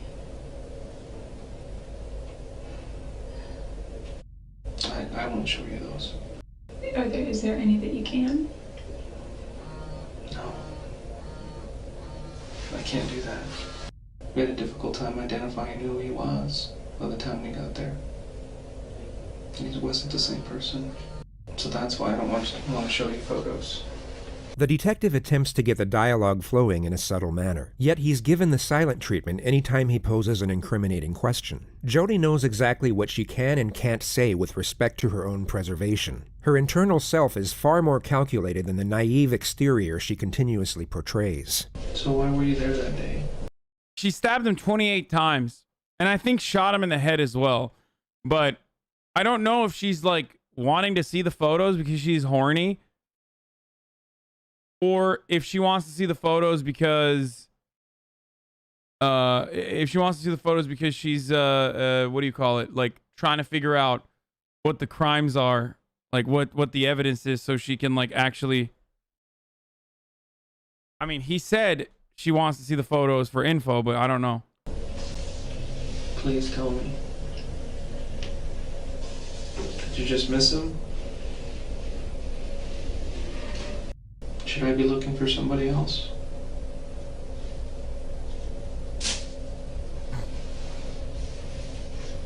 Was there anybody else with you besides you and Travis?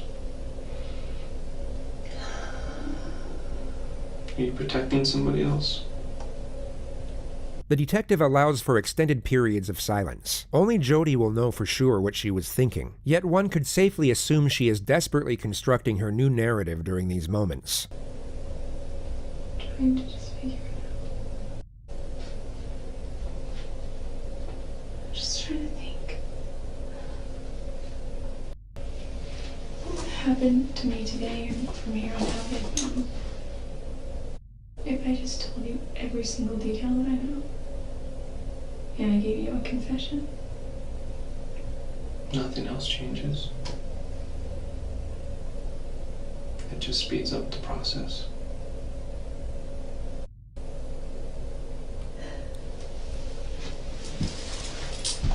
It's all really blurry. It really is blurry.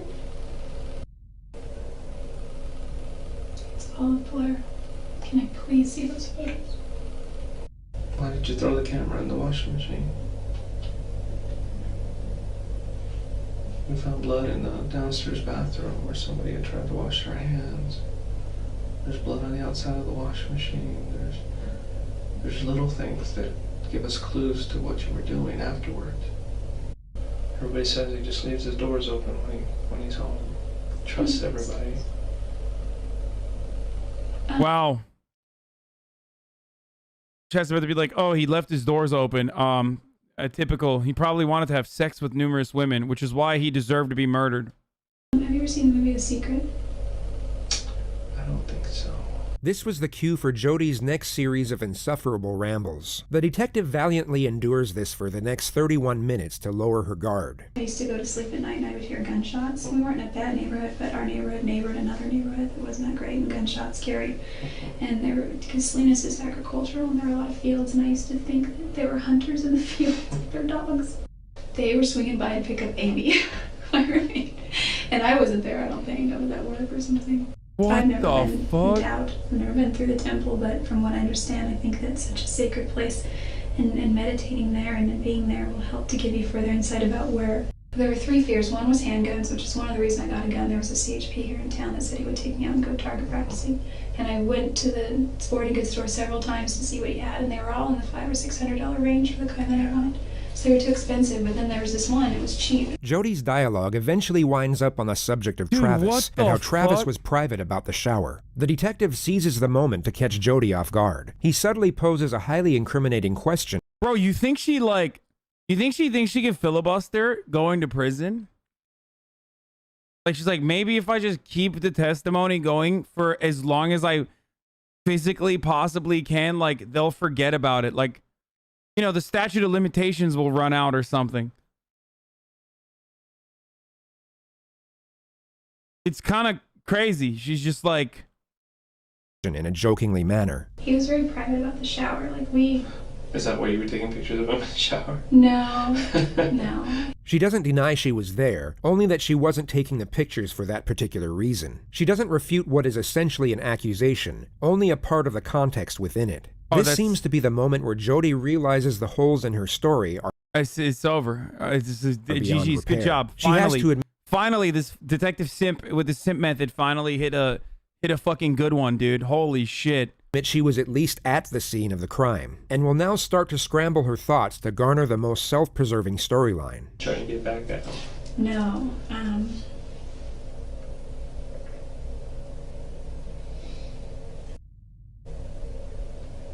Oh!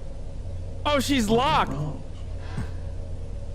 She literally realized it. Oh, no. No longer is it Pepela. She does know. What did you do? Oh, shit, dude. She literally thought she was on a fucking date or something, dude. I don't believe you planned it. Jodi. Please. I can't. Why not? Did someone catch you there? Someone not expecting you to be there?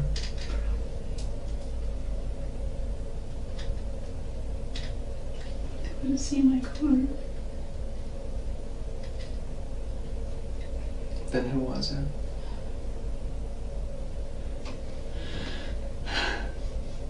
I don't know. Listen, I can tell you. I can tell you everything that I know or that I remember. Okay. What do you remember? Is there any way I can see those pictures? No, not right now. Can I see them soon? I will. You need to start letting me know what happened. Okay. You're telling me that some other people were there. He was kneeling down in the shower. What? I don't remember. If this is his shower and the sink is over here, I was like right here taking pictures. And I don't really know what happened after that. Exactly. Except I think he was shot.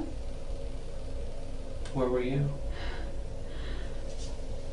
If this is his shower, and he's sitting here, I was like, well, if this is his shower, and he's sitting here, I was like right here on my knees, and his bathtub is right here, and I was taking him here, and I was just going through the pictures, and I heard this loud ring.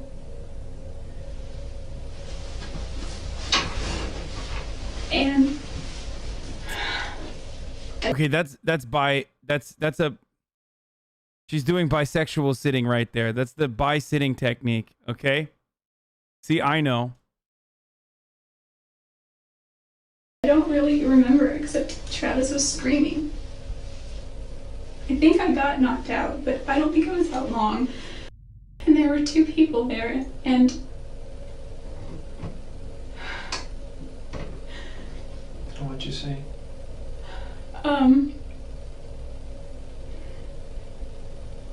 I remember putting my hand on his back because he was on all four of his knees. He was like on his knees like this, doing something like this or something like, I don't know. What the fuck? I was like, are you okay? What's going on? What's going on? He's like, go get help, go get help. And I said, okay. And I turned around, there were two people there. One was a guy and one was a girl. What? I couldn't tell that at first, but you could just see one was a girl, and I assumed the other was a guy because they're build. Bro, she is... Why did she... This is a throw. Like, this is straight throw. And I assume the reason why she threw this way is because she got caught in an accidental self-report where she was like, yeah, I'm there. You know, I was there. So, you know, it's done after that one. And then their voices. Travis was screaming the whole time. He wasn't screaming like a girl. He was just like he was in pain, like he was like shocked, like, oh, you know. What happened, Jodi? What? What did you see? You know, Robert Frost had a poem about this, actually, where, you know, he talked about the road less traveled, right? Like two roads converging. You know, it's like famous. It's just, so that's why, you know, there were two other people there that murdered my boyfriend. I took it out like a little bitch.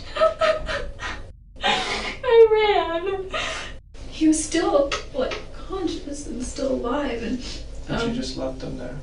no, I ran into the closet, and he stopped me, and he didn't touch me. He was just held the gun to my head, and he was like, "You don't go anywhere." And he told the other girl to finish it. I didn't see. He told me to stay there and not to move. And where was that, in the closet?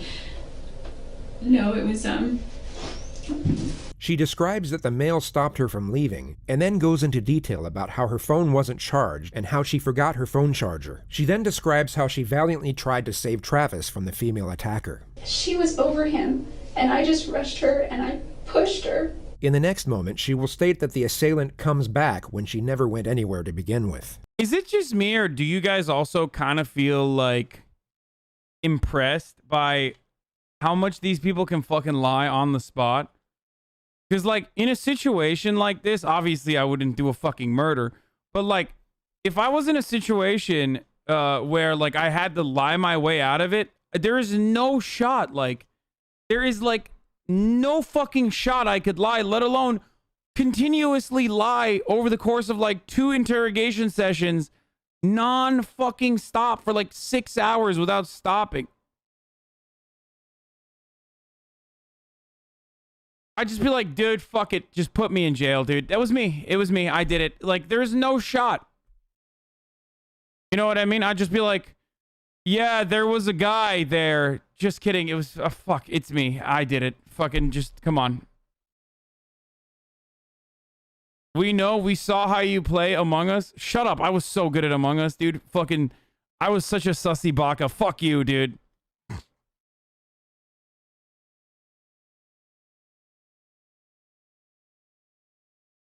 Actually, I literally would say, just vote for me. I would get angry and say, just vote for me all the time.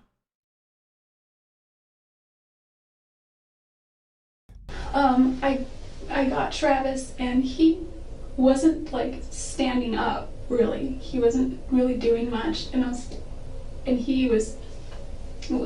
trying to get him, and she came back. I got him kind of far, like right here. She came back. He was starting to just get weaker and weaker. The irony of like, you know, coming up with an elaborate lie like this is that I don't know if she doesn't understand this or not, but like, you need evidence for this, and they already meticulously went over the crime scene. There's like none of that shit is gonna match. And this guy came back in, and she said that they needed to do me too because it was there, and he's like, no, that's not why we're here. From what you're telling me, she was the aggressive one and he was the more passive. Yeah, I mean, there was definitely aggression as far as, I mean, I don't know what you define aggression by, but like there was definitely a sternness. So it seemed like they knew him. She's such an idiot, dude. She's never gonna recall this. Seem to know them. I mean, he was a little out of it. Plus, they had masks on anyway. But he didn't express any kind of recognition. I couldn't talk. The detective takes her back to the moment she tried to save Travis from the female attacker. So I wasn't sure. I just knew I had to hold on to her hands because she had a knife. What hand did she have it in? She had it in this hand, but well, her right, I guess. So. Right. I think part of the reason why the cop is not like losing his mind at this point is because he's like, finally, there's some content. You know what I mean? She's like, finally, she's not talking about the fucking secret anymore. At least like these are clearly lies, but at least they're lies that pertain to the fucking murder. You know what I mean? I just said, come on, come on. You know, he was naked, but I didn't care. Just come on. And he's like, I can't. Guilty, just quirky. Come on. He's like, I can't feel my legs.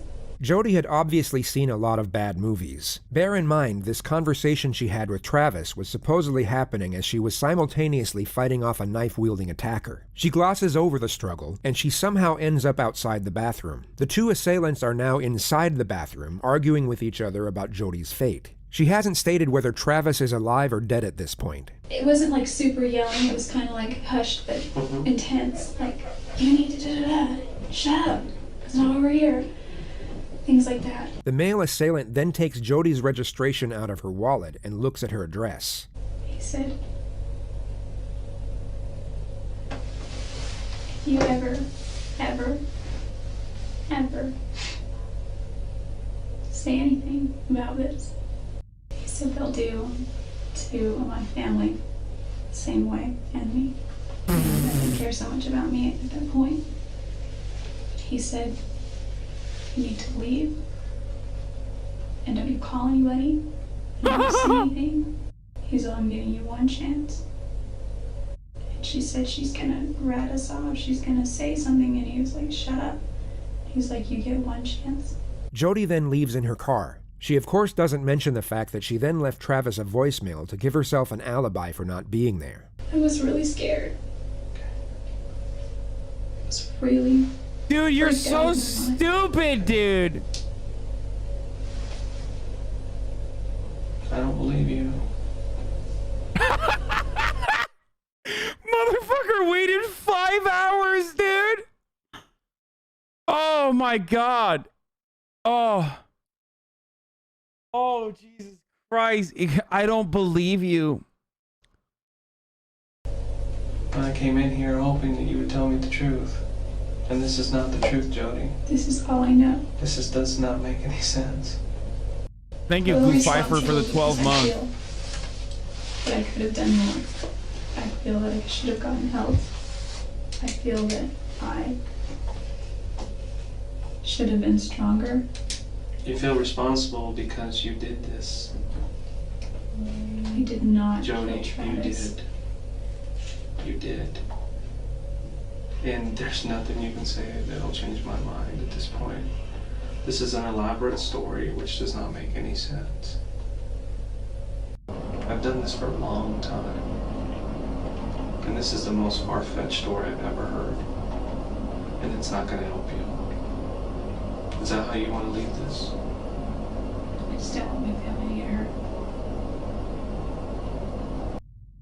There is a reason why you did this, and you just refuse to tell me why. Maybe because you are cold and calculated.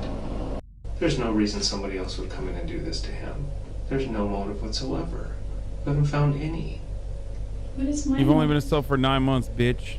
Jealousy, anger, fear, if you're being alone, angry at him for not keeping you in his life. I don't know. That's why I'm trying to figure it out. There are so many motives with you.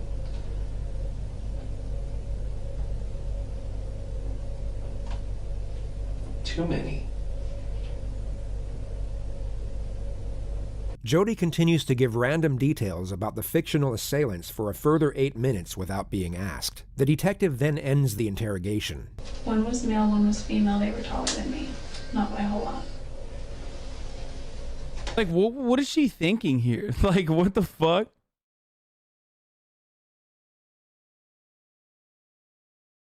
What is she thinking? Why is she still going? Are you ready to go back? Yeah, I guess I'd still like to say something to his family, but I don't think I have anything that could bring them comfort. Okay. Maybe I could write them a letter. Even as the detective is leaving the room, Jodi attempts to add further credibility to the new narrative and gives more details of the two attackers. I could give you the So best many description. inconsistencies that I don't even want to deal with right now. Okay, I just don't want my family to get hurt. Dude, he's like butthurt, dude. This is called the simping ain't easy, but it's necessary technique. Okay? He literally is pulling like a, I don't even want to talk to you right now. I thought we had something. Like, she broke him, dude. Who's doing the interviewing now? This is literally like the nice guy's IG account right here. He's like, you fucking slut whore. You fucking slut whore, bitch. You just don't want to be with a gentleman like me. That's what's going on here. My man literally is just like, he just got cop zoned. You know what I'm talking about, chat, where like nice guys, like the nice guy IG account will be like, will show like fucking DMs from like nice guys who are like, hey, what's up, milady? And then they won't, like, the lady won't respond, and they're like, you're a fucking whore. Like, that's kind of what he's doing right now.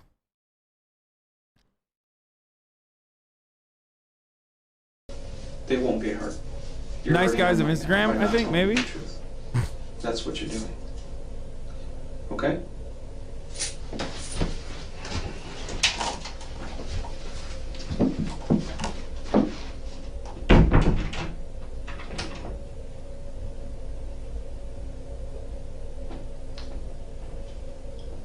He's like, Detective why? Blaney comes back with It's like, why wouldn't you murder me like you murdered your boyfriend? What the fuck? All you want to do is murder Travis and not me. And in paper Standing 3 right minutes here. later, she was curious to see what Jodi would write to Travis's family. It ended up being a self-serving and whimsical paragraph about how sorry she was that she couldn't save Travis. The family were never given the letter. Jodi completely dissects and carefully examines the ham and cheese sandwich before she eats any of it, and as you've probably guessed by now, continues to behave in a rather Why is unusual she doing manner. that?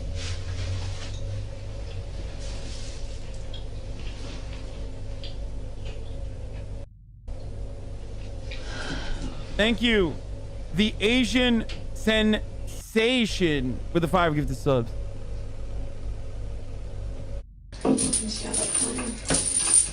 Okay, you ready to go? Wait, is that bisexual behavior, chat? I think so. I guess Classic, that's really dude. all I needed. Sorry. Don't roll the tape yet. Why was he a good traveling companion? Oh, he was a great traveling companion for many reasons. Traveling with Travis was kind of like traveling with your own personal comedian or serenader. Jodi not only stuck with her story about the assassination squad, she doubled down and agreed to every media request that came her way. She also stuck with a soft-spoken, sweet-natured, Jesus-loving character that wouldn't hurt spiders, let alone human beings. But she once again fails to realize this fake disposition doesn't match the situation. I mean, chat was fucking literally simping for her when she was pixelated. Okay? So, of course, now that she has makeup on and it's like, you know, HLN, Nancy Grace, high definition, chat's literally gonna be like, she's innocent, and anyone who fucking says she's not is a liar, and I will fight them. God damn it, dude. You Coomers, like, you really do deserve prison time or something. Y'all are fucking crazy, dude. I'm looking at the time codes. Hold on. I keep trying to look at the time codes as they're coming up. If you were sitting in a squalid jail, wrongfully accused of murder, and as a result facing life in prison or even the death penalty, you wouldn't be acting like this. She's trying to come across as the innocent girl next door, but she just looks like a terrifying lunatic. To know that he was stabbed some 27 times and shot once in the left cheek, who could have done this to him? I don't know. Who do you think killed him?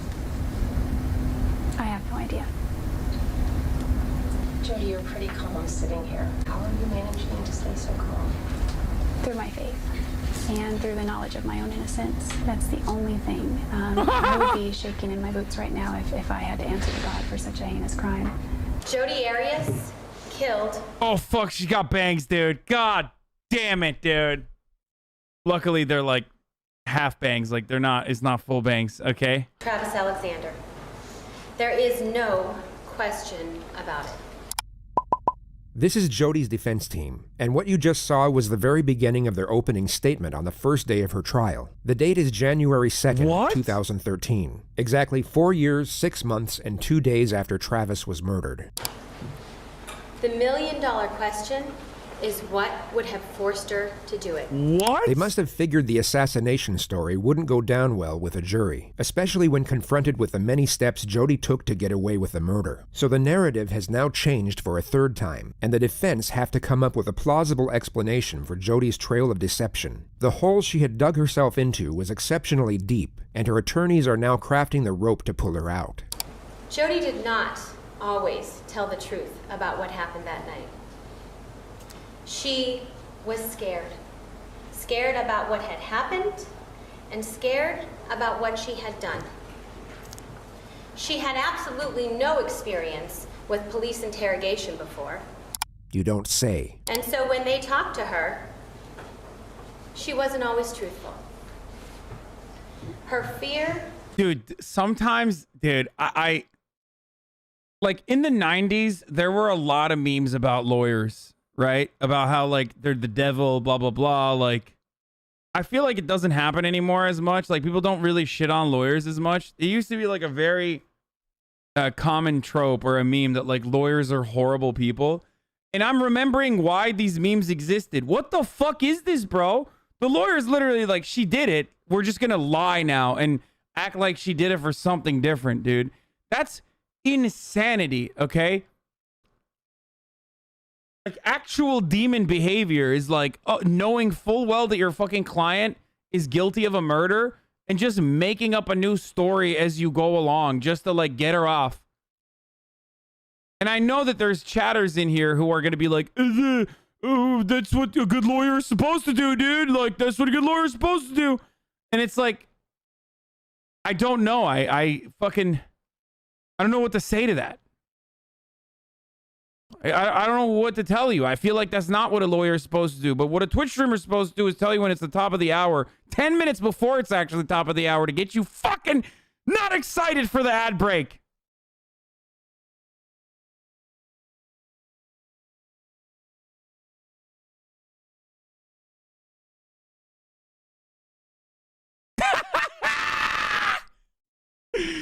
Oh! It's time for a 60-second ad break again, dude. You'd like to no longer see the ads. You know the deal, dude. You subscribe with a Twitch Prime. You use an ad block, VPN. Dude, these segues are actually abuse, dude. Please don't justify murdering me, okay?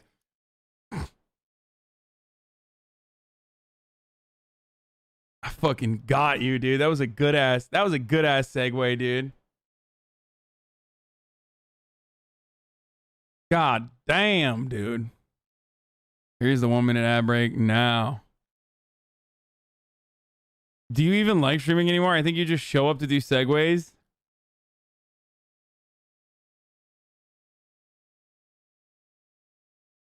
Wait, so how do these demons of lawyers make money? Like just from media coverage? What do you mean? No, they make money from... Wait, they charge her, I think. I think she's from like a decently rich family, no? I literally am on the verge of not watching you anymore. No shot. You've been in here since fucking 10/11/2020. No shot you stop now.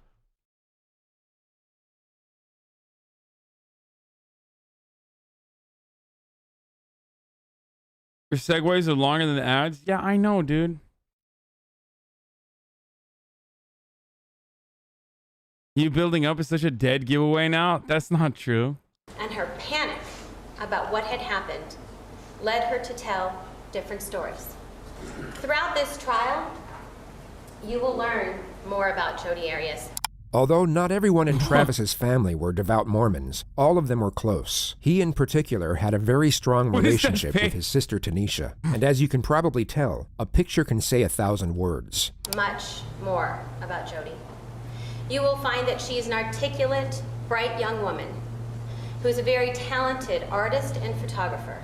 And so what would have forced her to have to take Travis's life on that awful day? In order to answer that question, we have to go back to the beginning.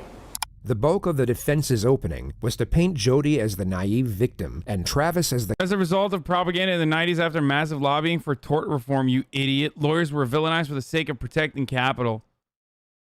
God damn, dude, I'm sorry. I didn't know you were a lawyer, dude. In the 90s. Fuck.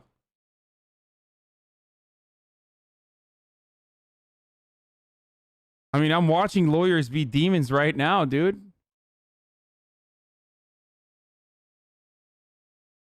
How am I supposed to know that, motherfucker?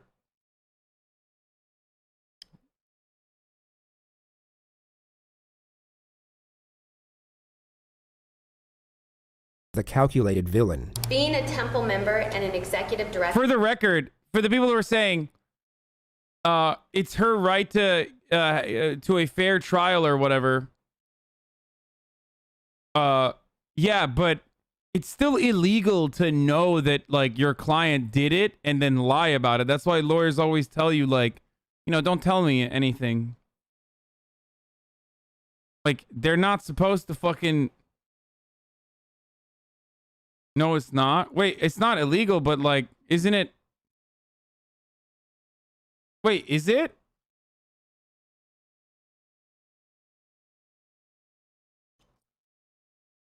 I mean, lawyers can't testify because they have attorney-client privilege, but can't they be asked? Actually, I don't know. It's illegal for them to allow you to perjure yourself?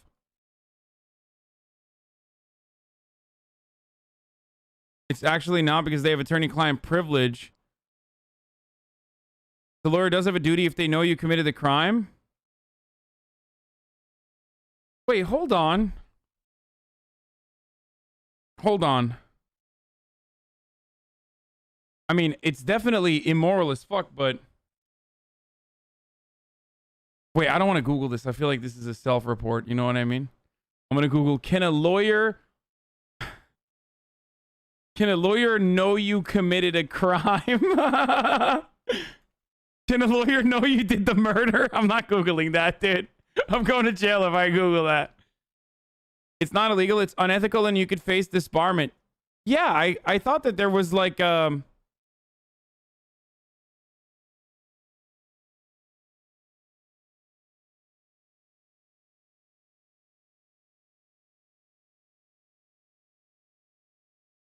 If the client tells the attorney about the location of a missing witness or victim or a key piece of tangible evidence, the attorney sometimes will need to disclose that information.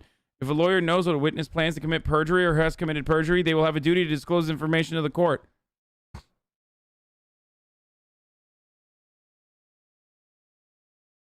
There is an ethical duty to inform the court when they know their client is about to lie. In some circumstances, the court can ask what you discussed with your attorney if you talk to them during a testimony. If you confess your crime to your lawyer cannot argue you did not. That's what I thought. Am I wrong about this?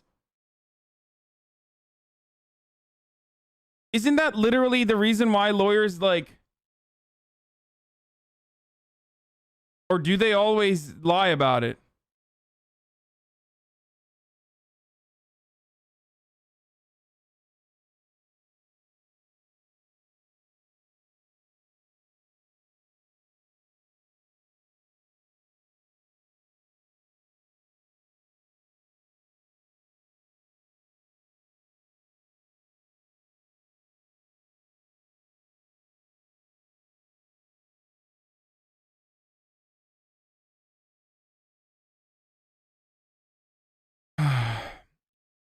Okay, armchair lawyer, you can trust me.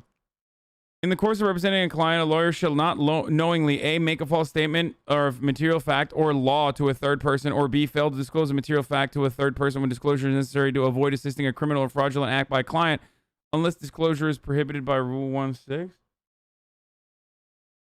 I'm not saying this lawyer is, but like, I thought that you're not supposed to fucking tell your lawyer if you did the murder, because then like the lawyer can't be like, my client didn't do the murder. I'm not saying for this reason.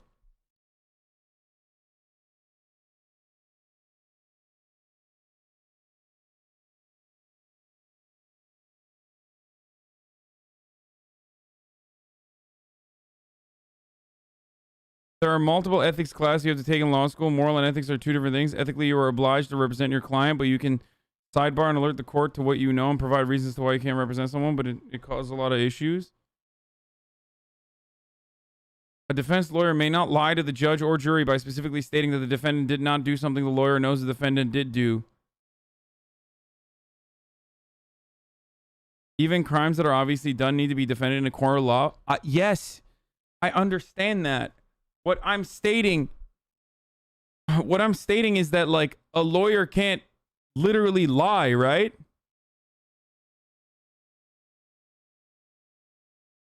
Lawyers can perjure themselves, or let you perjure yourself. That's the rule. So if you tell, it's a problem. Yeah.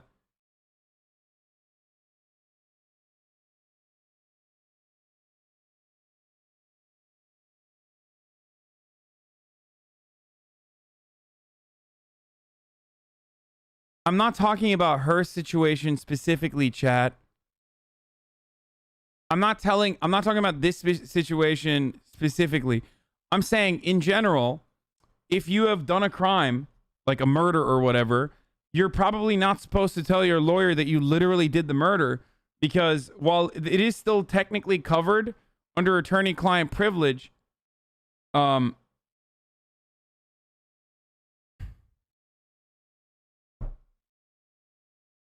no, your lawyer would advise you to tell them the entire truth that you wish to portray. The more you lie to your attorney, the harder it is for them to defend you. Google it. If you get in trouble, I'll testify to say it was for educational reasons. I'm not going to Google it, dude. I'm scared now.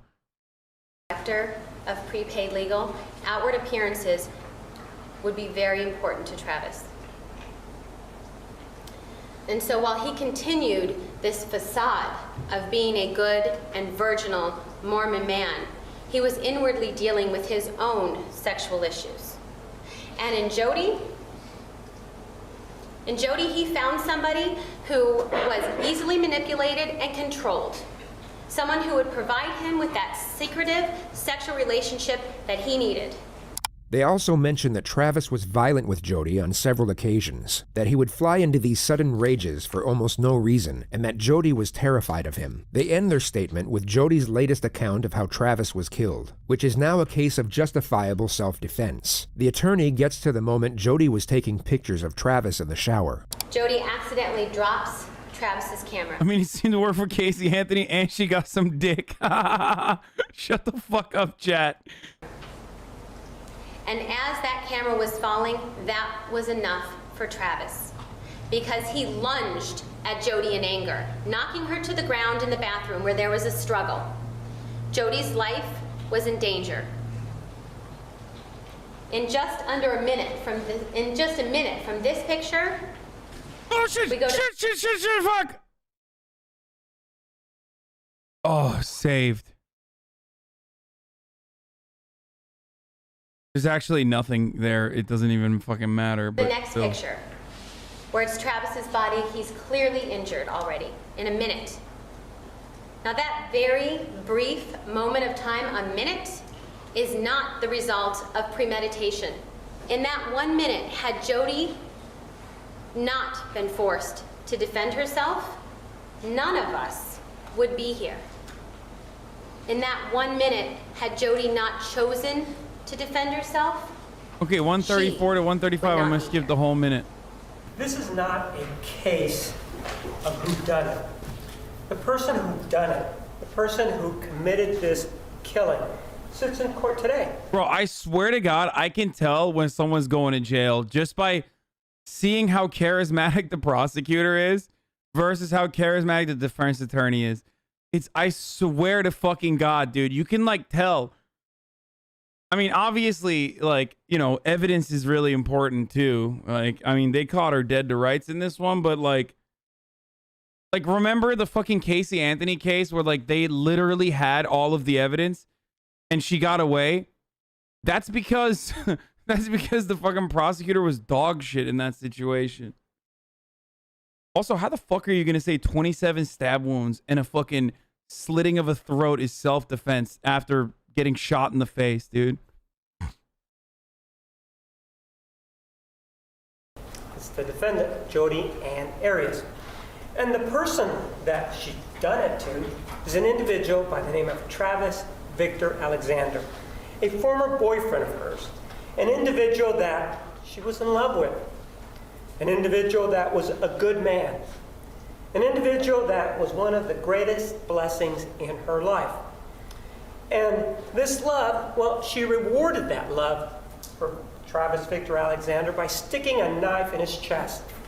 And you know, he was a good man, according to her. And with regard to being a good man, well, she slit his throat as a reward for being a good man.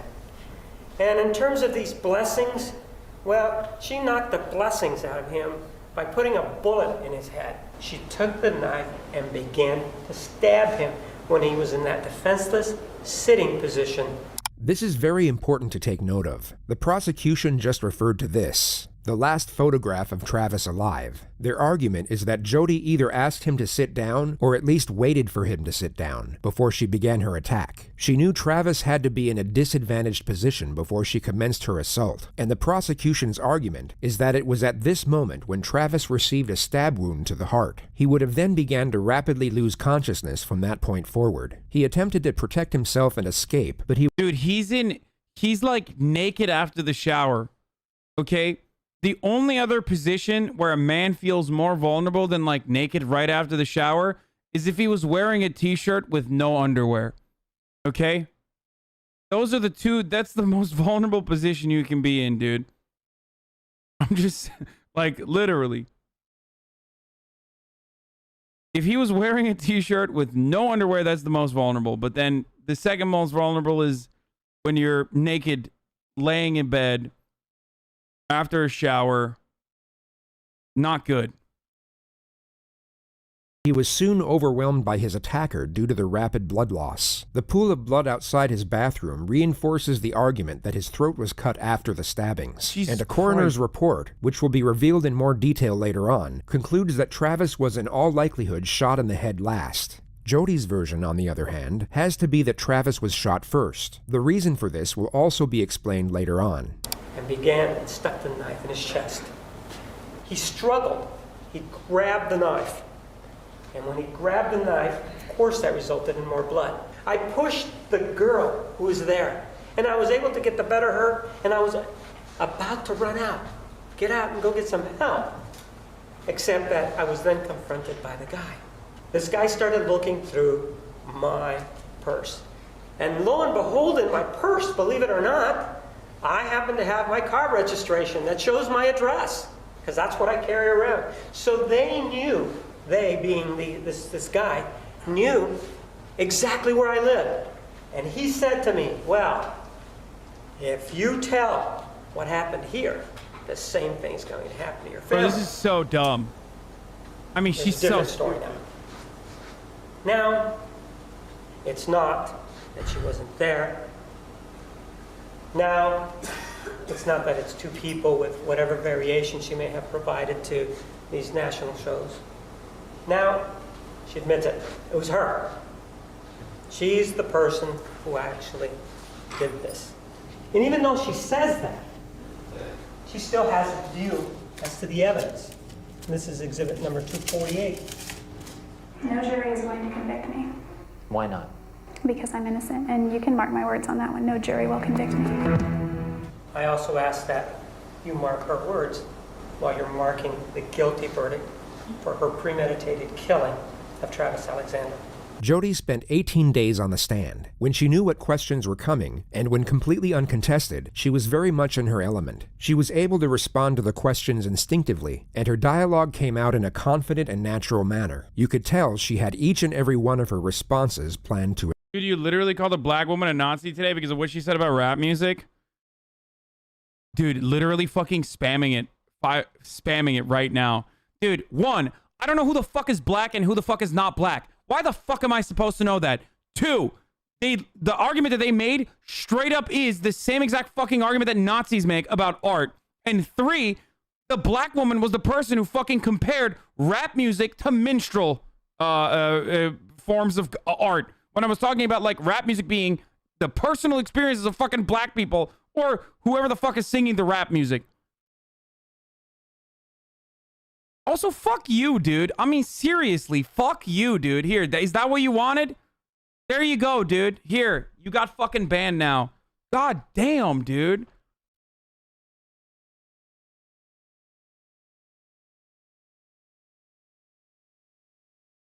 You guys are big defenders, dude. You really did it. You really did it. I'm making the community a less safe space. You're making the community a fucking more safe space by re-bringing this up, okay? After we have already moved on, moved beyond this.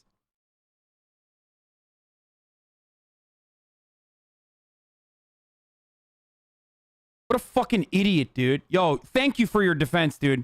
You really exposed me for the racist I am and showed everybody how non-racist or anti-racist you are. God damn, dude. Could have just ignored the comment, you know? How about fuck you? How about I didn't ignore the comment? And how about you fuck yourself?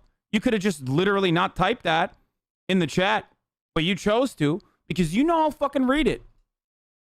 Let's keep going. To a T, and had considerable faith that her manipulative prowess would ultimately save her. I don't know why, but they were Spider-Man, and At this point in the trial, the defense had already detailed how Travis was physically abusive, sexually overbearing, and a deep-seated pedophile. Jodi stated that she caught him on his computer looking at images of children, and that Travis had even asked her to wear Spider-Man underwear during sex. The next segment is Jodi's supposed theory as to why Travis had such a request. I do know, however, that the year prior, there's a child he was close with that really liked Spider-Man. I don't know if that had anything to do with it, but he was very much into Spider-Man. This is the reason why she never left Travis after finding out about his pedophilic urges. I was under the impression that when he was able to sleep with a woman as opposed to fantasizing about a child, he felt like more normal as a man. So also I had seen prior to this incident many beautiful qualities about him and good qualities about him and things that were attractive about him. And I believed that this incident was a negative part of himself that he didn't want to foster or that he was fighting or struggling against, and that he ultimately wanted to eradicate. So just to clarify what she actually said, her understanding and supportive nature was the reason she stayed in a relationship with an unashamed pedophile. She kept it a complete secret, hoping he would change, all the while he was being physically and emotionally abusive on a regular basis. She's tearing down his character, but trying to do so in a subtle manner. She gives off the impression that she's holding back on his detraction to preserve some of his reputation, when she's actually trying to destroy it as much as she possibly can. This is Jodi's version of events that led up to the killing in her own words. It's important to note that when you rehearse something in your head repeatedly, it can be as though it actually happened. And as we know, Jodi had nothing but time on her hands for the last 4.5 years. The clip will begin at the moment she dropped Travis's camera. It slipped. It was kind of like, the best I could describe it, like when you go to catch a football but it bounces and you kind of fumble it a little, because it didn't slip and just drop. It slipped and I tried to catch it and it kind of bounced a little and then fell on the ground and bounced and rolled onto the tile. It fell first on the mat, then it rolled right onto the tile. The mat isn't very big, it's just kind of right outside the shower. At that point, he got very angry and he stepped out of the shower. He lifted me up from the crouch position with enough force that my feet came off the ground momentarily, and he body slammed me on the tile. At that point, I rolled and I ran down the hallway. I ran into the closet. I slammed the door. I start running. If you are looking at the diagram, it would be on the left side of the seat. I began running that way with my initial intent to probably run out this door. I instead went for the gun. According to Jodi, a gun was hidden above the shelves in Travis's closet. She had discovered it a month earlier while cleaning. I grabbed the gun. Right about then, Travis was opening the door.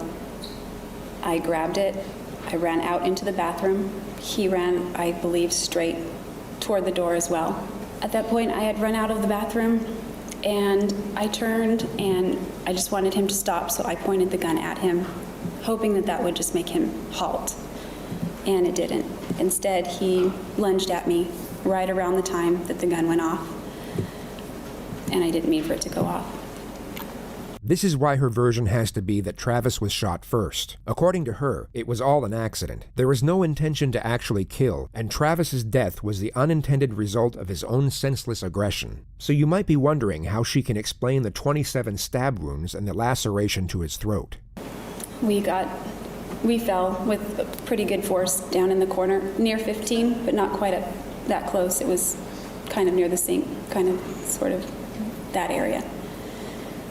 And he fell kind of on top of me, but to my right. Bro, there's literally no defense of like stabbing someone 27 times and then shooting them and then slitting their fucking throat like 28 times. Like, there's just nothing. There's no. And also, you made up a lie. Like, if he was a pedophile, why'd you make up a lie that like 2 people were trying to murder him? Like, there is anyone who entertains this is only doing so because they're simping. Straight up. There is no other way that anyone could fucking entertain this story.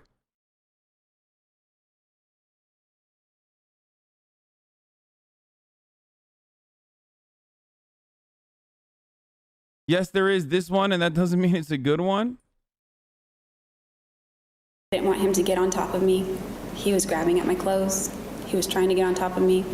I don't know where the gun went at that point. It was not in my hands anymore. Like, seriously, I just can't get over it. Like, okay, so he was a pedophile. Came out of the blue, by the way. What the fuck? But, like, that's still not a defense, okay? There is no, like, oh, he was a pedophile, which is why I murdered him when he wasn't even, like, doing anything in the act. You know what I mean? Like, legally speaking, you can't just be like, oh, well, you know, this person is a pedophile, so that's why I murdered him. Without any evidence whatsoever. But also, like, if he's a pedophile, like, why'd you defend him and act like he was being murdered by someone else? I know she's trying to do the, you know what she's doing? She's doing the white cop defense, okay? This is what cops do when they kill black people. They, like, literally disparage the person, lie about their situation, or if they have a criminal record, they will bring that up over and over again. That's what the media does. That's what she's trying to do here.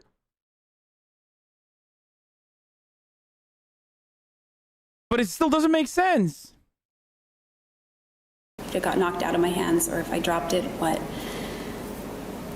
I broke away from him, and as soon as the moment I broke away, that's when he threatened my life. Just to be clear on what Jodi is talking about, after she accidentally shot Travis in the head, he wrestled her to the floor, but she then managed to break away, at which point he screamed the words, "I'll fucking kill you, bitch." I'd have no clear memories after that, at all. Things began to get really foggy after the gun went off. So there it is, her explanation as to why she slit the throat and continued stabbing the man she had no intention of killing is that she can't remember. The trauma of the situation caused complete memory loss, but she's able to detail how terrified she was right before her recollection goes blank.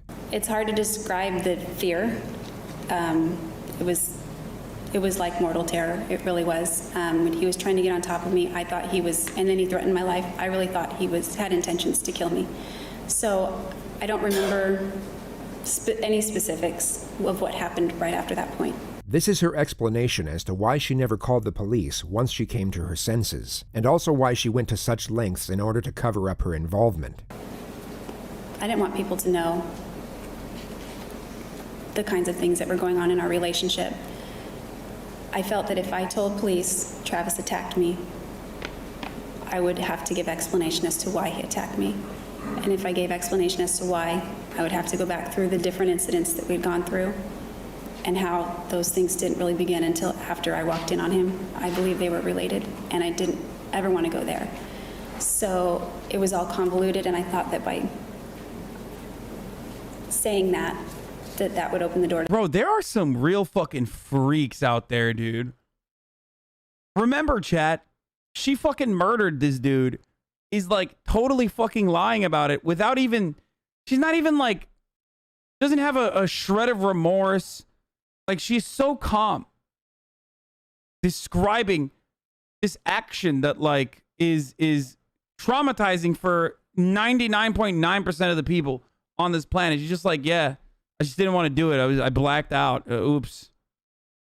Oh, wait, before we fucking forget, she literally drove after she fucking murdered him, drove to another boyfriend's house and fucked him too. Oh my God. I forgot about that. No, not an ad. Stop. To that. And I didn't want to de-edify him. So just to abbreviate what she said, it was all to protect Travis's reputation. She asserts that she was so upset by the event that she became suicidal, and would detail 4 different occurrences in which she tried, but ultimately failed to kill herself. The first attempt was intended to be by self-inflicted gunshot, and Jodi connects it to the registered gun police found in her bedroom after the arrest. I was going to wait until I left Wairika and got to the Salinas or Monterey area so that it didn't happen right in my family's own backyard, so to speak. And I was leaving for that area the morning I was arrested, actually. Her other attempts supposedly happened when she was in jail. I had written out all... Here is a fucking very interesting fact about Arizona. It's one of 3 states in the country where the jury can ask questions, which is kind of wild when you think about it. And apparently they did. I don't know if they'll show this in the video, but it's kind of wild that like you just have like juries straight up ask questions. All my suicide letters, I sent my note, I sent them all in an envelope to my grandmother's. Do not open until November 10th, 2008. I was hoping to be dead by then. I was like giving myself a little time to get my affairs in order. I had asked for extra long. If you were so traumatized by murdering your, traumatized by murdering this dude, like, why did you literally, the first thing you do is call yourself to, like, establish an alibi that you weren't there? Kind of weird, dude. Laundry so I could stuff it around my body because there was somebody sleeping below me and I didn't want anything to, like, I didn't want anything to get on her. So I stuffed it around my body and got under my blankets with my razor. I never did it, obviously. I'm still here, but I was getting comfortable and I was really pissed at myself because I just wanted to be done. The final strategy from the defense is to portray self-blame from the defendant. It's a subtle ploy to make it seem as though she's not even trying to appear innocent, and thus give credibility to everything she had stated up to this point. Have you forgiven yourself for not finding another way out of the situation you found yourself in on June 4th? No, I think that if I had just left before any of that happened, I have a million regrets. I mean, I was scared of him and I reacted, but I still... Pride equals win. I will always regret everything about that. Do you blame yourself for not taking some other alternative measures? Yes. I think maybe if I had handled the gun properly and I meant to just point it at him. I thought it would stop him. And maybe he wouldn't have gotten as angry as he did. Maybe he wouldn't have threatened to kill me. I don't know. Ma'am, do you remember having a conversation with Detective Flores of the Mesa Police Department back on July 15th of 2008? Yes. And this was the day that you were arrested, right? Yes. What's fascinating about this prosecutor's approach is that the vast majority of his cross-examination doesn't even challenge Jodi's new storyline. He simply asks specific questions within it. He puts a microscope under certain elements and lets the absurdity of it all speak for itself. And during that time, you told him something, and let's take a look at it right now. And I think you can help us. I would love to help you in any way that I can. Okay. That's not true, is it? I don't know. I guess it depends on what help means. Yes or no? Were you there to help him? I don't know. Were you there to tell the truth? No. That wasn't the truth, was it? That you were there to help him, was it? No, that was not the truth. You'll notice that Jodi has a hard time agreeing to details that actually conform to her own narrative. The tone of the prosecutor puts her on the defensive, and she tries her best to avoid agreeing with what he's saying, even though the actual context of his dialogue correlates with her own defense. And in fact, you were there for a different purpose. You were there so that he wouldn't get the truth, right? No, I was there against my will. There's nothing that the detective ever did to get you to say whatever it was that you said at the first interview, right? Not that I recall. Dude, this guy is a fucking demon, but GG's on this dude because I think he was disbarred for sexually harassing female law clerks in his office. And also, I think he was accused of leaking the identity of an Arias juror. Well, again, we're with the memory issue. Ma'am, are you having problems remembering what happened back on July 15th of 2008? No. So he didn't do anything then, right? Anything what? What are we talking about, ma'am? Are you again having problems understanding what's going on? Your Honor, if she can't understand his questions, that's... Overruled. To me, answer. I don't understand his question. Ma'am, the detective didn't do anything during the interview to cause you to lie, right? No. So with this interview, you then started to talk about whether or not you had been in Arizona, right? Yes. You said no, you hadn't been in Arizona. Good one, right? dude. That's right. That's an absolute lie, right? Yes. And the reason that you didn't want to admit to being in Arizona is because you knew that you had killed Travis Alexander, right? Yes. Ma'am, after that interview, you then had another chance to have a conversation with Detective Flores the next day, right? Yes. And again, it was a voluntary conversation, wasn't it? Yes. And it was the same situation as the day before, right? He sat down, he asked you questions, right? Yes. That's when you changed your story, didn't you? Yes. Because you did not want any consequences with regard to the killing of Travis Alexander, right? I wasn't concerned about consequences at that point. That wasn't my goal. So. Well, was your goal to go to prison? Not a physical prison on Earth, no. I was trying to kill myself, I think. Ma'am, you've said that many times, that you tried to kill yourself, right? in court? I don't know that many, but I've recounted a time that I did. You've said it more than 3, 4, 5 times, right? Perhaps. It's very interesting to see. Jury's about to be like, wow. You're not being very understanding of someone with suicidal ideation, sweaty. Canceled. Prosecutor, you're fucking canceled, dog.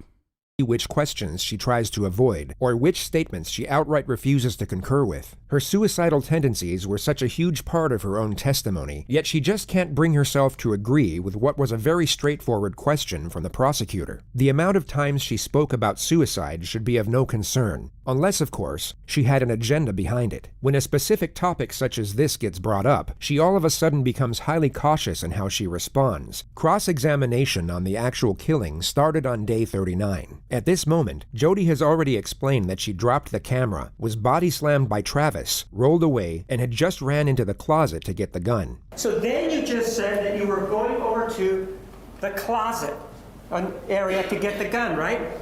The corner. The corner, right? And as you are in that corner, he's coming in through the door, right? Yes. But man, this is a very small closet, isn't it? No, it's bigger than the cell that I live in. It's bigger than what? It's bigger than the cell that I live in. It's not a small closet. Ma'am, we don't want to know where you live in. Do you understand that? Damn, he's like, I mean, he's badgering her a little bit. Like, I feel like this is not actually good because, like, the jury will come across sympathetic to her now. Actually, you just hate Jodi because she's a woman coded, is woman, and has mental health issues, Mormon. Just using that as reference, it's not small. You understand? Did I ask you where you were living? No. We're clear, right? We do not want to know where you're living right now. You understand that? Okay, sorry. You run into the bathroom. Jesus Christ, that scared me. Okay, that's like nothing there. Okay, got it. Don't you? Yes. You're in a hurry, right? Yes. You want to get away, right? I want him to not get close to me. Well, you want to get away. That's what's going on, right? I want him to not get near me. That's what's going on. And so what you do then is, according to you, is you then go in here and then you pivot, right? Or turn around. Yes. You have the gun. Which hand do you have the gun in? Both. So you have it out like this with both hands outstretched? Yes. Correct? Yes. And so you have the gun outstretched and he's still not there yet, right? He's still in the closet. He's coming out the door as I turn. So he's at the door now, right? And according to you, he is on you when you shoot him, right? Not quite on me. I think the gun went off and then he impacted me right shortly after that. And in fact, according to your testimony on direct, he falls on top of you, right? He lunges at me like a linebacker. Jodi used this linebacker analogy a number of times throughout the trial. The prosecutor now asked, I bet that's fucking coached. Like, where did that come from, dude? That seems so fucking memorized and coached, dude. Like, oh yeah, he lunged at me like a linebacker. Like a linebacker. Asked her to give a visual example. It appeared to have no real tactical purpose, but it was certainly a welcome and somewhat comical distraction for the viewers at home amid the graphic testimony. As he was No, just show me. That's what I'm asking you to do, not talk. Show me. Show me the linebacker pose. He got down and... Well, show me the linebacker pose. That's what I'm asking for you to do. Okay. He went like that, and he turned his head and grabbed my waist. Just like that, correct? Pretty much. And he grabbed your waist, right? I can't say it's just like that, but that's what I remember. Well, no, just I want, without talking, just show me the... Okay, this dude is being like extra short with her, dude. He shushed her. He said, shh, shush. Pose. He got down like that. Like that? Yeah. All right, go ahead and have a seat then. After he came at you, ma'am, and that happened, did you go down? She's a murderer? Yeah, I know. I'm just saying. I'm thinking about it from the point of view of like the jury. This guy's taking a lot of liberties with his cross-examination here, because like he's really playing with fire, dude. If they fucking, I mean, reasonable doubt is all they need, right? So like you should be making this as airtight as possible. And if you start making her look sympathetic by badgering her over and over again, like, I don't know, dude. We both went down. And he's still not dead, right? Definitely not. He's very angry. He's very angry, and this is seconds afterwards, right? Yes. Is he on all fours now? He's on the side of me, grabbing at my clothes and grabbing at me. What happens then? I break away from him and he screams out, "Fucking kill you, bitch." And then what do you do? I don't really remember. I just remember. I don't remember anything at that point, so I would be speculating. So you don't remember a single solitary thing after that, right? The prosecutor for the next several hours would... The reason why they're not interjecting is because it's probably because of what I just mentioned. Lawyers don't want someone to talk about things not relevant to the question being asked. You don't want their emotion to show and sway the jury. It's better to be seen as a dick than for the jury to sympathize with the answers you want to hear. I mean, probably the reason why they aren't like interjecting with any objections here is because they probably realize like this prosecutor looks like a fucking asshole, and that's their best shot at like potentially getting some sympathy from the jury. Argue the improbability of that being the case. The memory loss caused by trauma would put Jodi's mind in a state of disorganized chaos. Yet her next steps were highly calculated, as we all know. Even going by her own narrative, she knew exactly where to strike Travis with a knife in order to kill him. She also cleaned down the crime scene and deleted the photos from Travis's camera. This argument took over 3 hours to conduct and had to be explained through the scope of mathematics and science. On paper, it was perhaps the most damning part of cross-examination, yet it was so... My brother's here, chat. He just walked in and he asked me what we're doing for dinner, and I told him I'm not having dinner. That's why I said I'm almost done. So complicated that much of the testimony could have been lost with a jury. It was in fact the start of day 44 that had the most impact. It involved the time span between the two photographs taken on Travis's camera by accident. The prosecutor's argument is that Jodi would not have enough time to carry out her version of events. He will first get her to recount all of these events in detail, and as she is doing so, will be oblivious to the prosecutor's closing argument. She will begin digging her own grave without realizing it, and it's important to note that all of what she is about to recount occurred in just 62 seconds. This exhibit 161 is when the... You can't really tell, but still. Camera, according to you, actually hit the ground, right? I don't know if it's hitting the ground as that photo was taken or not. So you don't know how this photograph was taken then, right? It could have been when I was trying to catch it. I don't know. At some point, the camera hits the ground, right? Yes. That's what you told the jury, right? It hits the mat, yes, and rolls to the top. Ma'am, yes or no, didn't you tell the jury that the camera hit the ground near the shower? I know why I am not showing you the video on purpose. There was a fucking situation there that it was questionable, and I did not want to fucking show you. No, I said it landed on I'm the... fucking throwing up camera T-tours in the chat. If you keep hitting the pause button, it's gonna get stuck that way. This dude has been workshopping this joke for the past hour and a half, dude. Finally, I read it out loud. Are you happy? Yes. Is the mat on the floor near the shower? Yes. And the camera hitting the mat, would that be near the shower? Yes. And you then said that Mr. Alexander... Wait, what is this? This clip from the Jodi Arias trial is so fucking crazy. Did he ever ask you to wear an outfit like that? No. Did he ever ask you to... What is that?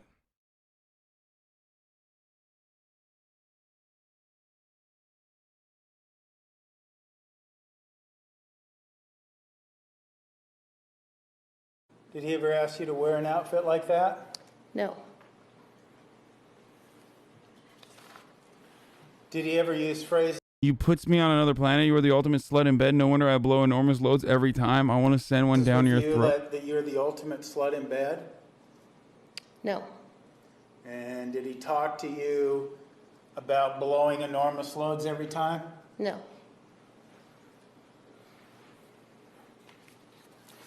What the fuck? Did he ever ejaculate on your face? No.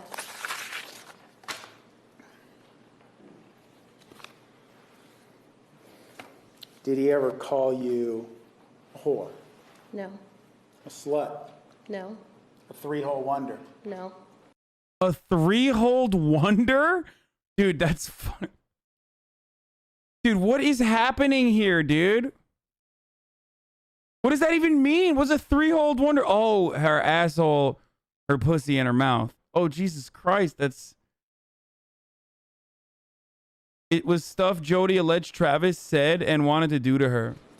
Did he ever tell you how he wanted to tie you to a tree and, quote, put it in your ass? No. Must have had a different relationship that he did with Miss. Wait, so that was the defense's defense, was that, like, he was a bit of a sex pest. Not a bit, but, like, actually a sex pest, right? Like, he was kinky as fuck. And that... No, it means bowling ball. Three-holed wonder. Why the fuck is sex talked about in the court? The fuck kind of respect and discipline is that? Guys, they're trying to get her. They're trying to get her out of going to jail for life, dude. What the fuck? It's a trial, dude. You know they show him naked. Like, that's how it works. They also show him murdered.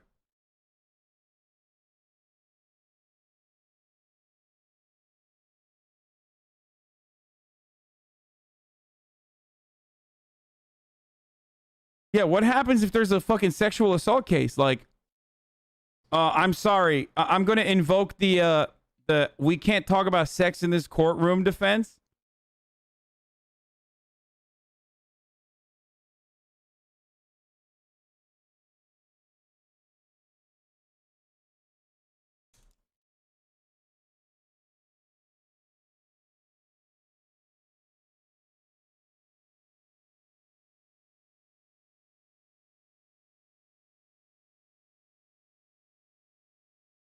I think they're trying to show he was abusive as well. I kind of think he was, but it doesn't... No, he was not fucking... Dude, her testimony, even her testimony about how he was abusive revolves around like him asking for sexual acts. I think the thing was like that she said that he would want to do anal and oral only because he's a Mormon. But also, again, a lot of that testimony is like questionable at best. Possibly because, you know, she's a fucking murderer who lied about everything, including, you know, saying that she was a fucking pedophile and shit, or he was a pedophile and shit. So yeah, I think I'm gonna go ahead and not believe the lady who stabbed this dude 28 times and then slit his fucking throat and then shot him.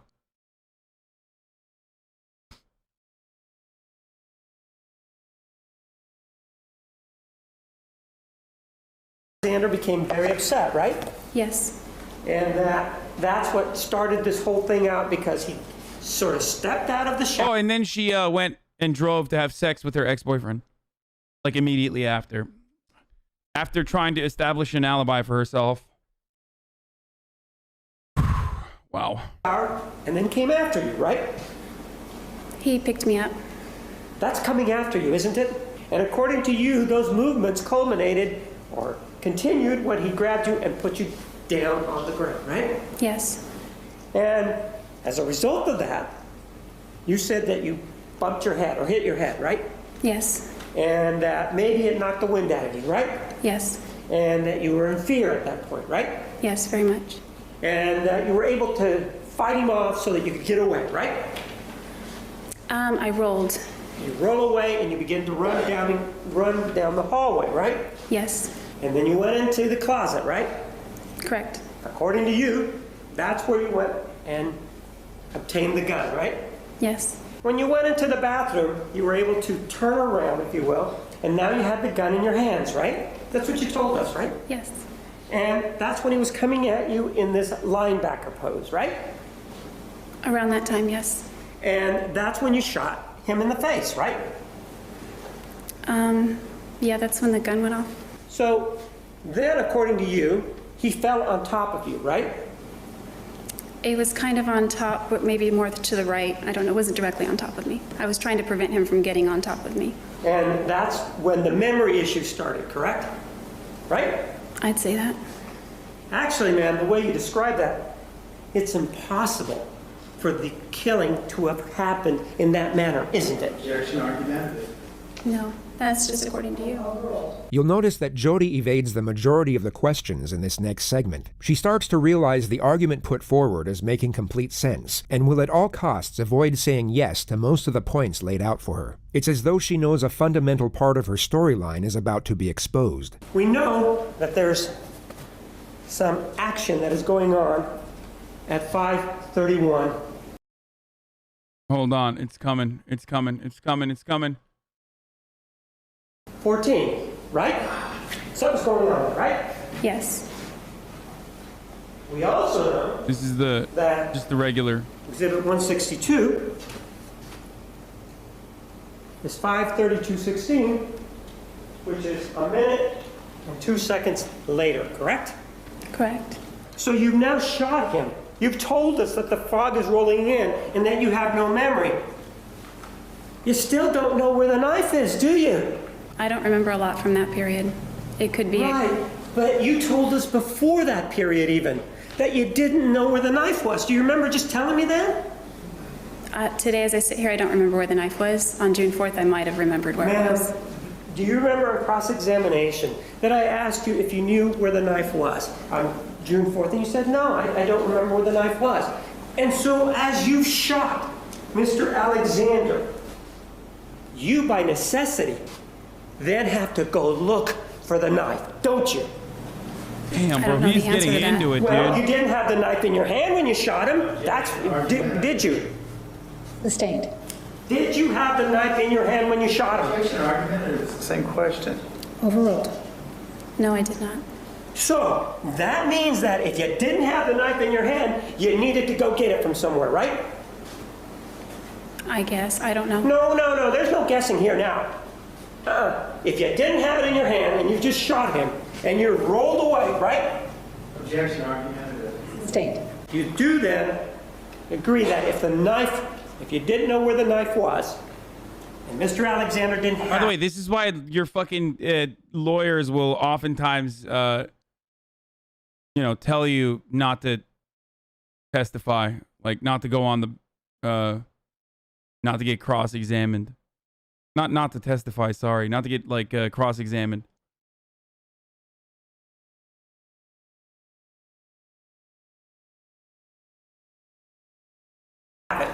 It would take time for you to go find that knife, wouldn't it? Objection, argumentative. Overruled. I don't know. I don't know where the knife was. Right. Since you didn't know where the knife was, it would take time to go find it, irrespective of where it was, wouldn't it? I guess under that theory. Sure, under that theory. It would take time, right? Yeah, I guess. And what you're telling us, under your scenario, is that in 62 seconds, you get body slammed, you do whatever you do, but you get away, you run down the hallway, you go in the closet, you grab a gun, you back up, you shoot Mr. Alexander, he goes down, he's still pawing at you and saying, fucking kill you, bitch. And then, after you're able to get away, you go get the knife, and he ends up at the end of the hallway, all in 62 seconds. That's what you're telling us? No, that's not what I'm saying. And he didn't say fucking kill you, bitch, till I got away. And pardon? He didn't say fucking kill you, bitch, until after I got away. You said he said it before I broke away, but he said it right as I broke away. She just created a non-argument for the purpose of deflecting from the primary contention. Whether or not Travis said those words before or after she broke away has no bearing whatsoever on the prosecutor's assertion, which he now reiterates. And then you had to go get the knife for everything to occur so that we got here. I don't know what's all the particulars of what's going on in that picture, so I can't even say if that's true or not. You might be thinking Jodi has an argument here, that perhaps Travis was only shot and not stabbed. This would have given reason for the blood, and contend that Jodi wouldn't have had to go looking for the knife. But the medical examiner found little to no bleeding at the site of the bullet track. The probable reason for this is that Travis was already dead. But there are also medical phenomena that could still prove Jodi's narrative to be true. What she can't prove, however, is that this blood came from the gunshot. You say that he gets shot, right? That's correct. Goes down.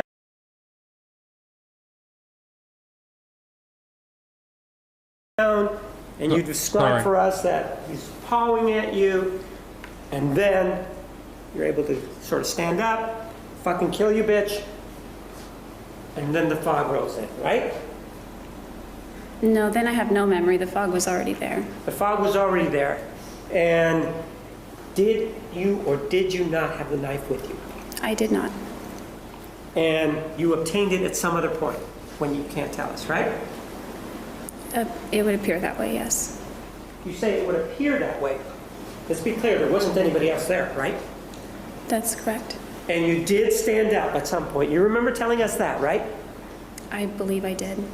And when you stood up, he was still on the ground, right? I don't recall looking back. Pardon? I don't recall looking back.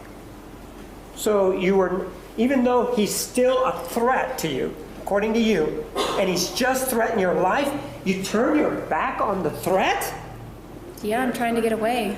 This was the time she stated verbatim, the fog was already there. Yet when she feels threatened by a question, she all of a sudden has a vivid recollection. The element of the time span between the two photographs goes on for another 45 minutes. I mean, there's like so many holes in this story, dude. It like doesn't fucking matter. You know what I mean? Like I feel like they're having an argument over like, they're having an argument over semantics at this point on an issue that is like super fucking clear cut. Yet the full context of the argument had already been asserted by this point, and perhaps strengthened by Jodi's defensive posture throughout the entire exchange. When a battered woman is attacked and they're defending their life, they don't know when to stop. Travis Alexander's body was stabbed 27 times. It may be that Jodi Arias didn't know when to stop. This individual, the defendant, Jodi Ann Arias, killed Travis Alexander. And even after stabbing him over and over again, and even after slashing his throat from ear to ear, and then even after taking a gun and shooting him in the face, she will not let him rest in peace. But now, instead of a gun, instead of a knife, she uses lies. This is an individual who is manipulative. This is an individual who will stop at nothing and will continue to be manipulative and will lie at every turn and at every occasion that she has. Everything in this case points to the fact that it did not happen. There are no medical reports, there are no friends, there is no one that can come in and say anything about that. There are no medical records, there is absolutely nothing. There is a direct strike to his neck, which is an indication of somebody who is thinking, this person's not going to live. He may get away from me in the shower. He may get away from me all the way to the sink. And he may stumble his way down that hallway. But you know, I caught him. Dude, what the fuck? Bro. I mean, this is over, dude. This is over, dude. This is fucking GG, no re, bro. Look at this. Like, it's like fucking. Is this the jury or is this actually the family? Oh, it's not the jury. That's the family. Okay, I was gonna say. And now, rather than stabbing him anywhere else, right here. So it's a very... Oh, it is the family. Yeah, that's her sister. That's his sister. The other thing that she did is that she created a lie that really involves behavior that is a hot button kind of topic. How horrific it is to be accused falsely of being a pedophile. He's not here. He's not here to say, no, that's not true. And so Snake goes to the computer and doesn't find anything there. Oh, no, I changed my mind. It was actually images. First of all, her journal indicates that there wasn't such an event. Second of all, the text messages also indicate the same thing. And what human being, if that is the allegation, if they really are caring, what human being doesn't go to the police and say, or somebody else, this person is a pedophile? What she does, well, it's the new approach. It's the new approach to pedophilia. What does she do? Well, let's jump in the sack. That's what we're going to do. The State of Arizona versus Jodi Ann Arias, verdict, count 1. We, the jury, duly impaneled and sworn, in the above entitled action, upon our oaths, do find the defendant as to count 1, first-degree murder, guilty. 5 jurors find premeditated, 0 find felony murder, 7 find both premeditated and felony. Just a couple of minutes ago, you heard the verdict from the jury. What are your thoughts? I think I just went blank.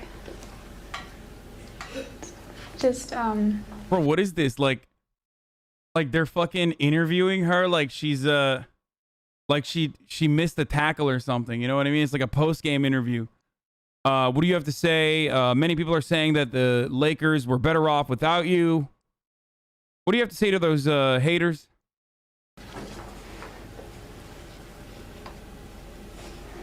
I don't know. I just feel overwhelmed.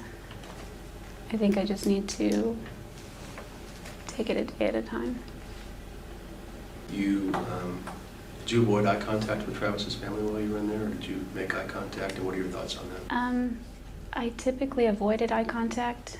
Travis comes from a family where they all sort of look a lot alike, so when I see their faces, I see Travis, and I see the man that abused me, and I don't want to look at that. Well, the worst outcome for me would be natural life.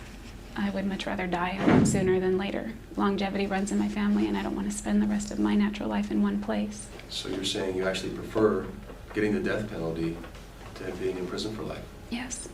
Jodi changed her mind about wanting to die. Again, during her plea to save her life, she... The YouTube video.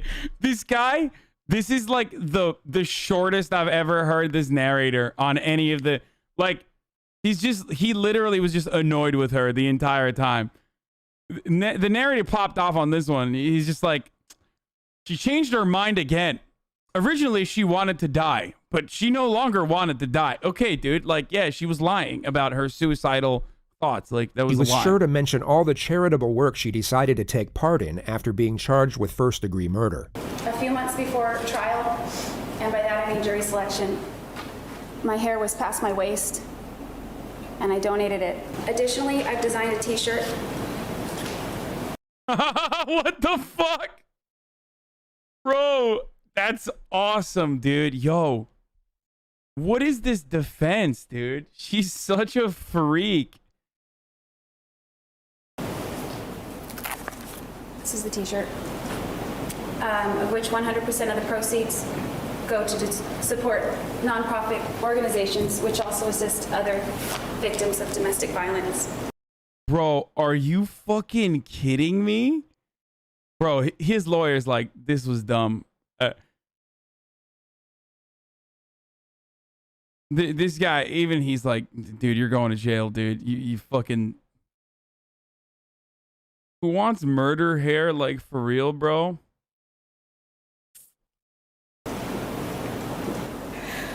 We can never get him back.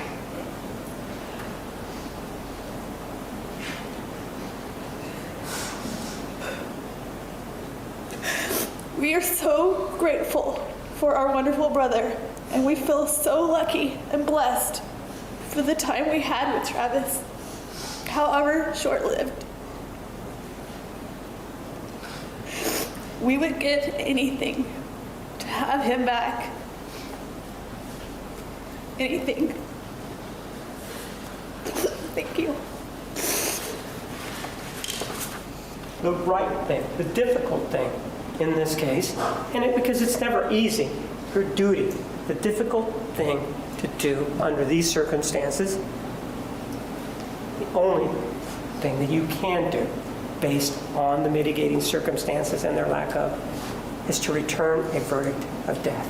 The simple question that's before you is, do you kill her? That's the question. What? She has done something very bad. She did. And you have convicted her for that. You have told her that she is guilty of first-degree murder for that. But the question is now, do you kill her? State of Arizona versus Jodi Ann Arias, sentencing verdict. Bro, what is that, a throw, dude? Yo, they're literally, I know it's a death penalty case, but still, she's just like, it's like, come on, are you gonna fucking murder my client or what, dude? We, the jury, duly impaneled and sworn in the above entitled action, upon our oaths, unanimously find, having considered all of the facts and circumstances, that the defendant should be sentenced. No unanimous agreement. Signed, foreperson. Is this your true verdict, so say you want to know? Yes. It is ordered. The defendant shall be incarcerated in the Department of Corrections for the rest of her natural life with no possibility of parole. Jodi Arias is currently housed at the Arizona State Prison Complex. She maintains her innocence to this day. Casual seafood restaurant where she worked as a waitress, but on this occasion, she never showed up. It was a fairly quiet Wednesday afternoon at the diner. Her absence wasn't too much of a strain, so the on-duty supervisor simply took her hours off the roster for that day and thought nothing else of it. Suspicions only arose roughly 1 hour and 15 minutes after Savannah had left the house, as her father received— Thank you, Franny, for the 10 tier 1 gift subs. Why are they always in Florida or Ontario? Part of the reason why a lot of these videos are from Florida, or that we know about, like the Florida man, for example, is because of the openness. Like in the state of Florida, they just reveal the shit, like sunshine laws, I think it's called. They don't hide the names and stuff like that. Received a text message from her phone number. I just want to tell you, I met a really good guy. We're running away together. I love him. We're leaving to I'll call you later when we get to where we're going. What the fuck? Savannah's older brother also received a text 43 seconds later.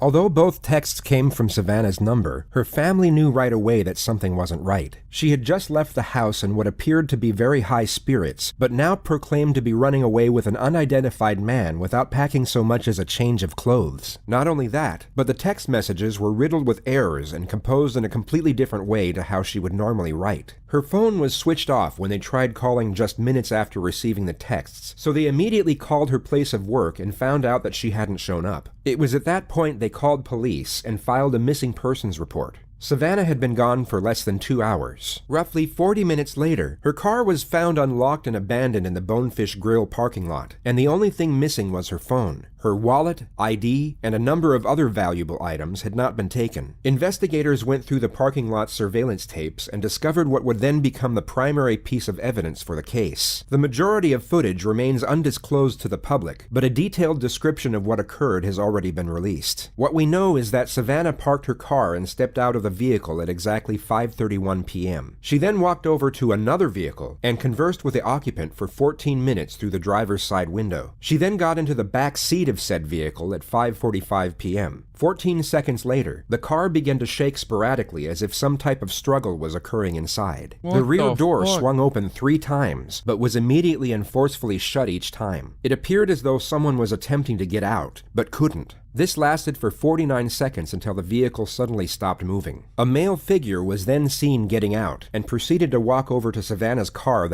He enlisted some of his best work. I wonder why he did that.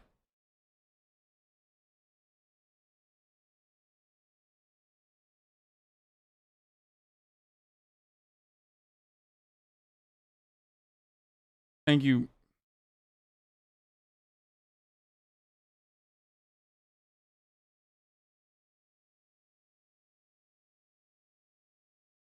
Ads, maybe? It's all on his Patreon? But he doesn't even have his Patreon open anymore. Right? I mean, or he's not like making new videos or anything like that. You can probably DM him to get the links. No, I mean, there's a lot of people in here that already have the links.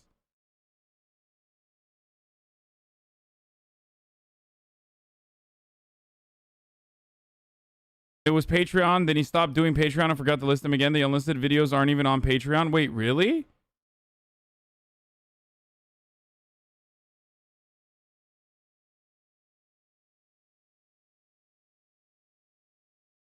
That was 20 feet away. The surveillance was grainy, and the person could not be identified from the footage alone. All that police could ascertain was that he had short brown hair and was roughly 5'11". The unidentified person reached into Savannah's car and took out what police believed was her phone. He then slashed the front tire with a knife before walking back to his own vehicle. He got in and drove away from the scene at exactly 6:04 p.m. Savannah was never seen exiting the car. This was a crucial piece of evidence, and essentially all investigators had to go on. They had to find out who the man was in the video, and fast. But they also had to be careful in how they conducted their investigation. They couldn't let anyone find out they had this footage in their possession, as knowing this information could allow a suspect to alter their alibi to fit with the evidence. This would take a significant advantage away from investigators during interrogation, and would hinder their ability to build a case to a considerable degree. Over the following 2 days, investigators briefly interviewed all the staff at the Bonefish Grill. For the most part, these encounters consisted of just 3 questions. When was the last time you saw Savannah? Do you know where she is? And is there anything you know that could help with our investigation? Within 48 hours, they had 3 potential suspects, whose names were then ran through the motor insurance database. The first suspect didn't have a license. The second suspect owned a bright red 2001 Jeep Cherokee, while the third suspect was registered to a 2012 silver Chevy Malibu, an identical match to the vehicle seen on surveillance. His name was Lee Rodarte. He was 28 years old and was both the manager and head chef at the Bonefish Grill. Coincidentally, he was the first person to be interviewed at the diner about Savannah's disappearance, where he told investigators that he hadn't seen her in about 3 weeks and knew nothing of her current whereabouts. It was only from his co-workers that police discovered he was having an on and off relationship with Savannah for the last 8 months, despite it being against company policy. From what investigators could gather, this was a very popular individual, rising fast through the ranks of his chosen profession. He was known for his charm and charisma amongst his colleagues, and also had a lot of success when it came to the opposite sex. On all accounts, his life seemed to be going very well, but he was now the prime suspect in a kidnapping investigation, and the Jacksonville Sheriff's Office planned their next steps in meticulous detail. At around 5:15 p.m. on August 5th, police arrested Rodarte while midway through his shift at work. They told him it was for an outstanding traffic warrant and took him to the JSO Police Department. Can you do me a favor? I'm going to have you take that apron off, too,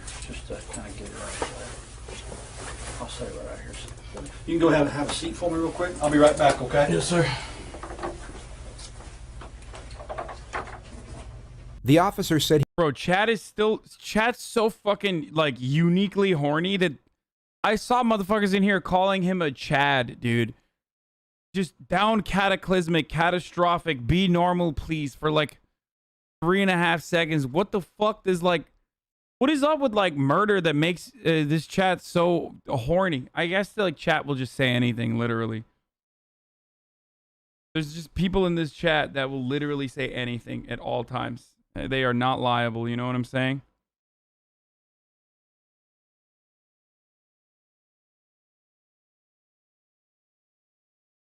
They're horny on non-murder videos too. Yeah, that's true.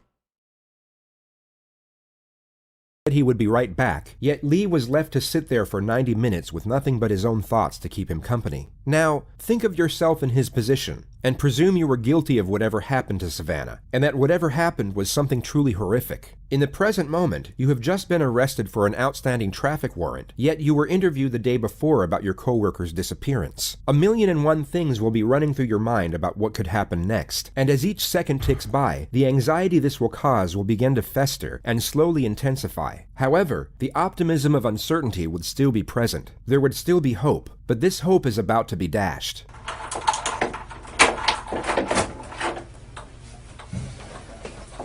The sound of the door opening would have been a pleasant relief from the monotonous cycle of Rodarte's own thoughts, yet this brief moment of alleviation would have instantly converted to shock as Detective Ray Reeves walked through the door, the same investigator who had interviewed him about Savannah the day prior. Hey, man. How you doing? Good, good. You remember me from the other day? Detective Reeves? Okay. It would have been at this moment that Lee realized his situation was far more severe than he was hoping. The relative optimism he would have felt during the initial 90 minutes on his own will now be gone, which in turn will greatly magnify the contrasting sense of fear he will now be experiencing. This is my partner, Detective Staley. She was interviewing some of the other folks, waiters and other staff people the other day, so she didn't get a chance to come in at the time. I wanted to talk to you, or actually we wanted to. You want some more water? Please. Actually, would it be all right to use the restroom one more time? Yeah. Come on. You bet. I'll walk out there.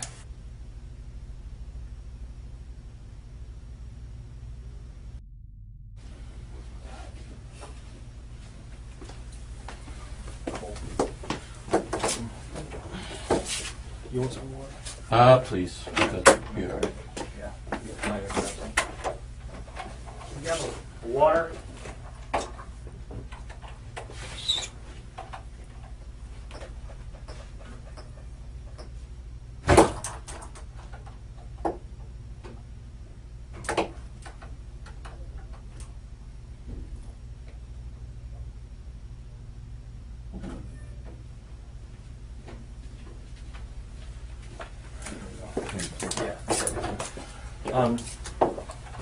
Like I said, I want to kind of go over some stuff. I know we talked the other day just for a few minutes and had some concerns about a couple things. And, oh, okay. Well, there we go. Anybody else wants to talk? There we go. I wanted to talk to you about Savannah. So I just had a couple of things that came up that I wanted to ask you about specifically that didn't seem to line up. So I wanted to come down and talk to you. Okay? Yeah. All right. Have you drank any alcohol today? Any drugs today?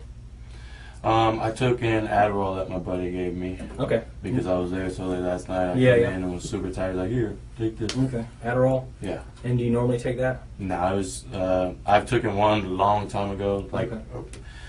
I wouldn't say high school, a little bit after high school, but it's been years. Okay. Yeah. Perfect. I appreciate that. All right.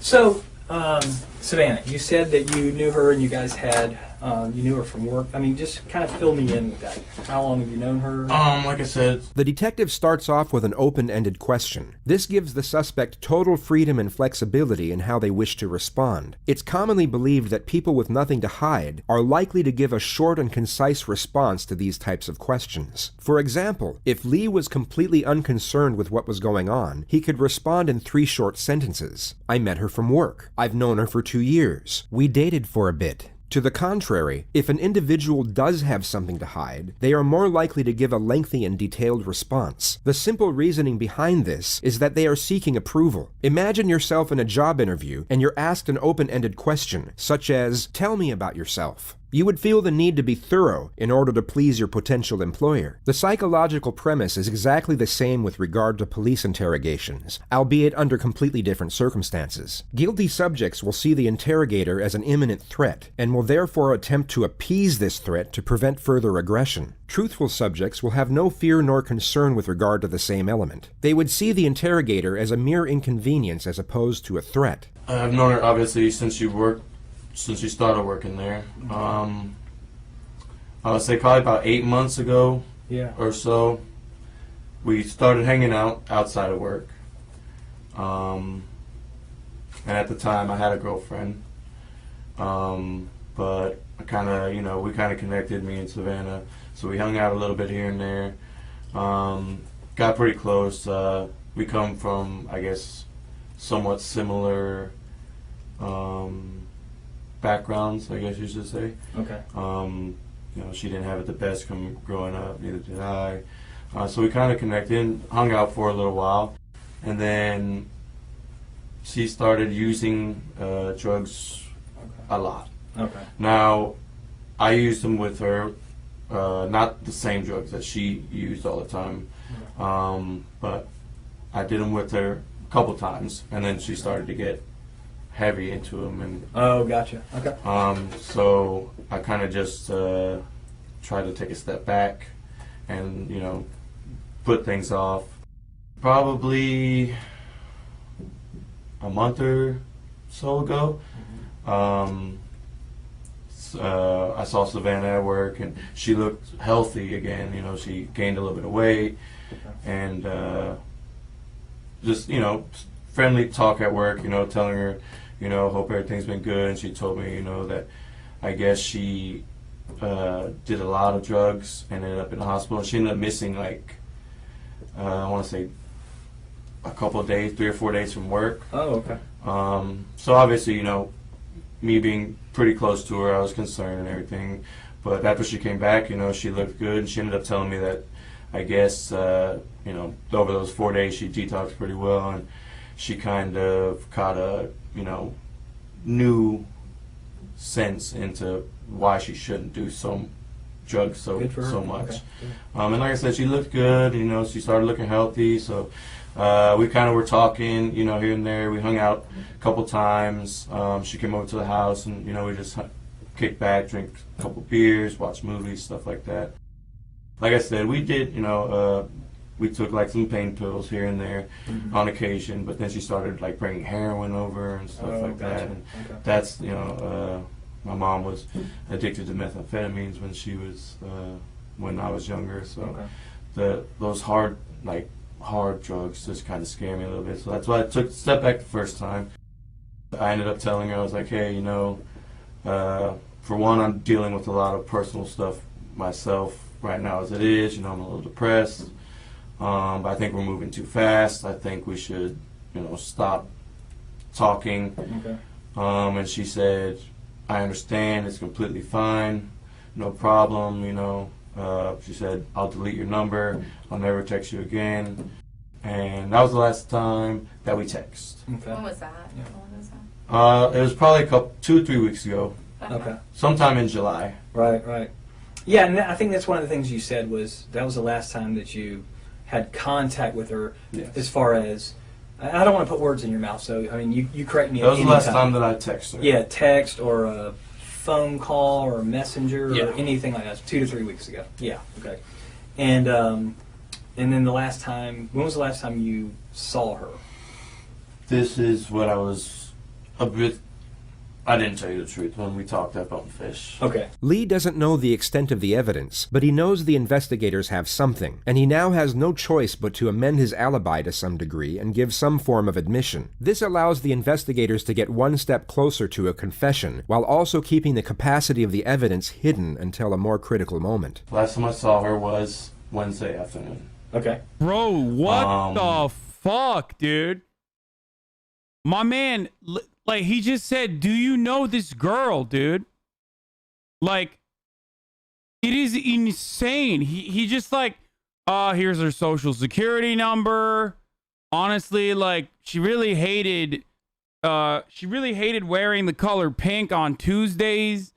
Like, that is the most insane. Like, why did he do this? He's just like, he literally just got fucking stun-locked into... Like, I feel like he's gonna accidentally be like, well, you know, she got murdered on this day. Like, I know so much about her. Like, when she got murdered, how she got murdered, you know? Jesus, like, you know, I've taken Adderall at a certain point in my life. And, like, it's like, what the fuck? He's on PEDs, bro. He's on PEDs. Like, this is just the worst thing he could have done, dude. Literally, worst thing he could have fucking done is just take Adderall before this interrogation. I heard that she has been basically telling a lot of people at work that we hooked up a bunch, like a couple of days before that, and that she was going to, like, tell about the whole situation and, you know, try to get me fired. And why would that get you fired? I'm a manager and she's an employee. So okay, so you guys aren't supposed to fraternize? Yeah. Or, okay, I got you. And she just told people, I guess, that she was out with that work at the restaurant that we were having sex. Okay. I pulled in the parking lot. She pulled in a little bit after me. I parked and I said, hey, can I talk to you for a second? And she said, yeah, what's up? And I was like, I heard you've been saying some things about me and you continuing to hang out, and you know that we're boyfriend and girlfriend. And she asked me, she said, can I come sit in the car? Because I just did some heroin and I'm a little paranoid. Heroin doesn't make you feel paranoid. It makes you extremely relaxed and oblivious to your surroundings. Some might argue that heroin can cause paranoia depending on the user, yet Savannah was driving moments earlier and was about to start a shift at work. If she was using, she most certainly wasn't the type to get paranoid. Okay. I said, why are you doing that? You know, you're doing really well. You shouldn't have been doing that. Okay. And so she came and sat in the car, and I explained to her the situation. I told her that servers at Bonefish were coming to me and telling me that you're telling people when you're out that we're still having sex and we're boyfriend and girlfriend. And I said, I would appreciate, you know, I need you to stop, because for one, it's jeopardizing my job. We agreed to, you know, split, stop talking mutually and just move on, and, you know, be cordial or whatever. But it was nothing more than that. And she said, fuck you, you know, you're a piece of shit. And I said, she said she's going to keep talking, you know, telling lies and stuff about me and everything like that. And at that point, Lee has just tried to cover his tracks as much as possible without giving away anything incriminating. He may have thought a witness saw him at the scene with Savannah and was most likely hoping the verbal argument was the extent of what was seen. He therefore gives away this detail in an attempt to come across as truthful. Yet as we know, the investigators have proof that Savannah never got out of the car, and he's about to lock himself into his second lie, which is exactly what the detectives want. She had her phone in her hand, she got out of the car and walked towards the main entrance from San Jose. So like if so this is like I wouldn't say she was walking along the edge of the plaza, but she was walking maybe towards this way. And I would say an older model Ford pickup, green. Okay. Drove past me and around, and she got in. Okay.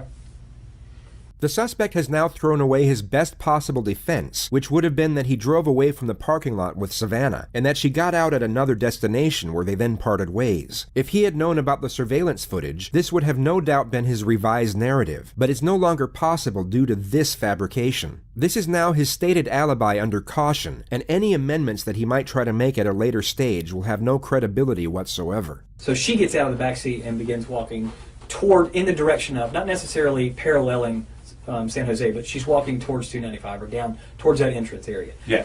And then she's got her phone, and you said you thought she was calling somebody? The detective knows this alibi is completely fabricated, so you might be wondering why he's inquiring into it further. The truth is that he's not actually inquiring, only pretending to. The suspect's responses to these questions are of no importance, and the detective is not information gathering. He's simply getting the suspect to let his guard down as... And he's done. A fucking ultimate GG's self-report moment right there, dude. It's over. FBI, open up, dude. It's fucking done. He really thought he was slick, too. With the whole, like, oh, yeah, she got out of the car. And, you know, I don't know. Like, that's crazy. He really thought he could get... He really thought he could get away with that. Under 20 minutes, it is a speed run. As much as possible by making him think that he is being believed. As the suspect continues to convey this made-up narrative, his anxiety will slowly diminish, his belief that he is fooling the detectives will increase, and his heightened state of mind will decrease as a result. This is a well-known strategy, and the reason for this strategy is because the detective is about to initiate the first confrontation. He wants to catch the suspect completely off guard. She had it in her hand and looked like, I mean, I couldn't tell if she was texting or not or anything. But she had her phone out. Yeah, she had her phone out and was looking at it, and then it looked like she was going to put it up to her ear, and then the green truck came around. Okay. And she how long got do you think it was between the time that she got out and started using her phone till that green truck pulled up? This goes on for roughly 90 seconds, and Rodarte appears to be considerably more at ease. 295 all the way to Beach Boulevard. Beach Boulevard to Grove Park, and then Grove Park. How long does that usually take you? Depending on traffic, obviously. I think it usually takes me about 25 minutes or so. Okay. What happened to your neck? We see a very sharp and very sudden switch. The suspect is taken from feeling assured to once again feeling threatened. It's believed that when the immediate shift from one emotion to the next is so extreme, a suspect can become disoriented, and their ability to think critically can be affected. In other words, it's much harder for them to think up lies on the spot or fabricate emotion in a convincing manner. That was self-inflicted, actually. After a long, nervous breath, he takes 3 seconds to respond, yet somewhat saves himself with the answer. The fact he stated his injuries were self-inflicted could give reason for the nervous breath and his hesitation to respond, as self-harm is a taboo subject, and some might be embarrassed or even ashamed to admit to it. The detective recognizes this and immediately puts him back on the spot. Why? I just have been having kind of a hard time. You're not? I couldn't. The first interjection from the female detective. She alludes to the fact that the neck is an unusual place for a self-inflicted injury, essentially stating that she's not buying it, but also refrains from applying too much pressure, which is being saved for a more pivotal moment at a later stage. Yeah, I did. And What did you use? a knife. When did you do that? Some time in July. You did that in July and it's still Yeah. bloody? Well, I kind of peeled the scab here and there at work, hitting it on stuff like that. I peeled it last night working. Probably not the best advertisement for the Bonefish Grill if their head chefs are peeling their scabs off at work. But then again, the wounds are more than likely a fresh injury from his struggle with Savannah, and they hadn't been peeled off at all. And it was coming off a little bit today, so I peeled that a little bit. All right, let me see. But this was the same night. This one was just a lot worse. Yeah. Than this one was. Okay. And that was in July? Yeah. Okay. Like a few weeks back? Yeah. Okay. When she's in the car, what does she say to you about what her plans are? So she's scheduled to work that night. Mm-hmm. So she's going to work? She didn't talk about, I assumed she was going to work. Mm-hmm. She was in her uniform, but she didn't say, when she got out of the car, she didn't say anything after she got out of the car. They further reinforce his confidence by going back to his narrative of the truck and allow him to convey the story in more meticulous detail. They are once again giving him a false sense of security, only to use it against him at the opportune moment. And she gets in that truck. Let's be honest, we won't even call her she, Savannah. Okay? Savannah, again, with this picture, if we're using it in the same place, from where your drawing was, they drove over here. You're here, and they drive out over here. Do they stop? Does she get out and go into work? Does the truck keep going? I didn't see once they turned the corner past the ATM. Once she got in and they left, I left. Because I just... Did you run into them on the road anywhere? No. Okay. Did she call you later on or text you later on? Savannah, no. No other contact with her? No. So where's Savannah right now? I don't know. Where would I find her? I don't know.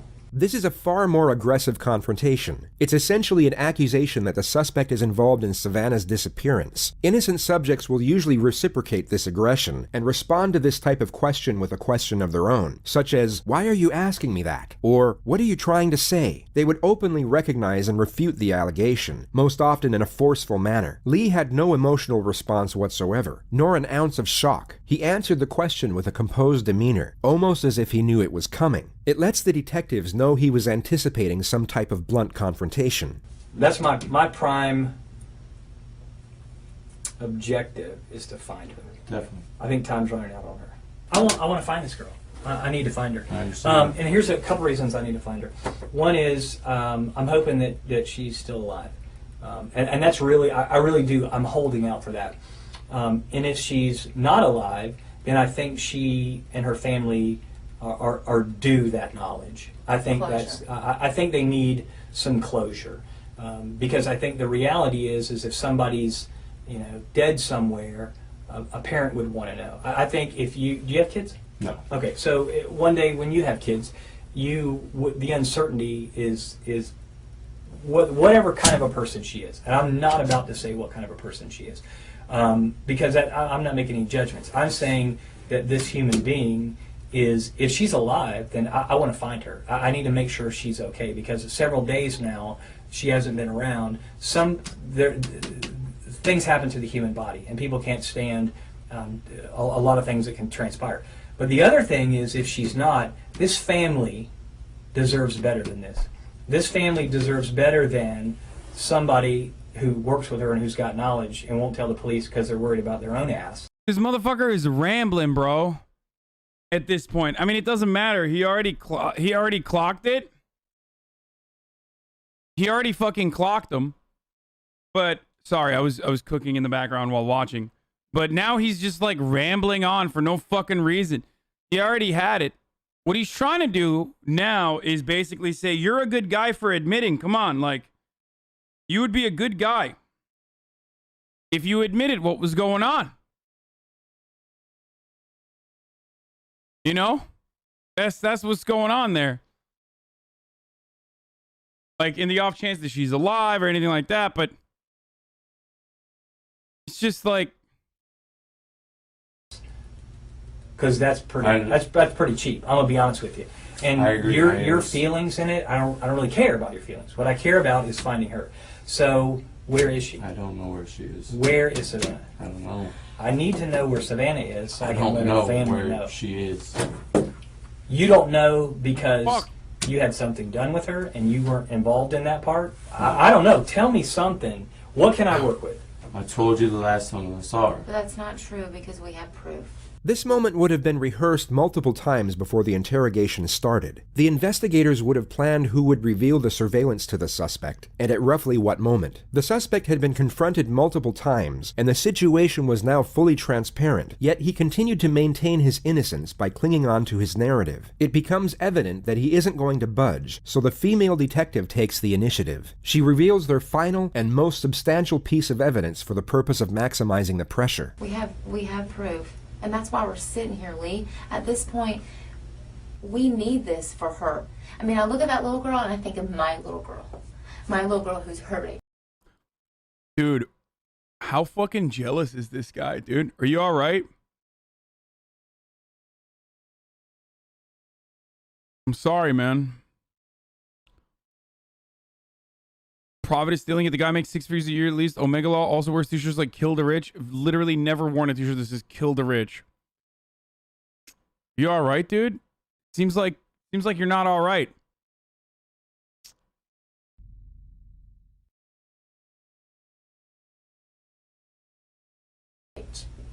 That's who I think about. That was my little girl. I couldn't imagine. I don't care what she said about you or whatever, but my little girl is that age. Maybe and you're not telling the truth. Maybe something gets out of hand in the car. I didn't do. Also, 6 figures, try 10, bro. Do anything. Okay, you didn't do anything, but she was in your car. She never got out of your car. She never got out of your car. Lee? We're not saying that you did anything. I'm trying to find her. I didn't say you did. Bro, she is throwing, dude. This is called get over the top aggressive approach method, okay? This method is called start fucking yelling at the suspect. They are both throwing. They were doing so well. 21 minutes in, they clapped them, especially because they had really good investigation. But, I mean, they had really good proof. Well, we can prove that you left with her in the car. So please, do everybody a favor and just tell us. Where is she? You got to be able to be able to separate. We're not sitting This is called ramble cop, emotional cop. here saying you did anything to her. I don't know. She's on drugs. Maybe she passed. I don't know. I'm not in that car with you guys.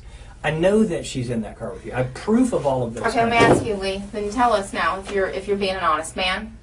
Are you being honest? Yes. Okay, well, let's start being honest. She never got out of your back seat, Lee. She never got out of your back seat. Video cameras don't lie. Lee. How do you know? How do you think I know this information, Lee? I wasn't there, but a video camera caught it. Tell me what happened. I don't know. What happened to her? Was it an overdose? First lady investigator, and she burst out in emotion. What the fuck? No, one of the lady investigators we've seen was so fucking cracked, dude. The one from Colorado or whatever was insane. She was so good. The polygraph lady, oh my fucking god, dude. She was so good. Like, so, which is why is and the other lady was pretty good too on the was it on Jodi Arias or whatever? We've seen a bunch of like lady cops that were pretty decent. She's just not very good, and it's mostly because Florida. Is that what happened? I don't know. I'm not in the car with you guys. You just said she was in your car and she had admitted. Too many chatters here want excuse to be sexist. I don't know how to feel about that. Yeah, dude. I mean, they rehearsed this, but like, this is fucking a terrible rehearsal and a terrible fucking expression. And I would go ahead and assume that it's because they're just not great at their jobs. Had done heroin. This is a cross between the how and why solution and the alternative question. Both are used to lower the gauge of admission for the purpose of getting one foot in the door, which will then become the new foundation for building the case. The how and why solution essentially blames the victim, while at the same time minimizes the motivations behind the crime. The alternative question plants a seed in the suspect's mind, where they are given an alternative and far more morally accepting choice for what happened. It's a smart move, yet the suspect doesn't fall for it on this occasion. Bodies overdose all the time. Is that what happens? Does she overdose? Okay, well, tell us when you left with her in the car, because that is what is shown. We can't make up that. We can't falsify a video camera, Lee. I'm not lying to you, because you know I'm telling the truth, because you know that's what's on the video. How else would I know that? I don't, unless I have the video. Where did you go with her? I didn't go anywhere with her. You did. No. You did. So the video camera's lying? Somebody said there are more techniques than are shown in anime. That's very good. The amount of jutsus in this is so hard to fucking follow. I don't know this. I mean... Well, I'm telling you. The surveillance footage was no doubt incriminating evidence, yet wouldn't close out a case on its own that easily. The investigators need a confession, and continue to apply pressure in a relentless manner. They attack the suspect's character, while simultaneously appealing to his sense of morality. I'm telling you, I'm not lying to you, I'm not making that up. That's why I'm so passionate about this. This is someone's child. You might not have kids, but damn it, she's someone's kid. We're fact finders, Lee. I don't have anything personal against you. No, not at all. I mean, it's we're over. just fact finders. We're just happened. doing Where our is she? job. No. Where did you go with her? Where did you go with her, Lee? Be human. You're a human. You're a man. Where did you go with her? I know you're not that cruel. Bro, was this technique called throwing? Because, like, I mean, I'm sorry. You say I'm fucking sexist all day, but, like, it's not good. This is, like, a terrible fucking technique. Cruel inside? Seriously. Where did you go with her? Maybe you don't know where she is now. Where did you go with her? Please. I'm begging you, Lee. Please. Please tell us. Please don't make us waste any more of our time. Just tell us. Please tell us. Please. I'm begging you. I know you're not evil. This is literally the exact same energy as the fucking Flat Fuck Friday cop that we saw yesterday. Who was like, come on, Steven, can you do this with your chair? I can do it with mine.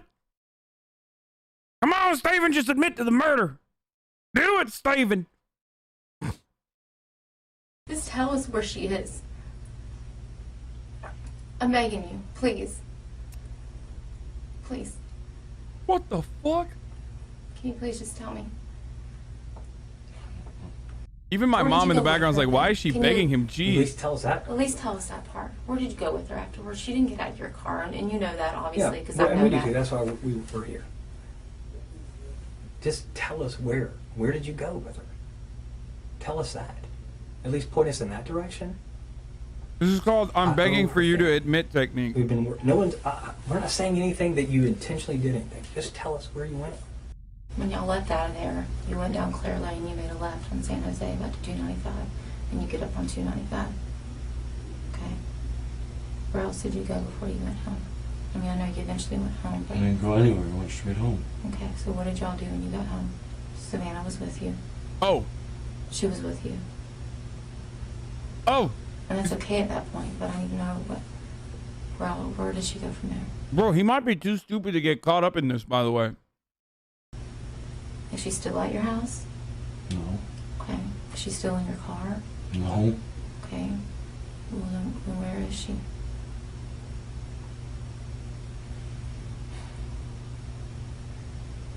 I don't know where she is. Okay. Chad's about to be like, see, Hasan, you were so wrong. It actually worked. It's like, no, dude, he's literally too stupid. It wasn't because she was like brilliant or he was brilliant. It's because he's too fucking dumb and like almost accidentally won in 21 minutes. Gave away his only way to like get out of this. Where did you last drop her off at? I didn't drop her off. Okay, well then tell me. What happened? Where'd you guys go? We went to my house. This is a breakthrough. The investigators have got Lee to amend his... He's literally too dumb. He literally is the dumbest criminal. I mean, criminals are dumb to begin with, but like... story once more by lowering the level of admission. And this shows that he can still be... I'm not even going to hand it to these guys. Because 21 minutes in, he like revealed literally on his own. He on accident revealed the information that incriminated him and made him like the primary and perhaps the only suspect. And then fucking 51 minutes in, he reveals again for no reason other than like he wasn't like caught in a fucking lie. He wasn't caught in anything. He just personally has leaked twice and he's done. Influenced. As stated earlier, they were trying to get one foot in the door, which they have now done, and this is their new platform to build on the more damnatory elements. We did some jokes. Okay. Hung out for a little. And then she said she was going to catch an Uber home. What was going on in the Didn't back do seat? anything to What was Savannah. going on in the back seat? For the doors to be kicked open. She kicked open that door 3 times, Lee. She kicked it. We saw it. Where's Savannah? I don't know. You do know. Lee, we understand. Listen, we understand. We're not trying to hinge you up on anything, man. I'm telling you, I'm thinking about this girl and her family. And your family. She was serving. Please tell me where to go find her. Oh my God, they're both terrible. That's how people remember you. This is called the begging over and over again technique. Not dissimilar to the top of the hour technique that I will be applying right now where I run a 60-second ad break. But instead of begging for you to subscribe, I will tell you, you can if you would like to. If you'd like to subscribe, that is fine. If you'd like to admit that my transition was very smooth, that's also fine. You could just write that in the chat. Okay? I would like to also let you know that if you no longer want to see the ads, you can subscribe for free with the Twitch Prime. Okay? Prime is free. Or a $5 subscription if you'd like, or use an ad break. Or a VPN technique. Thank you, Ibuki Tanuki, for the 20 gifted subs. That was the 20 gifted subs technique. Very effective. Here's the 1-minute ad now.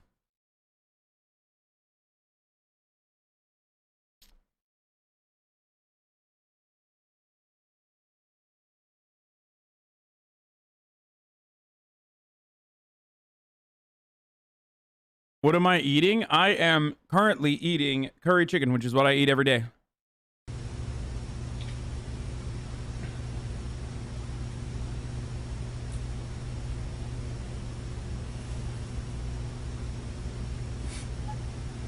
The released footage of the interrogation tape cuts off at this exact moment. The state's attorney has been contacted by multiple sources to release the next segment, but has so far refused to do so. All we know is that Lee Rodarte admitted to killing Savannah Gold. The only information that is currently released is that he proclaimed to have killed Savannah by breaking her neck. He then took her back to his house where he burned her body in a self-made fire pit and then dumped her in a lake at the dead end of a secluded road. What? Why?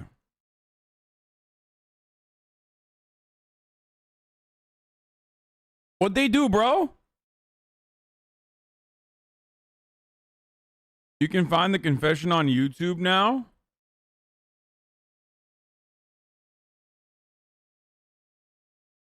Savannah had injuries to over 75% of her body. The medical examiner was unable to pinpoint the exact cause of death. The only conclusion was that it was a violent homicide.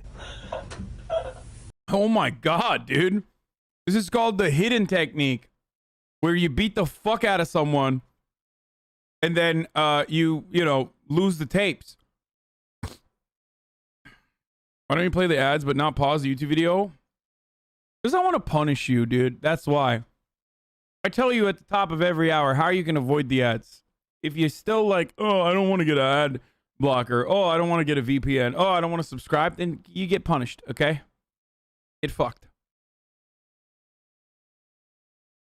Also, because, like, these videos are fucking 7.5 hours long, and I choose when and where I'd like to get stun locked. Like, for example, right now. Sorry. Yes, Your Honor, this is the abuse I mentioned.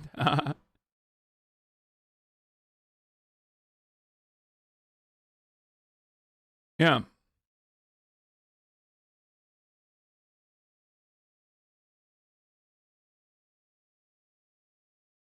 But if we get ad block, you don't get any money. I don't want to get fucking ad revenue from you, like, not getting ad block, dude. I don't care.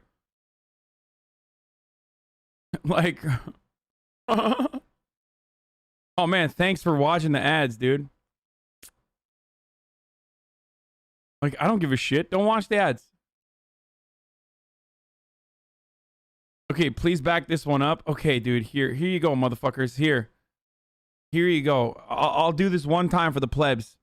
House where he burned her body in a self-made fire pit and then dumped her in a lake at the dead end of a secluded road. Savannah had injuries to over 75% of her body. The medical examiner was unable to pinpoint the exact cause of death. The only conclusion was that it was a violent homicide.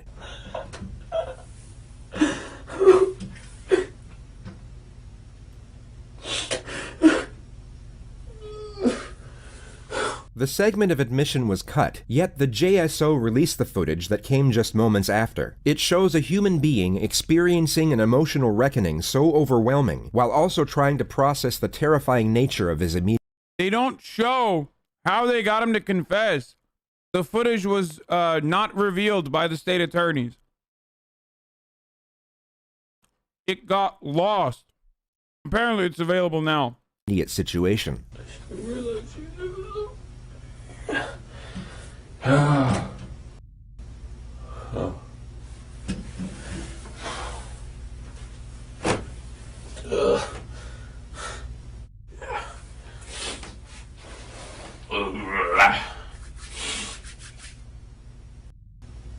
Wait, it is on YouTube? Thank you, Franny. Thank you, Franny, for the 10 gifted subs technique. Fucking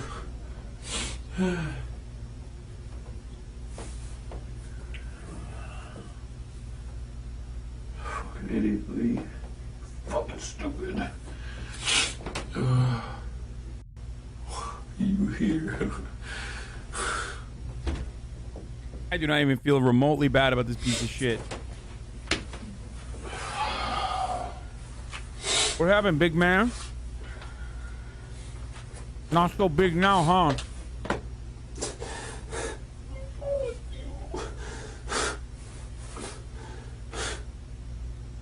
The instant anguish over his decision to confess, combined with the looming prospect of what lays ahead, will have forged a unique emotional distress that very few will ever experience. It's a harrowing sight, and under different circumstances would be extremely difficult for most people to witness. Yet we are now couched within the context of events that led up to this moment, and this will make its observation far more tolerable, but by no means easy.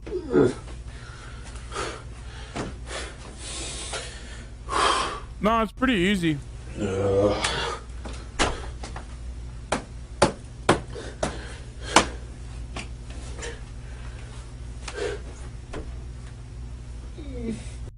It's so stupid. Oh, fucking. Thank you, Kelso, for the 10 gifted sub technique.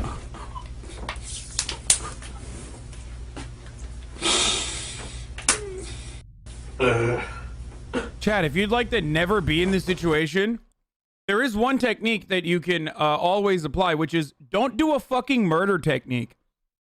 It's really cool. It costs $0 fucking dollars, and pretty much everyone knows about it, and everyone is capable of doing it. So you don't need to go to college. You don't need to do like some fucking criminal psych classes to learn about this technique. It's just called don't do a fucking murder. Pretty much one of the best techniques out there.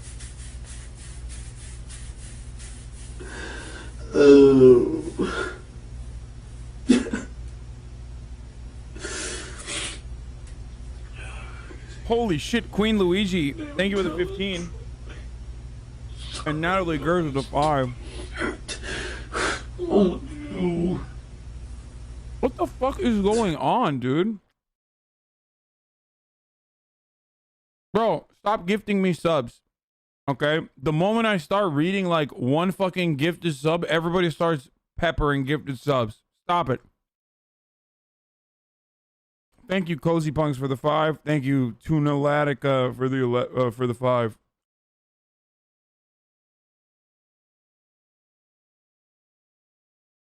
Your Discord is added again.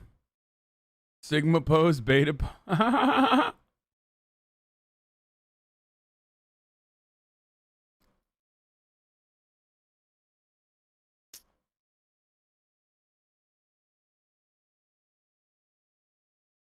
We have the full confession of Lee Rodarte. Thank you, disappointing yam.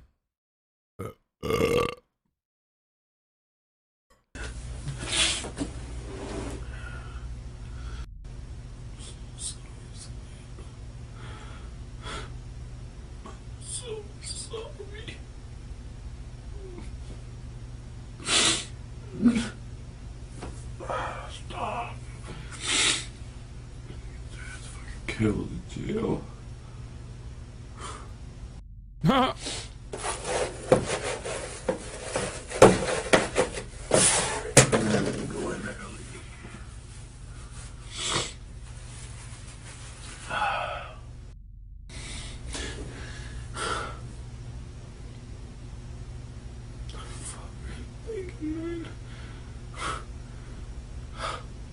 Man, this is actually very fun to watch.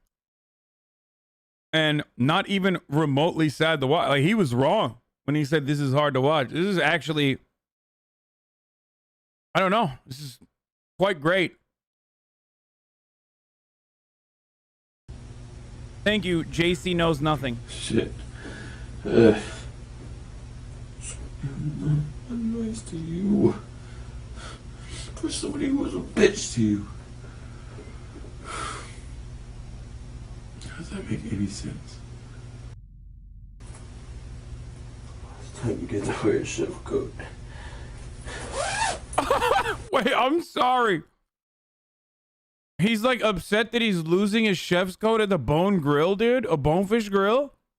Like, this is the last time you've disrespected the Bonefish Grill, dude.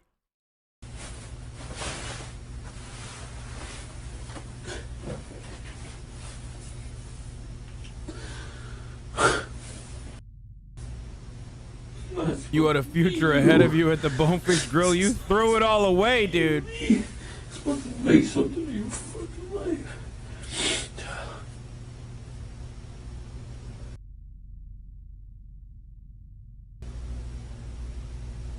Everything. Going places, man. Your fucking head. Could've totally known. Chatter who said, guys, shut the fuck up, you'd be crying too? Dog, he's a murderer. Like, did you forget that he fucking brutally murdered an innocent woman?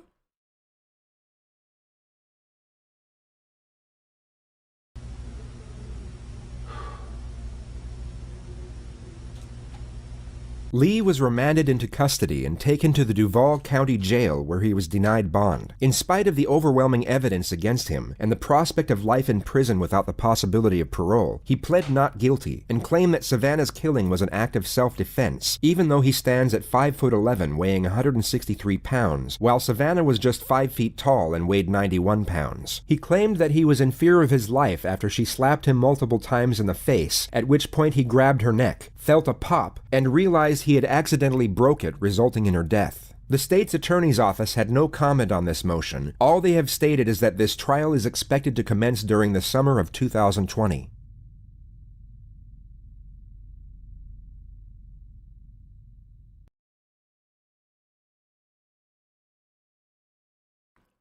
You got a 40-year prison sentence for pleading guilty?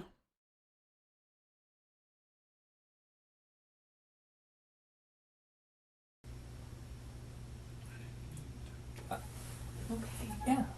We can We can work with that, man. We can work with that. What? You got to do the right thing now. You can do this. You can do the right thing. She was hitting me.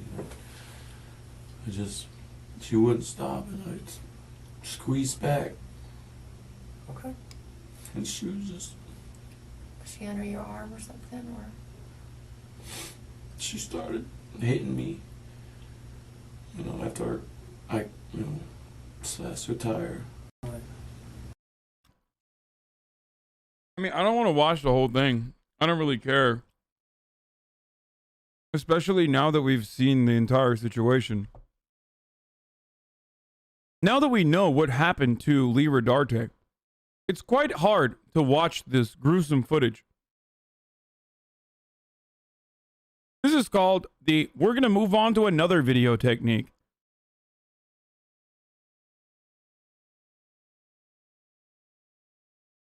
Rewind to find how they got it out of him. Is she still at your house? No. Okay. Is she No. Where did you go with her? Where did you go with her, Lee? Be human. You're a human. You're a man. Where did you go with her? I know you're not that cruel inside. Seriously. Where did you go with her? This is the where did you go with her technique. The detective here is aware that repeating the same question over and over again is kind of fucking annoying. But this is simply, to the untrained eye, a nuisance. But to a professional like myself, a consummate professional, what the detective is doing here is wearing Lee down mentally.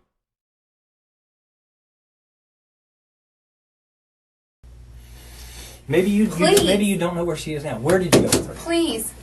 I'm begging you, Lee. Please. Please tell us. Please don't make us waste any more of our time. Just tell us. Please tell us. Please. I'm begging you. I know you're not evil. Just tell us where she is. I'm begging you. Please. Go to 6 minutes past 20? What do you mean? Can you please just tell me? You do know. Is that how you want it? People. She calmed down, and we left. We talked, and we left.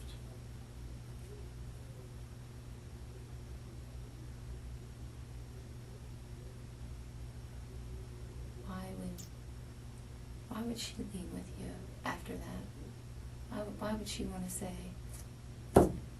thanks for slashing my tires, thanks for... Guys, I don't care what you are fucking saying about where I should go in the video. This is basically where we left it off a little bit further. There are people in the chat who are literally just brain dead. Like, they barely function as human beings, okay? And you're over here looking at what they're writing in the chat and being like, duh, why are you not clicking on that? Why? Because I know what the fuck I'm doing. Also, look at the top. This is what that person meant when they said 6 minutes past 20. Okay? So shut the fuck up. For grabbing me, thanks for trying to slap me. Cool. If they weren't, you wouldn't have so many viewers. This is true. I mean, we've gotten arguments plenty of times where she says she doesn't care what happens or anything like that. But let's be honest. No one's going to go with some man willingly after all that. No one's going to do it. Please tell me where Savannah is. No. You do know. You do know, Lee. And right now is the time. You're so close, and I know. Like, let me tell you a case of bad brain, okay? There's a guy in the chat right now who's trying to get my attention. And he's been trying so desperately for like the past hour. Oh, okay. He says, he keeps typing, oh, okay. You mean to tell me that just because he murdered one guy, he's a bad person? I thought you were for rehabilitation. That guy has been spamming that over and over again. He wrote that down. Okay, he thought it up. And he wrote that down and he thought, I'm going to really get him with this. Okay? I'm going to fucking get him so hard with this. He will read my comment and he will lose his mind. He will have no response to this. He will be absolutely destroyed. And I will subsequently get all of the attention from the stream, which like I'm doing right now. So that person's brain is bad. It's not good. That's a bad brain, dude. Okay? That's a bad brain. There's a lot of people like that in the chat. Not good. It's not good. I know you're going to tell me. I know you are because I just know you are. What the fuck? Because I know you want to do the right thing, but you're scared to do the right thing. I get it. Yeah. I do. I'm not. Can you just tell me what I'm being charged with, please? Yes. Yeah.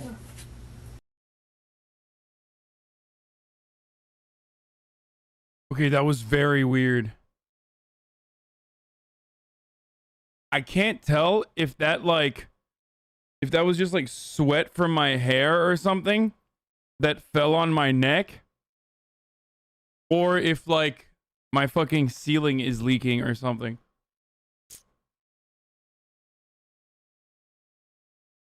It's probably from my hair though. It's very hot here.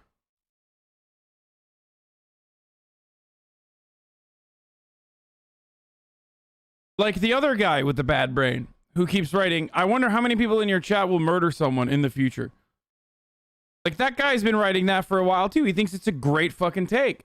He thinks that's a good take. Like I think this is important to think about. He just keeps writing it over and over again. I haven't read it on purpose because I think it's weird. It's weird to think about. I don't want to think about it. I want to. I don't know yet, but at least I do know that you have the KPS out for your arrest for the DWLS. We found that. For the what?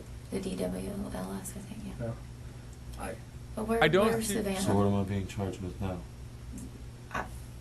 Driving while There is no suspended wet license? stain on the ceiling, so it's got to be my fucking sweat. I don't know yet. I gotta talk to the attorney that's sitting out there watching this interview. Where's Savannah? I don't know. You do know.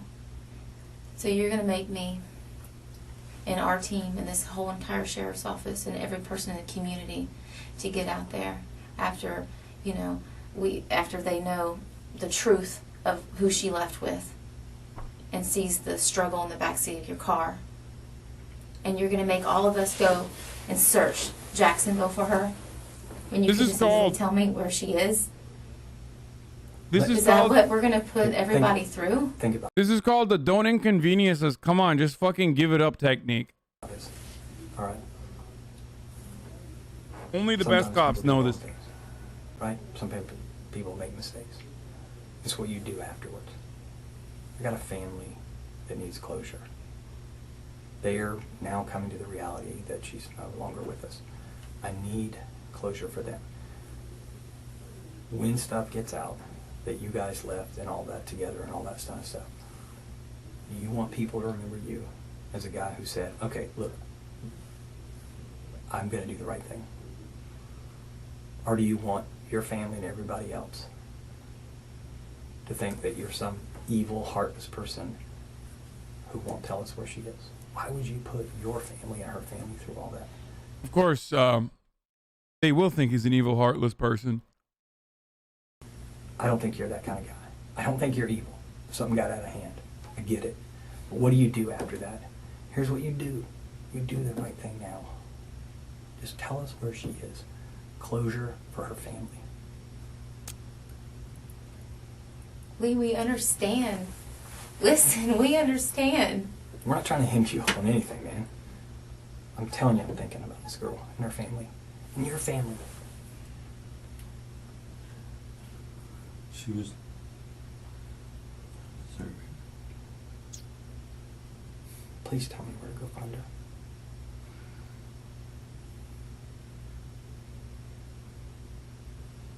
That's how people remember you.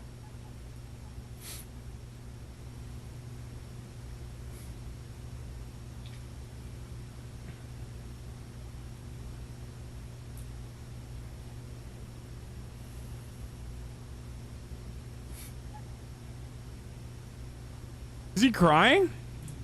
Okay. Yeah. We can We work with can that. work with that, man. We can work with that. What? You gotta do the right thing now. You can do this. You can do the right thing. She was hitting me. That's it. And that's how, that's where he fucking breaks.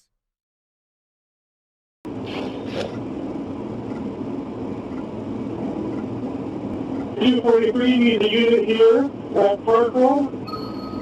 Multiple victims being ambulance ASAP.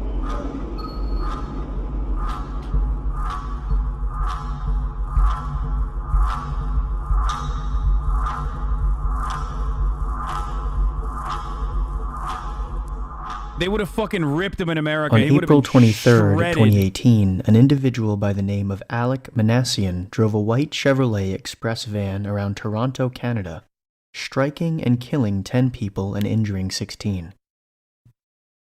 A police officer eventually intercepted the van and confronted the driver, Minassian, and arrested him. It was reported multiple times that Minassian tried to provoke the officer into using deadly force by repeatedly pulling a dark object from his pocket and pointing it at him, most likely in the hopes that the officer would discharge his firearm. However, it soon became clear to the officer that Minassian was not carrying a firearm, and he was put under arrest and interrogated. The term, for the chatter who was wondering, is called suicide by cop.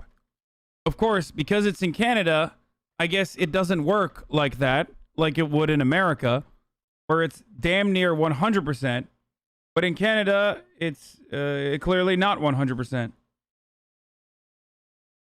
A short time later. However, before we get into what led to this tragic attack from Alek Minassian, we need to understand the motivations of another disturbed man by the name of Elliot Rodger. And before we understand Elliot Rodger, we need to understand what an incel is.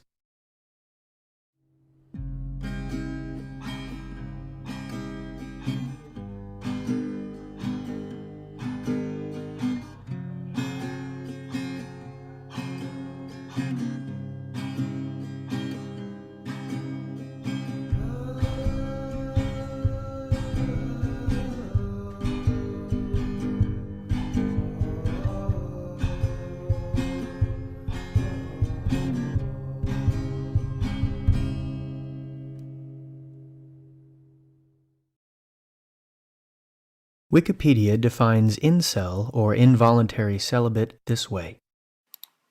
members of an online subculture who define themselves as unable to find a romantic or sexual partner despite desiring one. Essentially, an incel is a male who wants to have a girlfriend, wants to have sex, wants to have a romantic relationship, but by their own perception, those things are unattainable for them. As a result, they blame women for not being attracted to them, or alternatively for being attracted to other non-incel men.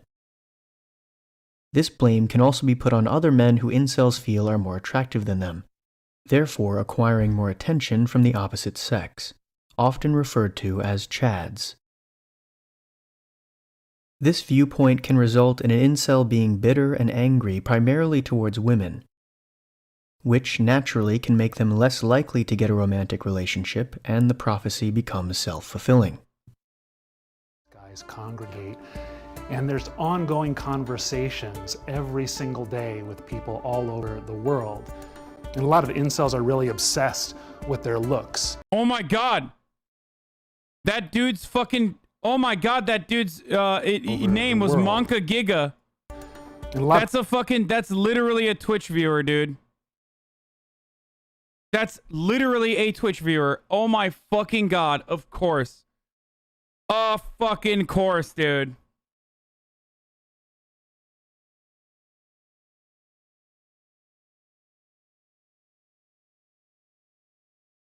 A lot of incels are really obsessed with their looks.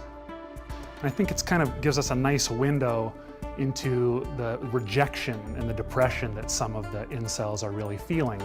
I think all men, deep down, are really pissed off by women. Wish you all were dead. And they adopt this sort of fatalistic attitude that they are not genetically made in an attractive way for women, and therefore are doomed to never find intimacy. The subculture of incels has grown from a small forum where dateless individuals could share their experiences and ideas.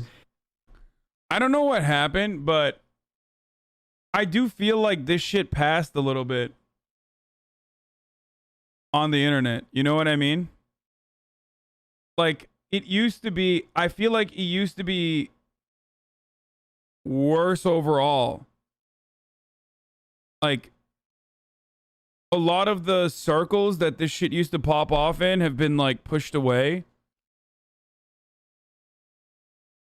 No, I just don't hear about it as much anymore. Dude, there used to be incels in this community all the fucking time, dude.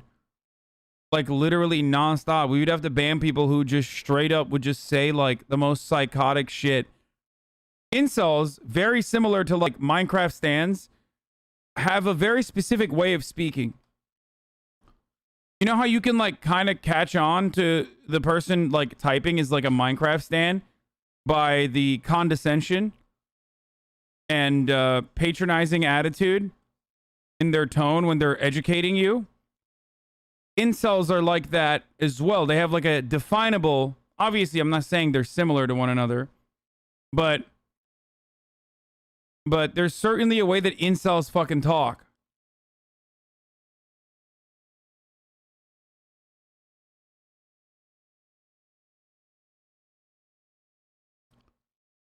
Where, like, it's weird where, like, they'll say, I mean, females is one indicator, but, like, not always. You have to look for context, but one way that you can, like, one defining thing is, like, the hyper focus on, like,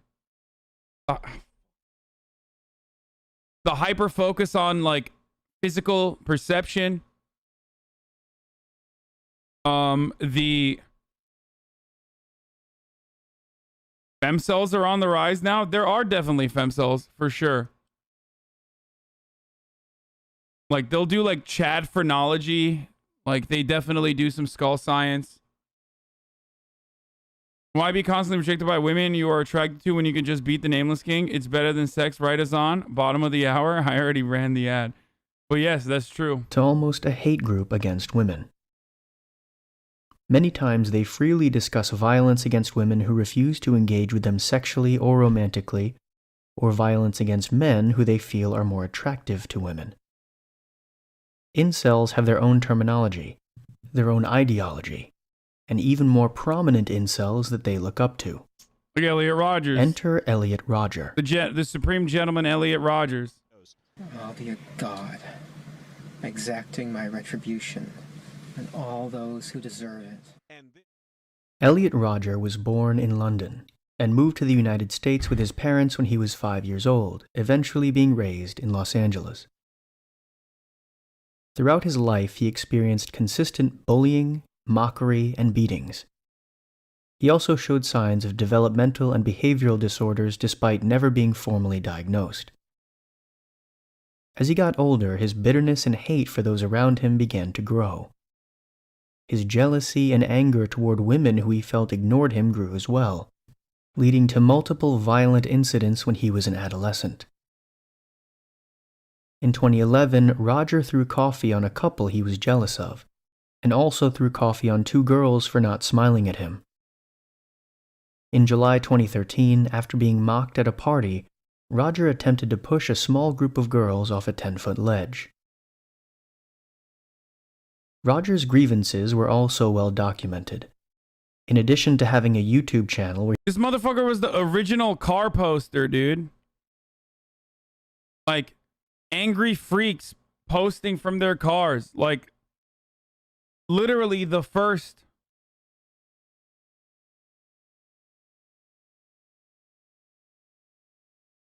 He had a nice-ass car, too. Like, I mean, this dude was just, oh, God, he was the fucking worst. where he would post videos expressing his displeasure at what was going on in his life. He would also end up writing a 100,000-word manifesto entitled, My Twisted World. I was just about to say, the moment that you write a manifesto, it's a wrap, dude. Again, self-report, vibe check failure. A much lighter offense is having a 6-hour fucking debate in Discord about any particular grievance. But this is like the #1 red flag of all red flags. Okay? Karl Marx, big red flag guy. But like, quite literally. Okay? It's true. I'm consistent, dude. The biggest of red flags. The story of Elliot Rodger. Humanity, ... This motherfucker thinks he's an anime villain, dude. Look at this. Humanity. All of my suffering on this world has been at the hands of humanity, particularly women. Like, dude, Jesus Christ, dude. Wait, what did he say? Least psychopathic essay, Andy? Yeah, literally. It's just like, dude, Death Note broke people's brains. Like, I swear to God. Everybody thinks they're fucking Light Yagami. Everyone. Motherfuckers read Death Note and go, oh, I'm Light Yagami.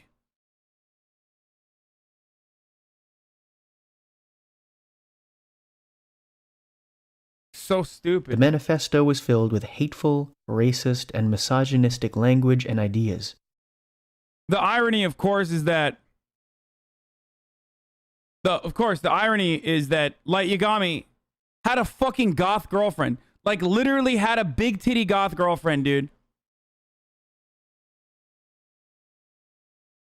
Which kind of, like, adds insult to his offenses. Because, like, he wasn't even a fucking incel. I had the biggest crush. Whatever the fuck. Misa. Yeah. Such bullshit, dude. Fuck. Shit, it made me an incel reading that. Where I was like, fuck, I wish she was my girlfriend, dude.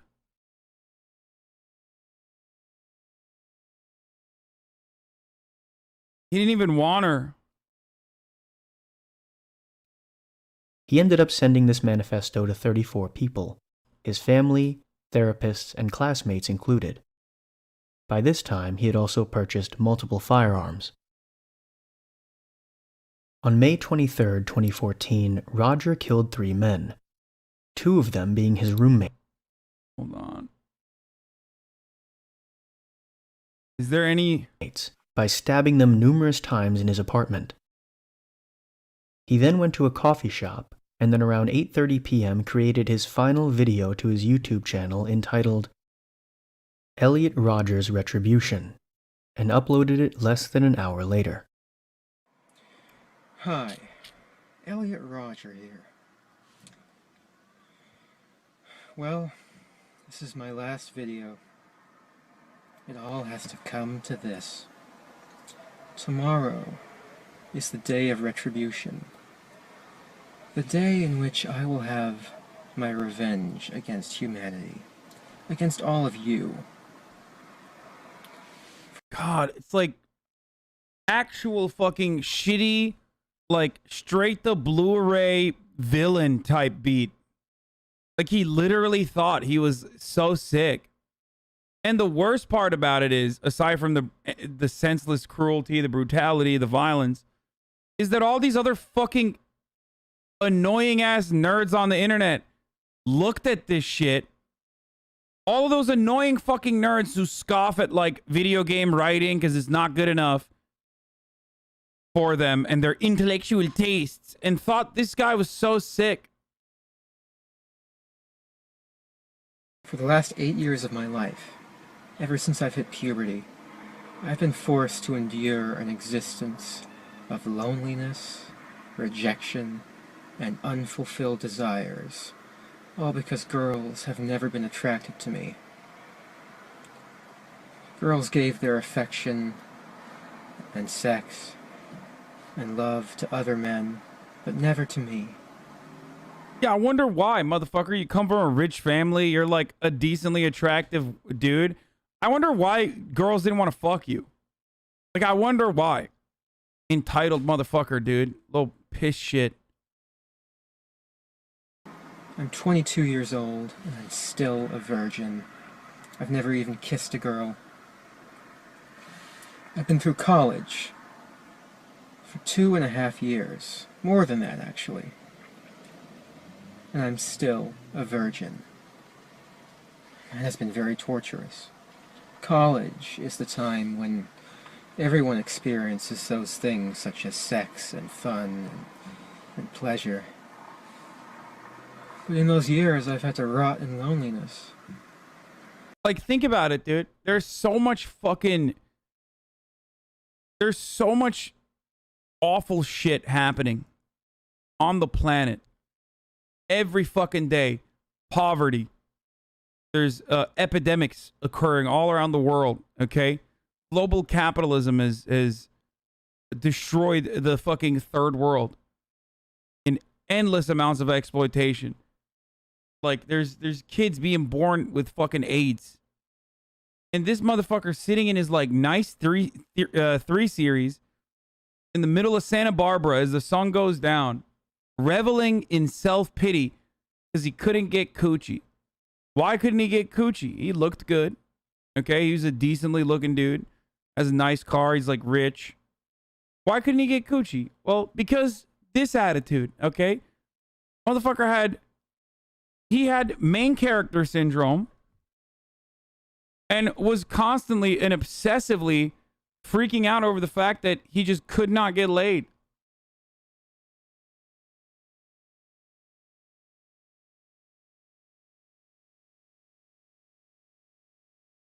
So stupid, dude. It's not fair. Roger then drove to the Alpha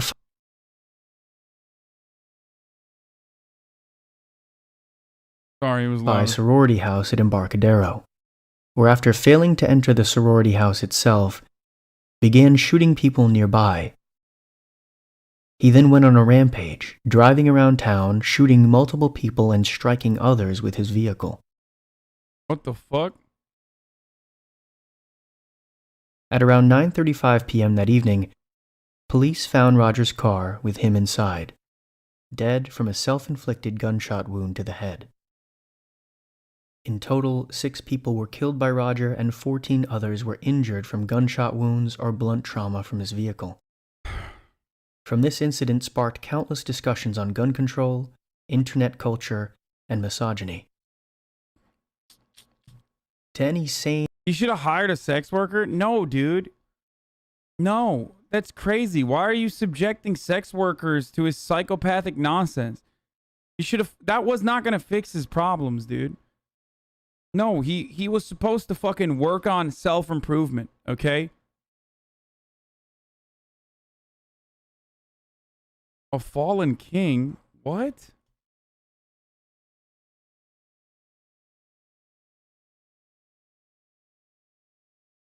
here's the thing, guys. Confidence comes from within. That's why I always say, I know it sounds stupid, but like, I always tell you short-term goals and long-term goals. Setting short-term, like easily achievable goals for yourself that ultimately end up with like, arriving at long-term goals that you have for yourself, and building confidence from within, knowing that you can achieve goals that you've set for yourself. Like, these are some very simple ways that you can kickstart your, you know, healing process, I guess.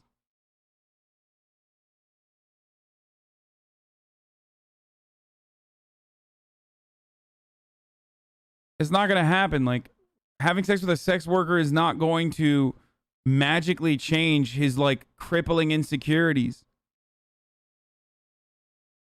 Rationally thinking person who hears about this case, Elliot Rodger is a disturbed, depraved, hateful individual who took the bad experiences from his life and used them as justification to commit multiple murders.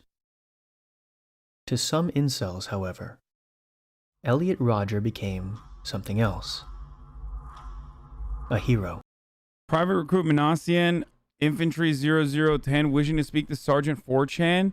The incel rebellion has already become. We will overthrow all the Chads and Stacys. Yo, this is literally the fucking wackest way to be like a mass murderer. I'm just gonna put it out there, okay? Like, it's so fucking cringe too. Like, on top of like how horrifying mass murder is, but it's like literally fucking nuclear levels of cringe too. Jesus Christ.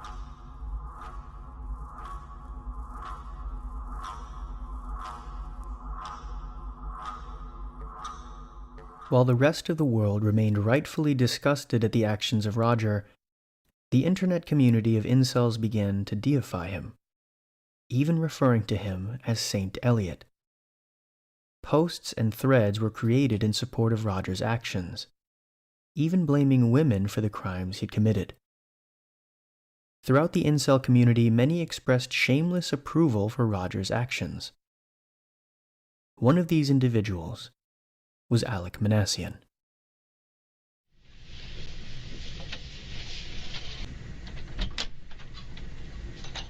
Alek? Hello. Hi, how are you? Doing good, how are you? Good, good. Did you drink water? Sure.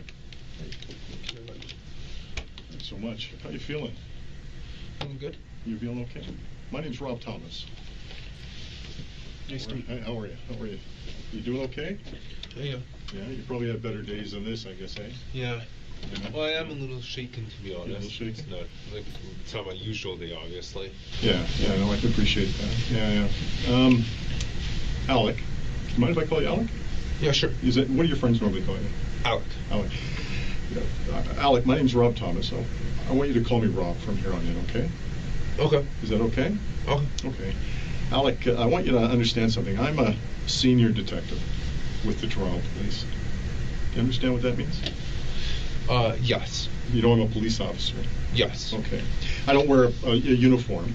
I wear a suit and tie because of the type of work that I do. But although I'm in a suit and tie, I'm an actual police officer, okay? And I'm one of the senior investigators on this case, okay? I got called in for this specific case because of what's happened and the involvement and everything else that's been going on, okay? Before we get started, I want you to know that we're being videotaped and audio taped, okay? Okay. Do you know what I mean by that? Yes, everything I say and do is being captured. Exactly, yeah, on audio and video, okay? Now, here's what I want to do, Alek. I want to talk to you, okay? We're going to spend a good deal of time together, okay? It's important that I talk to you, all right? This cop is applying what is known as the Don Draper technique. Why does he fucking sound like he's about to sell him like the next advertising campaign for Toyota? Like, look at how dapper I am. Do you like that? Yeah, I'm not like a regular cop. I've done a little bit of reading, and I know a little bit about involuntary Celibacy. Celibacy, right. Oh my God, these motherfuckers don't even know how to say celibacy, bro. Imagine being a fucking incel and not knowing how to say celibacy. Dude, oh my God. Oh, he doesn't even fucking know his own goddamn community's terminology. Are you fucking kidding me? Being celibate, involuntarily celibate. What does that mean? That means celibacy means someone who never has a sexual intercourse. Dude, smartest guy on 4chan, literally. Like, fuck me, dude. Holy shit. I can't. This is like when I found out that the proper way to say tinnitus is tinnitus. Voluntary celibacy means this wasn't your choice. You essentially have been thrown into true forced loneliness and you're unable to lose your virginity. Right. This is especially painful for young males. Note the way that Alek describes the term involuntary celibacy. A great deal of the blame, if not all of it, to the person who said he sounds Persian, he's Armenian. It is shifted onto society or the people around the involuntary celibate. He uses terms like thrown into, unable to, and forced loneliness. Oh, typical Turk watching fucking Armenian mass murderer to get back. I see how it is. Motherfucker said he's Turkish. Okay, bro. This implies that the onus is not on the individual in this case, the incel, but rather the people around him, or his current situation, whatever that may be. Right. That makes sense. When did you first, sorry, you mentioned this and I forgot. When did you first go on to 4chan? 2014. 2014. And specifically when in 2014? Like, this dude is obviously like a sick freak, right? But low key, if he never went on 4chan, like, those people those people definitely wouldn't have been murdered, and maybe no one would have gotten fucking murdered. I just think about that. May 23, 2014. And how were you able to remember that? Because I remember that was a very significant day. Okay, what was that? That was when Elliot Rodger decided to essentially commit an uprising, a beta uprising, if you will, right, against the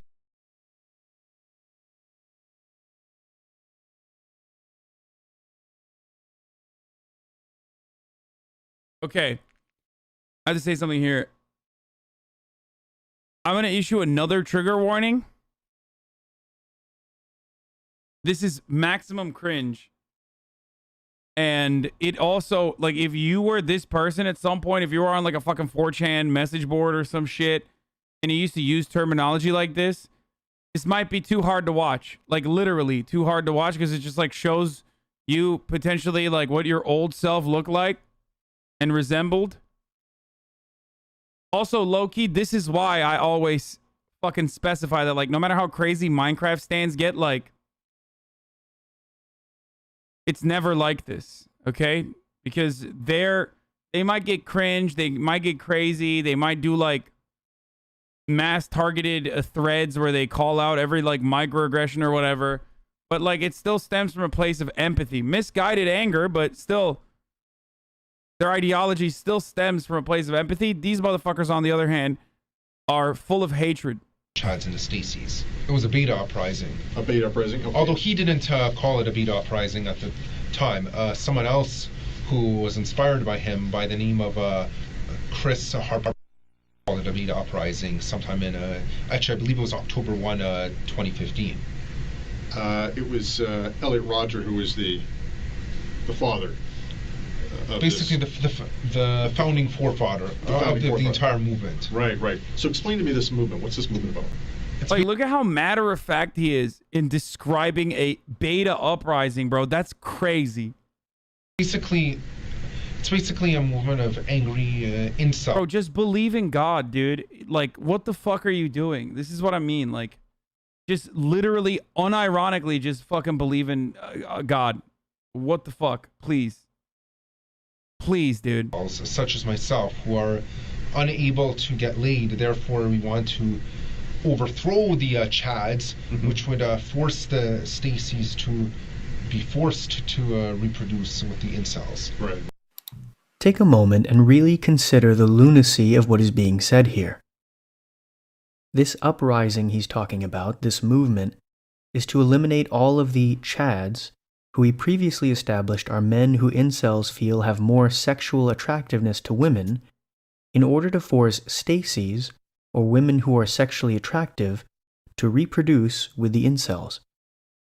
This narrative would be almost completely laughable if it wasn't for the glaring fact that a number of the incel community, estimated to be at or over 100,000 at the time of making this video, share similar viewpoints to Alek Minassian and Elliot Rodger.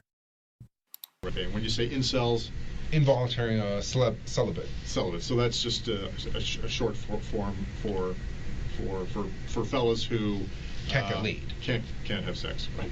Okay. And if he says Kekistan, I'm shutting it off. What happened in the Elliot Rodgers uprising? What did he do? I know he used a gun as well as a vehicle to convert the life status of certain individuals to death status. Right. Only to carry the message that incels can't be oppressed. And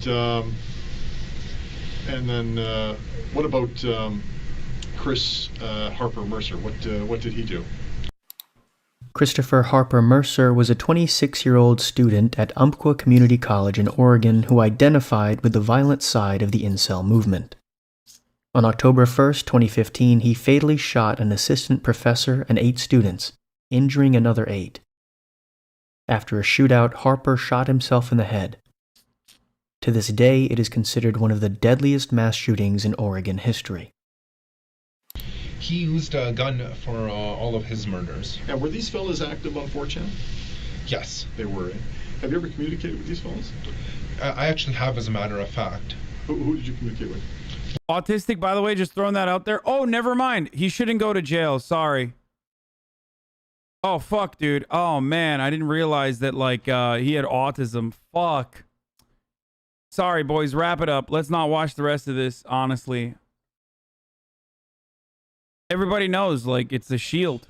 Yeah, when you throw up the autism shield, all of a sudden, you know, the fucking 10 people get unmurdered. Both of them, actually. Really? We discussed our frustrations at society and being unable to get laid, and we were plotting a certain timed strikes on society in order to confuse and shake the foundations, just to put all the normies in a state of panic. Okay, and who would be a normie? Normie means normal people. That would be anyone who is considered to be normal by the unfair standards of society.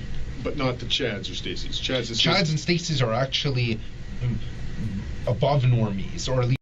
Imagine not believing the very real systemic forms of violence, all the way from, like, the structural violence of poverty to systemic racism, intergenerational trauma that comes from all these things, and then fucking turning around and being like, the real systemic problem is when women don't want to fuck me because I have the worst personality of all time.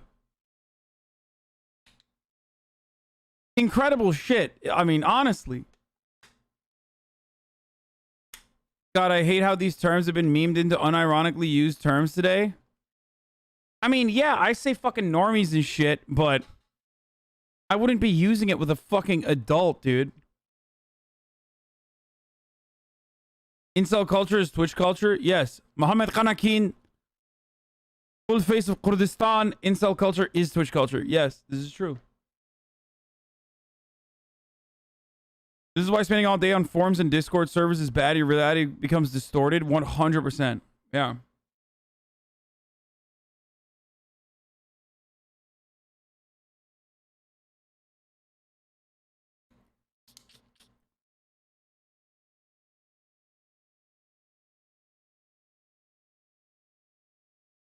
Another culture that is on Twitch, though, is the top of the hour culture. or at the top of the hour, there's a 60-second ad break. And obviously, it's the best kind of culture, but the worst kind of culture at the same time. Best kind of culture, however, because you can avoid said ad breaks. Now, you might be wondering how you can avoid said ad breaks. Instead of spamming 5 out of 10 transition or throwing up Pogo tomato times.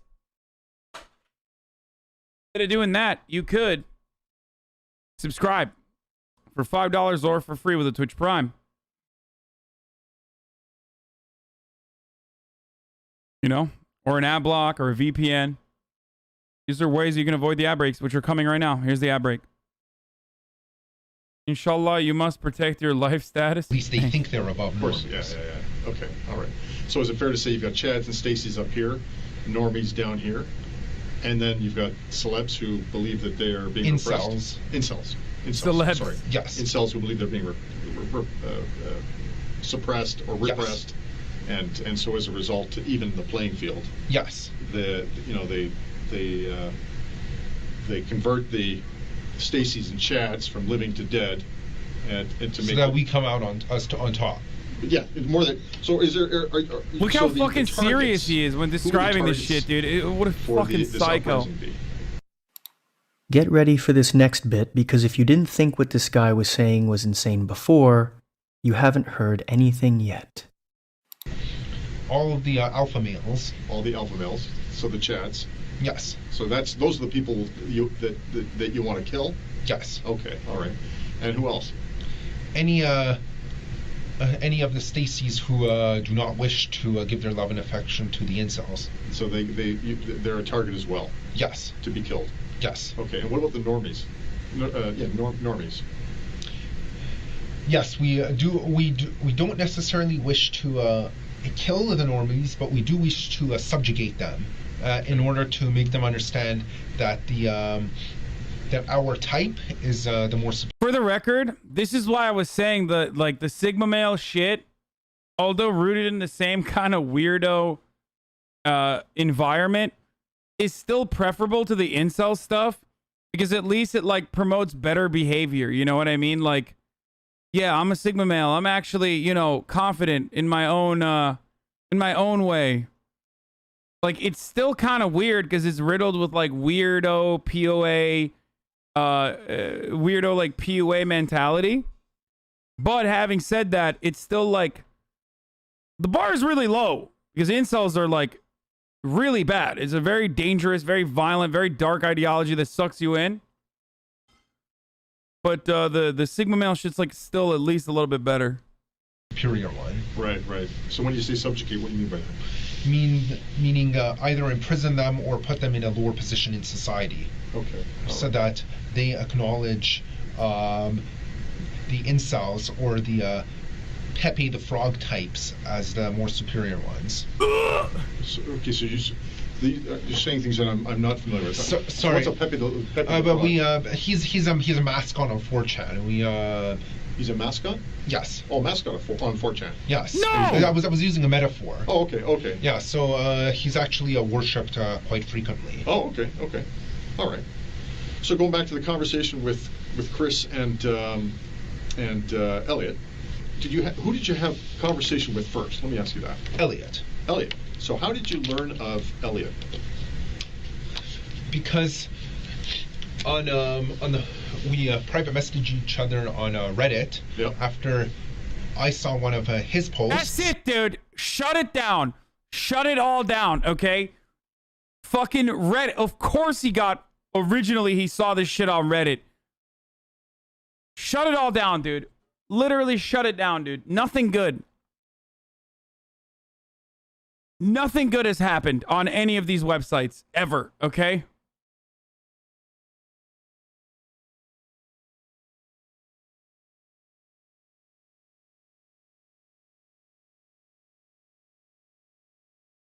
Fuck, dude. Mm-hmm. And we just talked about each other and got to know each other. This is literally a walking stereotype. We found each other very interesting. We both had the same frustrations at society, despite being separated by distance so far apart. Right. Did you ever visit him? No, but I wish I could have. Yeah. Did he ever come and visit you? No, but I wish he did. Yeah. When specifically did you first contact or have contact with Elliot? January of 2014. 2014. And when did you stop having communication with him? As soon as he was deceased. Okay. So his act, I know, took place in 2014, but I wasn't aware of the exact day. What day was it? May 23, 2014. May 23rd. Yeah, you said that. So when did you last speak to him? May 20. May 20th. And so what did he tell you? He told me that he has to go. He is on a very important mission, and he might not make it back alive. And so what did you say to him? I kind of had an idea in my head of what he was planning, but I didn't want to think it was true at the time. So I replied and said, I wish you good luck with that. Right on. Okay. And when did you learn that what he had done? I saw it on the news later that night. Later on the 23rd? Yes. Okay. And what did you think? I thought that I came to the understanding that this is the mission that he had to carry out. Okay. All right. And anything else? I felt kind of proud of him for his acts of bravery. Okay. All right. And what about how you started to change your thinking? Was any of that going on? I was starting to feel radicalized at that time. You were? Okay. And when you say radicalized, what do you mean by that? Meaning I felt it was time to take action and not just sit on the sidelines and to just fester in my own sadness. Right on. Okay. All right. So what takes place next? As part of this growing radicalization? To be honest, the planning didn't occur until about a month ago. Most of it was actually just thinking and daydreaming. Okay, all right. So the thinking and daydreaming, when did that start? That started about a month after the rebellion in May of 2014. Okay, so in June I started thinking about this stuff. And then that continued right up till about a month ago? Yes, which is when I booked the van with the rider in order to use as a tool for rebellion. Okay, all right. So take me through that process. What was going through your mind, and what were you thinking when you were doing all of this? What was going? Motherfuckers will understand how people can, like, white dudes can radicalize on the internet because, like, women won't fuck them or because they said, like, mean things to them. But they won't understand how, like, further radicalization happens in the Middle East as a consequence of, like, everyone's fucking houses being reduced to rubble, millions being displaced, families being murdered, shit like that. I mean, this is like white ISIS. I was thinking that it was a time that I stood up to the Chads and Stacys. Okay. And then, so what happened? Tell me what takes place. So I booked the van. Yep. And then I just simply wait until today. Yep. And then I go rent the van, and then I drive it, take it downtown to Toronto. Okay. And I just start using it as a weapon. Okay. All right. And so when you say that, what do you mean by that? Meaning the vehicle collided with several pedestrians, some of who are no longer alive as a result. Right. Okay. Okay. And so... An often underlooked aspect to these police interrogations is the mental and emotional fortitude that the interrogating officer must have in order to achieve results. Over the past 12 minutes, Alex Minassian has told the officer a number of disturbing things that to any sane person would trigger feelings of disgust and even hatred toward him. His radical ideas are also clearly so far steeped in delusion that a rational person would immediately dismiss them. The interrogating officer, however, in order to keep the interrogation... I think there's something wrong with us. as a collective that, like, most average people don't understand this person when they're talking and describing these terms, but I know every single thing he's mentioned. Kind of fucked up. Like, I know everything. I know literally every single thing he's mentioned. That's so sad.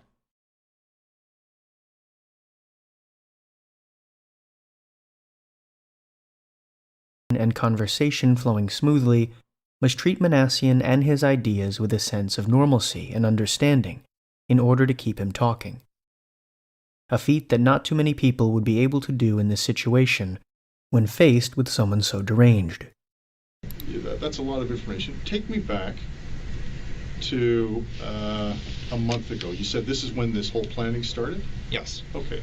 So about a month ago, where were you at that point? I was at Seneca College, and I decided to phone Ryder and book either a truck or a van with them. And they had a 10-foot van available, so I figured that this is perfect. I can it's big enough to have an effect, but not too big that I can't maneuver with it. So the van was the perfect medium size to use as my weapon. Okay, so when do you leave Ryder? I wasn't looking at the time when I left, but I know I received the van before 1 p.m., although it was, the booking was actually scheduled for 1. Okay, all right. And how long does it take you to get from Ryder to Yonge Street? To Yonge? To the beginning of Yonge? To the beginning of the attack. Oh, to the near Yonge and Finch. Yeah. I would estimate about 20 to 30 minutes. 20 to 30 minutes. Now, what are you thinking while you're in the van? I'm thinking that this is it. This is the day of retribution. Okay. And anything else in your mind? Just that. That's the only thing that's in my mind. It's just burning in my mind. Burning in your mind. Yeah. Okay. And so let me ask you this, because this is really interesting. Why do you choose Yonge and Finch? I didn't choose Yonge and Finch in particular. I was driving down Yonge because I knew it would be a busy area, and then as soon as I saw there were pedestrians, I just decided to go for it. Okay. And so, where specifically were you, in terms of your specific location? Where were you when you just decided to go for it? I was at some traffic lights. Okay, where? Actually, I don't remember. The only reason, in fact, if I hadn't, I remember some other, I had heard some other officers mention Yonge and Finch before. That's the only reason I really remember it. Okay. But otherwise, I actually wouldn't have remembered that it's Yonge and Finch. I just knew that I started seeing a lot of people walking. Okay. Am I correct when I say that you knew at least you were on Yonge Street? Yes. And you knew that you were... Because I specifically chose it beforehand, because that's why, because I even looked for that ramp from Highway 7 to Yonge. Right, okay. So, nevertheless, you're at a stoplight, you said? Yes. And now, are you faced with a red light? You're stopped? Yes, but as soon as it turned green, I started going. Okay, and just walk me through this, okay, step by step. So it turns green, and what are you thinking? I'm thinking that this is it. I see all these people. It's time to go for it. Time to go for it. And what do you do? I floor the pedal. Yep. I speed the van towards them, and I allow the van to collide with them. Okay. And the reason why you think this is the most terrifying guy we watched is because you know people like this. You talk to people like this on the internet every day. So it's even scarier to see. Like, in many ways, like, we've all been in circles that have a bunch of people like this. Not me? Motherfucker, you go on Reddit. The person that you fucking literally responded to on that subreddit thread has a high likelihood of being this person. Like, being exactly like this person. Actually, fuck that. As a matter of fact, half the time when you're talking to people, like, on Reddit, they are like this.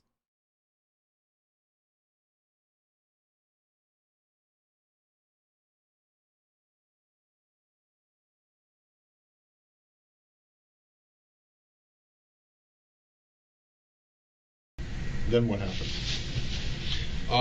Some people get knocked out of the way. Some people roll over the top of the van. Okay. And then what happens?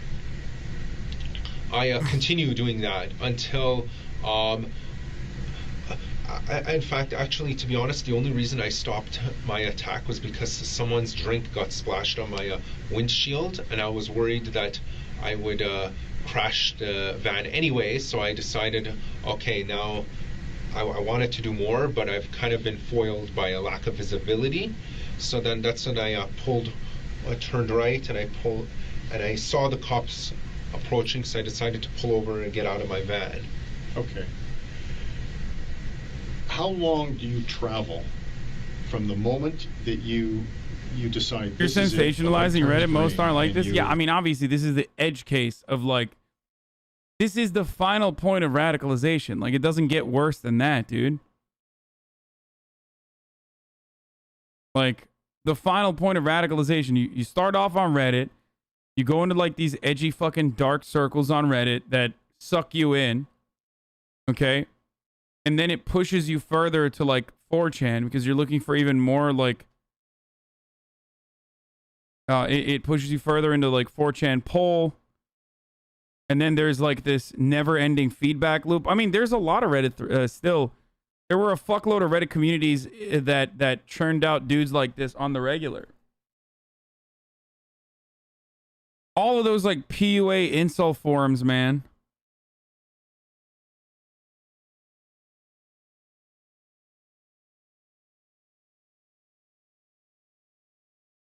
Shadows refused to listen, but you literally banned insane incels during the John Koppenhammer video. Yeah, there were people. Yeah, there were some incels in here during that where it was like, why do women choose to fuck guys like this instead of me?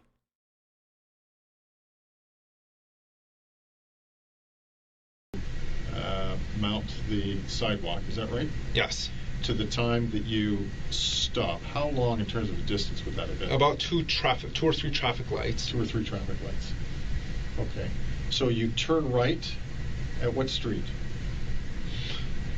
I don't remember which street. I wasn't paying attention. Why do you turn right? Because there wasn't any convenient place to stop at Yonge, and like I said, that there was a lack of visibility on my windshield. I could hear the cops coming anyway, so when I turned right, there was a convenient place to pull over on the sidewalk. Okay. Okay, and so you're now, so you physically stop your vehicle. Yes. You physically stop. So you end the assault. Yes. Okay. And you end it because you can't see. Yes. And you knew the cops were coming. Yes. Okay. And so then what happens at that point? I see a patrol car pull over, and I hear the cops screaming at me to get out. So I get out, and I point my wallet at the cop with the intent for it to be confused with a gun so that I could be fatally shot. Okay. And was that something you were thinking about? Yes. I know. I mean, what I'm saying is... Even beforehand, I premeditated as an attempted suicide by cop. You wanted to be killed by the police? Yes. Okay. Can I ask why you decided to equip yourself with a wallet and not something else? I was worried. I was thinking about purchasing a toy gun, right. But I was kind of paranoid that for whatever reason, the rental company would ask to see my pockets or any bag if I chose to bring that. So I decided to go as stealthy as possible so no one suspects anything. Okay. All right. Nevertheless, you get out of the van. The officer correct me if I'm wrong, because I want to make sure I get this right. You get out of the van because the officer orders you out? Yes. Okay. And you want to die by suicide by police. So you point your wallet at him? Yes. Okay. And do you say anything to the officer? I actually. This is how you know a lot of this like incel shit's still very America-centric. Not North America, but like USA-centric. Because that's like America behavior. But I guess suicide by cop exists in Canada too. But like, you know, this motherfucker thought like, oh, they'll immediately kill me if I get out of my car with a wallet in my hand to make it seem like I have a gun. And the reality is, yeah, in America, they very likely would have killed him. I told him that I had a gun in my pocket, which was untrue. Right.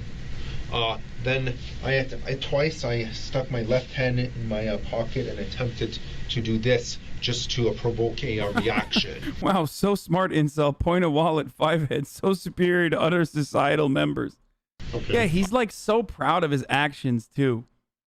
There's this vibe that you get when you encounter an incel on the internet who is like riddled with Dunning-Kruger, where they feel so confident in their rhetoric whenever they're talking about an area of like their own expertise, even if it's like incredibly weirdo cringe shit, like the knowledge over Kekistan, you know what I mean, where they're just like, of course I knew everything about the incel is this and the Stacy and the Chad and the normies. And it's like you're not smart, dude. You just like, you're literally tailoring yourself off of like savant characters that you've seen in movies. Okay.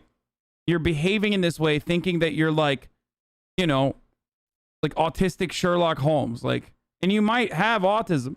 Okay. So that might be one reason where you, I guess, like thought that this character resembles you or something, or Hannibal Lecter or some shit.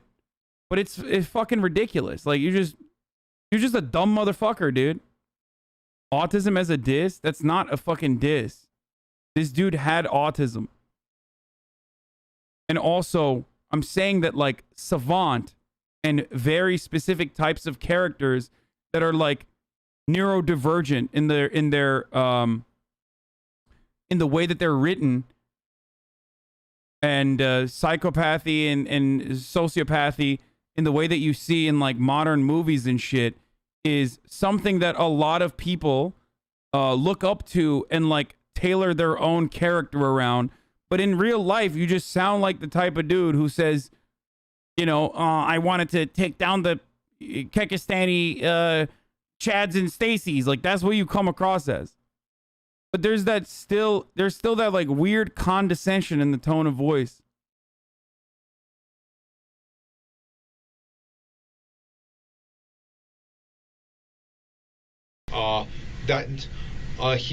Unfortunately he didn't react. Right. So then I ended up being ordered to the ground. So I knew at that point he's not going to shoot me. So I've lost. So I had no choice but to just get on the ground. I'm going to ask you this because it's important. 10 people died here today. 15 people were seriously injured. I think it's important to ask how you feel about that. I feel like I accomplished my mission. You feel like you accomplished your mission? Yes. Okay. If the families of those people who were murdered and who were injured were in this room right now, what would you say to them? I honestly don't know what I would say.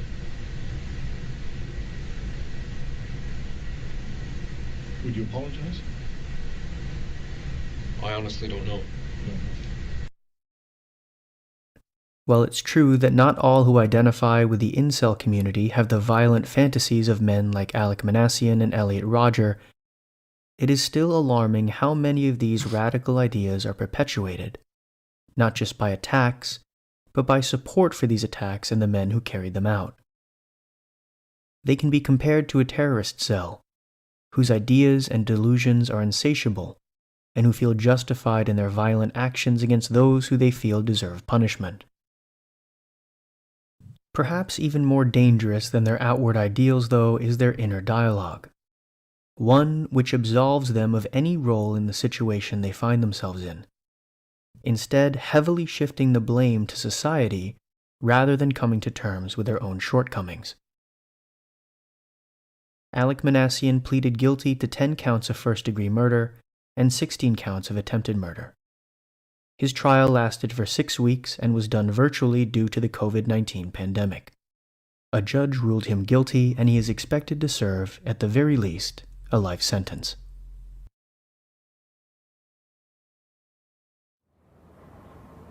Absolutely. Madam Justice Anne Malloy rejected the defense argument that Alek Minassian was not criminally responsible, finding that not only did he know legally what he was doing was wrong, but also that he morally knew what he was doing was wrong, finding him guilty of 10 counts of first-degree murder and guilty of 16 counts of attempted murder.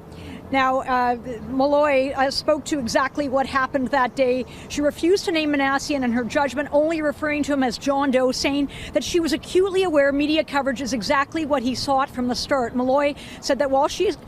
I mean, he misses a bunch as well. Like, he was going for way more. Look at this. Acutely aware media coverage is exactly what he sought from the start. Thank fucking God, Malloy dude. said that while she accepted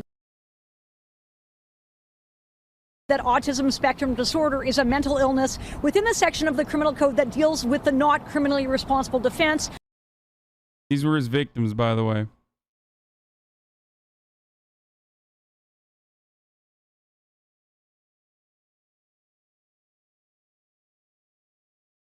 So fucked up, dude. She said Minassian chose to run down innocent people that day. She said he planned the attack, showed no remorse nor empathy for his actions, and knew that his plan constituted first-degree murder, which is why his plan was to die by cop that day. She said Minassian sought fame and notoriety and had been fantasizing about a crime like this for over a decade, and admitted after the mass murder, quote, "I feel like I accomplished my mission."